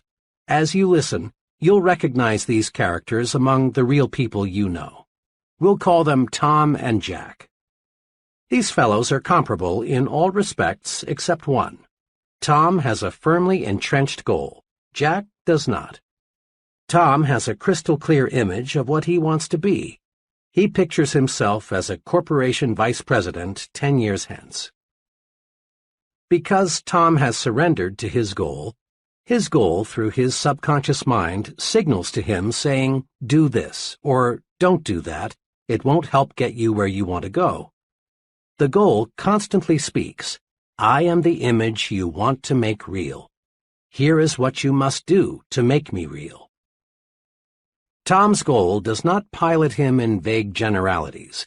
It gives him specific directions in all his activities. When Tom buys a suit, the goal speaks and shows Tom the wise choice. The goal helps to show Tom what steps to take to move up to the next job, what to say in the business conference, what to do when conflict develops, what to read, what stand to take. Should Tom drift a little off course, his automatic instrumentation, housed securely in his subconscious mind, alerts him and tells him what to do to get back on course. Tom's goal has made him supersensitive to all the many forces at work that affect him. Jack, on the other hand, lacking a goal, also lacks the automatic instrumentation to guide him. He is easily confused. His actions reflect no personal policy. Jack wavers, shifts, guesses at what to do. Lacking consistency of purpose, Jack flounders on the ruddy road to mediocrity. May I suggest you listen to this section again, right now. Let this concept soak in. Then look around you. Study the very top echelon of successful persons. Note how they, without exception, are totally devoted to their objective. Observe how the life of a highly successful person is integrated around a purpose. Surrender to that goal. Really surrender. Let it obsess you and give you the automatic instrumentation you need to reach that goal. On occasion, all of us have waked up on Saturday morning with no plans, no agenda, either mental or written, that spells out what we're going to do. On days like that, we accomplish next to nothing. We aimlessly drift through the day, glad when it's finally over. But when we face the day with a plan, we get things done. This common experience provides an important lesson. To accomplish something, we must plan to accomplish something. Before World War II, our scientists saw the potential power locked in the atom. But relatively little was known about how to split the atom and unleash that tremendous power. When the United States entered the war, forward-thinking scientists saw the potential power of an atomic bomb. A crash program was developed to accomplish just one goal: build an atomic bomb. The result is history. In just a few years, the concentrated effort paid off. The bombs were dropped, and the war was ended. But without that crash program to accomplish a goal, splitting the atom would have been delayed perhaps a decade, maybe longer. Set goals to get things done. Our great production system would be hopelessly bogged down if production executives did not establish and adhere to target dates and production schedules. Sales executives know salesmen sell more when they are given a carefully defined quota to sell. Professors know students get term papers written on time when a deadline is set. Now, as you press forward to success, set goals, deadlines, target dates, self-imposed quotas. You will accomplish only what you plan to accomplish. According to Dr. George E. Birch of the Tulane University School of Medicine, an expert in the study of human longevity, many things determine how long you will live: weight, heredity, diet, psychic tension, personal habits. But Dr. Birch says, the quickest way to the end is to retire and do nothing. Every human being must keep an interest in life just to keep living. Each of us has a choice. Retirement can be the beginning or the end. The do nothing but eat, sleep, and rock attitude is the poison yourself fast form of retirement. Most folks who regard retirement as the end of purposeful living soon find retirement is the end of life itself. With nothing to live for, no goals, people waste away fast. The other extreme, the sensible way to retire, is the I'm going to pitch right in and start fast method. One of my finest friends, Lou Gordon, has chosen this way to retire.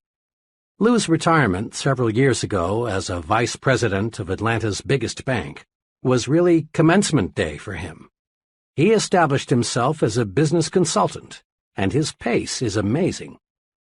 Now in his 60s, he serves numerous clients and is in national demand as a speaker. One of his special projects is helping to build Pi Sigma Epsilon, a young but fast-growing fraternity for professional salesmen and sales executives. Every time I see Lou, he seems younger. He's a young 30 in spirit. Few people I know of any age are reaping more from life than this senior citizen who resolved not to go out to pasture. And the Lou Gordons aren't the boring old grumps feeling sorry for themselves because they're old. Goals, intense goals, can keep a person alive when nothing else will. Mrs. D, the mother of a college friend of mine, contracted cancer when her son was only 2. To darken matters, her husband had died only 3 months before her illness was diagnosed. Her physicians offered little hope. But Mrs. D would not give up. She was determined that she would see her 2-year-old son through college by operating a small retail store left her by her husband. There were numerous surgical operations. Each time the doctors would say, just a few more months. The cancer was never cured, but those few more months stretched into 20 years. She saw her son graduated from college. 6 weeks later, she was gone. A goal, a burning desire, was powerful enough to stave off sure death for 2 decades. Use goals to live longer. No medicine in the world, and your physician will bear this out, is as powerful in bringing about long life as is the desire to do something. The person determined to achieve maximum success learns the principle that progress is made one step at a time. A house is built a brick at a time. Football games are won a play at a time. A department store grows bigger one new customer at a time. Every big accomplishment is a series of little accomplishments. Eric Sevareid, the well-known author and correspondent, reported in Reader's Digest, April 1957, that the best advice he ever received was the principle of the next mile. Here's part of what he said. During World War II, I and several others had to parachute from a crippled Army transport plane into the mountainous jungle on the Burma-India border. It was several weeks before an armed relief expedition could reach us, and then we began a painful, plodding march out to civilized India. We were faced by a 140-mile trek over mountains in August heat and monsoon rains. In the first hour of the march, I rammed a boot nail deep into one foot. By evening, I had bleeding blisters the size of a 50-cent piece on both feet. Could I hobble 140 miles? Could the others, some in worse shape than I, complete such a distance? We were convinced we could not, but we could hobble to that ridge, we could make the next friendly village for the night, and that, of course, was all we had to do. When I relinquished my job and income to undertake a book of 250,000 words, I could not bear to let my mind dwell on the whole scope of the project. I would surely have abandoned what has become my deepest source of professional pride. I tried to think only of the next paragraph, not the next page, and certainly not the next chapter. Thus, for 6 solid months, I never did anything but set down one paragraph after another. The book wrote itself.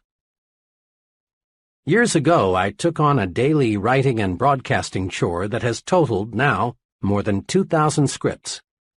Had I been asked at the time to sign a contract to write 2,000 scripts, I would have refused in despair at the enormousness of such an undertaking. But I was only asked to write one, the next one, and that is all I have ever done. The principle of the next mile works for Eric Sevareid, and it will work for you. The step-by-step method is the only intelligent way to attain any objective. The best formula I have heard for quitting smoking, the one that has worked for more of my friends than any other, I call the hour-by-hour method. Instead of trying to reach the ultimate goal, freedom from the habit, just by resolving never to smoke again, the person resolves not to smoke for another hour. When the hour is up, the smoker simply renews his resolution not to smoke for another hour. Later, as desire diminishes, the period is extended to 2 hours, later to a day. Eventually, the goal is won. The person who wants freedom from the habit all at once fails because the psychological pain is more than he can stand. An hour is easy. Forever is difficult. Winning any objective requires a step-by-step method.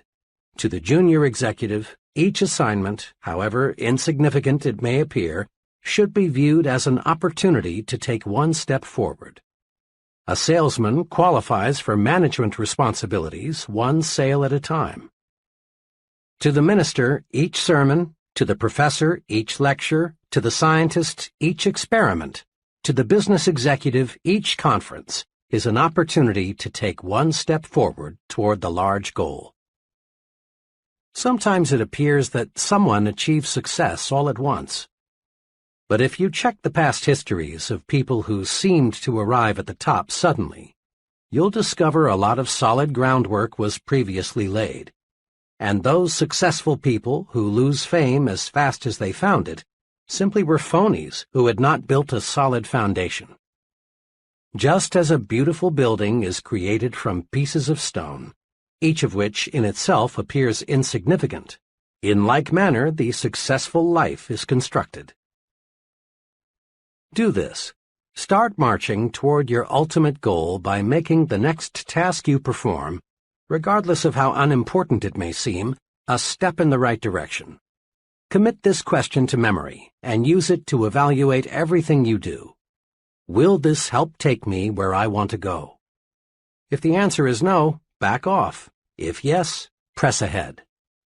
It's clear we do not make one big jump to success. We get there one step at a time. An excellent plan is to set monthly quotas for accomplishment. Here is a guide to help achieve these goals. Examine yourself. Decide what specific things you should do to make yourself more effective. Then, when the 30-day period is up, check your progress and build a new 30-day goal. Always keep working on the little things to get you in shape for the big things. 30-Day Improvement Guide. Between now and the next 30 days, I will A. Break these habits. Suggestions. 1. Putting off things. 2. Negative language. 3. Watching TV more than 60 minutes per day. 4. Gossip. B. Acquire these habits. Suggestions. 1. A rigid morning examination of my appearance. 2. Plan each day's work the night before. 3. Compliment people at every possible opportunity. C. Increase my value to my employer in these ways. Suggestions. 1. Do a better job of developing my subordinates. 2. Learn more about my company, what it does, and the customers it serves. 3. Make 3 specific suggestions to help my company become more efficient. D. Increase my value to my home in these ways. Suggestions. 1. Show more appreciation for the little things my wife does that I've been taking for granted. 2. Once each week, Do something special with my whole family. 3. Give 1 hour each day of my undivided attention to my family. E. Sharpen my mind in these ways. Suggestions. 1. Invest 2 hours each week in reading professional magazines in my field. 2. Read 1 self-help book. 3. Make 4 new friends. 4. Spend 30 minutes daily in quiet, undisturbed thinking. Next time you see a particularly well-poised, well-groomed, clear-thinking, effective person, remind yourself that he wasn't born that way. Lots of conscious effort, invested day by day, made the person what he is. Building new positive habits and destroying old negative habits is a day-by-day process. Create your first 30-day improvement guide right now. Often, when I discuss setting goals, someone comments along these lines. I see that working toward a purpose is important, but so often things happen that upset my plans. It's true that many factors outside your control do affect your destination. There may be serious illness or death in your family, the job you're gunning for may be dissolved, you may meet with an accident. So here is a point we must fix firmly in mind. Prepare to take detours in stride. If you are driving down a road and you come to a road closed situation, you wouldn't camp there, nor would you go back home. The road closed simply means you can't go where you want to go on this road. You'd simply find another road to take you where you want to go. Observe what military leaders do. When they develop a master plan to take an objective, they also map out alternative plans. If something unforeseen happens that rules out Plan A, they switch to Plan B. You rest easy in an airplane even though the airport where you plan to land is closed in because you know the fellow up there driving the plane has alternative landing fields and a reserve fuel supply. It's a rare person who has achieved high-level success who has not had to take detours, many of them. When we detour, we don't have to change our goals, we just travel a different route. You've probably heard many persons say something like, "Oh, how I wish I had bought XX stock back in 19 blank. I'd have a pile of money today." Normally, people think of investing in terms of stocks or bonds, real estate, or some other type of property. But the biggest and most rewarding kind of investment is self-investment, purchasing things that build mental power and proficiency. The progressive business knows that how strong it will be 5 years from now depends not on what it does 5 years in the future, but rather on what it does, invests, this year. Profit comes from only one source, investment. There's a lesson for each of us. To profit, to get the extra reward above a normal income in the years ahead, we must invest in ourselves. We must invest to achieve our goals. Here are 2 sound self-investments that will pay handsome profits in the years ahead. 1. Invest in education. True education is the soundest investment you can make in yourself. But let's be sure we understand what education really is. Some folks measure education by the number of years spent in school or the number of diplomas, certificates, and degrees earned. But this quantitative approach to education doesn't necessarily produce a successful person. Ralph J. Cordiner, chairman of General Electric, expressed the attitude of top business management toward education this way. 2 of our most outstanding presidents, Mr. Wilson and Mr. Coffin, never had an opportunity to attend college. Although some of our present officers have doctor's degrees, 12 out of 41 have no college degrees. We are interested in competency, not diplomas. A diploma or degree may help you get a job, but it will not guarantee your progress on the job. Business is interested in competency, not diplomas. To others, education means the quantity of information a person has stashed away in his brain. But the soak-up-facts method of education won't get you where you want to go. More and more we depend on books, files, and machines to warehouse information. If we can do only what a machine can do, we're in a real fix. Real education, the kind worth investing in, is that which develops and cultivates your mind. How well educated a person is measured by how well his mind is developed, in brief, by how well he thinks. Anything that improves thinking ability is education, and you can obtain education in many ways. But the most efficient sources of education for most people are nearby colleges and universities. Education is their business. If you haven't been to college lately, you're in for some wonderful surprises. You'll be pleased at the wide course offerings available. You'll be even more pleased to discover who goes to school after work. Not the phonies, but rather really promising persons, many of whom already hold very responsible positions.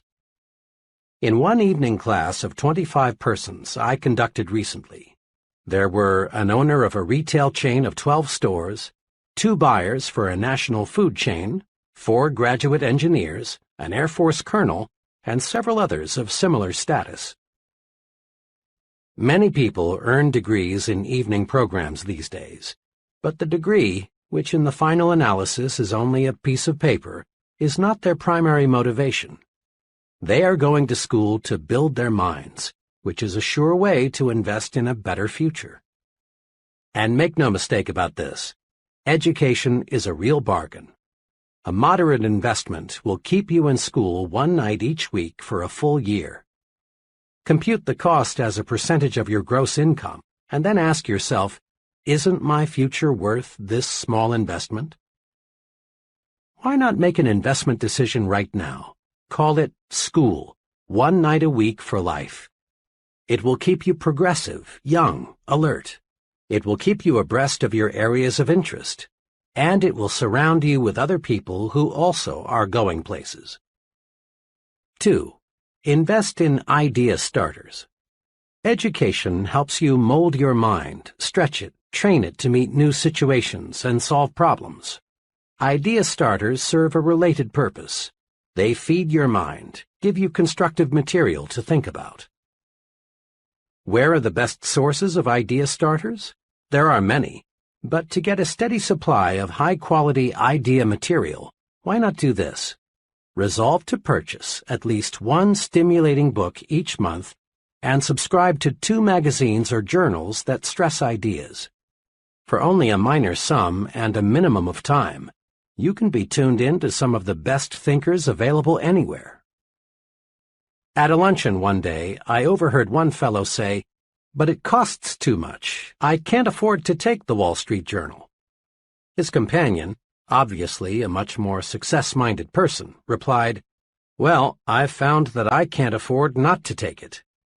Again, take your cue from the successful people. Invest in yourself. Let's take action.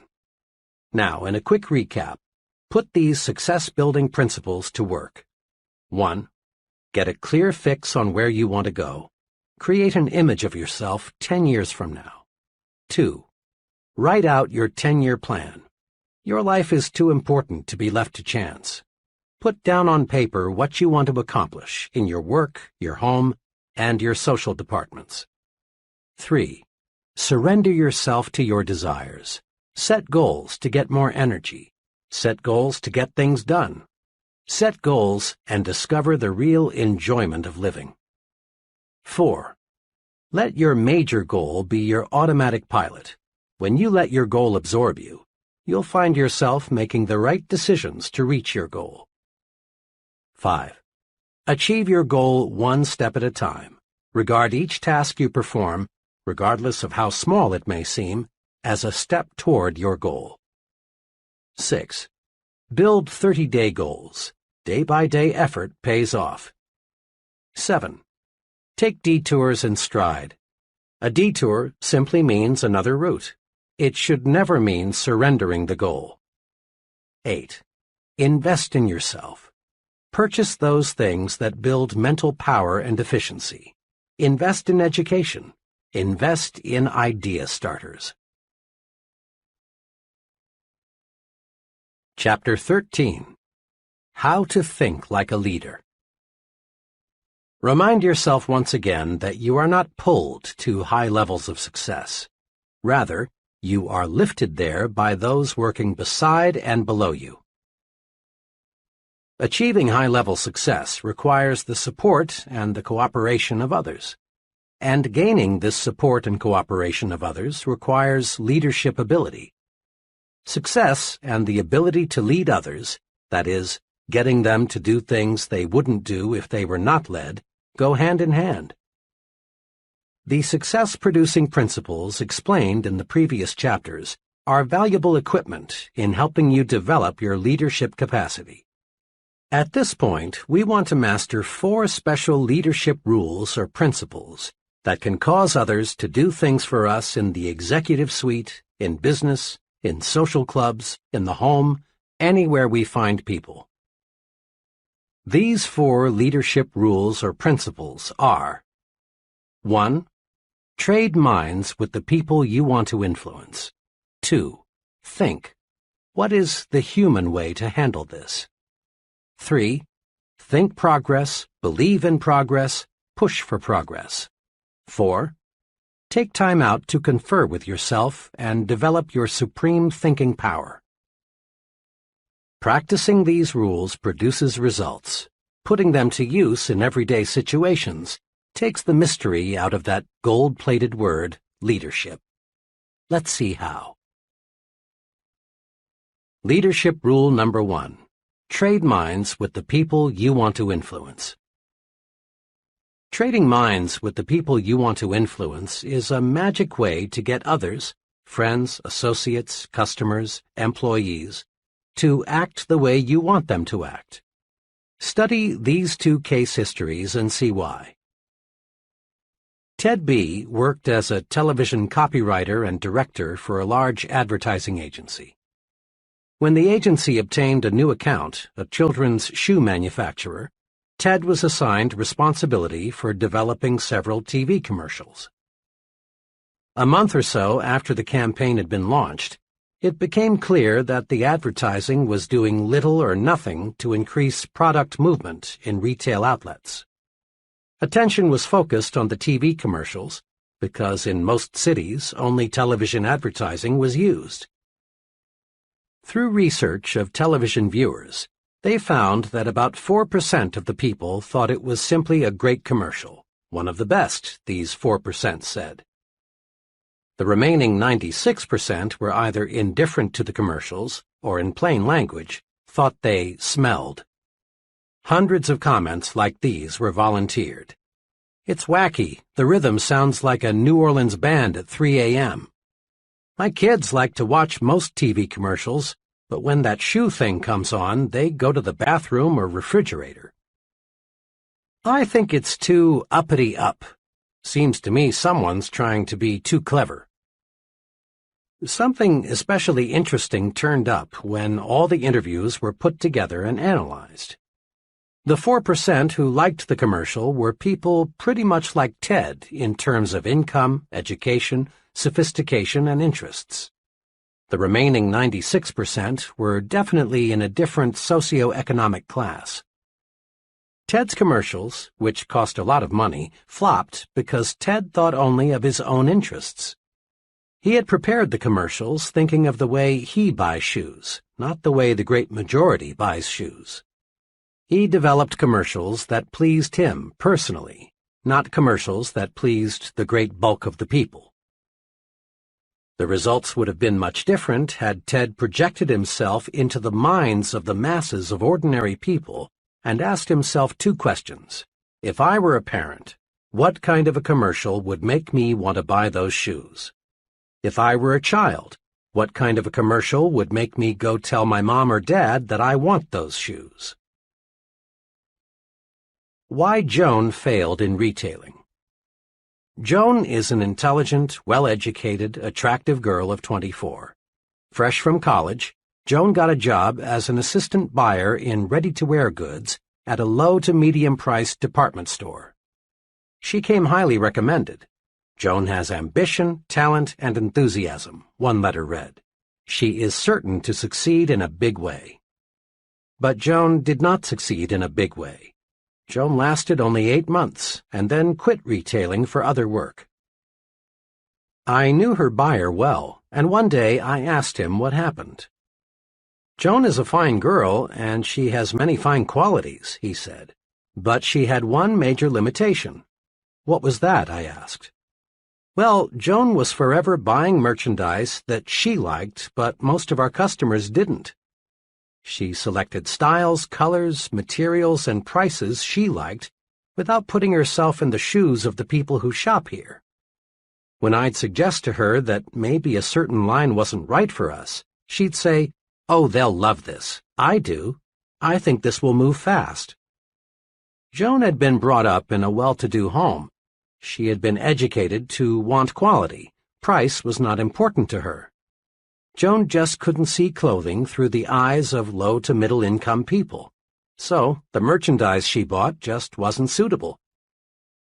The point is this: to get others to do what you want them to do, you must see things through their eyes. When you trade minds, the secret of how to influence other people effectively shows up. A very successful salesman friend told me he spends a lot of time anticipating how prospects will react to his presentation before he gives it. Trading minds with the audience helps the speaker design a more interesting, harder-hitting talk.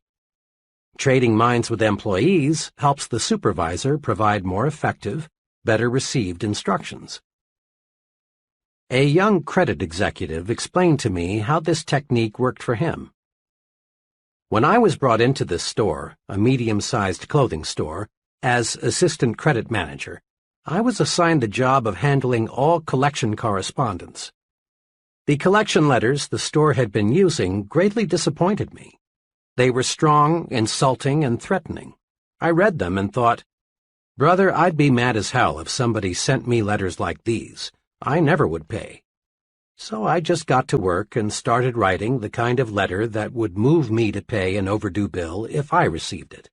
It worked. By putting myself in the shoes of the overdue customer, so to speak, collections climbed to a record high." Numerous political candidates lose elections because they fail to look at themselves through the minds of the typical voters.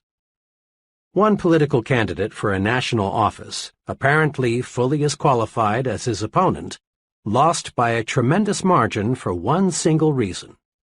He used a vocabulary that only a small percentage of the voters could understand. His opponent, on the other hand, thought in terms of the voters' interests. When he talked to farmers, he used their language. When he spoke to factory workers, he used words they were easily familiar with.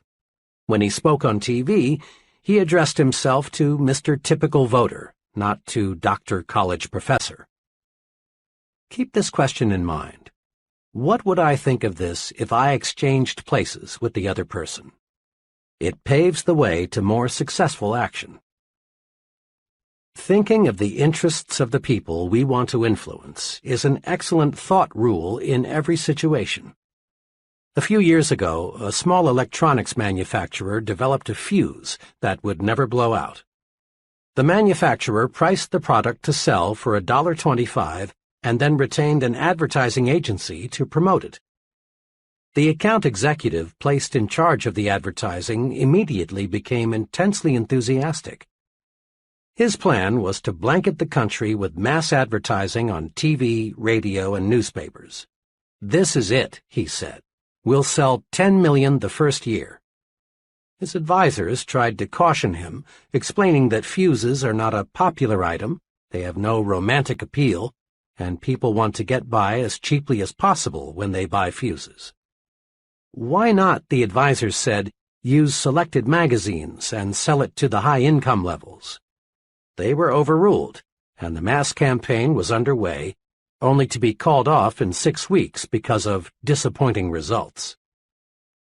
The trouble was this: the advertising executive looked at the high-priced fuses with his eyes, the eyes of a high-income person. He failed to see the product through the eyes of the mass market income levels. Had he put himself in their position, he would have seen the wisdom of directing the promotion toward the upper income groups, and the account would have been saved. Develop your power to trade minds with the people you want to influence. The following exercises will help. Practice trading minds exercises.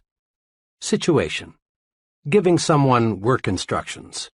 For best results, ask yourself, looking at this from the viewpoint of someone who is new to this, have I made myself clear? Situation: writing an advertisement. For best results, ask yourself, if I were a typical prospective buyer, how would I react to this ad? Situation: telephone manners. For best results, ask yourself, if I were the other person, what would I think of my telephone voice and manners? Situation: gift. For best results, ask yourself, is this gift something I would like, or is it something he will like? Often there is an enormous difference. Situation: the way I give orders. For best results, ask yourself, would I like to carry out orders if they were given to me the way I give them to others? Situation: child discipline. For best results, ask yourself, if I were the child, considering his age, experience, and emotions, how would I react to this discipline? Situation: my appearance. For best results, ask yourself, what would I think of my superior if he were dressed like me? Situation: preparing a speech. For best results, ask yourself, considering the background and interests of the audience, what would I think of this remark? Situation: entertainment.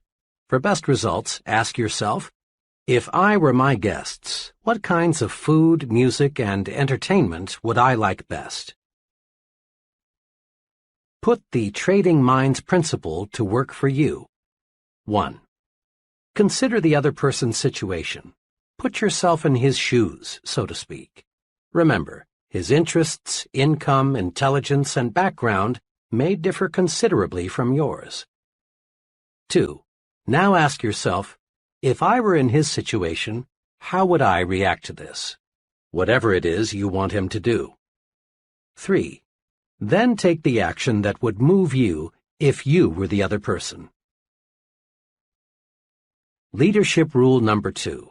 Think, what is the human way to handle this?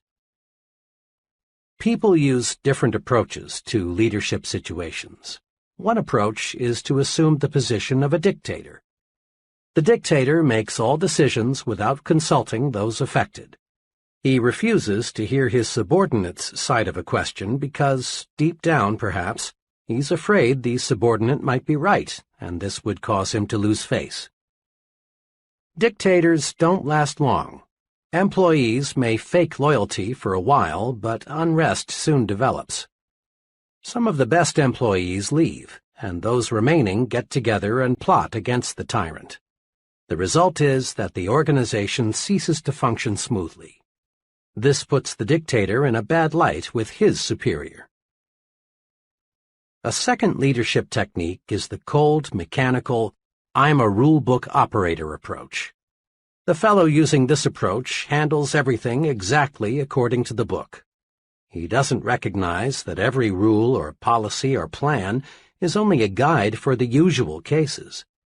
This would-be leader treats human beings as machines, and of all things people don't like, perhaps the most disliked is being treated like a machine. The cold, impersonal efficiency expert is not an ideal. The machines that work for him develop only part of their energy.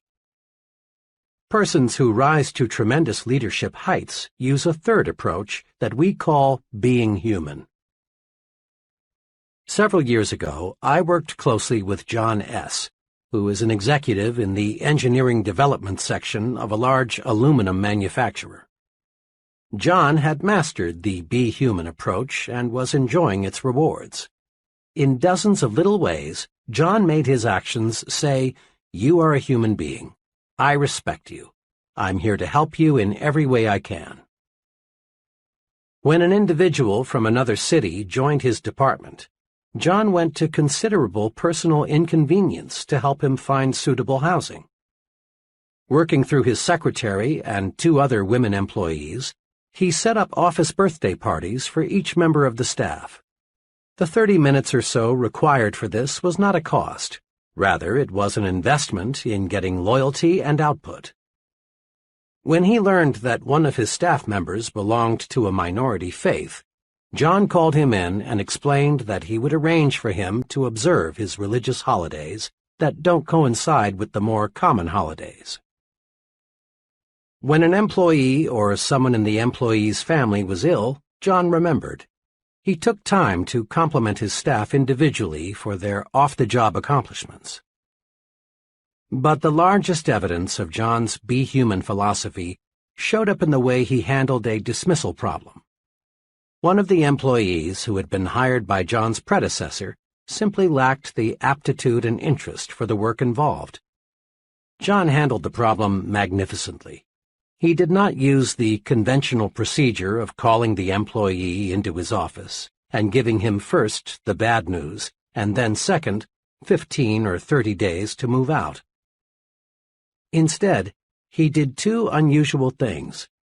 First, he explained why it would be to the employee's personal advantage to find a new situation where his aptitudes and interests would be more useful. He worked with the employee and put him in touch with a reputable vocational guidance consultant. Next, he did something else above and beyond the call of duty. He helped the employee find a new job by setting up interviews with executives in other companies where the employee's skills were needed. In just 18 days after the dismissal conference, the employee was relocated in a very promising situation. This dismissal procedure intrigued me, so I asked John to explain his thinking behind it. He explained it this way. "There's an old maxim I've formed and held in my mind," he began. "Whoever is under a man's power is under his protection, too.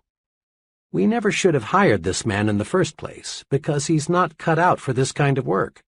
But since we did, the least I could do was help him to relocate."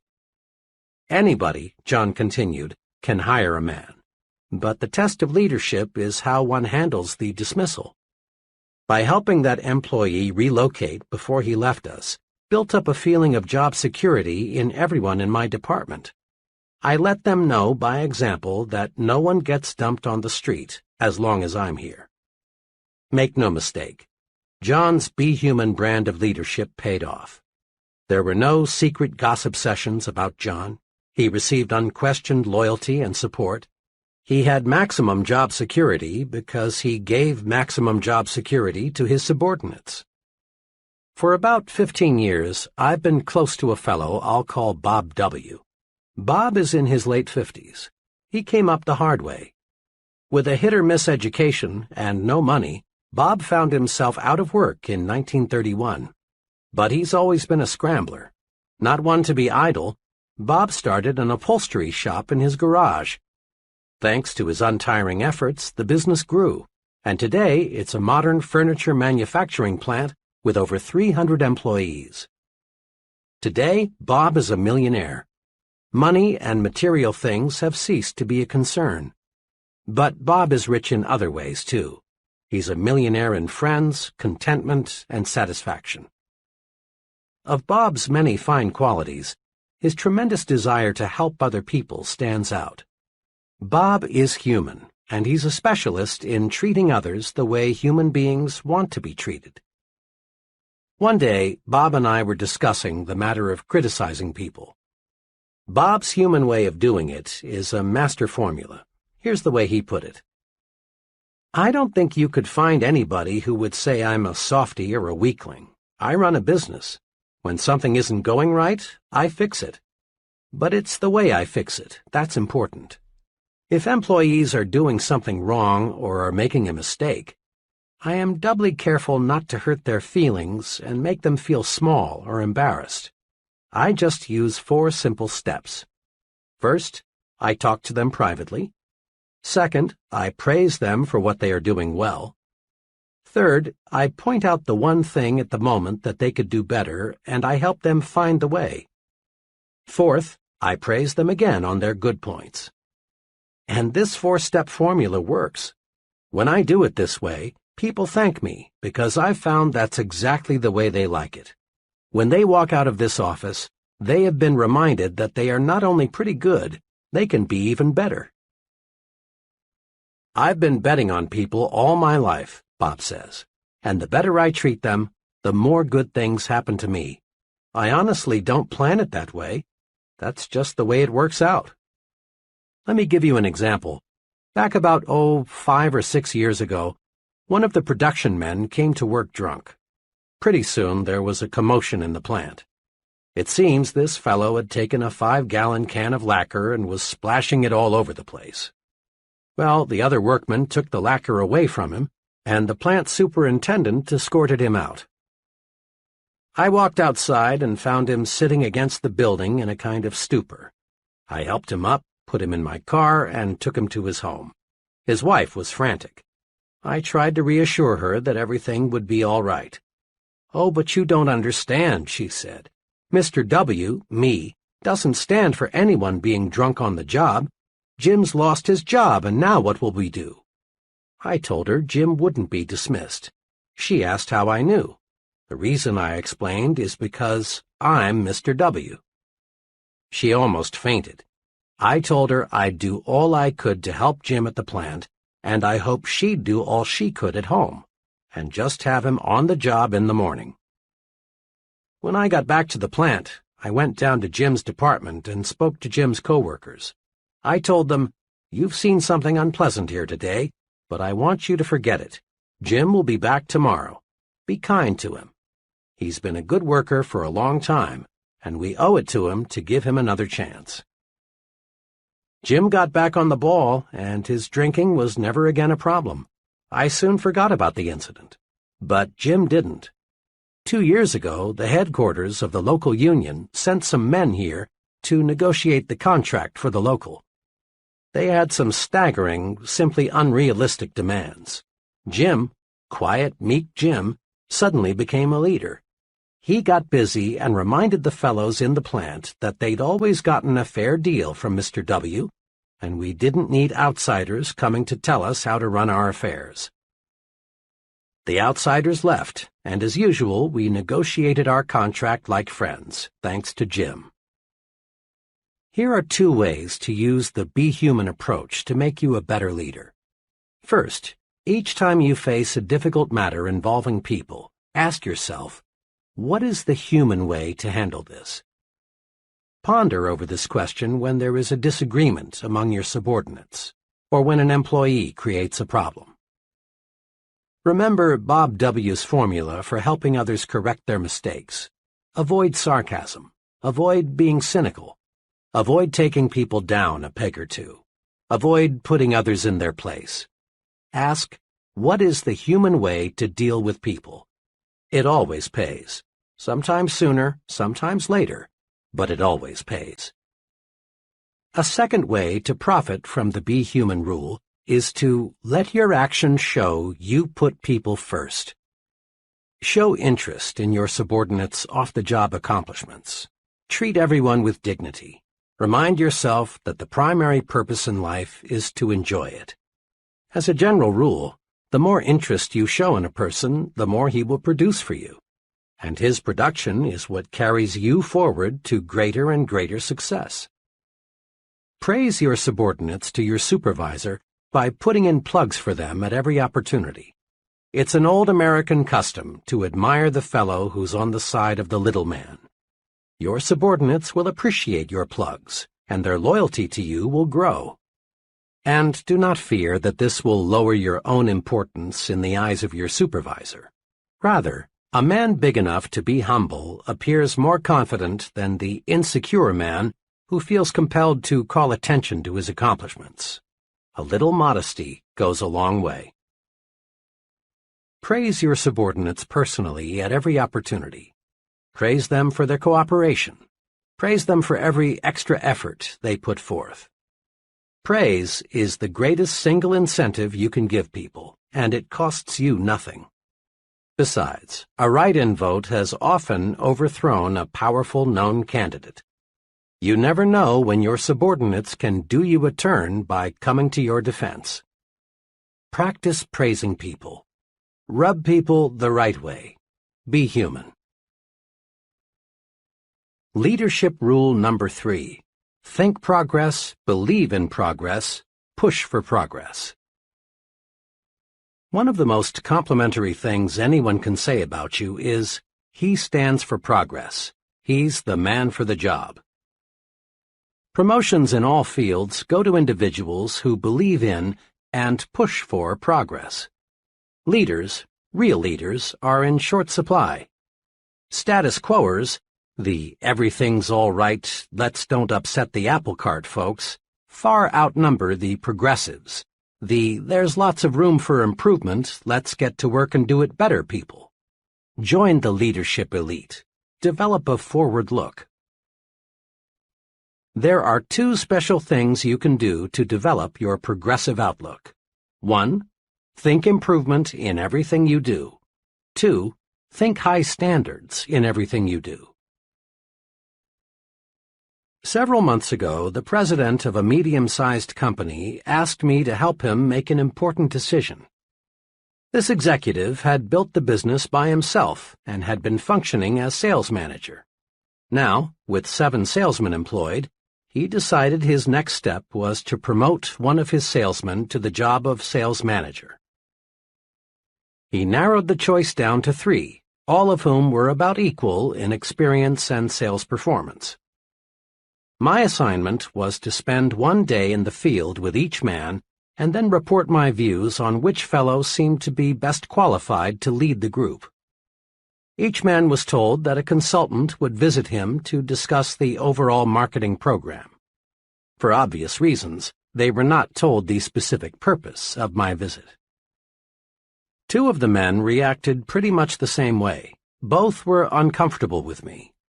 They seemed to sense that I was there to change things. Each of these men was a real defender of the status quo. Both approved of the way everything was being done.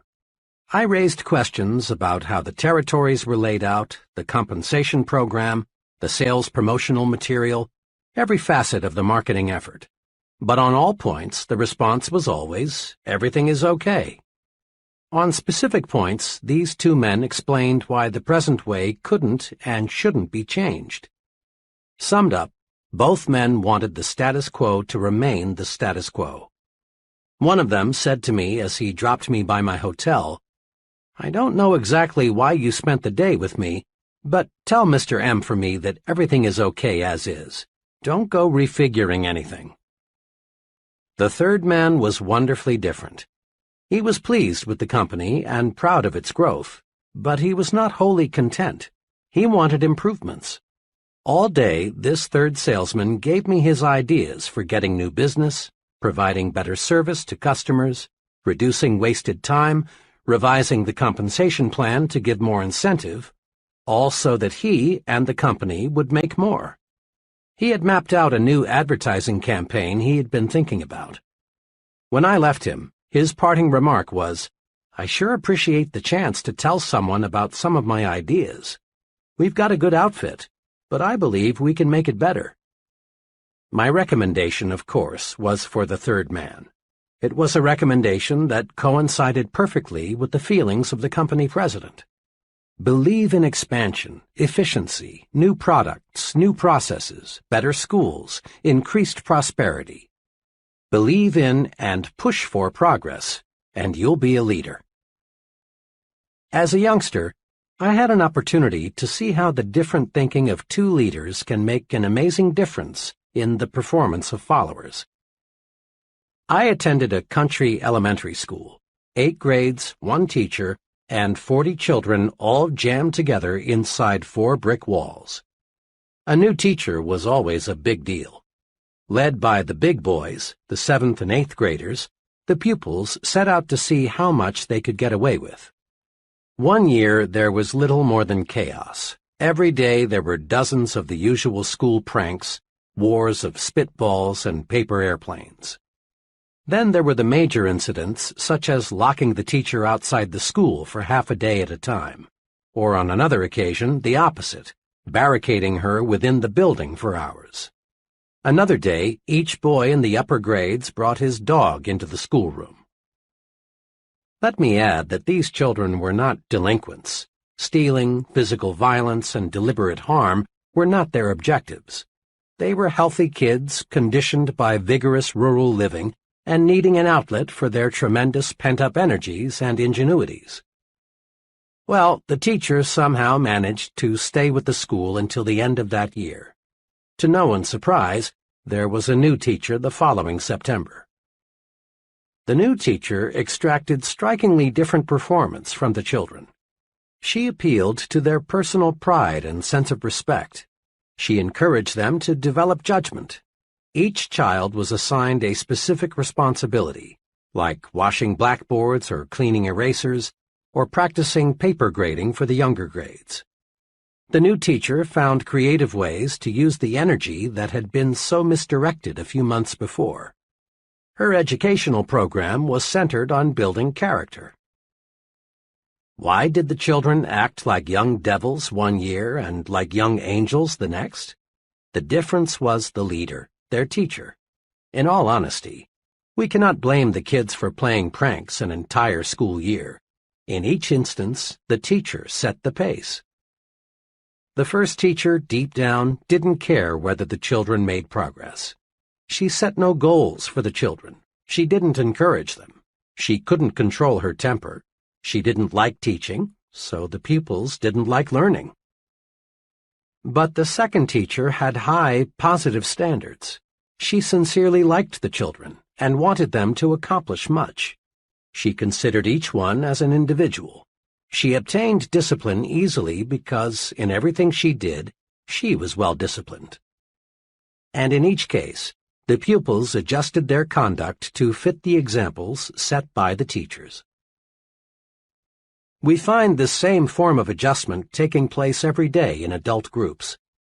During World War II, military chiefs continually observed that the highest morale was not found in units where commanders were easy, relaxed, and lackadaisical. Crack units were led by officers with high standards who enforced military regulations fairly and properly. Military personnel simply do not respect and admire officers with low standards. College students, too, take their cue from the examples set by the professors. Students under one professor cut classes, copy term papers, and connive in various ways to pass without serious study. But the same students under another professor willingly work extra hard to master the subject. In business situations, we again find individuals patterning their thinking after that of the superior. Study a group of employees closely. Observe their habits, mannerisms, attitudes toward the company, ethics, self-control. Then compare what you find with the behavior of their superior, and you discover amazing similarities. Every year, many corporations that have grown sluggish and are headed downward are rebuilt. And how? By changing a handful of executives at the top. Companies, and colleges, and churches, and clubs, and unions, and all other types of organizations are successfully rebuilt from the top down, not from the bottom up.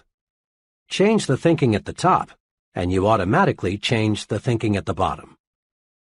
Remember this: when you take over the leadership of a group, the persons in that group immediately begin to adjust themselves to the standards you set. This is most noticeable during the first few weeks. Their big concern is to clue you in, zero you in, find out what you expect of them. They watch every move you make. They think, how much rope will he give me? How does he want it done? What does it take to please him? What will he say if I do this or that? Once they know, they act accordingly. Check the example you set. Use this old but ever-accurate quatrain as a guide. What kind of world would this world be if everyone in it were just like me? To add meaning to this self-imposed test, substitute the word company for world so it reads, what kind of company would this company be if everyone in it were just like me? In similar fashion, Ask yourself what kind of club, community, school, church would it be if everyone in it acted like you. Think, talk, act, live the way you want your subordinates to think, talk, act, live, and they will. Over a period of time, subordinates tend to become carbon copies of their chief. The simplest way to get high-level performance is to be sure the master copy is worth duplicating. Am I a progressive thinker checklist? A. Do I think progressively toward my work? 1. Do I appraise my work with the how can we do it better attitude? 2. Do I praise my company, the people in it, and the products it sells at every possible opportunity? 3. Are my personal standards with reference to the quantity and quality of my output higher now than 3 or 6 months ago? 4. Am I setting an excellent example for my subordinates, associates, and others I work with? B. Do I think progressively toward my family? 1. Is my family happier today than it was 3 or 6 months ago? 2. Am I following a plan to improve my family's standard of living? 3. Does my family have an ample variety of stimulating activities outside the home? 4. Do I set an example of a progressive, a supporter of progress for my children? C. Do I think progressively toward myself? 1. Can I honestly say I am a more valuable person today than 3 or 6 months ago? 2. Am I following an organized self-improvement program to increase my value to others? 3. Do I have forward-looking goals for at least 5 years in the future? 4. Am I a booster in every organization or group to which I belong? D. Do I think progressively toward my community? 1. Have I done anything in the past 6 months that I honestly feel has improved my community, neighborhood, churches, schools, etc.? 2. Do I boost worthwhile community projects rather than object, criticize, or complain? 3. Have I ever taken the lead in bringing about some worthwhile improvement in my community? 4. Do I speak well of my neighbors and fellow citizens? Leadership Rule Number 4. Take time out to confer with yourself and tap your supreme thinking power. We usually picture leaders as exceptionally busy people, and they are. Leadership requires being in the thick of things, but while it's usually overlooked, it is noteworthy that leaders spend considerable time alone with nothing but their own thinking apparatus. Check the lives of the great religious leaders, and you'll find each of them spent considerable time alone. Moses frequently was alone, often for long periods of time. So were Jesus, Buddha, Confucius, Mohammed, Gandhi. Every outstanding religious leader in history spent much time in solitude, away from the distractions of life. Political leaders, too, those who made lasting names in history for good or bad, gained insight through solitude. It is an interesting question whether Franklin D. Roosevelt could have developed his unusual leadership capacities had he not spent much time alone while recovering from his polio attack. Harry Truman spent much time as a boy and as an adult alone on a Missouri farm. Quite possibly, Hitler would never have achieved power had he not spent months in jail alone, where he had time to construct Mein Kampf, that brilliantly wicked plan for world conquest that sold the Germans in a blind moment. Many of the leaders of communism who proved to be so diplomatically skillful, Lenin, Stalin, Marx, and many others, spent time in jail, where they could, without distraction, plan their future moves. Leading universities require professors to lecture as few as 5 hours per week, so that the professor has time to think. Many outstanding business executives are surrounded all day by assistants, secretaries, telephones, and reports. but follow them around for 168 hours a week and 720 hours a month, and you discover they spent a surprising amount of time in uninterrupted thought. The point is this: the successful person in any field takes time out to confer with himself or herself. Leaders use solitude to put the pieces of a problem together, to work out solutions, to plan, and in one phrase, to do their super thinking. Many people fail to tap their creative leadership power because they confer with everybody and everything else but themselves. You know this kind of person well. He's the fellow who goes to great lengths not to be alone. He goes to extremes to surround himself with people. He can't stand being alone in his office, so he goes prowling to see other people. Seldom does he spend evenings alone. He feels a compelling need to talk with others every waking moment. He devours a huge diet of small talk and gossip. When this person is forced by circumstances to be physically alone, he finds ways to keep from being mentally alone. At times like these, he resorts to television, newspapers, radio, telephone, anything that will take over his thinking process for him. In effect, he says, "Here, Mr. TV, Mr. Newspaper, occupy my mind for me. I'm afraid to occupy it with my own thoughts." Mr. I Can't Stand to Be Alone shuns independent thought. He keeps his own mind blacked out. He is psychologically scared of his own thoughts. As time goes by, Mr. I Can't Stand to Be Alone grows increasingly shallow. He makes many ill-considered moves.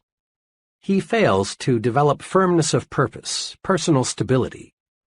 He is unfortunately ignorant of the superpower lying unused just behind his forehead. Don't be a Mr. I Can't Stand to Be Alone. Successful leaders tap their superpower through being alone. You can too. Let's see how. As part of a professional development program, I asked 13 trainees to closet themselves for 1 hour each day for 2 weeks. The trainees were asked to shut themselves off from all distractions and think constructively about anything that came to mind. At the end of 2 weeks, each trainee, without exception, reported the experience proved amazingly practical and worthwhile. One fellow stated that before the managed solitude experiment, he was on the verge of a sharp break with another company executive. But through clear thinking, he found the source of the problem and the way to correct it. Others reported that they solved problems relating to such varied things as changing jobs, marriage difficulties, buying a home, and selecting a college for a teenage child. Each trainee enthusiastically reported that he had gained a much better understanding of himself, his strengths and weaknesses, than he had ever had before. The trainees also discovered something else that is tremendously significant. They discovered that decisions and observations made alone in managed solitude have an uncanny way of being 100% right. The trainees discovered that when the fog is lifted, the right choice becomes crystal clear. Managed solitude pays off. One day recently, an associate of mine reversed her stand completely on a troublesome issue. I was curious to know why she had switched her thinking, since the problem was very basic.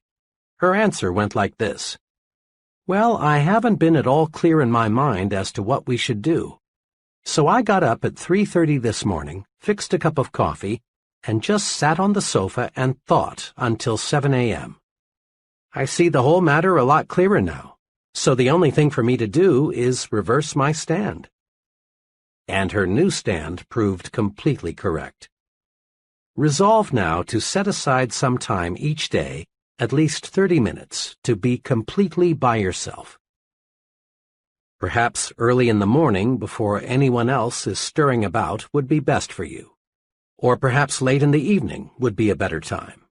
The important thing is to select a time when your mind is fresh and when you can be free from distractions. You can use this time to do 2 types of thinking, directed and undirected. To do directed thinking, Review the major problem facing you.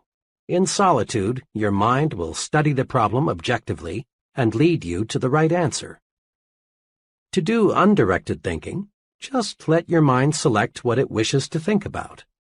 In moments like these, your subconscious mind taps your memory bank, which in turn feeds your conscious mind. Undirected thinking is very helpful in doing self-evaluation. It helps you get down to the very basic matters, like, how can I do better? What should be my next move? Remember, the main job of the leader is thinking, and the best preparation for leadership is thinking. Spend some time in managed solitude every day and think yourself to success. Summary. To be a more effective leader, put these 4 leadership principles to work. 1. Trade minds with the people you want to influence. It's easy to get others to do what you want them to do if you'll see things through their eyes. Ask yourself this question before you act. What would I think of this if I exchanged places with the other person? 2. Apply the Be Human rule in your dealings with others. Ask, what is the human way to handle this? In everything you do, show that you put other people first. Just give other people the kind of treatment you like to receive. You'll be rewarded. 3. Think progress, believe in progress, push for progress. Think improvement in everything you do. Think high standards in everything you do. Over a period of time, subordinates tend to become carbon copies of their chief. Be sure the master copy is worth duplicating. Make this a personal resolution. At home, at work, in community life, if it's progress, I'm for it. 4. Take time out to confer with yourself and tap your supreme thinking power. Managed solitude pays off. Use it to release your creative power. Use it to find solutions to personal and business problems. So spend some time alone every day just for thinking. Use the thinking technique all great leaders use. Confer with yourself. How to use the magic of thinking big in life's most crucial situations. There is magic in thinking big, but it is so easy to forget. When you hit some rough spots, there is danger that your thinking will shrink in size, and when it does, you lose.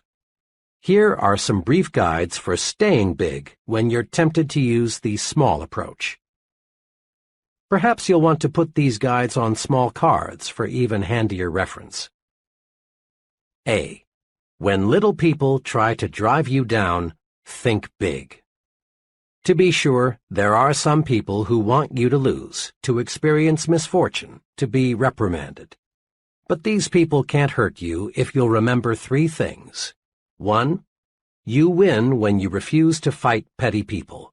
Fighting little people reduces you to their size. Stay big. 2. Expect to be sniped at. It's proof you're growing. 3. Remind yourself that snipers are psychologically sick. Be big. Feel sorry for them. Think big enough to be immune to the attacks of petty people. B. When that I haven't got what it takes feeling creeps up on you, think big. Remember, if you think you are weak, you are. If you think you're inadequate, you are. If you think you're second class, you are. Whip that natural tendency to sell yourself short with these tools. 1. Look important. It helps you think important. How you look on the outside has a lot to do with how you feel on the inside. 2. Concentrate on your assets. Build a sell yourself to yourself commercial and use it. Learn to supercharge yourself. Know your positive self. 3. Put other people in proper perspective. The other person is just another human being, so why be afraid of him? Think big enough to see how good you really are. C. When an argument or quarrel seems inevitable, think big. Successfully resist the temptation to argue and quarrel by 1. Asking yourself, honestly now, is this thing really important enough to argue about? 2. Reminding yourself you never gain anything from an argument, but you always lose something. Think big enough to see that quarrels, arguments, feuds, and fusses will never help you get where you want to go. D. When you feel defeated, think big. It is not possible to achieve large success without hardships and setbacks, but it is possible to live the rest of your life without defeat. Big thinkers react to setbacks this way. 1. Regard the setback as a lesson. Research it. Use it to propel you forward. Salvage something from every setback. 2. Blend persistence with experimentation. Back off and start afresh with a new approach. Think big enough to see that defeat is a state of mind, nothing more. E. When romance starts to slip, think big.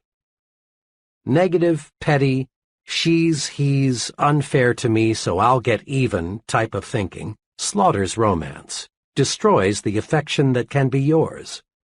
Do this when things aren't going right in the love department. 1. Concentrate on the biggest qualities in the person you want to love you. Put little things where they belong, in second place. 2.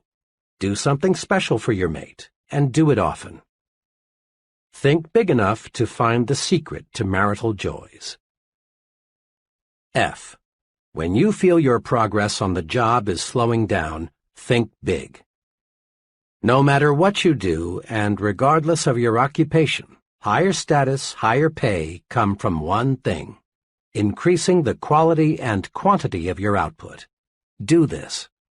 Think, I can do better. The best is not unattainable. There is room for doing everything better. Nothing in this world is being done as well as it could be. And when you think, I can do better, ways to do better will appear. Thinking I can do better switches on your creative power. Think big enough to see that if you put service first, money takes care of itself. In the words of Publilius Cyrus, a wise man will be master of his mind, a fool will be its slave.